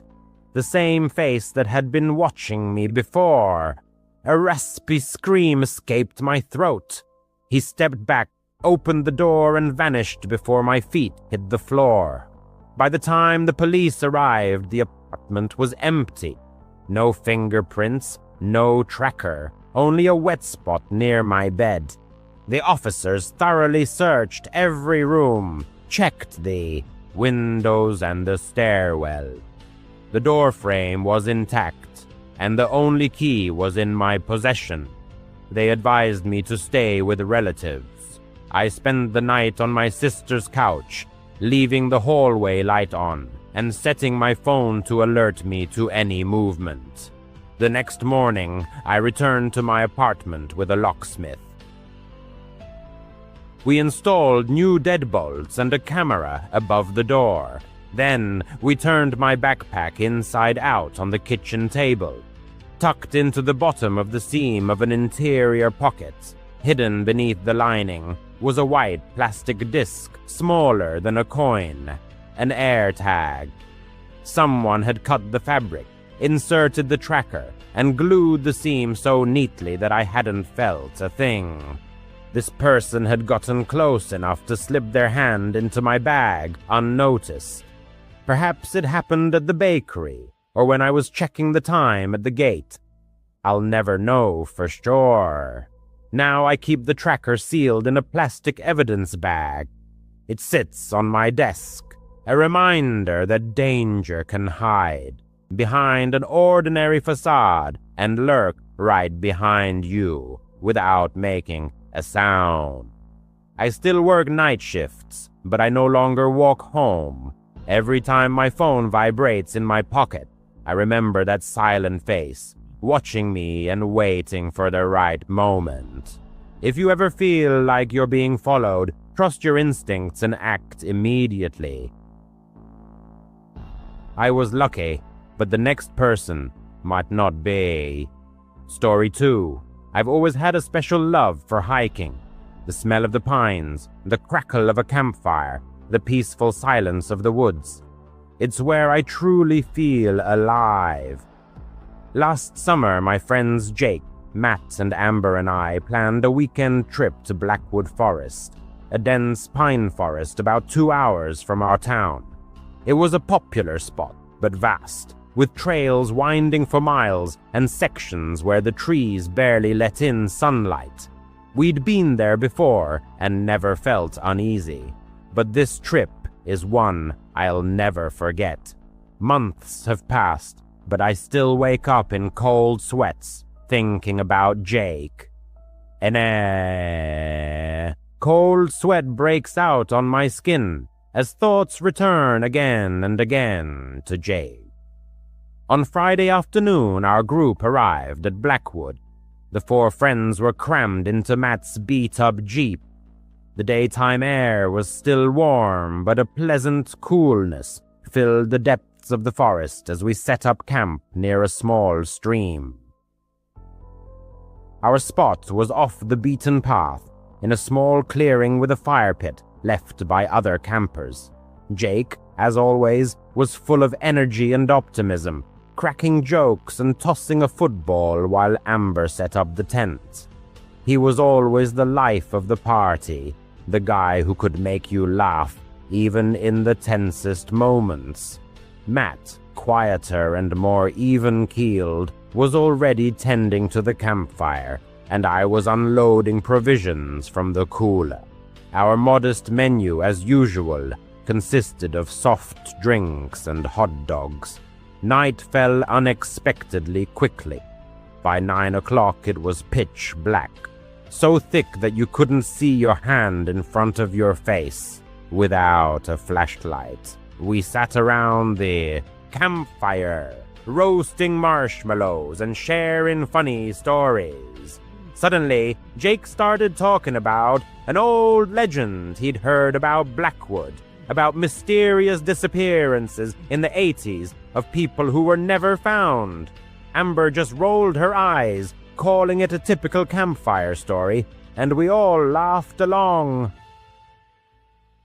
But I couldn't help but notice that Jake kept glancing furtively toward the dark trees, as if expecting someone to emerge from the woods at any moment. Around 11 o'clock, Jake announced that he was going for a short walk, as he usually did. "Just gonna take a leak and check out the stream," he said, grabbing his flashlight. Amber told him not to go too far, to which he just waved her off, replying, "I'm not a kid. I know what I'm doing." That was Jake all over, confident, but without any malice. We didn't think much of it. The stream was only 100 meters from the camp, and we could hear its gentle murmur while sitting by the fire. 10 minutes passed, then 20. Amber started to get worried, checking the time on her phone every few minutes. He's probably just messing with us, Matt suggested, but there was uncertainty in his voice. I grabbed my flashlight and shouted loudly, "Jake, cut the crap!" My voice echoed through the area swallowed by the dense trees. But in response, there was only silence. It was at that moment that I felt a knot of anxiety in my stomach. Blackwood was a big forest, sure, but not that big. He couldn't have gone that far. We decided to organize a search. Amber stayed at the camp in case Jake returned, while Matt and I split up to cover as much ground as possible. I headed toward the stream, shining my flashlight into the undergrowth. The light revealed tree roots and rocks, but no sign of Jake. I shouted his name every few steps, but my voice grew quieter and quieter, as if fading into the surrounding silence. The forest was eerily silent. No crickets, no hooting owls, just the sound of my boots crunching on the fallen pine needles. I kept hoping that I would see him any minute, grinning from ear to ear and ready to scare me half to death. But the further I went into the forest, the stronger the feeling of unease became. Finally, I reached the stream and found his flashlight. It was lying in the mud, still on, shining on a patch of ferns. My heart was pounding. Jake was a very careful person. He wouldn't just drop his flashlight like that. I picked it up and called Jake's name again, loudly. But in response, there was only silence. Shining the light around with a trembling hand, I noticed footprints in the ground. Jake's boot prints led to the water, and then they suddenly stopped, as if he had vanished halfway there. Overcome with panic, I called out to Matt in a shaky voice. He came running, and when he saw the flashlight, his face instantly turned pale. We searched for Jake for hours. Amber joined us, her voice hoarse from shouting. We walked along the stream, checked the forest trails, and even returned to the camp, hoping that maybe he had just gotten lost. By 2 in the morning, we were completely exhausted, but we couldn't stop. Amber was crying, repeating that we shouldn't have let him go alone. Matt kept saying that Jake was probably fine, just a little lost. But I knew that wasn't the case. Something was wrong. The air felt heavy and ominous, as if the forest was watching us. At dawn, we reported the incident to the police. There was a ranger station nearby, and they immediately sent out a search party. Rangers, dogs, even a helicopter. Everyone was involved in the search. We showed them the flashlight and the footprints. They asked if Jake had been acting strangely, if he had said anything about wanting to leave. I replied that he had been himself, happy, a little goofy, an adventure-loving Jake. The Rangers nodded, but I could see that they were preparing for the worst. Blackwood had a bad reputation. People disappeared here. Not often, but it happened. Tourists, hikers, even locals. Most of them were found, but some weren't. Days passed. The search expanded. Volunteers joined. More dogs. Drones were used. We stayed at the campsite, barely sleeping, helping in any way we could. Amber was in terrible shape, blaming herself for everything that had happened. Matt stopped talking, just silently staring at the trees, as if expecting them to spit Jake out if he stared long and hard enough. I kept going back to that night in my mind, trying to figure out if I had missed something important. The way Jake had been looking at the forest, the silence after he left, those footprints stopping at the stream, It all seemed completely illogical.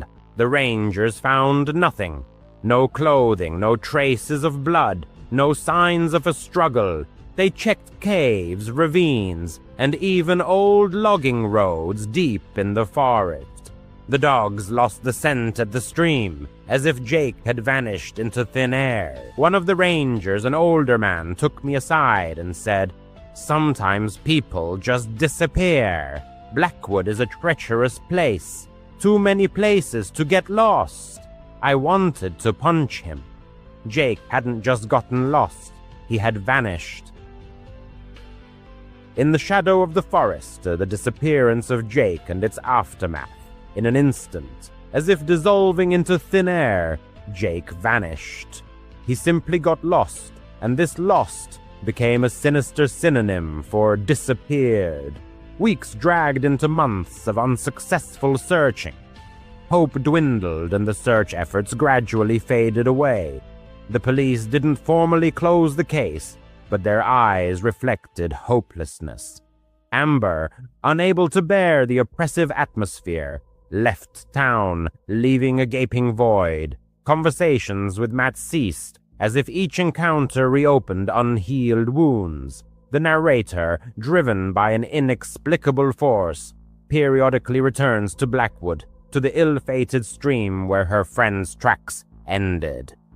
She searches for a sign, a hint, any explanation for what happened, but the forest remains silent. Memories resurface of stories of people who disappeared without a trace in the forest wilderness, of cases similar to Jake's disappearance.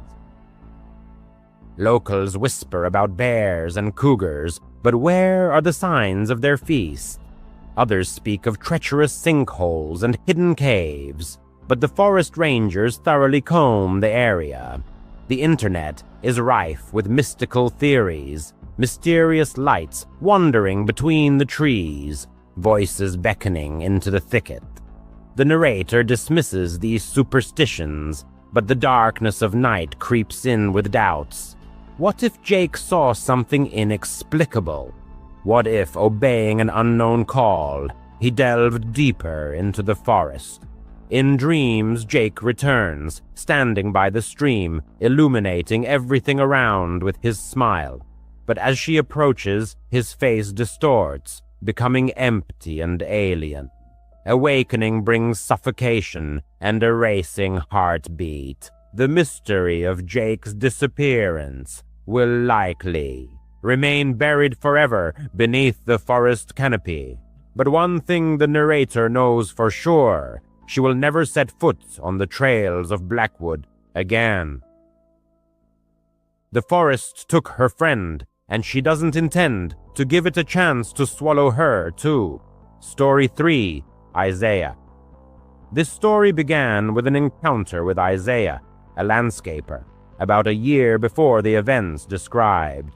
The narrator, also working in landscaping, met him at a dump while dropping off a work trailer. The hardships of working for a troubled company whose name she withholds for fear of legal action led to this chance encounter. Isaiah, noticing her, struck up a casual conversation. The narrator shared her plans to start her own business. Isaiah handed her a business card, but she didn't think much of it then, being employed. However, being fired from her job made her remember Isaiah. She called the number on the business card, and he, recognizing her, offered to pick her up for work at 6 a.m. Not having her own transportation, she gave him her address, happy at the prospect of a new job. Waking up at 4:30 a.m. was due to the early schedule of her ex and his father. After they left, she made the rash decision to use an illegal substance. Immediately after, Isaiah called. In a rush, she threw on jeans, work boots, a hoodie, and ran out the door, tying her laces as she went. Meeting Isaiah, they exchanged greetings. The narrator asked if she could vape, and they drove onto the highway. It was then that a strange atmosphere hung in the air. Isaiah's unexpected question about morning sausage and his ambiguous laughter made her uncomfortable. She asked him not to bring up topics like that. During a brief stop to check the trailer, she had a bad feeling. Back in the car, Isaiah began asking strange questions, such as whether she had considered a career as a dancer. Receiving a negative answer, he became insistent, trying to convince her that she had talent. The narrator reminded him of her boyfriend and her lack of interest in such activities. Along the way, Isaiah started touching her leg. When she asked him to stop, he just laughed and removed his hand. At a gas station, she took advantage of the moment to use an illegal substance again. Returning, she found a message from Isaiah offering her a drink. She asked for Red Bull. Thanking him after he returned, she felt a growing sense of dread. She called her sister, sharing her foreboding feelings. Her sister initially didn't take it seriously, but the narrator insisted on the seriousness of her concerns. The conversation was interrupted by Isaiah's return. Back on the road, he opened the glove compartment, pulled out a knife, and told her to be quiet. Then, stating that it was a joke, he explained that the knife was for cutting fruit. She laughed nervously. Arriving at a gated community, they began working. Isaiah gave the guard both addresses and the narrator's name. She, paralyzed by fear, didn't dare object. The first job, lasting only 30 minutes, turned into a nightmare. Isaiah constantly invaded her personal space. At the second house, where they spent about an hour, his behavior became even more intrusive. He made increasingly inappropriate comments about her appearance. She tried to remain firm and push him away. At the same time, she was texting her sister, detailing what was happening. Isaiah, noticing this, asked who she was texting. She lied, saying she was discussing plans after work.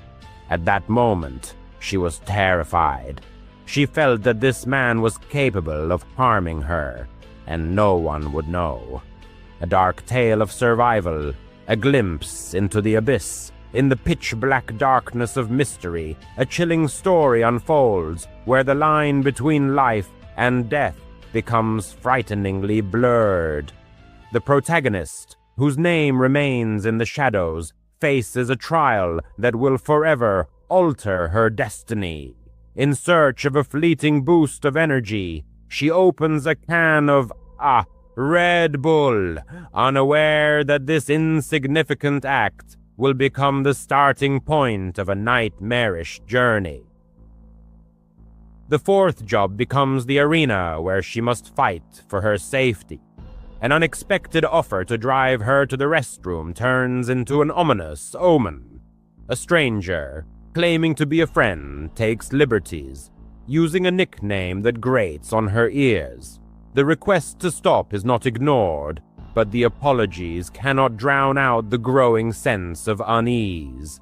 In the solitude of the restroom, she seeks solace in the voice of a former lover, sharing her fears with him. Futile attempts to contact her sister only amplify her sense of isolation. Desperately trying to maintain a clear mind, she resorts to extreme measures, using the remnants of illegal substances. Returning to the truck brings new questions. The unexplained delay raises suspicions, and the subsequent conversation in Spanish, the meaning of which remains a mystery, only increases the discomfort. An innocent question about plans for the evening becomes a cause for alarm when the stranger reveals his knowledge of her boyfriend's routine. The suggestion to rent a hotel room plunges her into a state of panic. In a desperate attempt to warn her loved ones, she sends messages, but to no avail. The surrounding area seems alien and hostile. A sudden question about drugs causes confusion, and the subsequent phone call and sinister laughter make her blood run cold. Inappropriate questions regarding her age and personal life force her to resort to evasive answers, hoping to confuse the stranger. Finally, they return to the city. The last drop of Red Bull instills hope for escape. The conversation about family, which the stranger initiates, seems absurd against the backdrop of his predatory behavior. A stop at a bank near her home becomes a moment of truth. Gathering her courage, she tries to appeal to his humanity, asking how he would react if something similar happened to his loved ones. Response: she receives a blow to the head against the glass. Overcoming the dizziness, she tries to remain calm. The stranger states that the money was intended for plans to which she did not agree. Driving past her street, she sees her mother and grandmother, and she has to hold back tears. Remembering the possibility of sending a message to 911, she gives her name, age, and the circumstances of what is happening. Receiving a response, she relays all available information about her location. The stranger asks how she is feeling, and she realizes that drugs have been added to her drink. However, the other substances in her system seem to be blocking their effects. When offered a stop and a drink, she agrees, hoping for a chance to escape. During a stop at a gas station, a stranger threatens her, forcing her to stay in the truck under his watchful eye. At the next stop, she asks for permission to buy food and go into the store. Once inside, she deliberately creates chaos by knocking items off the shelves. Seeking help from the clerk, she heads to the restroom, where she tells her ex-boyfriend about what's happening over the phone. A woman in the restroom offers her assistance. Soon the police knock on the door. She hugs one of the officers, overjoyed at her rescue. Outside, she sees the stranger's truck, surrounded by police. He tries to approach her, but they stop him. She tells the officers everything that happened. They take her to a car and inform her that the stranger denies everything. She asks them to test the drink, and the analysis confirms the presence of a sedative. Despite this, the police treat the situation as a he said, she said dispute. They take her home and collect her clothing as evidence. They advise her to stay inside and lock all the doors. She calls her mother, and her parents pick her up. Later, she realizes that the substances she consumed may have saved her from losing consciousness. In tears, she tells her family what happened. She lives elsewhere for a while and then returns to her parents' home. In 2025, at the age of 22, she continues to work in landscaping. However, she has been experiencing strange occurrences lately.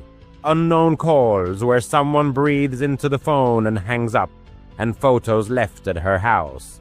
The police consider it a prank, but she's not so sure. The fear hasn't completely disappeared, but she survived. Story 4, backstage at the Stadium Ella, a 17-year-old girl works at a football stadium. For personal reasons, she doesn't disclose its location or name. There are 3 main clubs at the stadium: the Women's Club, Inter F, and ZAG, where she works as a waitress and beverage server. In the recent past, a series of terrifying events unfolded at one of the stadiums where exciting football battles took place. In the lead-up to a major match between 2 renowned teams, the atmosphere at the stadium was electric. Time twos. while familiar faces of regulars could usually be seen at the counter, being served with warmth. This time the crowd was filled with the random visitors who only stopped by once. During the first half, everything went as usual, but then came the long-awaited intermission, and club members rushed inside to enjoy the prepared food. Her responsibilities included maintaining order, replenishing silverware, monitoring the food line, taking photos of families, and, of course, serving thirsty customers at the soda bar. As she tried to keep up with the growing line, pouring soft drinks, an older man, around 60-70 years old, approached her. "Hello, what can I get for you?" she said, using her practice line with a forced smile. "A cola," came the raspy reply, as if seasoned by years of smoking. After serving the drink and starting to serve the next customer, she noticed that the man wasn't moving. "Straws are over there," she pointed to the counter, assuming he was waiting for a straw, but he continued to stand there, staring intently at her. After a long wait, he finally moved away, but soon returned. "Hello again. Can I help you with anything else?" she asked, trying to hide the fatigue in her voice. "How old are you?" came the raspy question. Confused, the girl chuckled nervously. "I'm not allowed to disclose that information according to company policy," she replied, hoping to get rid of the annoying visitor. But he only smirked, revealing yellowed and cracked teeth. Looking at her badge, he let out a laugh that pierced her to the core. Ella, a lovely name for a lovely lady. Such frivolities were not uncommon, as many visitors were quite drunk and impressed by the game. The girl just smiled and thanked him, after which he left. In the back room where the kitchen was located, she shared her concerns with her colleagues. They just laughed, acknowledging the situation as unpleasant. Fortunately, she didn't see the man again for the rest of the evening. After the end of the match, as everyone was cleaning up and heading to the main kitchen downstairs, where the dirty dishes and linens were stored, she saw him again. He was standing near the bathrooms, staring intently at them. Intuition told her that something wasn't right. The game had ended half an hour ago. Why was he still here? Weren't there restrooms at the entrance and exit? Dismissing these thoughts, she continued on her way. Finishing her workday, she headed towards the main street where she usually parked her car. The presence of police officers directing pedestrian and vehicle traffic inspired some confidence. However, after walking a block and seeing flashing red and blue lights in the distance, she felt anxious. Turning around to get her keys out of her bag, she saw him again. He was walking directly under a streetlight. She recognized him. Quickening her pace, she noticed that he was also picking up speed. Reaching her car, she felt her hands tremble with fear and adrenaline. As she tried to open the door, she suddenly felt a cold hand grab her shoulder. Turning sharply, she saw the same man. He was standing too close. He had something in his hand, but it was impossible to make out the object due to the darkness of the alley. Horror gripped her body. Without saying a word, he grabbed her arm and dragged her away. In desperation, she tore out a lock of hair and threw it on the ground, so that her DNA would remain in case she disappeared. Fighting back with all her might, she scratched and clawed at his arm. Suddenly, two men appeared from around the corner of a small parking lot. "Help!" she screamed, begging for rescue. The strangers rushed to help, one grabbing her arm and the other pushing the old man away. Crying, she dialed 911 with trembling hands. The arriving police arrested the assailant. Thanking her rescuers, she hurried away. 2 weeks have passed since then, but the fear still hasn't left her. The police identified the detainee. It turned out that he was involved in 2 other attempted kidnappings at other stadiums. Now she finds it difficult to trust anyone. She tries to park as close as possible and always carries some kind of weapon for self-defense. She is endlessly grateful to the 2 men who were in the right place at the right time. If it weren't for them, there's no telling how it would have ended. This incident taught her a lesson. Always trust your intuition, because if something seems wrong, it probably is. Night beckoned for a clandestine adventure. It was well past midnight when they arrived. Despite the proximity to the ancient fort, the road was bustling, so the van had to be left 2 sharp turns away.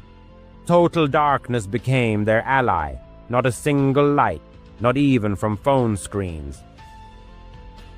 Each scout made sure to camouflage all the shiny details on their backpacks with a dark cloth. They spoke only in whispers, freezing into statues at the approach of each vehicle until the headlights disappeared into the distance. The only way inside the fort was through a crack high in the wall. Long before, experienced scouts had installed climbing bolts there. One by one, they clipped their safety harnesses to the rope. The stone was cold and damp to the touch. Halfway up, they heard the sound of an approaching truck. Instinctively, the person pressed their body against the wall, feeling the bright headlights slide across the stone just below their boots. Their heart pounded, but the truck passed by. Continuing the ascent, the scout squeezed through the opening at the top.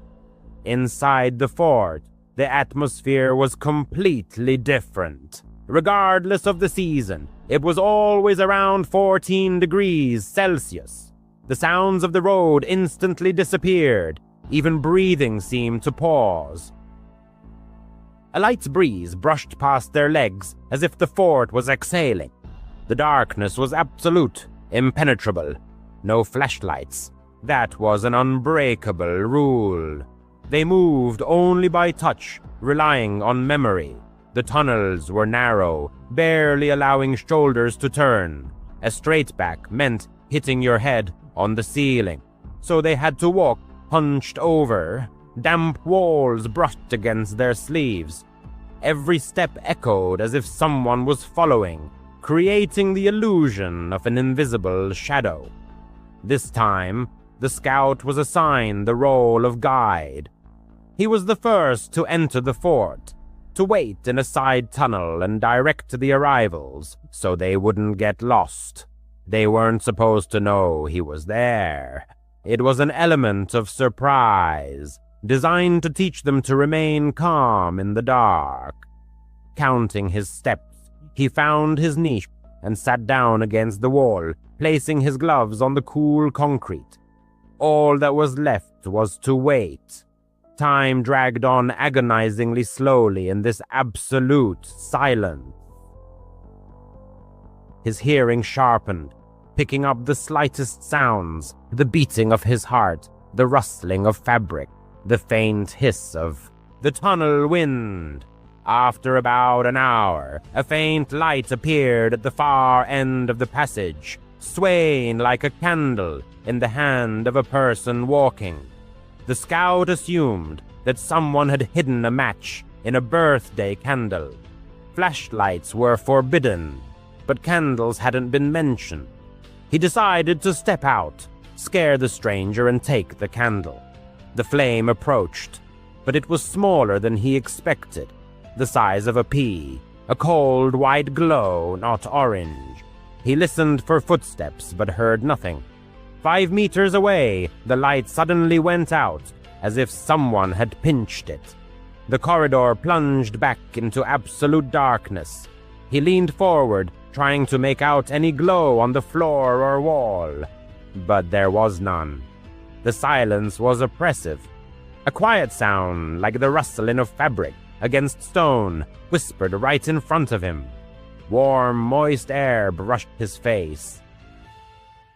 He smelled sweat and earth, the smell of someone who had traveled a long way. Someone was standing inches from him, but he couldn't see them. He held his breath. The stranger did the same. They froze, sharing the same small pockets of air. Seconds stretched into minutes. His lungs burned, his ears rang. He didn't dare move, not knowing who or what was standing before him. Finally, the warm breath slid to the left. The air became cool again. A faint red glow appeared somewhere in the distance, and then disappeared. Silence returned. He slowly counted to 40, and then exhaled. His legs were shaking. He wanted to run back to the rope, but the younger scouts were due to arrive soon. He had to stay at his post. Finally, he heard footsteps to his left, the heavy thud of standard army boots. Relief washed over him. Only scouts wore such boots on this outing. A tall figure filled the passage. He reached out and placed his hand on the stranger's shoulder. "Go straight ahead, then turn into the first tunnel on the right. Stay together," he said. The stranger nodded. The scout paused and asked one quick question in a whisper. "Who climbed up first tonight?" The stranger frowned. "I did," he replied. "I was first. If he was first, then who had been standing next to him just minutes ago?" He let the stranger pass and listened to his receding footsteps. The tunnel wind seemed colder. The rest of the night dragged on endlessly. 3 more scouts passed his station. He directed them with a quiet touch on the shoulder and a few words. None of them had seen any light. None had heard another person. When the last scout had passed, he waited another 10 minutes and then stood up. His knees cracked. The silence inside the fort suddenly felt like a weight on his chest. He headed towards the exit tunnel, feeling the wall with his fingertips. Every time his foot landed on the ground, he heard an echo behind him. One extra step, not his. He quickened his pace. The echo quickened. He told himself it was just the strange acoustics of the tunnels, and kept repeating it until he reached the shaft. Having descended into the shaft, the protagonist discovers that getting back out is no easy task. His hands tremble with tension, but he clings to the rope, gathering all his strength to climb. A pale streak of dawn glows in the east, and birds greet the new day with their ringing trills.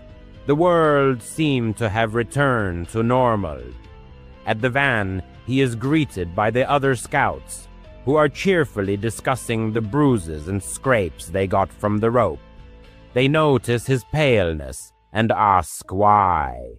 He just waves it off, saying he's tired. On the way home, with the windows down, he lets the fresh morning air drive out the remnants of the cold that reigned in the fort. He prefers to keep silent about what he experienced in the dark, the flickering white light and the warm breath. However, every summer, when the troop plans another overnight stay at Fort 17, he makes one significant change. He never stays alone inside again. Let someone else guide the scouts while he stands guard at the rope. The fort can keep its dark secrets, but the protagonist has heard enough of its breath. In the eastern part of Salt Lake City, he rents a small blue house, perfect for him and his ginger cat, Maple. The street seems quiet and safe. The rent is quite affordable, and the mountains serve as a picturesque backdrop. The only thing that mars this idyllic picture is the neighbor from the adjoining duplex. Practically every night, the neighbor turns on music with the deafening bass. keeping him awake until 2 or 3 in the morning. The walls vibrate, the windows rattle, and the dishes in the cabinets make an alarming clatter. The protagonist has tried everything: earplugs, white noise apps, and polite knocks on the wall, but all in vain. The neighbor doesn't react. After a month of sleepless nights, he files a noise complaint through the city website, hoping this will put an end to the torment. However, he is in for an unpleasant surprise the next morning. Going outside, he finds that all 4 tires of his Honda are flat to the rim, cut with long, even slashes. Buying new tires and having them installed wipes out all his savings. The police officer taking the report just shrugs, noting that evidence and motive are different things. His words don't calm his frayed nerves. In the evening, the protagonist knocks on the neighbor's door again, hoping for a peaceful conversation. The music stops, but no one answers. He stands in silence, listening to his own heartbeat, until the music resumes, sounding even louder than before. A week passes. The protagonist keeps a close watch on the street at night, locking the doors 3 times. One Tuesday, Maple doesn't come home for dinner. The protagonist shakes a bag of food, wanders through the alley, calling her name until midnight. He puts up posters, visits animal shelters, but all to no avail. The house feels empty without her familiar warmth on the couch. A week after the cat's disappearance, he finds a single envelope in his mailbox, without a stamp or return address, only his name written in shaky block letters. Inside is a note: "Next time, it will be you." The protagonist's hands are shaking so badly that he almost drops the letter. The arriving police officers take the message away in a plastic bag and inspect the yard. No fingerprints, no security cameras, no witnesses. "Lock your doors and call if anything happens," one of them advises. The protagonist installs motion sensors, window alarms, and 3 cheap security cameras. On the first night, the alarm goes off because of a raccoon. On the second night, nothing. On the third night, at 2:14 a.m., his phone vibrates, alerting him to motion in the yard. The screen shows only darkness. In the morning, he finds that the camera is gone. Only screws remain in the siding. Now he sleeps on the couch with a baseball bat in his hands. Every creak makes him jump. At work, he gets startled when someone laughs too loudly. He starts leaving the lights on when he leaves, so the house doesn't look empty. Fear doesn't need proof. 2 weeks later, a quiet tapping wakes him before dawn. The sound is coming from the attic. The protagonist climbs up the folding ladder, a flashlight shaking in his hand. The beam of light picks out clouds of dust in the darkness. Next to the vent, Maple's blue collar lies on the floor with a broken clasp. No fur, no blood, just the collar. The protagonist falls to his knees. The police search again, but find no signs of forced entry. The detective, tired but friendly, says, "We need a face on camera." The protagonist nods, barely finding the strength to breathe. He installs a more reliable camera above the porch and replaces the one in the yard. As an extra precaution, he buys plywood and boards up the small windows in the basement. The landlord expresses displeasure with the appearance of the house, but the protagonist is adamant. One day, on a cloudy afternoon, he drives up to the house and sees a white van outside the neighbor's duplex. The neighbor himself is standing in the doorway, laughing with 2 men who are carrying out large speakers. He turns, catches the protagonist's gaze, and slowly waves. A chill runs down his spine. That evening, before entering the house, The protagonist sits in the car for 10 minutes. He makes a list, sell the house, move, find a second job to cover the higher rent. Before going to bed, he calls 3 real estate agents. Real estate websites show high demand in his area, giving him a glimmer of hope. At 3:07 a.m., the camera on the porch sends a signal. The footage shows a figure standing in the shadows. The dark silhouette raises a hand, in which there is a small object, possibly a key, possibly a knife, and then retreats. The protagonist saves the recording and sends it to the detective, who calls back at lunchtime. The attacker is wearing a mask. The house number is not visible. Helpful, but not enough for a warrant, the detective states. All of that is needed for a warrant, he stated. Later that day, while inspecting the car's interior, the narrator discovered a screwdriver tucked away beneath the floor mat. The screwdriver had been left untouched. Instead, the finding was photographed, carefully sealed in a bag using gloves, and added to the ever-growing file of evidence. The detective expressed his gratitude via email, but offered no guarantees regarding further developments. Deciding to relocate temporarily, the narrator packed a suitcase and spent the night at a friend's house. The following morning, fresh scratches were found on the front door, right near the lock.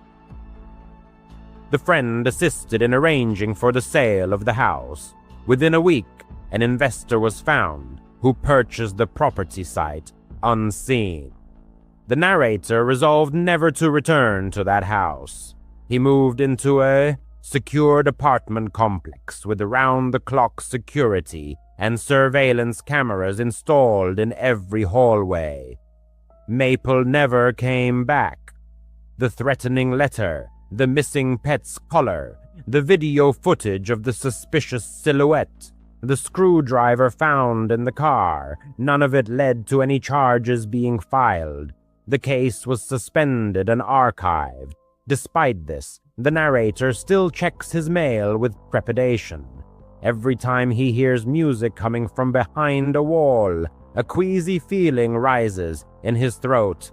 Somewhere out there, a person skilled in the art of silently deflating tires, abducting pets, and surreptitiously delivering letters to mailboxes is at large. He knows the narrator's name. He knows that fear still haunts him. At night, the narrator thinks he hears Maple. Perhaps he is waiting for the right moment to strike again. NUS. In the distant year of 1977, when I was 16, an incident occurred that would forever be etched in my memory. The events unfolded in picturesque Colorado Springs, where young Alice was working as a babysitter for her neighbor, Mrs. Carter. Tommy, 6, and Lily, 8, were model children, obedient, quiet, and went to bed without complaint. The babysitting job seemed like a breeze, just a few hours of vigilance to keep the house from burning down, and a little extra pocket money. However, the evening of February 7th turned into a nightmare that would haunt Alice for years. Mrs. Carter, a single mother exhausted from her worries and rushing to a night shift at a local diner, lived in the same apartment building as Alice's family. An advertisement in the community center had caught her eye. Reliable teen babysitter, $2 an hour. The proximity of their homes and the modest wage were decisive factors in Alice's favor. On that ill-fated evening, after putting the children to bed and receiving a meager $5, Mrs. Carter instructed, "I'll be back by midnight. Lock the door, Alice." The girl nodded, flipping through channels on the old television. The small apartment was a mess. Toys scattered about, belongings strewn around, children's clothes everywhere. Tommy and Lily, dressed in pajamas, were cozily settled on the couch. After reading their favorite Dr. Seuss book, the children were asleep by 8:30. Alice tucked them in, checked the windows, and locked the front door, following her usual routine. Silence settled in the apartment, broken only by the hum of the refrigerator and the occasional noise of passing cars. Alice, lounging on the couch with a bag of chips, watched a simple sitcom, turning the volume down so as not to wake the children. Around 9 o'clock in the evening, there was a faint thud, as if something had fallen in the kitchen. The girl froze, a chip halfway to her mouth. The apartment was on. The first floor and the kitchen window faced the parking lot. Trying to reassure herself, Alice assumed it was just a cat on the windowsill, but her heart was pounding. Grabbing the old rotary phone, she placed it beside her. In those days, cell phones were an unaffordable luxury. Only a cord connected her to the outside world. On tiptoes, Alice crept into the kitchen and turned on the light. Nothing suspicious. The window was closed, the sink empty. Laughing at her own apprehension, she returned to the television. But suddenly, there was a scraping sound, as if metal were scratching against glass. The sound came from the back door, which led to a tiny patio. Turning off the television, Alice strained her ears. The children were sleeping peacefully. Only Tommy's quiet snores could be heard from their room. Silently sliding her socks across the linoleum, she crept toward the back door. There was a small window in the door, covered by a thin curtain. Pulling it back an inch, Alice peered out. The patio was plunged into darkness, the light from the street lamp barely penetrating the night. But the girl swore she saw a shadow moving behind the glass. Animal fear gripped her. Checking the lock, which was fastened, Alice stepped back. Just as she was about to call her mother, she heard footsteps. Not outside, but inside the apartment. Heavy, measured steps were coming from the hallway leading to the children's room. Grabbing a kitchen knife, Alice felt her hands trembling. "Who's there?" she whispered barely audibly. In response, silence, only another step. Slowly, knife in hand, she moved toward the hallway, holding her breath. The door to the children's room was ajar, as before, but the atmosphere felt oppressive, as if someone were watching her. Pushing the door open, Alice saw Tommy and Lily sleeping peacefully in their beds. Exhaling in relief, she felt her knees weaken. But then her gaze fell on a shadow in the corner. Tall and still. Frozen in place, Alice felt the knife slip in her sweaty hand. "Get out!" she said louder. The shadow didn't move. Turning on the light, she expected to see only emptiness, a figment of her imagination. But in the corner stood a man, about 20 years old, near the children's dresser. Tall, with disheveled hair and dark eyes staring at her. In his hand was a knife, larger than Alice's, the blade gleaming in the lamplight. Screaming, Alice backed away. The man didn't say a word, just stepped toward her. She rushed to the front door, frantically trying to unlock it. Her hands slipped with sweat.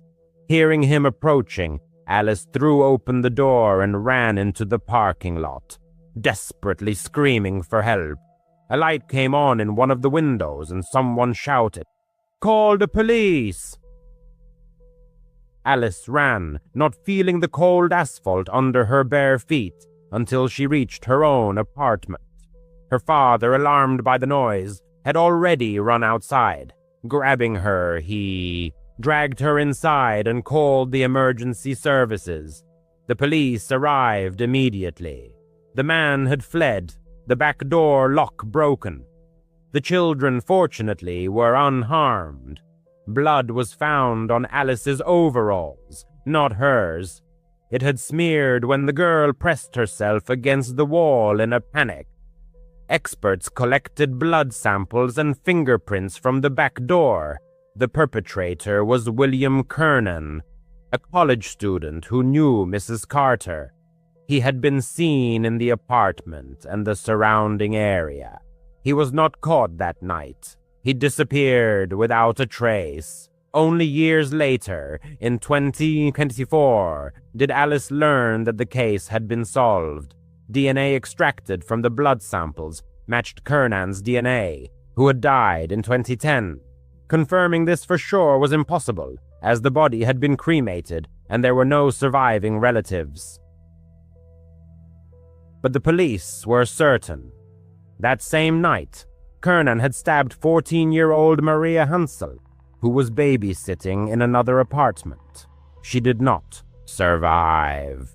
The cold-blooded cruelty and indifference of the Millers left an indelible mark on her memory. She could not erase the horror of that night from her mind, and nightmares haunted her, presenting before her eyes cold and empty children's eyes. After what she had experienced, she decided never to babysit again and left that apartment complex forever, shuddering at how close she had come to becoming a tragic statistic herself. At the age of 12, she began babysitting for the Millers, and by 15 it had become a regular routine. Every time she followed the same path, walked 2 houses down, spent time with their 6- and 8-year-old rascals, received a modest reward, and returned home. The children were noisy, disobedient, and clever in the worst way, but the money she earned helped her buy the necessary school supplies and save up for a coveted used bicycle. On that fateful Friday, Mrs. Miller, throwing on her coat, announced that they would not be back until 11 o'clock in the evening. "Just a regular night," she said. The girl simply nodded in response, already mentally planning to put the children to bed by 9 o'clock, then do her homework at their kitchen table, and head to her own bed before midnight. By 8:30, silence had settled in the house. A lone lamp on a side table cast a soft light in the living room. Cartoons were playing at minimum volume. Outside the window, a storm was raging. Rain pounded furiously against the glass, and from time to time the headlights of passing cars slid across the curtains. The children, exhausted from an hour of restless running around, curled up on the couch, covered in blankets up to their chins. The girl held the remote control, ready to mute the sound during annoying commercials that could wake the dozing rascals. The clock hands passed 9. She decided to give them another 10 minutes of rest. Before taking them to their bedrooms, getting up, she stretched and headed to the thermostat to raise the temperature a little. It was at that moment that there was a deafening knock on the door. Heavy, insistent, unlike the crack of a broken branch or a gust of wind. The lampshade trembled. Then came a second blow, more muffled, as if someone were pressing their ear against the door, trying to hear what was happening inside. Her heart pounded in her chest. She glanced at the children, whose eyes were wide with fright. Putting a finger to her lips, she whispered, "Hide behind the couch, and don't peek out." The children surprisingly obeyed without question and scurried under the knitted blanket. The girl turned off the television and the lamp, plunging the room into complete darkness, broken only by the dim light of the digital clock on the cable box. In the ensuing silence, the sound of the rain seemed deafening, but she could clearly hear someone moving at the door, the rubber sole of a shoe sliding on the mat. Frantically, fumbling for her phone in her pocket, She found no signal. Due to the raging weather, their Wi-Fi often went down, and it was impossible to contact anyone by phone. Retreating to the kitchen, she opened a drawer near the sink and grabbed the largest steak knife, the one she had recently washed after making frozen pizza for the children. Holding her breath, she made her way along the wall to the hallway leading to the front door. Every inch of the floor in this old house creaked, so she tried to step on her heels to soften the noise. Halfway there, she heard another sound, the click of the mail slot opening and then slamming shut. The stranger outside was methodically checking all possible openings, probably looking for a lock that could be broken. The thought flashed through her mind to run through the back door with the children, but the backyard was not fenced, and beyond it stretched a dark and impassable forest. If the intruder bypassed them, they would be trapped in the open air. It seemed safer to meet him here, where she at least knew the layout of the house. Clutching the phone in her left hand and the knife in her right, she rounded the corner and raised the blade to shoulder level. Her pulse was pounding in her temples so loudly that she almost missed the moment when the front door burst open. Two tall figures stormed into the house, their arms wide and shouting, "Boo!" For a moment, her mind refused to match the faces she saw with names. Suddenly, a flash of lightning outside illuminated them, and she recognized Mr. and Mrs. Miller, whose raincoats glistened with rain. They burst into unrestrained laughter, bending over and patting each other on the back. A scream caught in her throat, her breath taken away. The tip of the knife trembled a few inches from Mr. Miller's chest. Straightening up, he noticed the blade, and the smile immediately disappeared from his face. "Hey, take it easy," he said, raising both hands in a protective gesture, as if facing an armed police officer. Mrs. Miller wiped tears from her cheeks, continuing to giggle. "We just wanted to see how brave you were," she said. "Looks like you passed the test." The girl lowered the knife, but anger, displacing fear, filled her soul. Her legs trembled treacherously. "You could have been stabbed," was all she could manage to say. Mr. Miller waved away her words.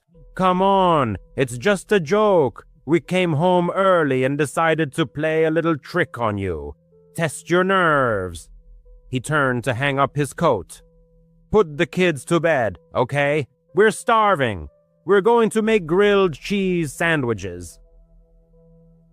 She froze, expecting an apology, or at least permission to go home. But instead, they headed to the kitchen, opened the refrigerator, and began to rattle the dishes. Returning to the living room, she was still shaking from what she had experienced.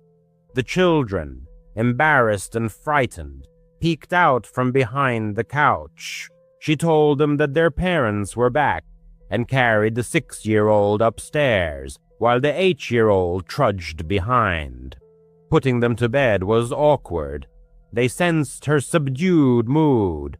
She spoke in an even and curt voice. "Good night. Your parents are downstairs."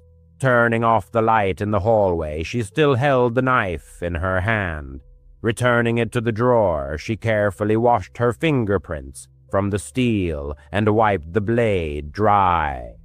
From the hallway, she could see the adults through the kitchen doorway. They stood at the stove, hugging and swaying, laughing at some joke only they understood, spreading butter on bread. The smell of frying cheese spread throughout the house, but it only made her stomach churn. She sat down at the dining table, placing her phone face down. No one offered her food. No one thanked her for not plunging the knife into Mr. Miller's ribs. The Babysitter and the Haunted House, a tale of fear and growing up.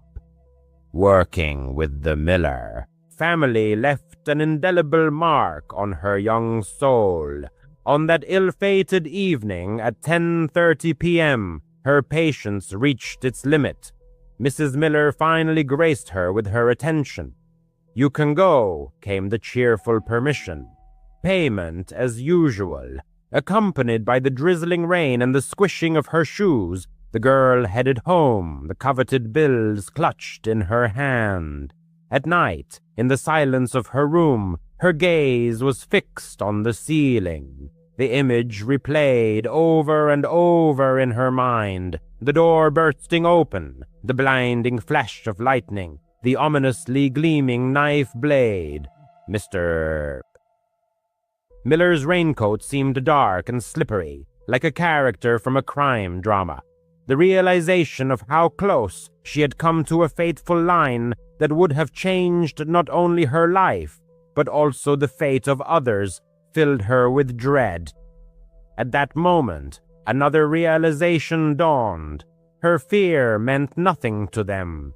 An empty sound. The whole spectacle had been staged for their amusement, for their dubious entertainment. After that incident, she no longer agreed to babysit their children. She responded evasively to Mrs. Miller's persistent messages, which came in over the next 2 weeks, citing a busy study schedule. Soon the inquiries ceased. In the evenings, passing by their house on the way to the bus stop, she saw the usual scene: yellow light streaming from the windows, toys scattered on the lawn. But forever etched in her memory was the chilling horror they had created for a moment's amusement. This incident taught her 2 important things. Panic feels indistinguishable from real danger, and some adults never grow up, remaining children at heart. Since then, she carefully checks every door she enters, even the door to her own home. Her phone is always charged and within reach, and when someone suggests a harmless joke at someone else's expense, the very knife that trembled in her hand appears in her imagination, and she resolutely shakes her head, saying a firm no. Before this incident, she didn't really believe in ghosts, but after working at the Thompson house, her beliefs wavered. The seemingly ordinary house was located at the end of Willow Street, across from St. Mary's Church. The girl's mother, who worked at a preschool, knew the Thompson sons, Ethan and Liam, from her classes. One evening, Mrs. Thompson called her, asking her to babysit because their regular nanny had suddenly cancelled. The 17-year-old needed the money and agreed, thinking it would be an easy job. How wrong she was. The beginning of the evening was unremarkable. Ethan and Liam, 6 and 8 years old, turned out to be cute but energetic boys who ran around their old 2-story house. The house was built in the 70s and had all the hallmarks of that era: creaky wooden floors and a faint, musty smell, as if it had absorbed all the years it had seen.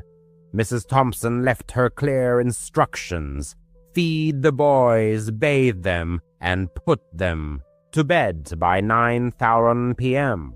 The task seemed simple. Around 6:30 p.m., she was in the kitchen with the boys preparing dinner. The children wanted tacos, so they were taking ingredients out of the refrigerator. Liam carelessly slammed a plastic container of salsa on the table.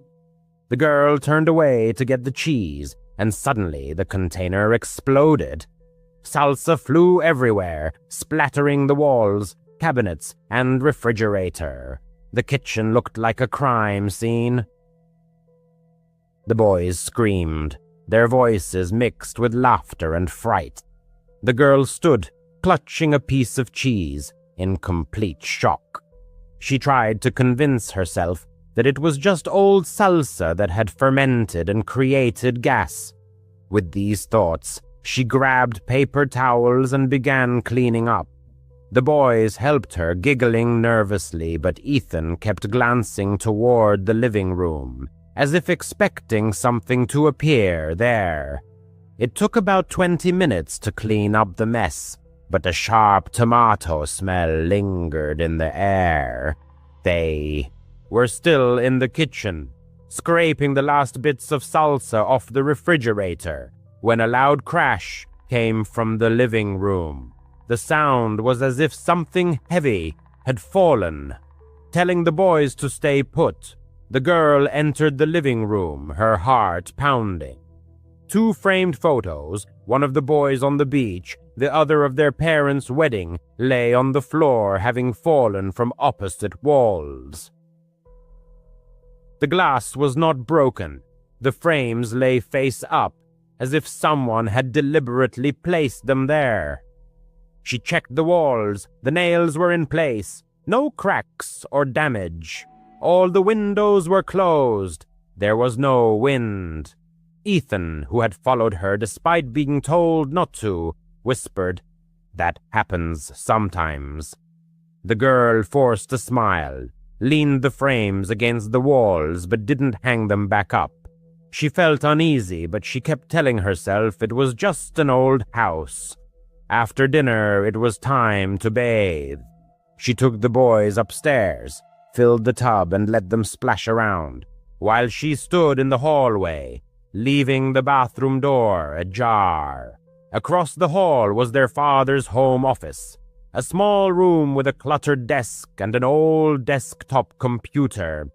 Leaning against the wall and scrolling through her phone, she heard a faint sound, then another.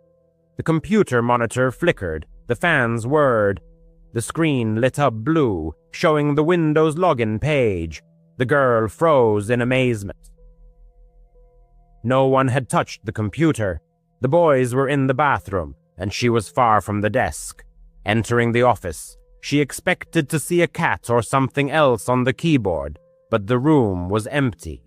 The mouse wasn't moving, and there was a thin layer of dust on the keyboard. She tried to convince herself it was an automatic update, but after the incidents with the salsa and the frames, it seemed unlikely. Yanking the monitor's power cord, she hurried back to the hallway. By 9:15 p.m., she had put Ethan and Liam to bed in their shared bedroom upstairs. The children were exhausted and quickly fell asleep, their quiet snores filling the room. Closing the door, she went downstairs to wait for the Thompsons to return. Flipping through channels on the old square TV, she suddenly heard footsteps. Slow and heavy, they came from the hallway upstairs. Turning off the TV, the girl felt her heart pound. She assumed the boys had gotten up. Tiptoeing upstairs, she quietly stepped on the creaky stairs. The door to the children's bedroom was closed. Opening it a crack, she saw that the boys were fast asleep, exactly as she had left them. The hallway was empty, the air still. Checking the other rooms, the guest bedroom, the bathroom, and the office, she made sure there was no one there. Goosebumps rose on her skin as she went back downstairs. 10 minutes later, the creaking repeated, this time slower, as if someone were walking from one end of the hallway to the other. She didn't go up again. Curling up on the couch, the girl texted her boyfriend, telling him about her fear. Just stay calm, he replied. Old houses always have noises.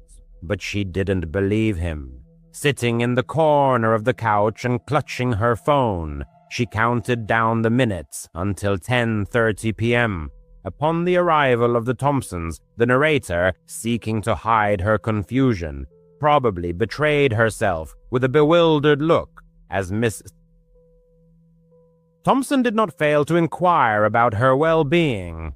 In response, she vaguely praised the boys and hastily threw on her jacket, eager to leave the house as soon as possible.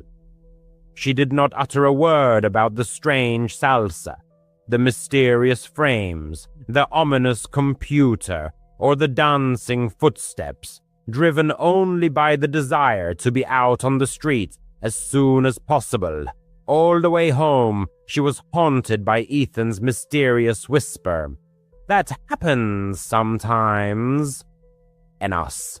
After that incident, she babysat the children a few more times, but she avoided staying late. She always brought a friend with her, so she wouldn't be alone in that strange house. To this day, she is haunted by questions about what was really going on in the Thompsons' house. She is sure that it was not just a figment of her imagination. There was something inexplicable and sinister about that place that has been etched into her memory forever.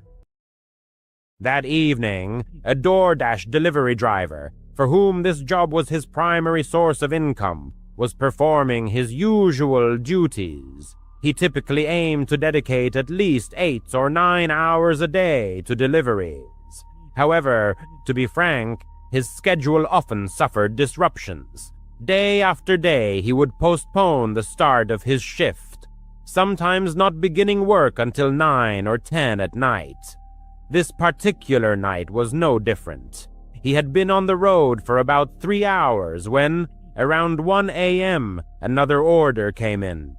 He was to pick up groceries from a small convenience store at a nearby gas station. Upon arriving at the deserted gas station, the driver went inside. It was quiet, and apart from the cashier, there was no one else in the store. Returning to his car, he checked the order to ensure its completeness and accuracy. It was just one large bottle of cheap wine. This was certainly a curious order, but for him, it presented an additional inconvenience. The driver always preferred contactless delivery, where he could simply leave items on the porch and avoid any interaction. However, alcohol deliveries required an ID check, meaning he had to wait for the customer to open the door. In any case, he set off. The drive was just over 15 minutes and led into a wooded area. Most of the city was surrounded by forests, so this was not unusual. However, when he turned onto the driveway, it was extremely rough and broken, as if it hadn't been maintained in a long time. Soon he reached the house itself. It stood alone, very old and abandoned. There seemed to be no lights anywhere, and the driver could only see the front of the building, illuminated by his car's headlights. He parked and got out of the car. The forest was absolutely silent. He felt completely alone, and every sound he made seemed to be the only noise in the entire vicinity. But it was already 1 a.m. Standing next to his car, he opened the app on his phone, making sure everything was ready for the ID check and other necessary procedures. While he was there, his gaze accidentally fell upon a light flickering somewhere deep in the woods. However, he didn't pay much attention to it, assuming it was probably a light from another house, perhaps a porch light or something similar. But he couldn't see the house itself. The light was too far away and barely penetrated the dense tree foliage. With the app ready, he headed to the porch. He didn't find a doorbell, so he knocked on the door. He heard the knock echo throughout the house, as it usually does in an empty dwelling. It was a bit strange, but again, he just ignored it and waited for someone to answer. In fact, the only thing that seemed unusual to him until this point was the complete lack of light in the house or on the porch. His headlights were still the only source of illumination, lighting up the front of the house. The fact that it was an old house in the woods was quite common in that area, so while it sounds strange, it wasn't off-putting to him. After a good minute of waiting, he finally heard some sounds from behind the door, and a moment later, It swung open. Immediately, as soon as the door opened, he noticed how dark it was inside. The driver expected to see some dim lighting further back in the room, or perhaps for the occupants to turn on a light as they approached the door, but this didn't happen. It was practically pitch black inside. He could barely make out the man standing in the doorway. He was quite tall and slender, with shadows obscuring most of his face. The driver explained that he just needed to quickly check his ID due to the alcohol. The man nodded and seemed to smile slightly, but it was hard to tell. He asked for a minute to get his wallet. His voice was slow and raspy. The man left the door open as he turned and walked down the hallway into another part of the house, disappearing completely into the darkness, just a few feet from the doorway. Now the driver was truly alarmed.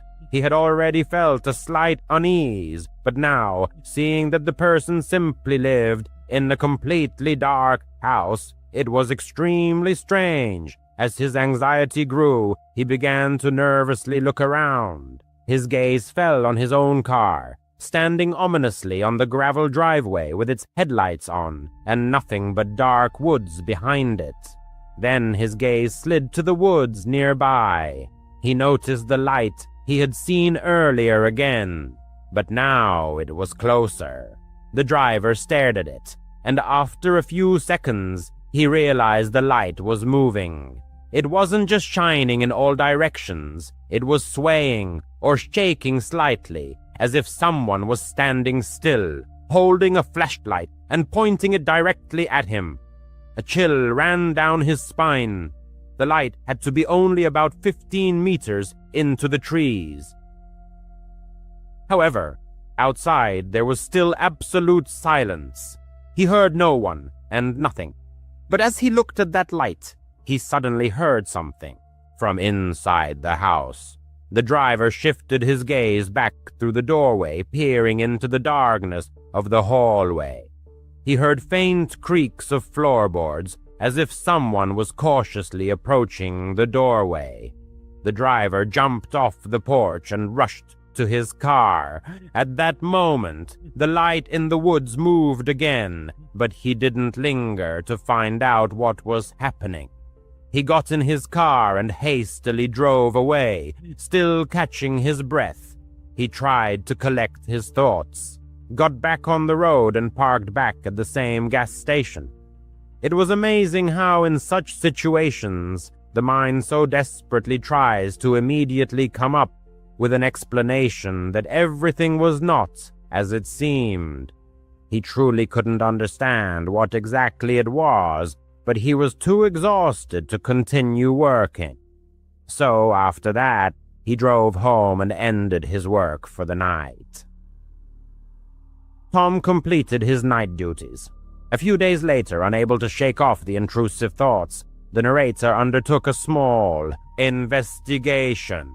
His goal was not so much to uncover the true circumstances of what happened, but rather to convince himself that there was no cause for alarm. However, he soon discovered some very unsettling information. It turned out that the house in question was completely abandoned. It had been vacant for over 50 years, and this wooded plot of land should, in fact, have remained uninhabited. Furthermore, there were no other structures in its immediate vicinity. The narrator still cannot comprehend the events of that night, but is deeply convinced that he narrowly escaped imminent danger. In 2019, the narrator went to his older brother's country house to dog-sit for 3 days while his brother was away on a business trip. His brother didn't want to leave his dog, Cooper, with strangers. Although the narrator calls this dwelling a cabin, it was actually a fairly large, ordinary house. It only earned that name due to its location in the middle of a dense forest. The first day was spent socializing with his brother, who left around 3 p.m. There wasn't much to do at the cabin, besides relax and perhaps listen to music by the fireplace. After dinner, the narrator decided it would be nice to sit outside and enjoy the sunset by a campfire. Taking Cooper with him, they settled in the yard, watching the sun slowly descend behind the treetops. The first hour outdoors was quite pleasant. However, the narrator soon realized that after sunset, the atmosphere became quite unsettling. In fact, it took on a very sinister quality. Everything around the cabin was plunged into pitch blackness, and the silence of the forest seemed simply threatening. Not 10 minutes after sunset, the narrator put out the fire and hurried back into the house. Perhaps it just wasn't his thing, but he honestly hated that eerie feeling of being outside at night. He settled on the couch with Cooper and, ironically, put on a horror movie. However, the long drive to the cabin had exhausted him, and he drifted in and out of sleep throughout the film. At one point, the narrator woke up to find Cooper no longer beside him. He sat up and looked around, spotting the dog sitting by the front door. Calling his name, the narrator suddenly realized how strange this sight was. Cooper didn't look like he was just relaxing. He sat upright, head stretched forward, staring intently at the front door. "Cooper, are you okay, Coop?" the narrator asked.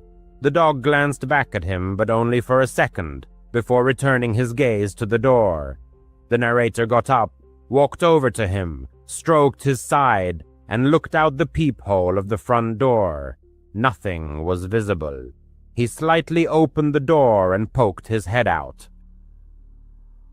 It was still too dark to see anything clearly, but it seemed like no one was outside, and there were no sounds of animals roaming around either. The narrator closed the door and returned to Cooper, deciding that a deer or some other harmless animal must have passed by a few minutes ago. Now, it's probably worth mentioning that Cooper was a young German Shepherd mix, meaning he was definitely an intelligent dog. The narrator had no doubt that the dog had smelled or heard something, but he assumed it was just a harmless animal wandering near the cabin. After finishing the movie, the narrator soon went to bed. In the morning, he took Cooper outside and mostly had a quiet morning, sipping coffee and relaxing in the fresh air. He tried to go for a walk, but was hesitant to go too far, fearing he would get lost in the woods, so he just stayed near the cabin. When the sun finally set, the narrator went back inside to avoid the darkness and did pretty much the same thing as the previous night. He lay on the couch and put on a movie. Cooper lay with him for a while, but eventually went to wander around the rest of the house to pass the time. However, completely unexpectedly, the narrator heard his loud, low bark coming from the back. He jumped up and yelled the dog's name, rushing to the kitchen. Cooper stood with his tail tucked and his fur bristling on his back, aggressively barking at seemingly nothing. The narrator tried to calm him, but even when he managed to get the dog to stop barking, he couldn't get him to stop making that low, deep growl. The narrator had no idea what had happened or what had scared Cooper so much. There was nothing in the kitchen. There was only a window above the countertops, but it was too high for the dog to see anything out of. The narrator told Cooper it was okay, using a soft voice, hoping to calm him down. Then he let the dog go back into the living room to sit with him on the couch. He seemed to have calmed Cooper only for a moment, before a sudden dull thud came from right inside the kitchen, where they had just been. Of course, this made Cooper start barking again, but this time the narrator didn't tell him to stop. because, frankly, he was quite scared. He got up and went back into the kitchen. There was nothing. The thud he had heard sounded like a dull impact against the outside of the window. So, naturally, he went to the kitchen window and looked out. There was nothing to be seen, really. The narrator didn't know what to think at this point. Was it a raccoon or something trying to find a way in? Or was he just not used to the sounds of being in a cabin in the woods? While at the cabin, deep in the forest, the protagonist encountered a series of disturbing events. What worried him most was Cooper's reaction, his loyal companion. If the sounds had been ordinary forest rustlings, why was the dog so panicked? It was late, and the man decided that moving to the bedroom might help them both find peace. There was a small TV there, and he continued watching the movie in bed. Coop settled beside him, his ears perked, remaining vigilant until morning. Around 11 o'clock that night, with all the lights in the cabin off, the hero began to prepare for bed. He allowed Cooper to sleep with him in the room, so he closed the door and filled the dog's water bowl, then headed to the shower to freshen up before sleep.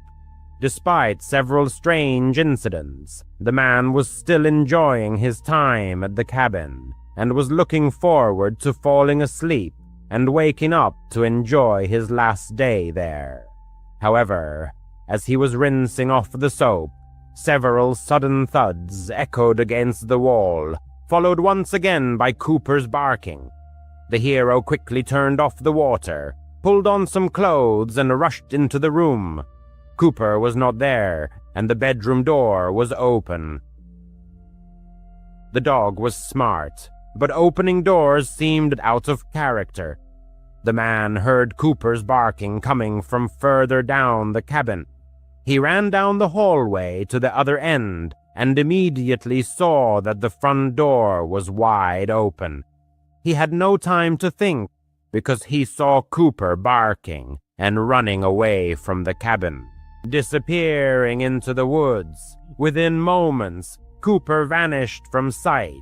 Only faint sounds of his barking could be heard, growing more distant. The man grabbed a flashlight from the front closet, then rushed after the dog. It seemed that as soon as he was in the middle of the woods, surrounded only by trees, Cooper's barking suddenly stopped. As this realization came to him, he froze, gripped by a kind of stupor. The forest was almost completely silent, only a light breeze rustling the branches overhead.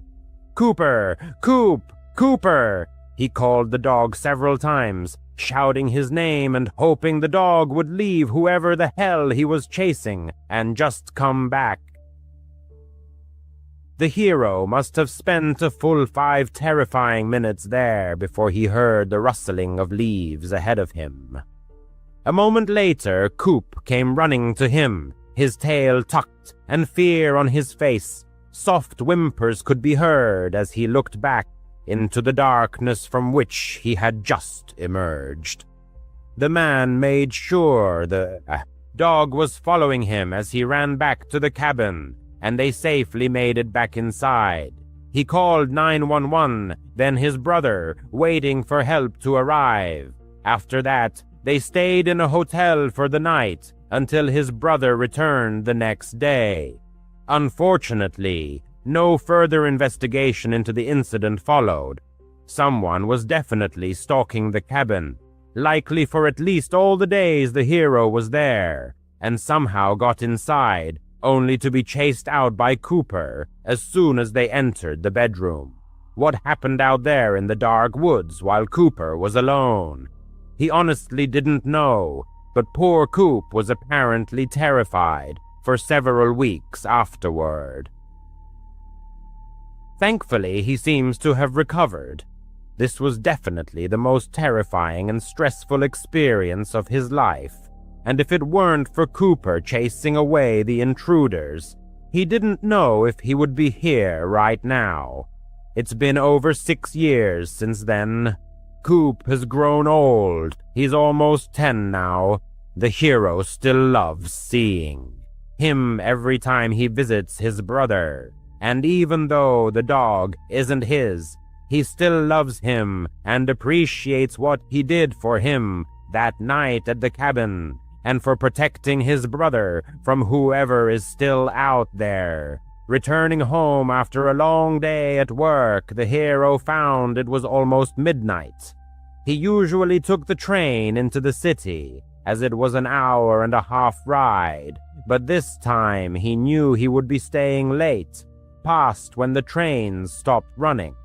He was extremely tired, both from the prolonged work shift and because it was 2 hours past his usual bedtime.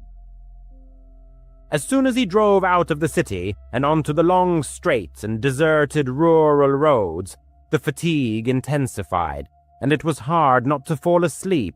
He didn't feel an immediate threat of falling asleep at the wheel, but it was almost like torture being forced to stay awake.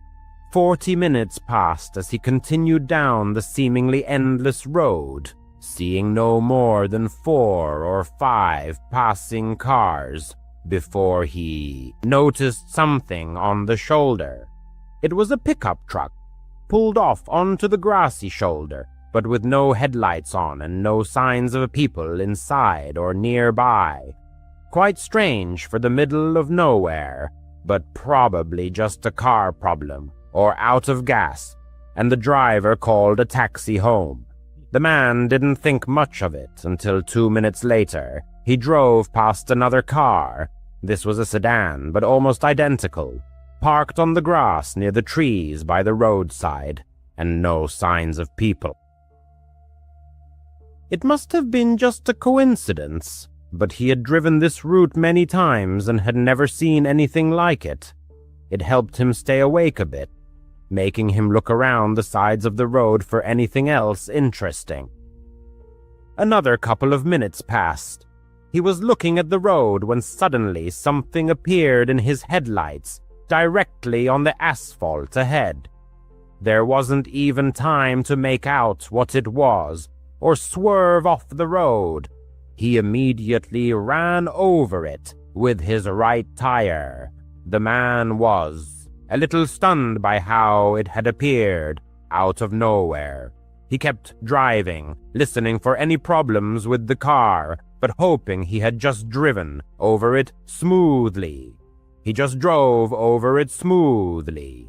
However, less than a minute later, he realized something was wrong. He didn't even need to wait for the tire pressure warning light to come on his dashboard to know that the tire was rapidly losing air.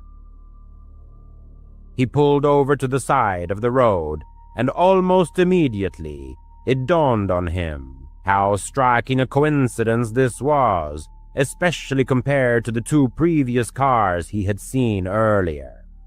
The only difference was that he was still here, in his car, and they were no longer there. He put the car in park and took a deep breath before getting out to assess the damage.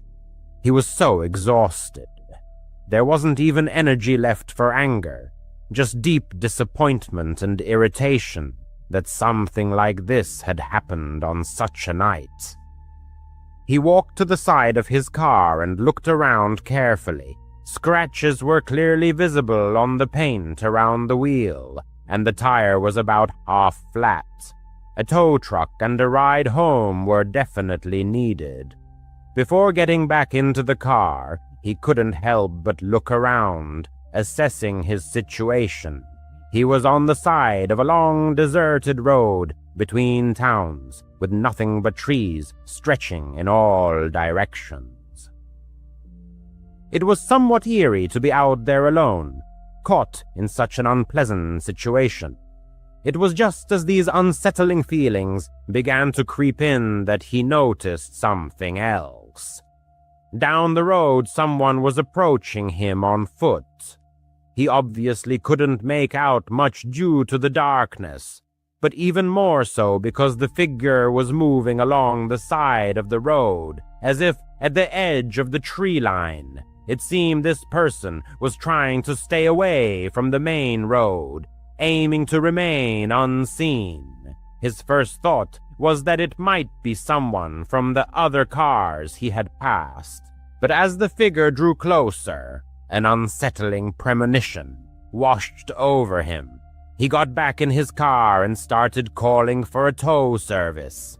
About a minute later, the man was approaching, almost passing by, before he left the tree line and started making his way through the grass to the road.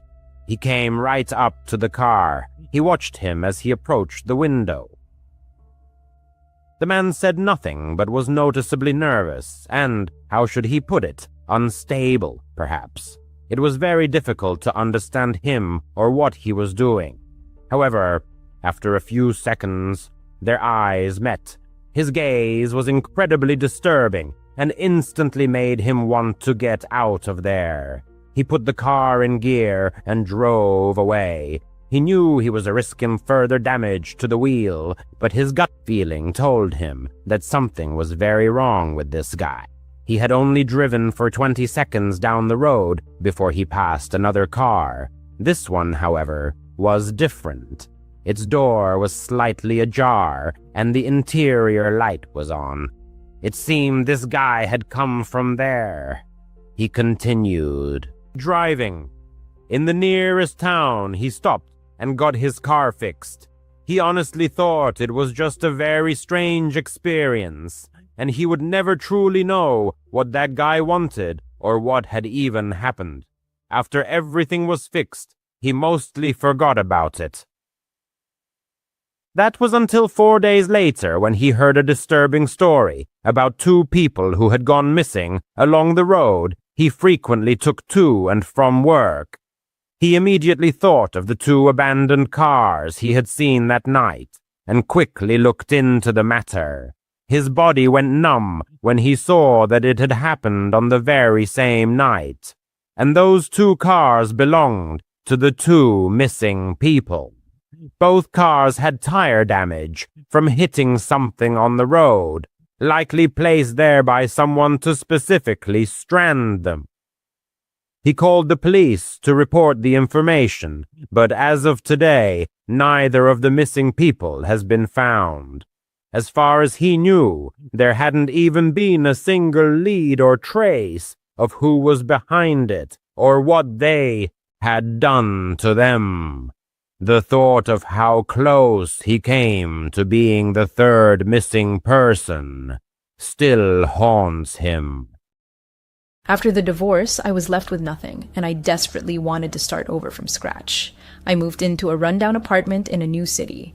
I had no decent job, no pets, no kids, and of course, no wife. I was completely disconnected from the world, just existing.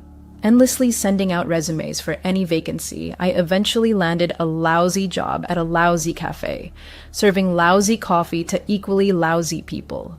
Boredom and despair were eating me alive.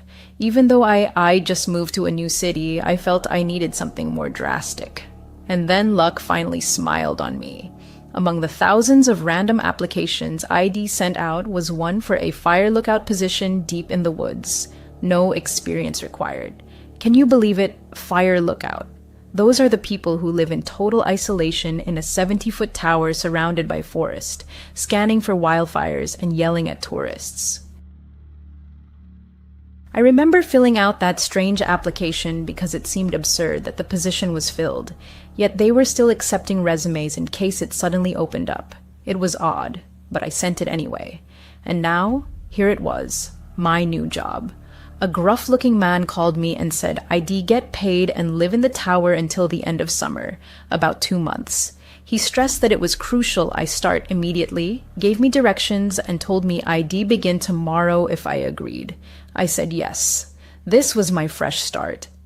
I'd just parked my car where the road ended, and now I had to hike to the fire lookout tower.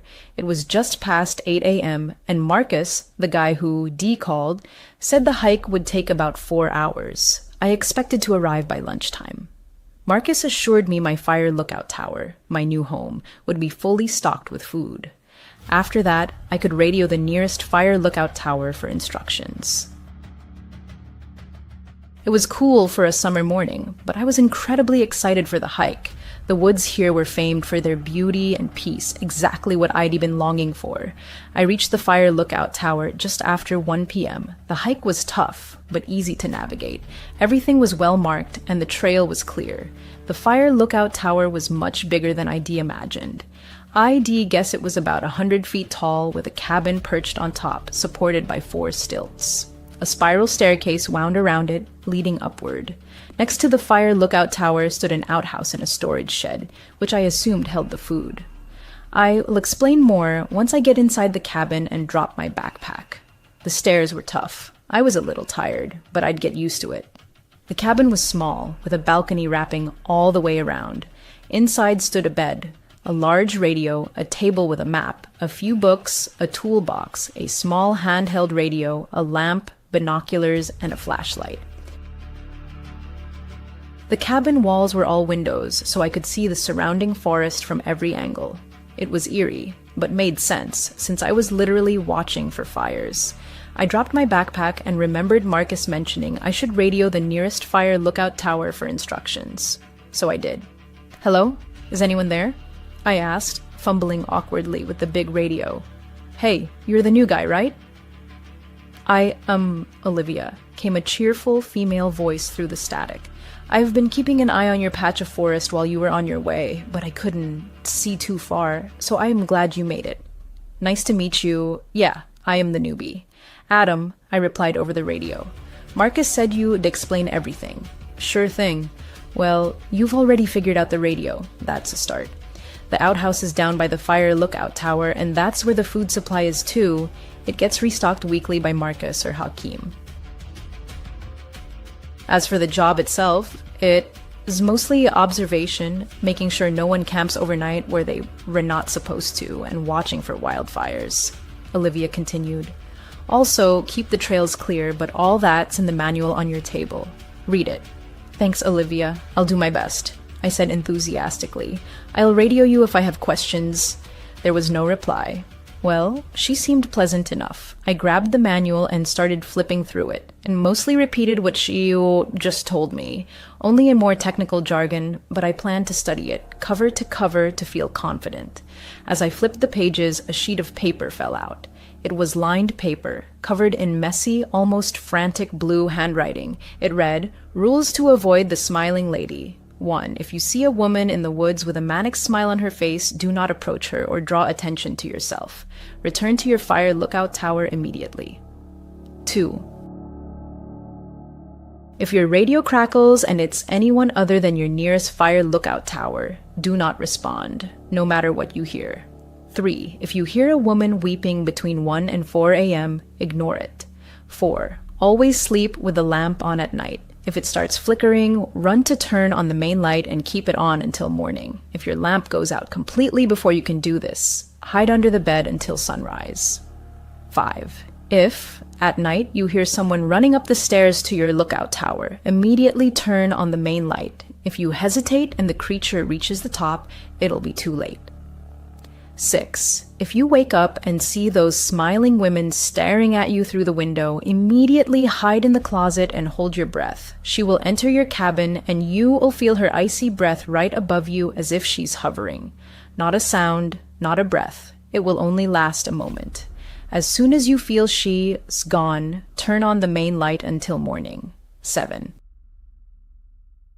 At any scratching sound, whether in your cabin or near the outhouse, turn off all radios and hide under the blanket until the noise stops. 8.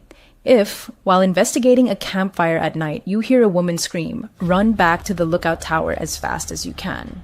9. If, upon returning to your lookout tower, you find someone inside, run. Don't stop until you reach the next tower. Never look back. She'll be chasing you. What the hell? What sick, twisted joke is this? I thought. I reached for the radio to ask Olivia about these bizarre rules ID just found, but stopped myself. I didn't want to be the rookie who fell for a prank, so I stayed quiet. Instead, I looked around, finally ate, and got comfortable. "Good night, dude," Olivia's voice crackled over the radio just as I drifted off on my first night. I jolted awake, heart racing, and quickly replied, "Good night, Olivia," Thanks for your help today. My first day was over. After dinner, I explored the woods, practiced with a machete used for trail clearing, a great stress reliever, and reviewed forest regulations and job duties. Olivia checked in occasionally, but I never mentioned the strange rules ID found. I was still awake, probably from the fright her good night call had given me. I got out of bed and looked around. Nothing but endless forest. It was dark and eerie, but the darkness was also a good sign. No fires. I knew other lookouts searched for flames at night, easier to spot in the dark, but I needed to be ready in case I saw one myself. I was about to climb back into bed when I heard a scratching sound. Weird, I thought. Probably just an animal trying to get into the shed. I jumped into bed, exhausted from the first day, and reached to turn off the lamp. The moment I did, the scratching sped up, almost as if whatever was making it got excited. I yanked my hand back from the switch, and the scratching slowed. That was very strange. Even weirder was that the scratching seemed almost rhythmic, methodical. Suddenly, both my radios emitted a high-pitched whine. What the hell? Terrified, I leapt out of bed and grabbed the handheld radio. As I fumbled with the big one, I caught sight of the rule sheet again. Wasn't there something about scratching? Oh, crap. I am not superstitious, but I wasn't taking chances. I quickly grabbed Rule 7. If you hear any scratching, inside your cabin or near the outhouse, turn off all radios and hide under the blanket until it stops. I shut off the big radio and dove under the blanket. What the hell, man? I could still hear the scratching, but it sounded closer now, like it had moved from a distant noise to something right at my cabin door. It grew fainter, as if whatever was making it was lightly dragging nails along the door frame. I didn't move. What the hell is this? Morning came. I'd have finally fallen asleep under the blanket last night. The scratching had stopped, but I hadn't moved an inch. Exhaustion had won. In hindsight, I feel a little foolish. I am in the woods, there are tons of animals, and radios pick up all kinds of interference. It makes sense the first night would be the hardest, adjusting to life 100 feet up, alone in the forest. But today, I am going to make the most of it, and I am sure the rest of my nights will be far less eventful. To stop thinking about that scratching last night. What was it? It must have been an animal, right? God, I hope it was just an animal. I am also trying not to think about that list, but damn, it's hard. I brought it with me just in case, though I feel a little silly doing so. Bet it. It's a prank. It is only my second day and they are already messing with me. My mind's racing. Anyway, I am on patrol now, just walking some trails, making sure no one is camping in open areas. It's getting dark, so I think it's time to head back. I was almost ready to turn toward my fire tower when I spotted a flash of a campsite. There it was. My first real task. Tell these people to pack up and leave. This area is for hiking only. I kept walking. The camp was set up on a large clearing surrounded by trees, just one reddish-yellow tent and a cold campfire. "Hello," I shouted. "You can't camp here. This is hike-only territory." Silence. No answer. I moved closer to the campsite, heading toward the fire pit in case something jumped out of the tent. What a coward I am, I shouted again. "Hello, is anyone there?" Nothing. At that moment, a strange feeling washed over me. Something was off. I can explain it. Just wrong. I assumed the campers had just gone for a walk and would return soon, but it was nearly dark, and that worried me. Wait, wasn't there a rule about this? I pulled the list from my pocket and scanned it quickly. Yes, Rule 8. If you investigate a campfire at night and hear a woman scream upon arrival, run back to the fire tower as fast as you can. Okay, well, not okay, but okay. I didn't hear a scream. It's just an empty campsite. There is not even a live fire. I radioed Olivia. "Olivia, hey, there is a campsite here. No fire, but no people either." "What should I do?" "Where is it?" Olivia replied instantly. I read her my coordinates, checking the map with my flashlight as it grew darker. "Got it. That is right on the edge of my sector. You'll head there now. You just go back to your tower, okay?" Olivia said. "Okay, you sure?" I asked. "Absolutely. Go back. Stay safe." "All right, she's a professional. I will call her when I get back and ask how it went. I'd been walking for about 30 minutes, nearly back to my tower, when I noticed a clear trail leading into the trees. Weird. I didn't remember seeing this on the map. I thought the path I was on had no branches. I figured ID missed it this morning and would check it out tomorrow. I trudged back to my tower. Back inside, I sat at the table, staring at the rules. I hadn't asked Olivia about them. I didn't want to. Not until something else strange happened. Nothing weird had happened tonight, just an empty campsite, no woman screaming like the rules warned. I'd been sitting there, reading the rules for about 20 minutes when my main radio crackled. "Hey, Adam," I handled the camper. "He says he was relieving himself in the woods and didn't know camping wasn't allowed here," Olivia explained. "He must have been doing his business when you showed up. I am walking him to his car now." "All good." "All right, thanks for handling that." "Good night," I replied, feeling guilty she'd gone through all that trouble for nothing. I climbed into bed.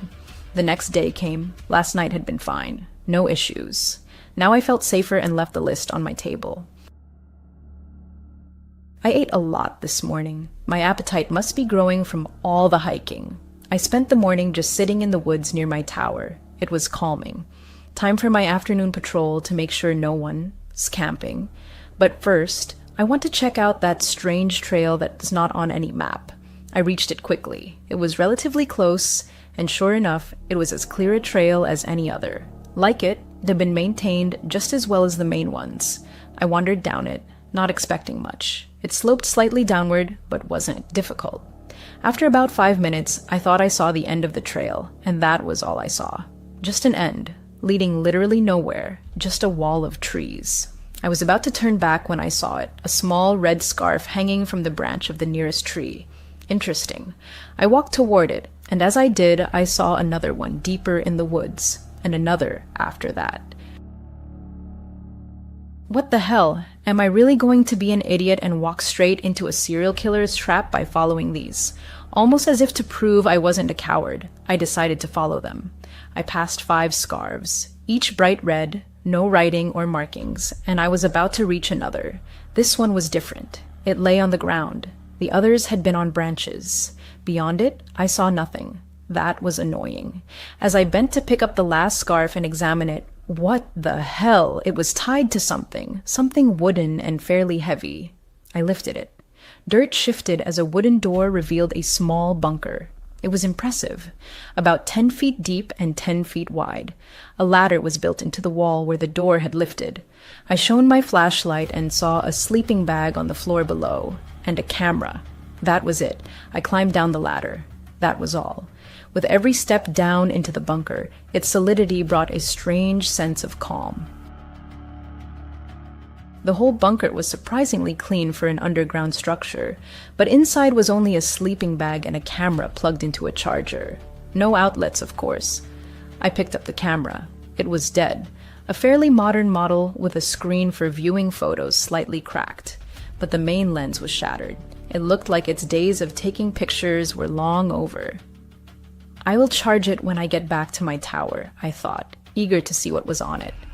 I'll call Olivia as soon as I return, otherwise she'll notice I started my patrol late, and then it hit me. The campsite, it was back. Damn, it looked like it had never left. Same reddish-yellow tent, same spot as last night. Did this guy think he could sneak back unnoticed? The only difference, there was a fire burning, the only light besides my flashlight. Annoyed, I decided to deal with this jerk myself and then call Olivia with the good news that ID handled it alone. I walked up to the tent and yanked the flap open. I didn't care if I scared him. He didn't belong here, and he knew it. I pulled the flap back. What? The tent was empty. Completely. No person, no sleeping bag, no backpack, just dirt. The fire burned brightly behind me. I turned, scanning the trees lit by its glow. It felt like something was watching me. I quickly doused the fire, pouring the rest of my water to kill the last embers. In an instant, I was plunged into total darkness. I kept my flashlight pointed at the ground, unable to look up at the trees that still gave me an inexplicable sense of dread. I reached for my phone to call Olivia, when a blood-curdling scream tore through the silence, coming from the trees right behind where the fire had been. God, that scream. Nothing I could have imagined. A scream of pure pain and pure rage. A dark figure burst from the trees, still screaming, and charged at me. I only caught a glimpse of her silhouette before I ran myself. It was a woman, with long hair and arms swinging loosely at her sides as she sprinted toward me. I ran through the woods I was just beginning to know, sticking to the trail leading to my tower. She didn't stop screaming, chasing me, that long, drawn-out cry piercing my thoughts. I rounded a bend in the trail and started screaming too, though I couldn't even hear myself over hers. I was halfway to the tower. Look back? No way that would slow me down. What the hell? The scream was getting louder. She was catching up. How was she still screaming? The fire tower. I saw the dim glow of the lamp ID left on in the cabin above, cutting through the darkness ahead, giving me hope. I reached the ladder and raced up it at full speed. The spiral staircase was a bit uneven. I stumbled every few steps but didn't lose my balance. Halfway up, I heard her hit the first steps. She was fast, and I could hear her gaining on me, but I thought I could make it. I was at the top. I burst into my cabin, and the moment I slammed the door, the screaming stopped. I pressed myself against the door, adrenaline surging, flashlight in hand like a weapon, ready to fight. The sudden silence didn't help. At least when she screamed, I knew where she was. My ears still rang as I stayed pressed to the door. An hour had passed since the scream stopped, and I hadn't heard a sound since. The adrenaline had faded, but I was still terrified. I finally stepped away from the door and tried to contact Olivia, too scared to speak. If this was a prank, it was awful, though for my sake, I hoped it was. I turned on the main radio. "Olivia!" I gasped urgently. "Olivia, please answer." After what felt like an hour of silence, though it was probably only half a minute, I heard a raspy moan. That wasn't Olivia, was it? It was a woman's voice, sounding in pain. What if the monster that chased me had gotten to Olivia? Just as I was about to respond to check on her, the radio crackled again. What started as another moan grew louder, turning into a scream. The same scream, the one that would haunt my dreams, tainted with pain and fury. She was screaming through my radio. I turned it off. "Good morning, dude. How'd you sleep?" Olivia chirped cheerfully the next morning. "Olivia," I replied, "probably from lack of sleep last night." "What's that list I found?" "What list?" Olivia replied over the radio. "What list?" Olivia's voice came back, alarmed. I spilled everything. The creepy note, the scratching, and of course, the nightmare with the insane demon woman. Olivia sighed deeply, like, "Here we go again." I realized this wasn't the first time. It seemed this story repeated with every lookout assigned to this tower. "I don't know what to believe," Olivia admitted. "At first, I thought people just went crazy from isolation. I've never seen anything like it myself. But after Henry, and now you, just 4 days in, I just don't know what to think." "Henry?" I asked. "Who's that?" "The guy before you," Olivia explained. "He lived in your tower for over a year, refused to go home or take leave. Henry was a great guy, handy, always had some project going. Sometimes near the end, I wouldn't hear from him for days. I think he spent whole nights outside the tower. No idea where he went, honestly." "Near the end?" I pressed, sensing this was important. "Yeah, he disappeared. Marcus thinks he just ran off. The tower was completely empty when he checked. No bags, no belongings, no Henry, but I don't get why he'd leave after a year of refusing to leave the forest at all?" Olivia sounded confused. "But months before he vanished, he became obsessed with the smiling lady, said he saw her at night but never gave details. If I asked, he'd just go quiet. Like I said, he barely talked to me." But his disappearance didn't explain why the job posting said the position might suddenly become available. I asked Olivia about that. "I don't know anything about that," she replied. "I've worked here 2 years and Marcus never tells me anything." "Who worked here before Henry?" I wondered aloud. "Another guy, Ron," Olivia said. "He left just a few days after I started. But once he asked me if I'd seen a woman in the woods, a woman who smiles. I said no, and didn't think much of it. Back then, I thought he was weird. I wasn't satisfied with the lack of info, unsure if she really knew little or was hiding something. I decided to ask her directly, "What made you take this job?" Well, I guess we are opening up to each other this morning, huh? Olivia chuckled nervously. I stayed silent, waiting. My sister, she disappeared in these woods, Olivia said, voice trembling. Right before I started working here, I took the job to, try to find her. I try to help others who might get lost. I don't know. I'm sorry about your sister Olivia, I said, feeling awkward for asking. That's brave of you. Brave of... I won. Ask more questions. Not yet. I am not sure how honest she's being with me, but for now, I feel she's my ally, and I want to keep it that way. I thanked her for the talk. I trust her, I think. I feel a little calmer, though I don't know why. Henry apparently just vanished, and both he and Ron claim to have seen the smiling lady. Oh, that is the same lady who chased me last night. The camera I found was now charged. Evening fell. I still hadn't slept, barely moved, trying to process everything Olivia told me. But it was impossible. Maybe the camera held answers. It powered on. 3 options on screen: photo gallery, settings. I chose gallery. The first few photos were uninteresting. Shots of a random lake, a house, a car, nothing useful. Scrolling quickly, I almost missed a photo of my lookout tower. At its base stood a family, 3 people. The father was dark-haired, tall, looked like he had outdoor experience. Big, sturdy guy. The mother was a blonde with a beautiful smile, her hand on her husband's shoulder. The third member was a boy with short chestnut hair and a striking resemblance to who I assumed was his father. I kept scrolling, but never saw the family together again, only the man. He took selfies inside my tower, photographed the view from my window, the outdoor toilet, and some trails. Was this Henry or Ron? If it was Henry, why wouldn't he leave the forest to see his family? Then the photos got even stranger. The next one was the bunker. The same bunker ID found nearby, built into the ground, holding a sleeping bag and his camera. It looked unfinished, a work in progress. With each photo, it became more complete. Whoever owned this camera built it. Olivia said Henry was handy, right? Why did he build a bunker in the woods, so close to the lookout tower?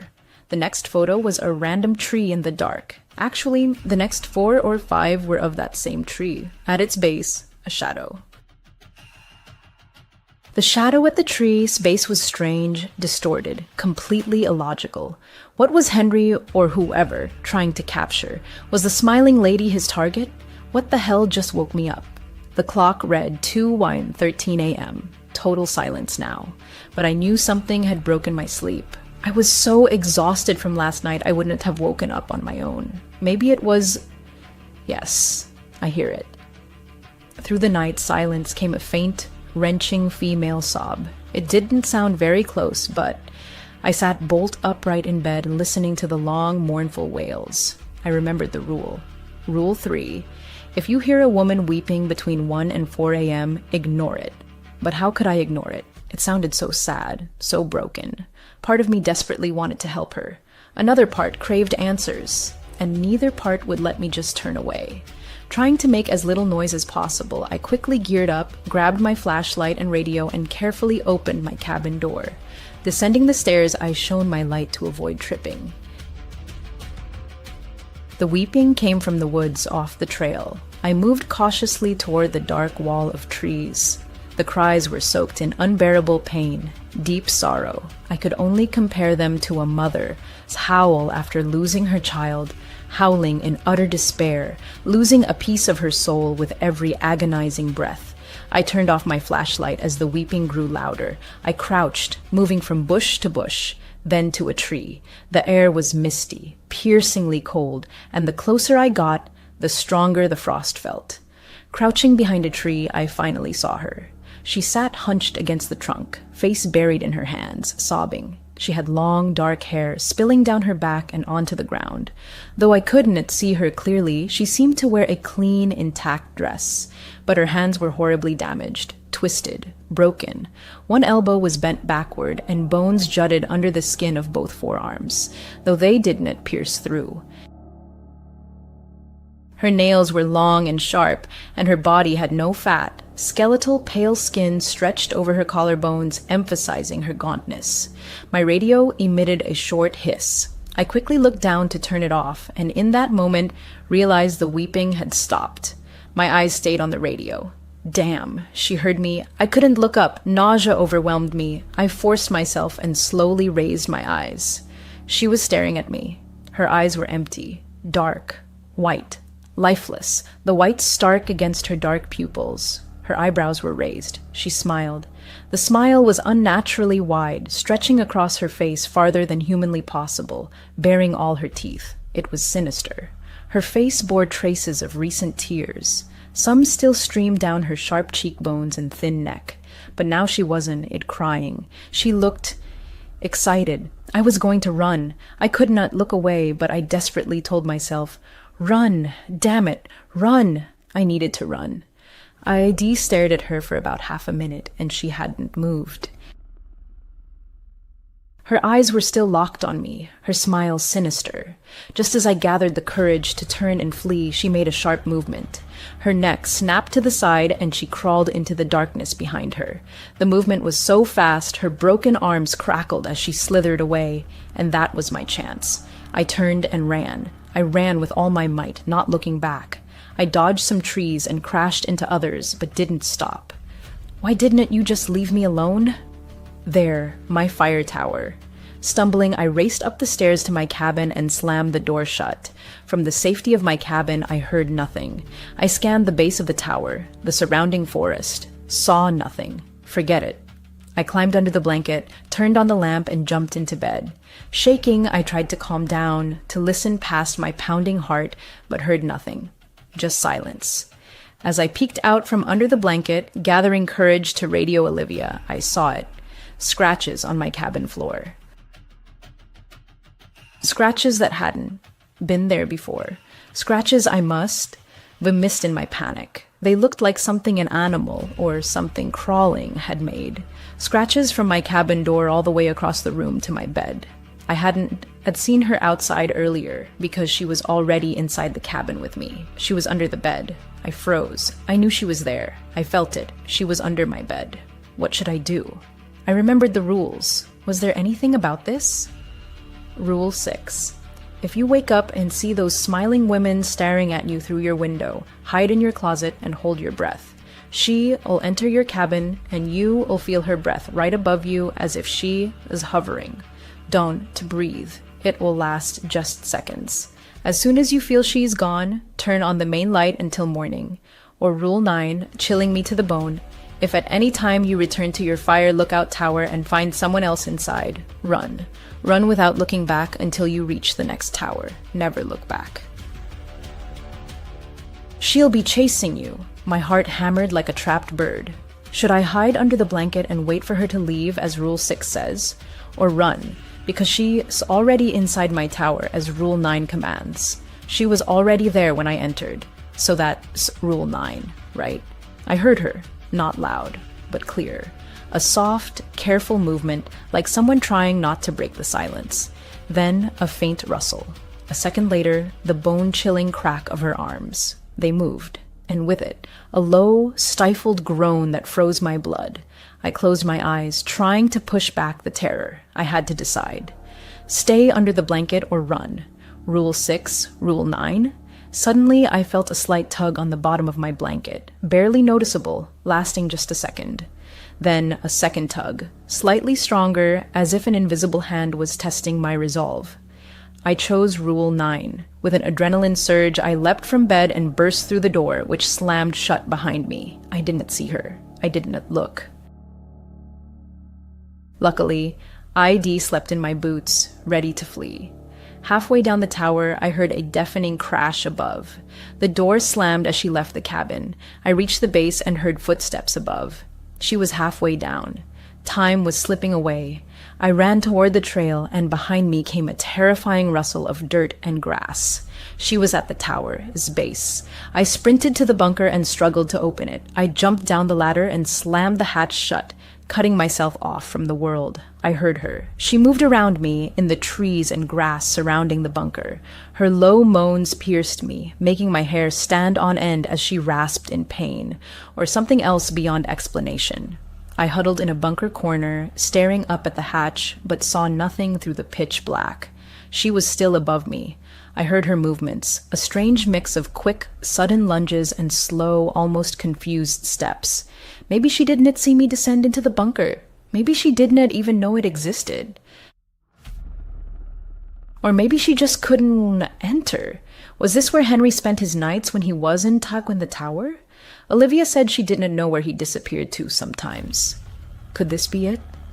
Now I heard nothing. 20 minutes had passed. I thought the creature had left. But I wouldn't be that foolish again. I'd stay here until morning. Eventually, I fell asleep to the soothing sound of wind whispering through nearby trees. Last night was too close.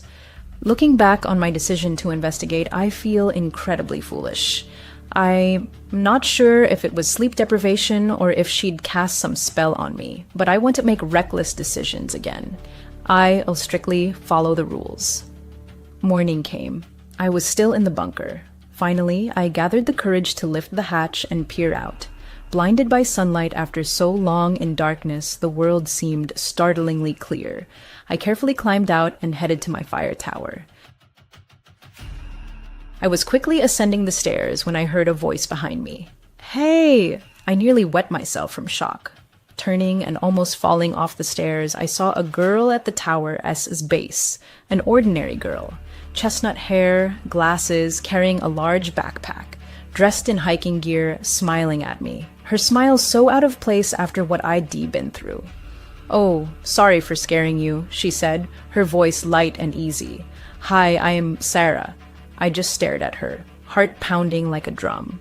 "Marcus. Daughter," she explained, as if reading my mind. "I'm here to restock your food." Olivia had not mentioned Marcus or his son would be restocking. No mention of a daughter. "Oh," I replied, voice trembling with confusion. "Sorry, you scared me. I'm Adam." "Hi, Sarah," she repeated, still smiling, a hint of concern in her eyes. "You okay?" I forced a weak smile, trying to hide my shaking. "Just startled me, that's all." "I thought it was Marcus or his son restocking." She laughed. Her laugh sounded so natural and carefree. "Oh, usually it is. I just started helping recently, I guess. You were actually my first stop today. Nice to meet you, Adam." It was getting dark. I was determined to figure out what was happening in these woods. Don't get me wrong, I was terrified, but I wouldn't make bad decisions anymore. For all I knew, I was alone. I didn't know who to trust. Olivia? Maybe I needed to meet her. Right before bed, I radioed her with a question. "Hey, Olivia," I said, trying to keep my voice steady. "Does Marcus have a daughter?" "Ask her," Olivia replied a minute later, sounding a bit tired. I was just about to say goodnight. "I'm not entirely sure about this. I've only met his son." "Why?" "Okay, I was just asking." "You all right, Adam? Did something else happen?" "Yeah, I'm fine, Olivia. Good night." I was still terrified, but I knew what I had to do. Those rules were my lifeline. They'd keep me alive, so I had to follow them. I knew that now more than ever. I left my shoes on for the night, just in case. I decided to turn on the lamp before switching off the main light to be ready for anything. I'd been in bed barely half an hour when I heard it again. Scratching. Rule 7. If you hear any scratching inside your cabin or near the outhouse, turn off all radios and hide under the blanket until it stops. The scratching was faint, as if coming from the stairs, or maybe from the outhouse below. No time to hesitate. I grabbed my big radio and turned it off, made sure the small one was off too, then hurried back to bed and dove under the blanket. The scratching continued, growing louder. Each sound was slow and drawn out, like nails dragging across wood. After each scratch came about 10 seconds of silence, then another, sounding closer. Soon, the scratching seemed right next to me, almost on my bed frame. I held my breath and closed my eyes, breaking all the rules. I was pure terror. The next scratch was longer than the rest. either on my bed or my cabin door. I did not know. I couldn't think clearly, but I wasn't moving. The scratching stopped. For about 15 minutes, I heard only the rustle of trees below as wind swept through them, creating an atmospheric hiss that pierced straight to my heart. I already decided to stay under the blanket all night, just in case, when I heard another sound. Faint footsteps, each quick but growing louder, until I realized something was racing up the stairs. In panic, I forgot the rule. Instinctively, I jumped out of bed and dashed to the main light switch. I flipped it on, and the running stopped immediately. I froze by the switch, waiting for something to happen, but nothing did. Shaking, I walked to the rule sheet I kept by my bed. I picked it up and checked if I'd done everything right. Rule 5. At night, if you hear someone running up the stairs to your fire lookout tower, turn on the main light until morning. If you don't, do it before she reaches the top. It'll be too late. Thank God. I knew the main light was in more than one rule, and I was so glad I'd chosen right. I scanned the balcony surrounding my tower, saw nothing. I watched the top of the stairs, where an eternity seemed to pass. But nothing happened. Nothing climbed up. The bright glow of the main light made it impossible to see the woods below. I sat at the table, thinking. 2 hours had passed since it tried to climb my stairs, and I knew I wouldn't sleep tonight, so I used my time wisely. I intensely studied maps of the area, learning the trails around my tower like the back of my hand. But I also learned something new. I figured out the route to the nearest fire lookout tower. It wasn't too hard, and though I still thought I could trust Olivia, I wanted to meet her in person. I wanted to see her with my own eyes and talk face to face, not hide behind a radio. I decided tomorrow I'd head to Olivia's sector. I woke early. I'd slept only a few hours, but it was enough. I was too focused to even notice. I packed a light backpack, food, water, flashlight, radio, map, and machete. I also took the camera to see if Olivia could confirm the man in the photos was really Henry. Sunlight filtered through the trees, but I'd never truly appreciated a sunrise before. I was usually either asleep or terrified, but this was beautiful. I decided not to tell Olivia I was coming. Though I felt a certain trust, I did not want her to know my location, giving her a chance to alter or fake anything. Just in case, I laced up my boots and headed to Olivia's sector. It should take about 3 hours. The route was fairly straight, and according to the map, no steep climbs or anything like that. I noticed a stark difference when I left my zone and entered Olivia's sector. Each lookout is responsible for maintaining trails and handling issues in their area. But as I entered Olivia's sector, I saw her trails weren't maintained at all. Honestly, they weren't. It maintained whatsoever. Overgrown trees, bushes, and flora forced me to thank myself for bringing the machete as I hacked through barely visible paths. It was exhausting work, but I wanted to ensure the trails were clear enough to run on if needed. I was losing motivation and getting hungry when I reached her fire tower. It took about 5 hours due to trail clearing, but I was here. The fire tower was identical to mine. Same layout. Cabin atop 4 stilts hidden in a small woods clearing. Her outhouse was on the opposite side, but her food shed was in the same spot as mine, left of the tower base. But I immediately noticed something startling that made me flinch. What the hell? 50 feet from her tower, like a giant campfire, lay the remains of a huge fire. The surrounding stones looked heavily used. And this, despite our main job being to prevent wildfires in these woods. A bit strange, right? I started climbing the tower. I moved relatively quietly, partly not wanting her to mistake me for some crazy lady charging up the stairs, but mostly from growing nervous tension. Reaching the top, I immediately knew the tower was empty. More than that, it seemed like no one had ever been there. Old nests on the cabin, cobwebs on the railings, and dust. Dust everywhere, like a thick veil of oblivion. I tried the door. It was locked. That was odd. My tower didn't even have a lock. I pressed my face to the glass, trying to see through the thick dust on the inside window. It was darker inside than it should have been. I could make out the main radio on the table next to a stack of what looked like newspapers and folders. The bed looked dirty and unmade. A bag seemed like a backpack peeked out from under it. From what I saw, there were no books, no deck of cards, nothing to occupy her during the day. How did she keep her sanity? I decided to radio her. I'd come all this way. I wasn't leaving without meeting her. I grabbed my radio. Olivia, come in. Hey, came a quick reply. What's up, Adam? Hey, just checking in, I said, deciding to scout a bit before revealing my presence. Where are you? Oh, I am in my tower. Why? She replied. What the hell? I'm sure this is the right tower. It's her tower. I am looking at it. No one's here. She is lying to me. Nothing. I lied, trying to mask my trembling voice with fake confidence. Just some campers on the edge of my zone. I'll handle them. No reply. Did she believe me? Does she trust me? Reply, Olivia. I need to know if you believe me or not. Cool. Good job, Adam. Thanks for that. All right. Thank God she believes me, I thought. I decided to descend the tower and sit on a nearby tree. I needed to investigate this. Maybe she was just returning to the tower, so she said she was already there. It could have been a misunderstanding. So I decided to figure this out and see what happened. Over 30 minutes passed. No sign of her. In fact, no signs of anything. This area was completely silent, completely dead. Where were the animal sounds? The noise of distant hikers? It was so quiet. Too quiet. While waiting, I told myself that if she didn't return soon, I'd break into her tower. I had no idea if it was legal. Technically, it's my employer as property, right? I guess it's illegal, but I needed to investigate, and I needed to do it soon before dark. I slammed the door with my machetes, but right above the handle.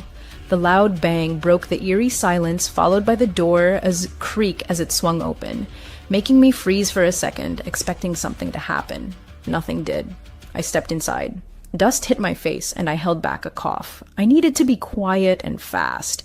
The cabin was cold, strangely colder than outside. I approached the stacks of newspapers and folders.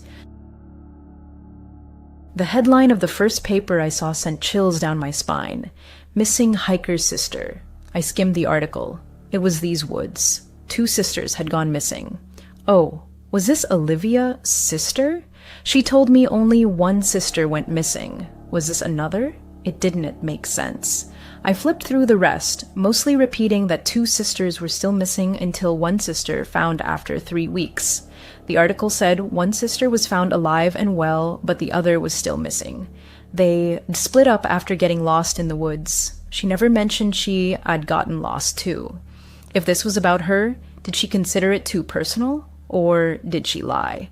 I turned to the folders. Inside was a single sheet. The heading. Adam. What the hell? Below it was information about me, my divorce, why I took this job, my age, my appearance. Maybe she just kept it to remember. A strange way to try to befriend someone. Wait, how did she know we'd never met? How does she know what I look like? Something strange was going on. I turned to the bag under the bed. It was a large, dark blue backpack. I pulled it out and opened it. Inside was clothing, men's clothing, t-shirts, hiking pants, a raincoat. I dug deeper, found a hammer, then a wrench. Nothing unusual. The next item I pulled out, sunglasses with a green RS on the side, initials, dark sunglasses with a green RS on the side, initials. Definitely not Olivia's, but whose? My hand dove to the bag's bottom and felt something small and metallic. I pulled it out. A pocket knife, stunningly beautiful, custom-made, gold trim with silver and black patterns winding through it. Microscopic engraving. To my love, for you, Henry. What the hell? Why does she have Henry's knife? Are these his things? Where did his belongings go after he disappeared? I touched nothing. She will know I was here, but I need to leave. I am not safe here. I was about to leave when a familiar voice pierced the silence. Olivia's voice. You know, she wants you to smile. I spun around. A woman stood behind me, blocking the door. She was shorter than me, with dirty, tangled blonde hair sticking out everywhere. Her clothes, long, light brown hiking pants, were stained with ingrained dirt. Her light red plaid shirt looked like it had weathered more than one storm, wrinkled, dirty, with a torn sleeve. Her face, ordinary, human, but her eyes, Bright blue irises sharply contrasted with bloodshot whites. She looked like she hadn't slept in weeks. Pure madness shone in her gaze, her arms hung limply. Her body was frail, emaciated, as if abandoned by everyone. Olivia? I stammered.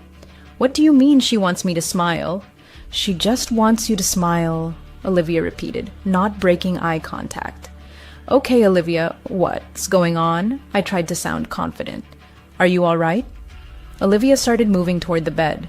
I circled her, staying near the door, a great move. She sat on the bed staring at the dusty floor. A tear rolled down her cheek. A broken woman stood before me. We got lost, Olivia whispered. Both of us. They saved me, but not her. I couldn't tell them what I did, but it was awful. And now she trailed off. What did you do, Olivia? My hand was ready to grab the machete at any moment. We got lost, and we're lost so long. She kept telling me, it'll be okay, Olivia. They'll find us. But they didn't find us for so long, and I was so hungry. She was always so positive, always smiling, but the food... We couldn't catch anything. Nothing worked. We tried, Adam. I swear we tried. Olivia's voice thinned to a whisper. All right, Olivia. I know you tried. What happened? She looked up. I flinched, but she just kept talking. She looked at me, smiling when I pushed her. I pushed her far away. It was a moment of weakness, of hunger. She fell so far. Her arms, they broke. She didn't move. I was so hungry. She looked down again. She died the way she lived. Smiling, my stomach twisted. She'd killed her own sister. I'd heard hunger drives people to madness, heard it makes you do anything for food. But after I pushed her, I couldn't do it. She looked at me again, tears streaming down her mad eyes. And the next day, they found me. My stomach clenched. They found her, just one day after. Despite my fear, I felt sympathy for Olivia. I couldn't live with that. A moment of madness defining my life forever. And for what? Literally nothing. And then she found me, Olivia whispered, looking at the ground again. Another tear rolled down her cheek. Who found you? I asked, hoping it wasn't who I thought. My blood froze. My sister. Still smiling, still hungry, Olivia muttered. She's avenging me, and she's avenging you. Olivia stood and looked at me again. All of you. I took a small step back, exiting the cabin without taking my eyes off Olivia. What have I done? I asked. She blames you all. You couldn't find her. Your job, our job, is to find her. Instead, she found me, and I'll never lose her again. Olivia started slowly walking toward me. Hey, Olivia, I wasn't even working here. I'd never even been in these woods. I started panicking, backing away. Olivia, we can help you. We can get you out. She gets hungrier each time. She'll never be full again. There's no way out. As she said this, I understood why the woods had been so silent. Henry even made 10 rules, and she still got him in the end. Rules I couldn't even understand. Olivia started smiling for the first time. And Adam, she, so hungry now, she lunged at me with a sudden, sharp shriek, arms outstretched. Her frail body was easy to overpower. I rolled to the side and shoved her away quickly. She stumbled and her foot slipped off the balcony edge. She lost balance, hit the wooden floor with a dull thud, then fell sideways off the fire tower. It all happened so fast. I collapsed to the floor when I pushed her, mostly from shock. I heard her hit something on the way down, probably the steps, followed by a heavy thud as she hit the ground below. She did not cry out once as she fell. My God, I just killed her. Oh my God. I jumped up and raced down the stairs, hoping she wasn't dead. When I reached the bottom, I saw her lying about 10 feet from the tower base. Face down, arms broken and twisted. A small pool of blood seeped from her head, feeding the soil below. Motionless. I ran back to my fire tower, stopping only briefly when exhaustion took over. I had to get there before dark. Forget it. Mom, leaving these woods. Olivia is insane. She attacked me. It was self-defense. She was damn crazy, but something she said really stuck with me. Henry made 10 rules on that sheet, which I now know was written by Henry. There were only 9. What was the 10th rule? At least it explained how Henry survived a year. Poor Ron before him, who I now suspect only had the sunglasses, and Olivia said he lasted just a week. But Henry had 9 rules, 9 ways a smiling lady could get you and how to avoid her.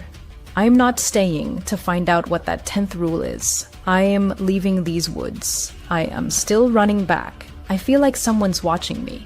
I see my fire tower. It is almost dark. I don't know how the hell I'll reach my car, and I don't want to walk these woods at night. So I decided to spend the night in the bunker. I thought Henry spent his nights there when he wasn't tech in the tower. I thought it was the key to his long survival, and it had saved me before. I'll run to my tower, grab my main backpack, and head to the bunker. I am on the verge of passing out from dehydration, so I need water, which is also in my tower. I'll grab my stuff and be in and out. In my tower, I frantically gathered my things. I turned to leave. I heard something. It was faint, easy to miss, but it was there. I held my breath and stopped, listening. Long, slow, quiet sounds. I heard scratching. Rule 7, if you hear any scratching inside your cabin or near the outhouse, turn off all radios and hide under the blanket until it stops. You've got to be kidding me. She knows. She knows I am trying to leave. I froze in place, hoping the scratching would stop, knowing that if it didn't, I'd have to follow the rules. I turned to my radio. In the woods below, I saw a pale white face staring up at me. Same stringy, dark hair hanging from her head. Same wide, sinister smile frozen on her face. Her white skin lit by the surrounding darkness. I couldn't see her body, just her face emerging from the black night. She stared at me, her excited eyes locked on mine. She knew I was trying to escape. I'd have to spend another night here, and I felt she'd do everything to catch me. I looked away and turned off the radios before diving under the blanket. Olivia, words echoed in my head. She so hungry now. The scratching stopped soon after I got under the blanket. I literally felt her hunger in the air, hovering over my tower, focused on me. I peeked out from under the bed once I was sure the scratching had stopped. I didn't want her to catch me off guard. I wanted to be ready for anything she threw at me. I stood and walked around my cabin's balcony, scanning the area where she'd stood, but she was gone. I knew she was fast. She'd outrun me back to my tower before when I found her crying in the woods. She could be anywhere. I turned to enter my cabin. I looked out one of my windows when the dim lamp's reflection started flickering behind me. Damn. Rule 4, always sleep with the lamp on at night. If it starts flickering, quickly run to turn on the main light until morning. If your lamp goes out completely before you can do this, hide under the bed until morning. My eyes adjusted as I watched the lamp's reflection, and there she was, right in front of me through the glass, standing on my balcony. It was her. Her broken arms twisted, her wild hair white, her eyes wide, her smile broad. Rule 6. If you wake up and see a smiling woman staring at you through the window, hide under the blanket and hold your breath. She'll enter your cabin, and you'll feel her breath right above you as if she is hovering. Don't breathe. It'll last just seconds. As soon as you feel she is gone, turn on the main light until morning. The lamp flickered again, then went out, plunging me into total darkness. 2 rules, 2 conflicting rules tore at me. I couldn't look away, but I had to turn on the light. Suddenly, her neck cracked to the side and she lunged forward, fast, very fast, each step echoing loudly as she crossed the balcony toward the door at the other end. Oh crap! I spun and dashed to the switch. She was about halfway to the door when I flipped on the light. Now I faced a choice, hide under the bed or under the blanket. I chose the blanket. Rule 6 said, she'll enter your cabin, and she was about to. I leapt to the bed and pulled the blanket up to my eyes. Instantly, my cabin door burst open. I heard loud, fast footsteps charging toward me, but now, under the thick blanket, I saw only darkness. I held my breath. I felt her, just as the rule predicted. She was right above me. I felt her breath, cold, icy. My eyes were closed, but I knew she was there. I desperately tried not to breathe. My heart hammered like a trapped bird, my stomach clenched with fear, but I refused to inhale. And yet, she waited with manic impatience for my mistake. What happens if I breathe? Will she kill me right here? Claim my soul? My chest burned. I could not hold out anymore. She felt it, felt me struggling. Her ragged breaths grew more excited. I felt her hair hanging on both sides of me under the blanket, wet and cold. I can't. I need to breathe. That's it. I give up. My mouth opened. She vanished, just disappeared. I held on another 3 or 4 seconds, longer than I physically could, before coughing and gasping for air, but she was gone. No cold breath, no presence. I was alone again. I threw off the blanket. My cabin door was wide open, swinging in the wind. The main light was still on, as was my lamp. Was the lamp's flickering her way of tricking me into choosing the wrong rule? If I'd hidden under the bed, would she have killed me? Hours of silence passed. My main light and lamp still burned. I felt a bit safer, but suspected it was part of her game to lull me into complacency. I didn't let my guard down, and thank God. I saw a campfire right by my tower. The cabin, as light made it hard to see, but I spotted it. Actually, I saw not one campfire, but campfires everywhere around my tower. I walked the balcony edge. I counted 6 campfires. At each stood a dark human figure back to me. What the hell? All stood alone, staring into the flames. The figures varied in size. One looked like a child. I couldn't make out specific features in the dark, just their outlines. The 6th campfire had no figure. Why? As my eyes adjusted to the darkness below, the figures began falling into their fires one by one. The first, resembling a man. He was tall and thin. He collapsed face first into the flames, almost willingly. As the fire consumed him, his features became indistinguishable.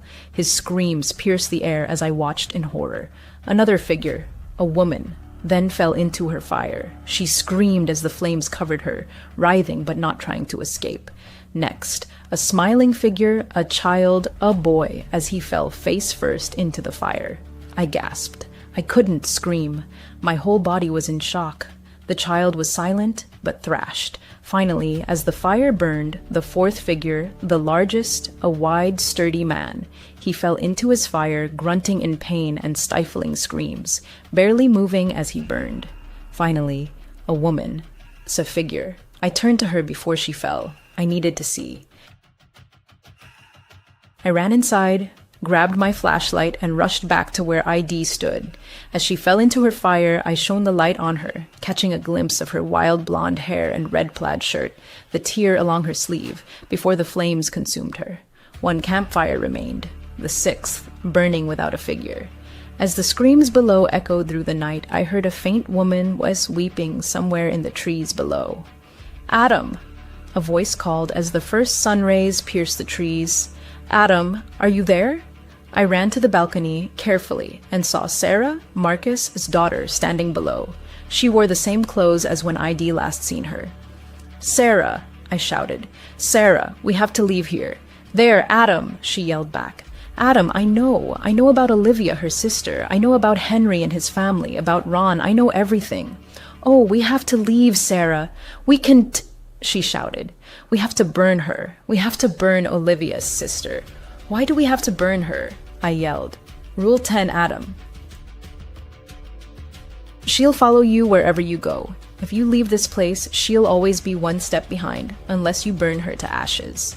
Rule 10, find her body and burn it. Rule 10, burn her body or she'll haunt you forever."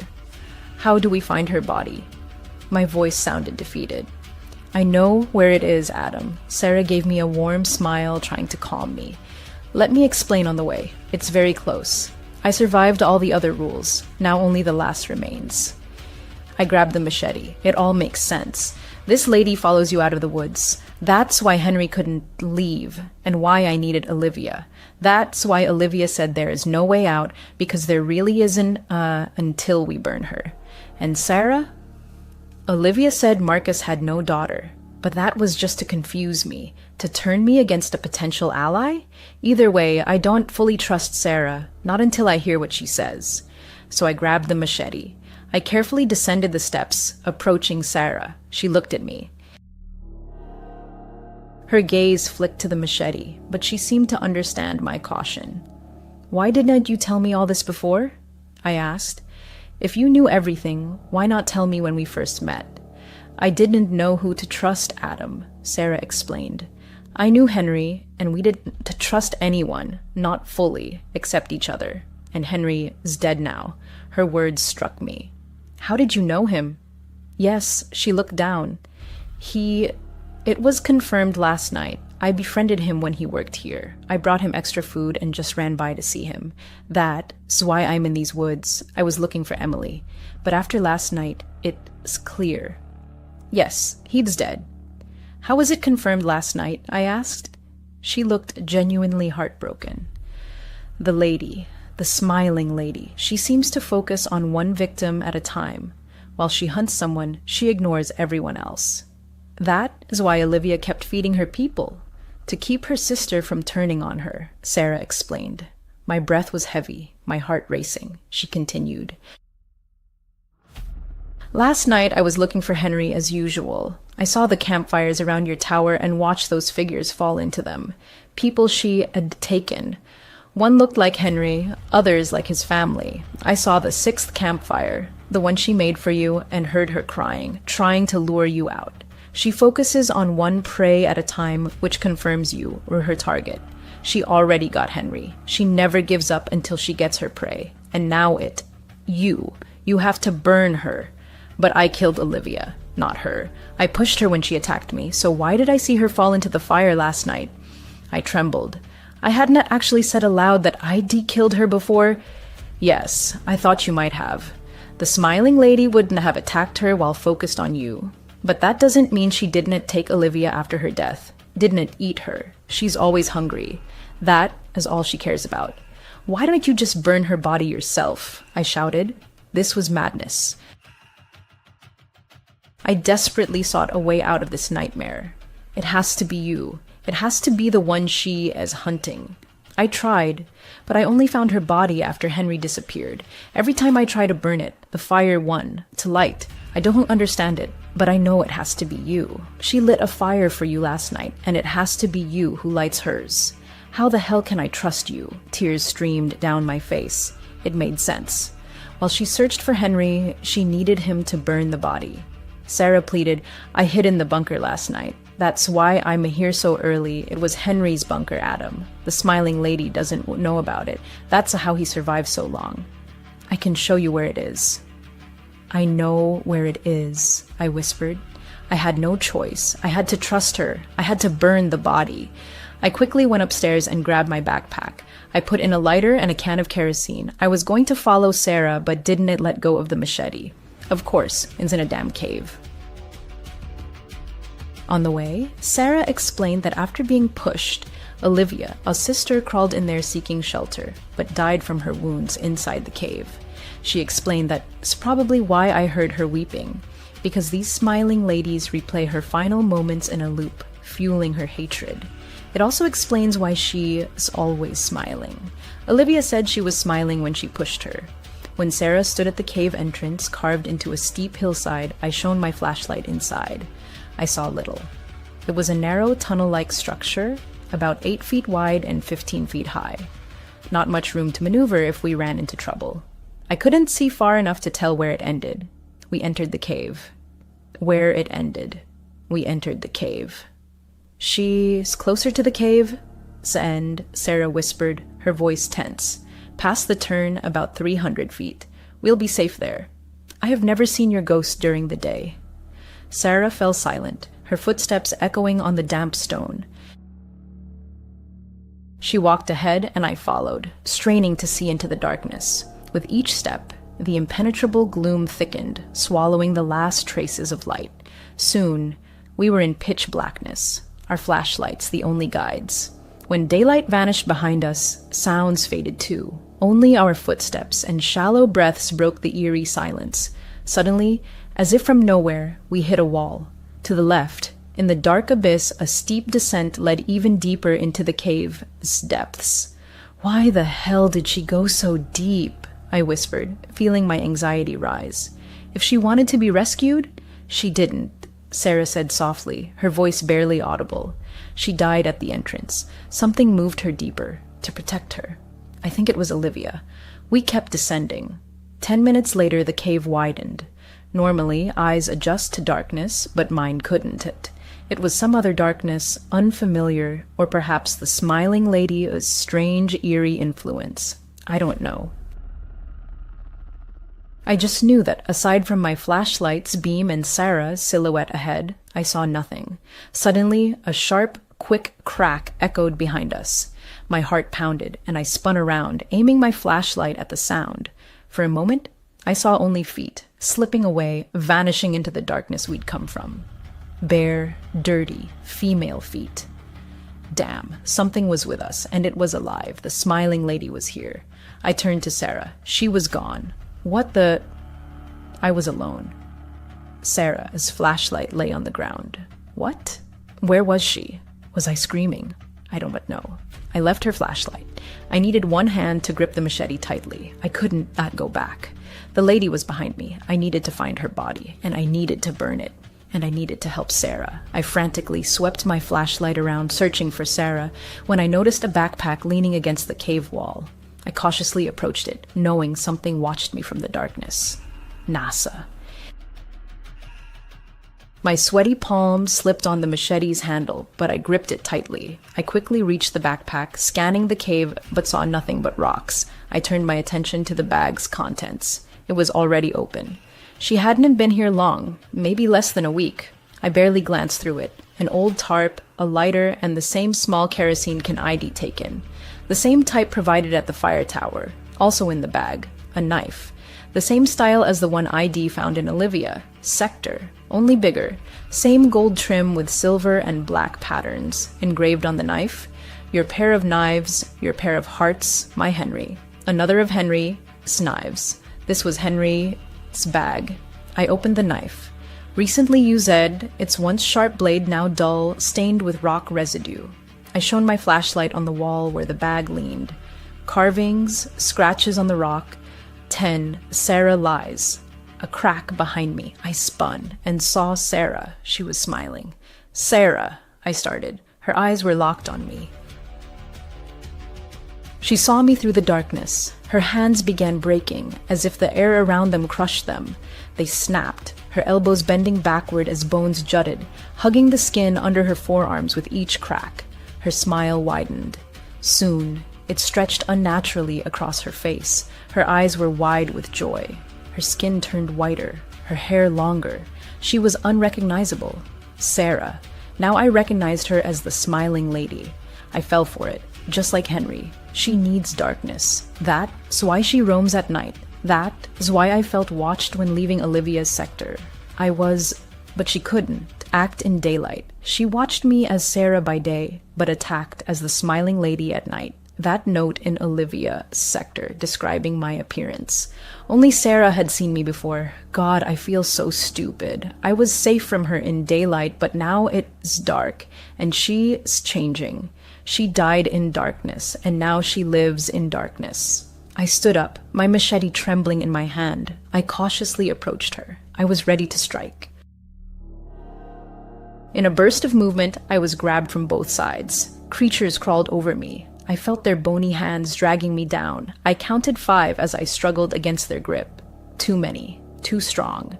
My flashlight fell from my hand and now shone toward me. I made out my attackers. Faces, Henry, his wife, his child, a tall man, Ron, and Olivia. They held me. Olivia's broken arms cut me as I struggled. Her shattered bones were sharp as they all pinned me to the ground. They smiled. I glimpsed Sarah as she lunged from the darkness and sank into my chest. A new person lives in my fire tower. He has a family, and a dog that visits him. We leave the darkness only when she tells us to. She doesn't and want to lose us. I smile now, and when she tells me to burn, I burn too. I am writing this to warn you about the smiling lady in the woods. Dawn, to try to find me. This will be the last time I speak to you. Dawn, and look for me. I belong to her, and she'll never lose me. NOS. In 2014, after losing his driver's license for 12 months due to a DUI charge, an annoying and foolish mistake. The protagonist of this story became a frequent user of the Uber app. There was a nightclub bar in his city that he and his friends would sometimes visit on weekends. Getting home often involved a designated driver, if available, or calling an Uber. On this particular night, he wasn't feeling well, which prompted him to leave the venue a bit earlier, sometime between 1 and 2 a.m. Walking home was out of the question due to the biting cold, so he decided to call an Uber. A driver named Alex, who was nearby, accepted the request. His image, frankly, seemed a bit ominous. An older man, no smile in his photo, with a grayish goatee and a black beanie. Despite this, the short 2-mile distance to his location didn't cause much concern. The car description listed a Chevy Malibu, which sounded perfectly acceptable, and the ride request was sent. He waited, on a bench by the club's entrance, next to the bouncer who stood motionless, like a statue, arms crossed. After about 5 minutes, a silver Chevy Malibu, presumably a 2003 model or around that year, pulled up to the club. The protagonist stood up, feeling a slight disappointment at the sight of such an old and beat-up car. The driver didn't call out to him, honk, or otherwise acknowledge his arrival, simply waiting by the curb. The passenger then approached and got into the back seat of the car. An immediate sense of discomfort arose. The driver didn't offer a greeting, shake hands, or even turn his head to look at the passenger. The only thing he said, in a very quiet voice, was, "Where are we going?" The passenger gave his address. The car started moving down Main Street, but in the opposite direction from his home. Pointing this out, the passenger got the driver to turn left at the next intersection. Now they were moving away from the main roads, delving into quiet residential neighborhoods. The driver hadn't entered the address into his phone, which felt very strange. The passenger didn't know if the driver expected him to provide directions or not.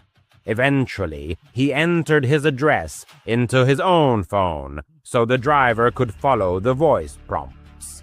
When the GPS indicated a left turn on the next street, the driver completely missed the turn. The passenger expressed his confusion with a hand gesture.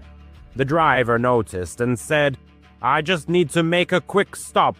Don't worry, I'll give you a discount." Despite being intoxicated, the passenger clearly realized something was wrong. It was at this moment that he noticed a gun protruding from the center console next to the driver. By now, his thoughts were consumed with finding a way to get out of the car. At the next red light, he very quietly tried the door handle, but it wouldn't budge. He discovered the child lock was engaged, and from that moment, his heart pounded furiously. The man was driving him far from home. Apparently, they had already crossed 2 city limits. Desperation engulfed the passenger. He couldn't call the police, fearing this man's unpredictable reaction. He decided the best option would be to try and flip the child lock switch, located near the driver in the front seat. He needed to somehow move to the opposite side of the back seat, behind the driver, without being noticed. This was one of the most intense moments of his life. The passenger watched the driver's head intently through the rear-view mirror, making sure he wasn't looking. He very casually slid behind him. Fortunately, the driver didn't notice anything. Now came the scariest part. He needed to reach the button on the front seat at the next red light before the driver could react. With each passing traffic light, the tension grew as the passenger waited for one of them to turn yellow, and finally one did. The driver slowed the car at an intersection that would normally be busy during the day. This was the perfect place to escape. The car stopped. The passenger knew this light didn't stay green for long, so he had to act fast. The car was on the opposite side of the intersection, which was a little reassuring. Gathering all his courage, he reached for the glowing child lock button and must have startled the driver because he jumped a couple of inches in his seat. The driver yelled at him and, as the passenger feared, reached for the gun beside him. The passenger managed to open the door and run to a nearby Cadillac Escalade, where he knocked on the windows, begging for help. They drove off, completely ignoring him, but it no longer mattered because the man in his Chevy Malibu had already disappeared around the block. The passenger ran into the nearest 24-hour convenience store, where this time he called a taxi. It was a very sobering experience, as he had no recollection of being drunk in that store or during the taxi ride home. The driver was reported to Uber, who promised to escalate the situation to the authorities. It wasn't until a full week later that an officer finally showed up at his door for questioning, and that was the end of it. The passenger has no idea what happened to that guy, but he hasn't used Uber since. As a former Uber driver, the narrator encountered many unpleasant characters, from intoxicated groups of friends on Saturday nights to people feigning disabilities for free rides. However, sometimes you come across those who can unequivocally be called true perverts. He had driven several such individuals, but none were as bad as a certain Tom. It was a Friday in December, one of the coldest nights of the year. With no other plans, he decided to work a bit late. These events took place 2 years ago. The narrator was 18 years old and owned a new Honda Accord. His parents, it must be admitted, spoiled him a little. However, being a rather slender 18-year-old, he always followed his father's advice to keep a blade in the car because you never know what kind of psychos will get in your car. A request came in from a young man named Tom, who was just a few miles from a large shopping mall. The driver accepted the call and headed in the indicated direction. As he approached the mall, he noticed a group of teenagers loitering nearby, which immediately gave him a sense of impending trouble. A hope flashed through his mind that Tom wasn't one of them. Many of these young people watched him as he slowly drove past in his car. Eventually, the driver simply pressed the gas pedal and hurried into the mall parking lot, eager to leave the vicinity of this suspicious company as soon as possible. He made 2 full loops around the entire parking lot before finally noticing a figure approaching his car from behind in his left rearview mirror. Rolling down the window, the driver called out loudly, "Tom!" And an affirmative yes came in response. He offered the passenger a seat. This request had to be repeated 3 times, and considering the words were spoken very clearly, the situation felt very strange from the start. On the 4th attempt, Tom finally understood and slowly walked around the back of the car, sitting directly behind the driver. Usually passengers preferred to sit diagonally, which the driver found more comfortable. When someone sat directly behind him, it sometimes caused him a slight paranoia, especially if the person seemed sinister. This particular passenger was an older man, probably in his 40s. "Where are we going?" the driver asked. Tom gave an address, which was immediately entered into the phone. From the passenger's voice, It was clear he was a heavy smoker. Indeed, the car's interior began to fill with the smell of cigarettes. The address given was 10 miles away, which, fortunately, promised a decent fare. At first, the driver tried to strike up casual conversation, but these attempts were unsuccessful. To yes or no questions, Tom sometimes mumbled something unintelligibly, and any other questions met with dry and concise answers. The driver stopped talking when one of his questions was completely ignored. They had already driven 5 miles, with 5 more to go. By the 6th mile, the atmosphere in the car became unbearably tense. The driver was afraid to look in the rearview mirror, convinced the passenger was watching him. He quickly glanced for half a second and confirmed he was right. Tom was indeed looking. Involuntarily, the driver pressed harder on the gas pedal, wishing this ride would end sooner. By the 8th mile, he realized they were practically in the middle of nowhere. They were driving down an almost deserted street, surrounded by woods on both sides, with only occasional isolated buildings. Now the driver began to suspect the true location of the address the passenger had given. So, while continuing to drive, he swiped his finger across the phone screen to shift the map toward the indicated location. Apparently, the address led to a dead-end street, with no other roads nearby. His nervousness grew with each passing minute. He looked in the mirror again, and Tom was still staring at him intently. Finally, gathering his courage, the driver asked if the given address was his home.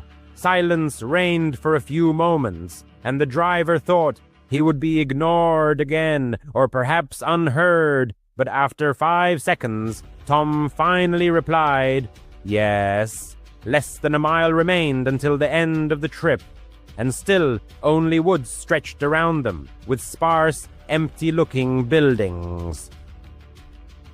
The driver was approaching the dead-end street where the passenger said his address was, secretly hoping to see at least some houses. When the street appeared, he slowed down to examine it carefully, but there was nothing to be seen but pitch darkness. He could only guess why Tom wanted to take him here alone, so far from people and civilization. The driver casually continued driving, pretending to have missed the turn, hoping the passenger wouldn't notice, but he did. Instantly, Tom sprang from his seat and yelled at the driver, demanding he turn around. Frankly, the driver felt his life was hanging by a thread, so he hastily apologized and quickly made a 3-point turn.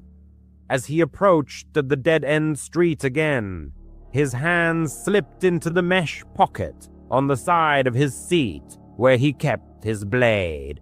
He very quietly opened the blade and gripped it tightly in his right hand, ready for action. Turning onto the dead-end road, he saw in the headlights exactly what he expected. Nothing but trees on both sides. The driver drove to the end of the road, not a single house or building. He just knew something was about to happen. He was merely trying to prepare himself, physically and mentally, for it. Suddenly, Tom said in the softest voice he could muster, "Thanks for the ride." At that moment, the driver wasn't even thinking about money. The passenger opened his door, but before getting out, he said, "Could you step out of the car for a second? I need help with my bag. My back hurts." But he didn't have a bag. The driver knew for sure he didn't. Tom hadn't gotten in with one. He replied, Yeah, sure. Get out, and I'll help you now." The tremor in his voice was too obvious. What happened next, he never could have imagined. Suddenly, he felt pressure on his neck.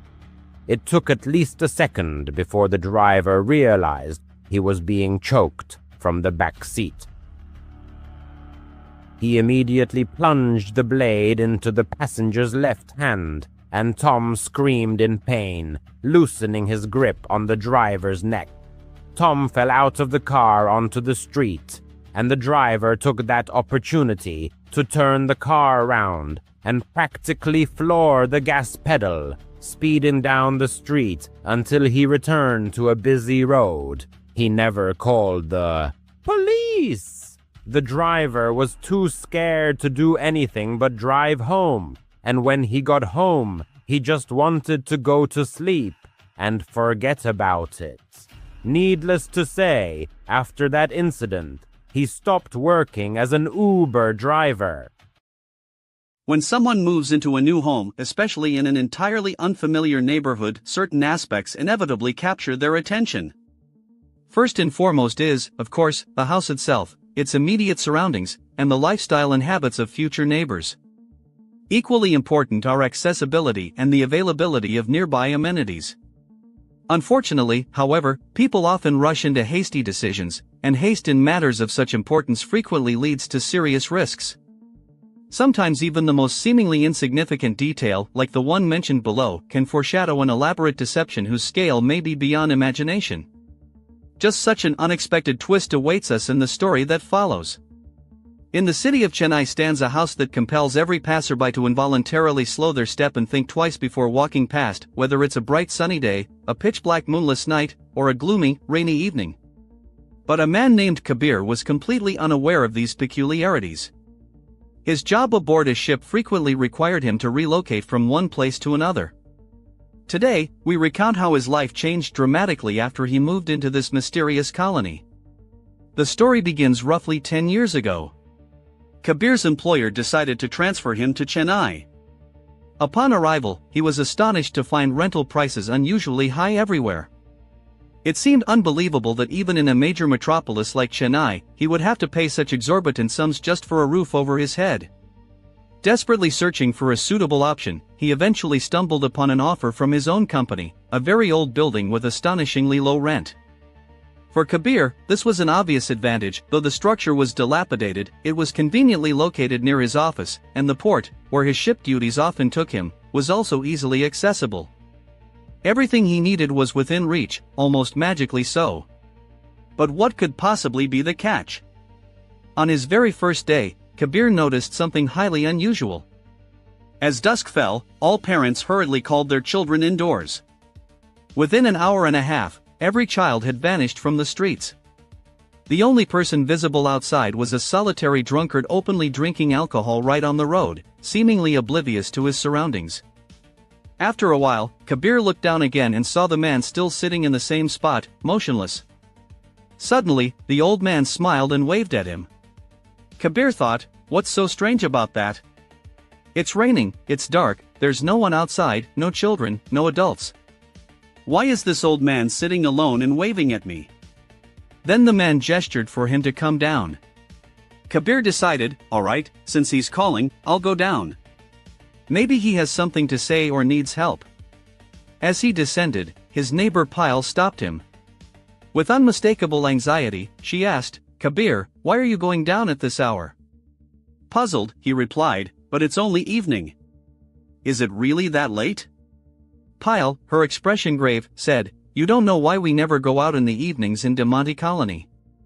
Kabir countered, no, I don't. I understand you're afraid, but I don't know why. What's going on? Insisting, Pyle asked, but why were you coming down? He explained, there was an old man down there waving at me. Pyle then walked to his window, pointed outside, and said, look, there's no one there. Seeing the street empty, Kabir was slightly surprised but quickly added, maybe he's already left. I was about to come down, so perhaps he just moved elsewhere. Yet Pyle replied with an air of mystery, you still don't understand. What you saw isn't exactly a lie, but it's not exactly the truth either. That man isn't a man at all. He's a wandering spirit you've just encountered. Then, as if lifting a veil, Pyle revealed the story. In the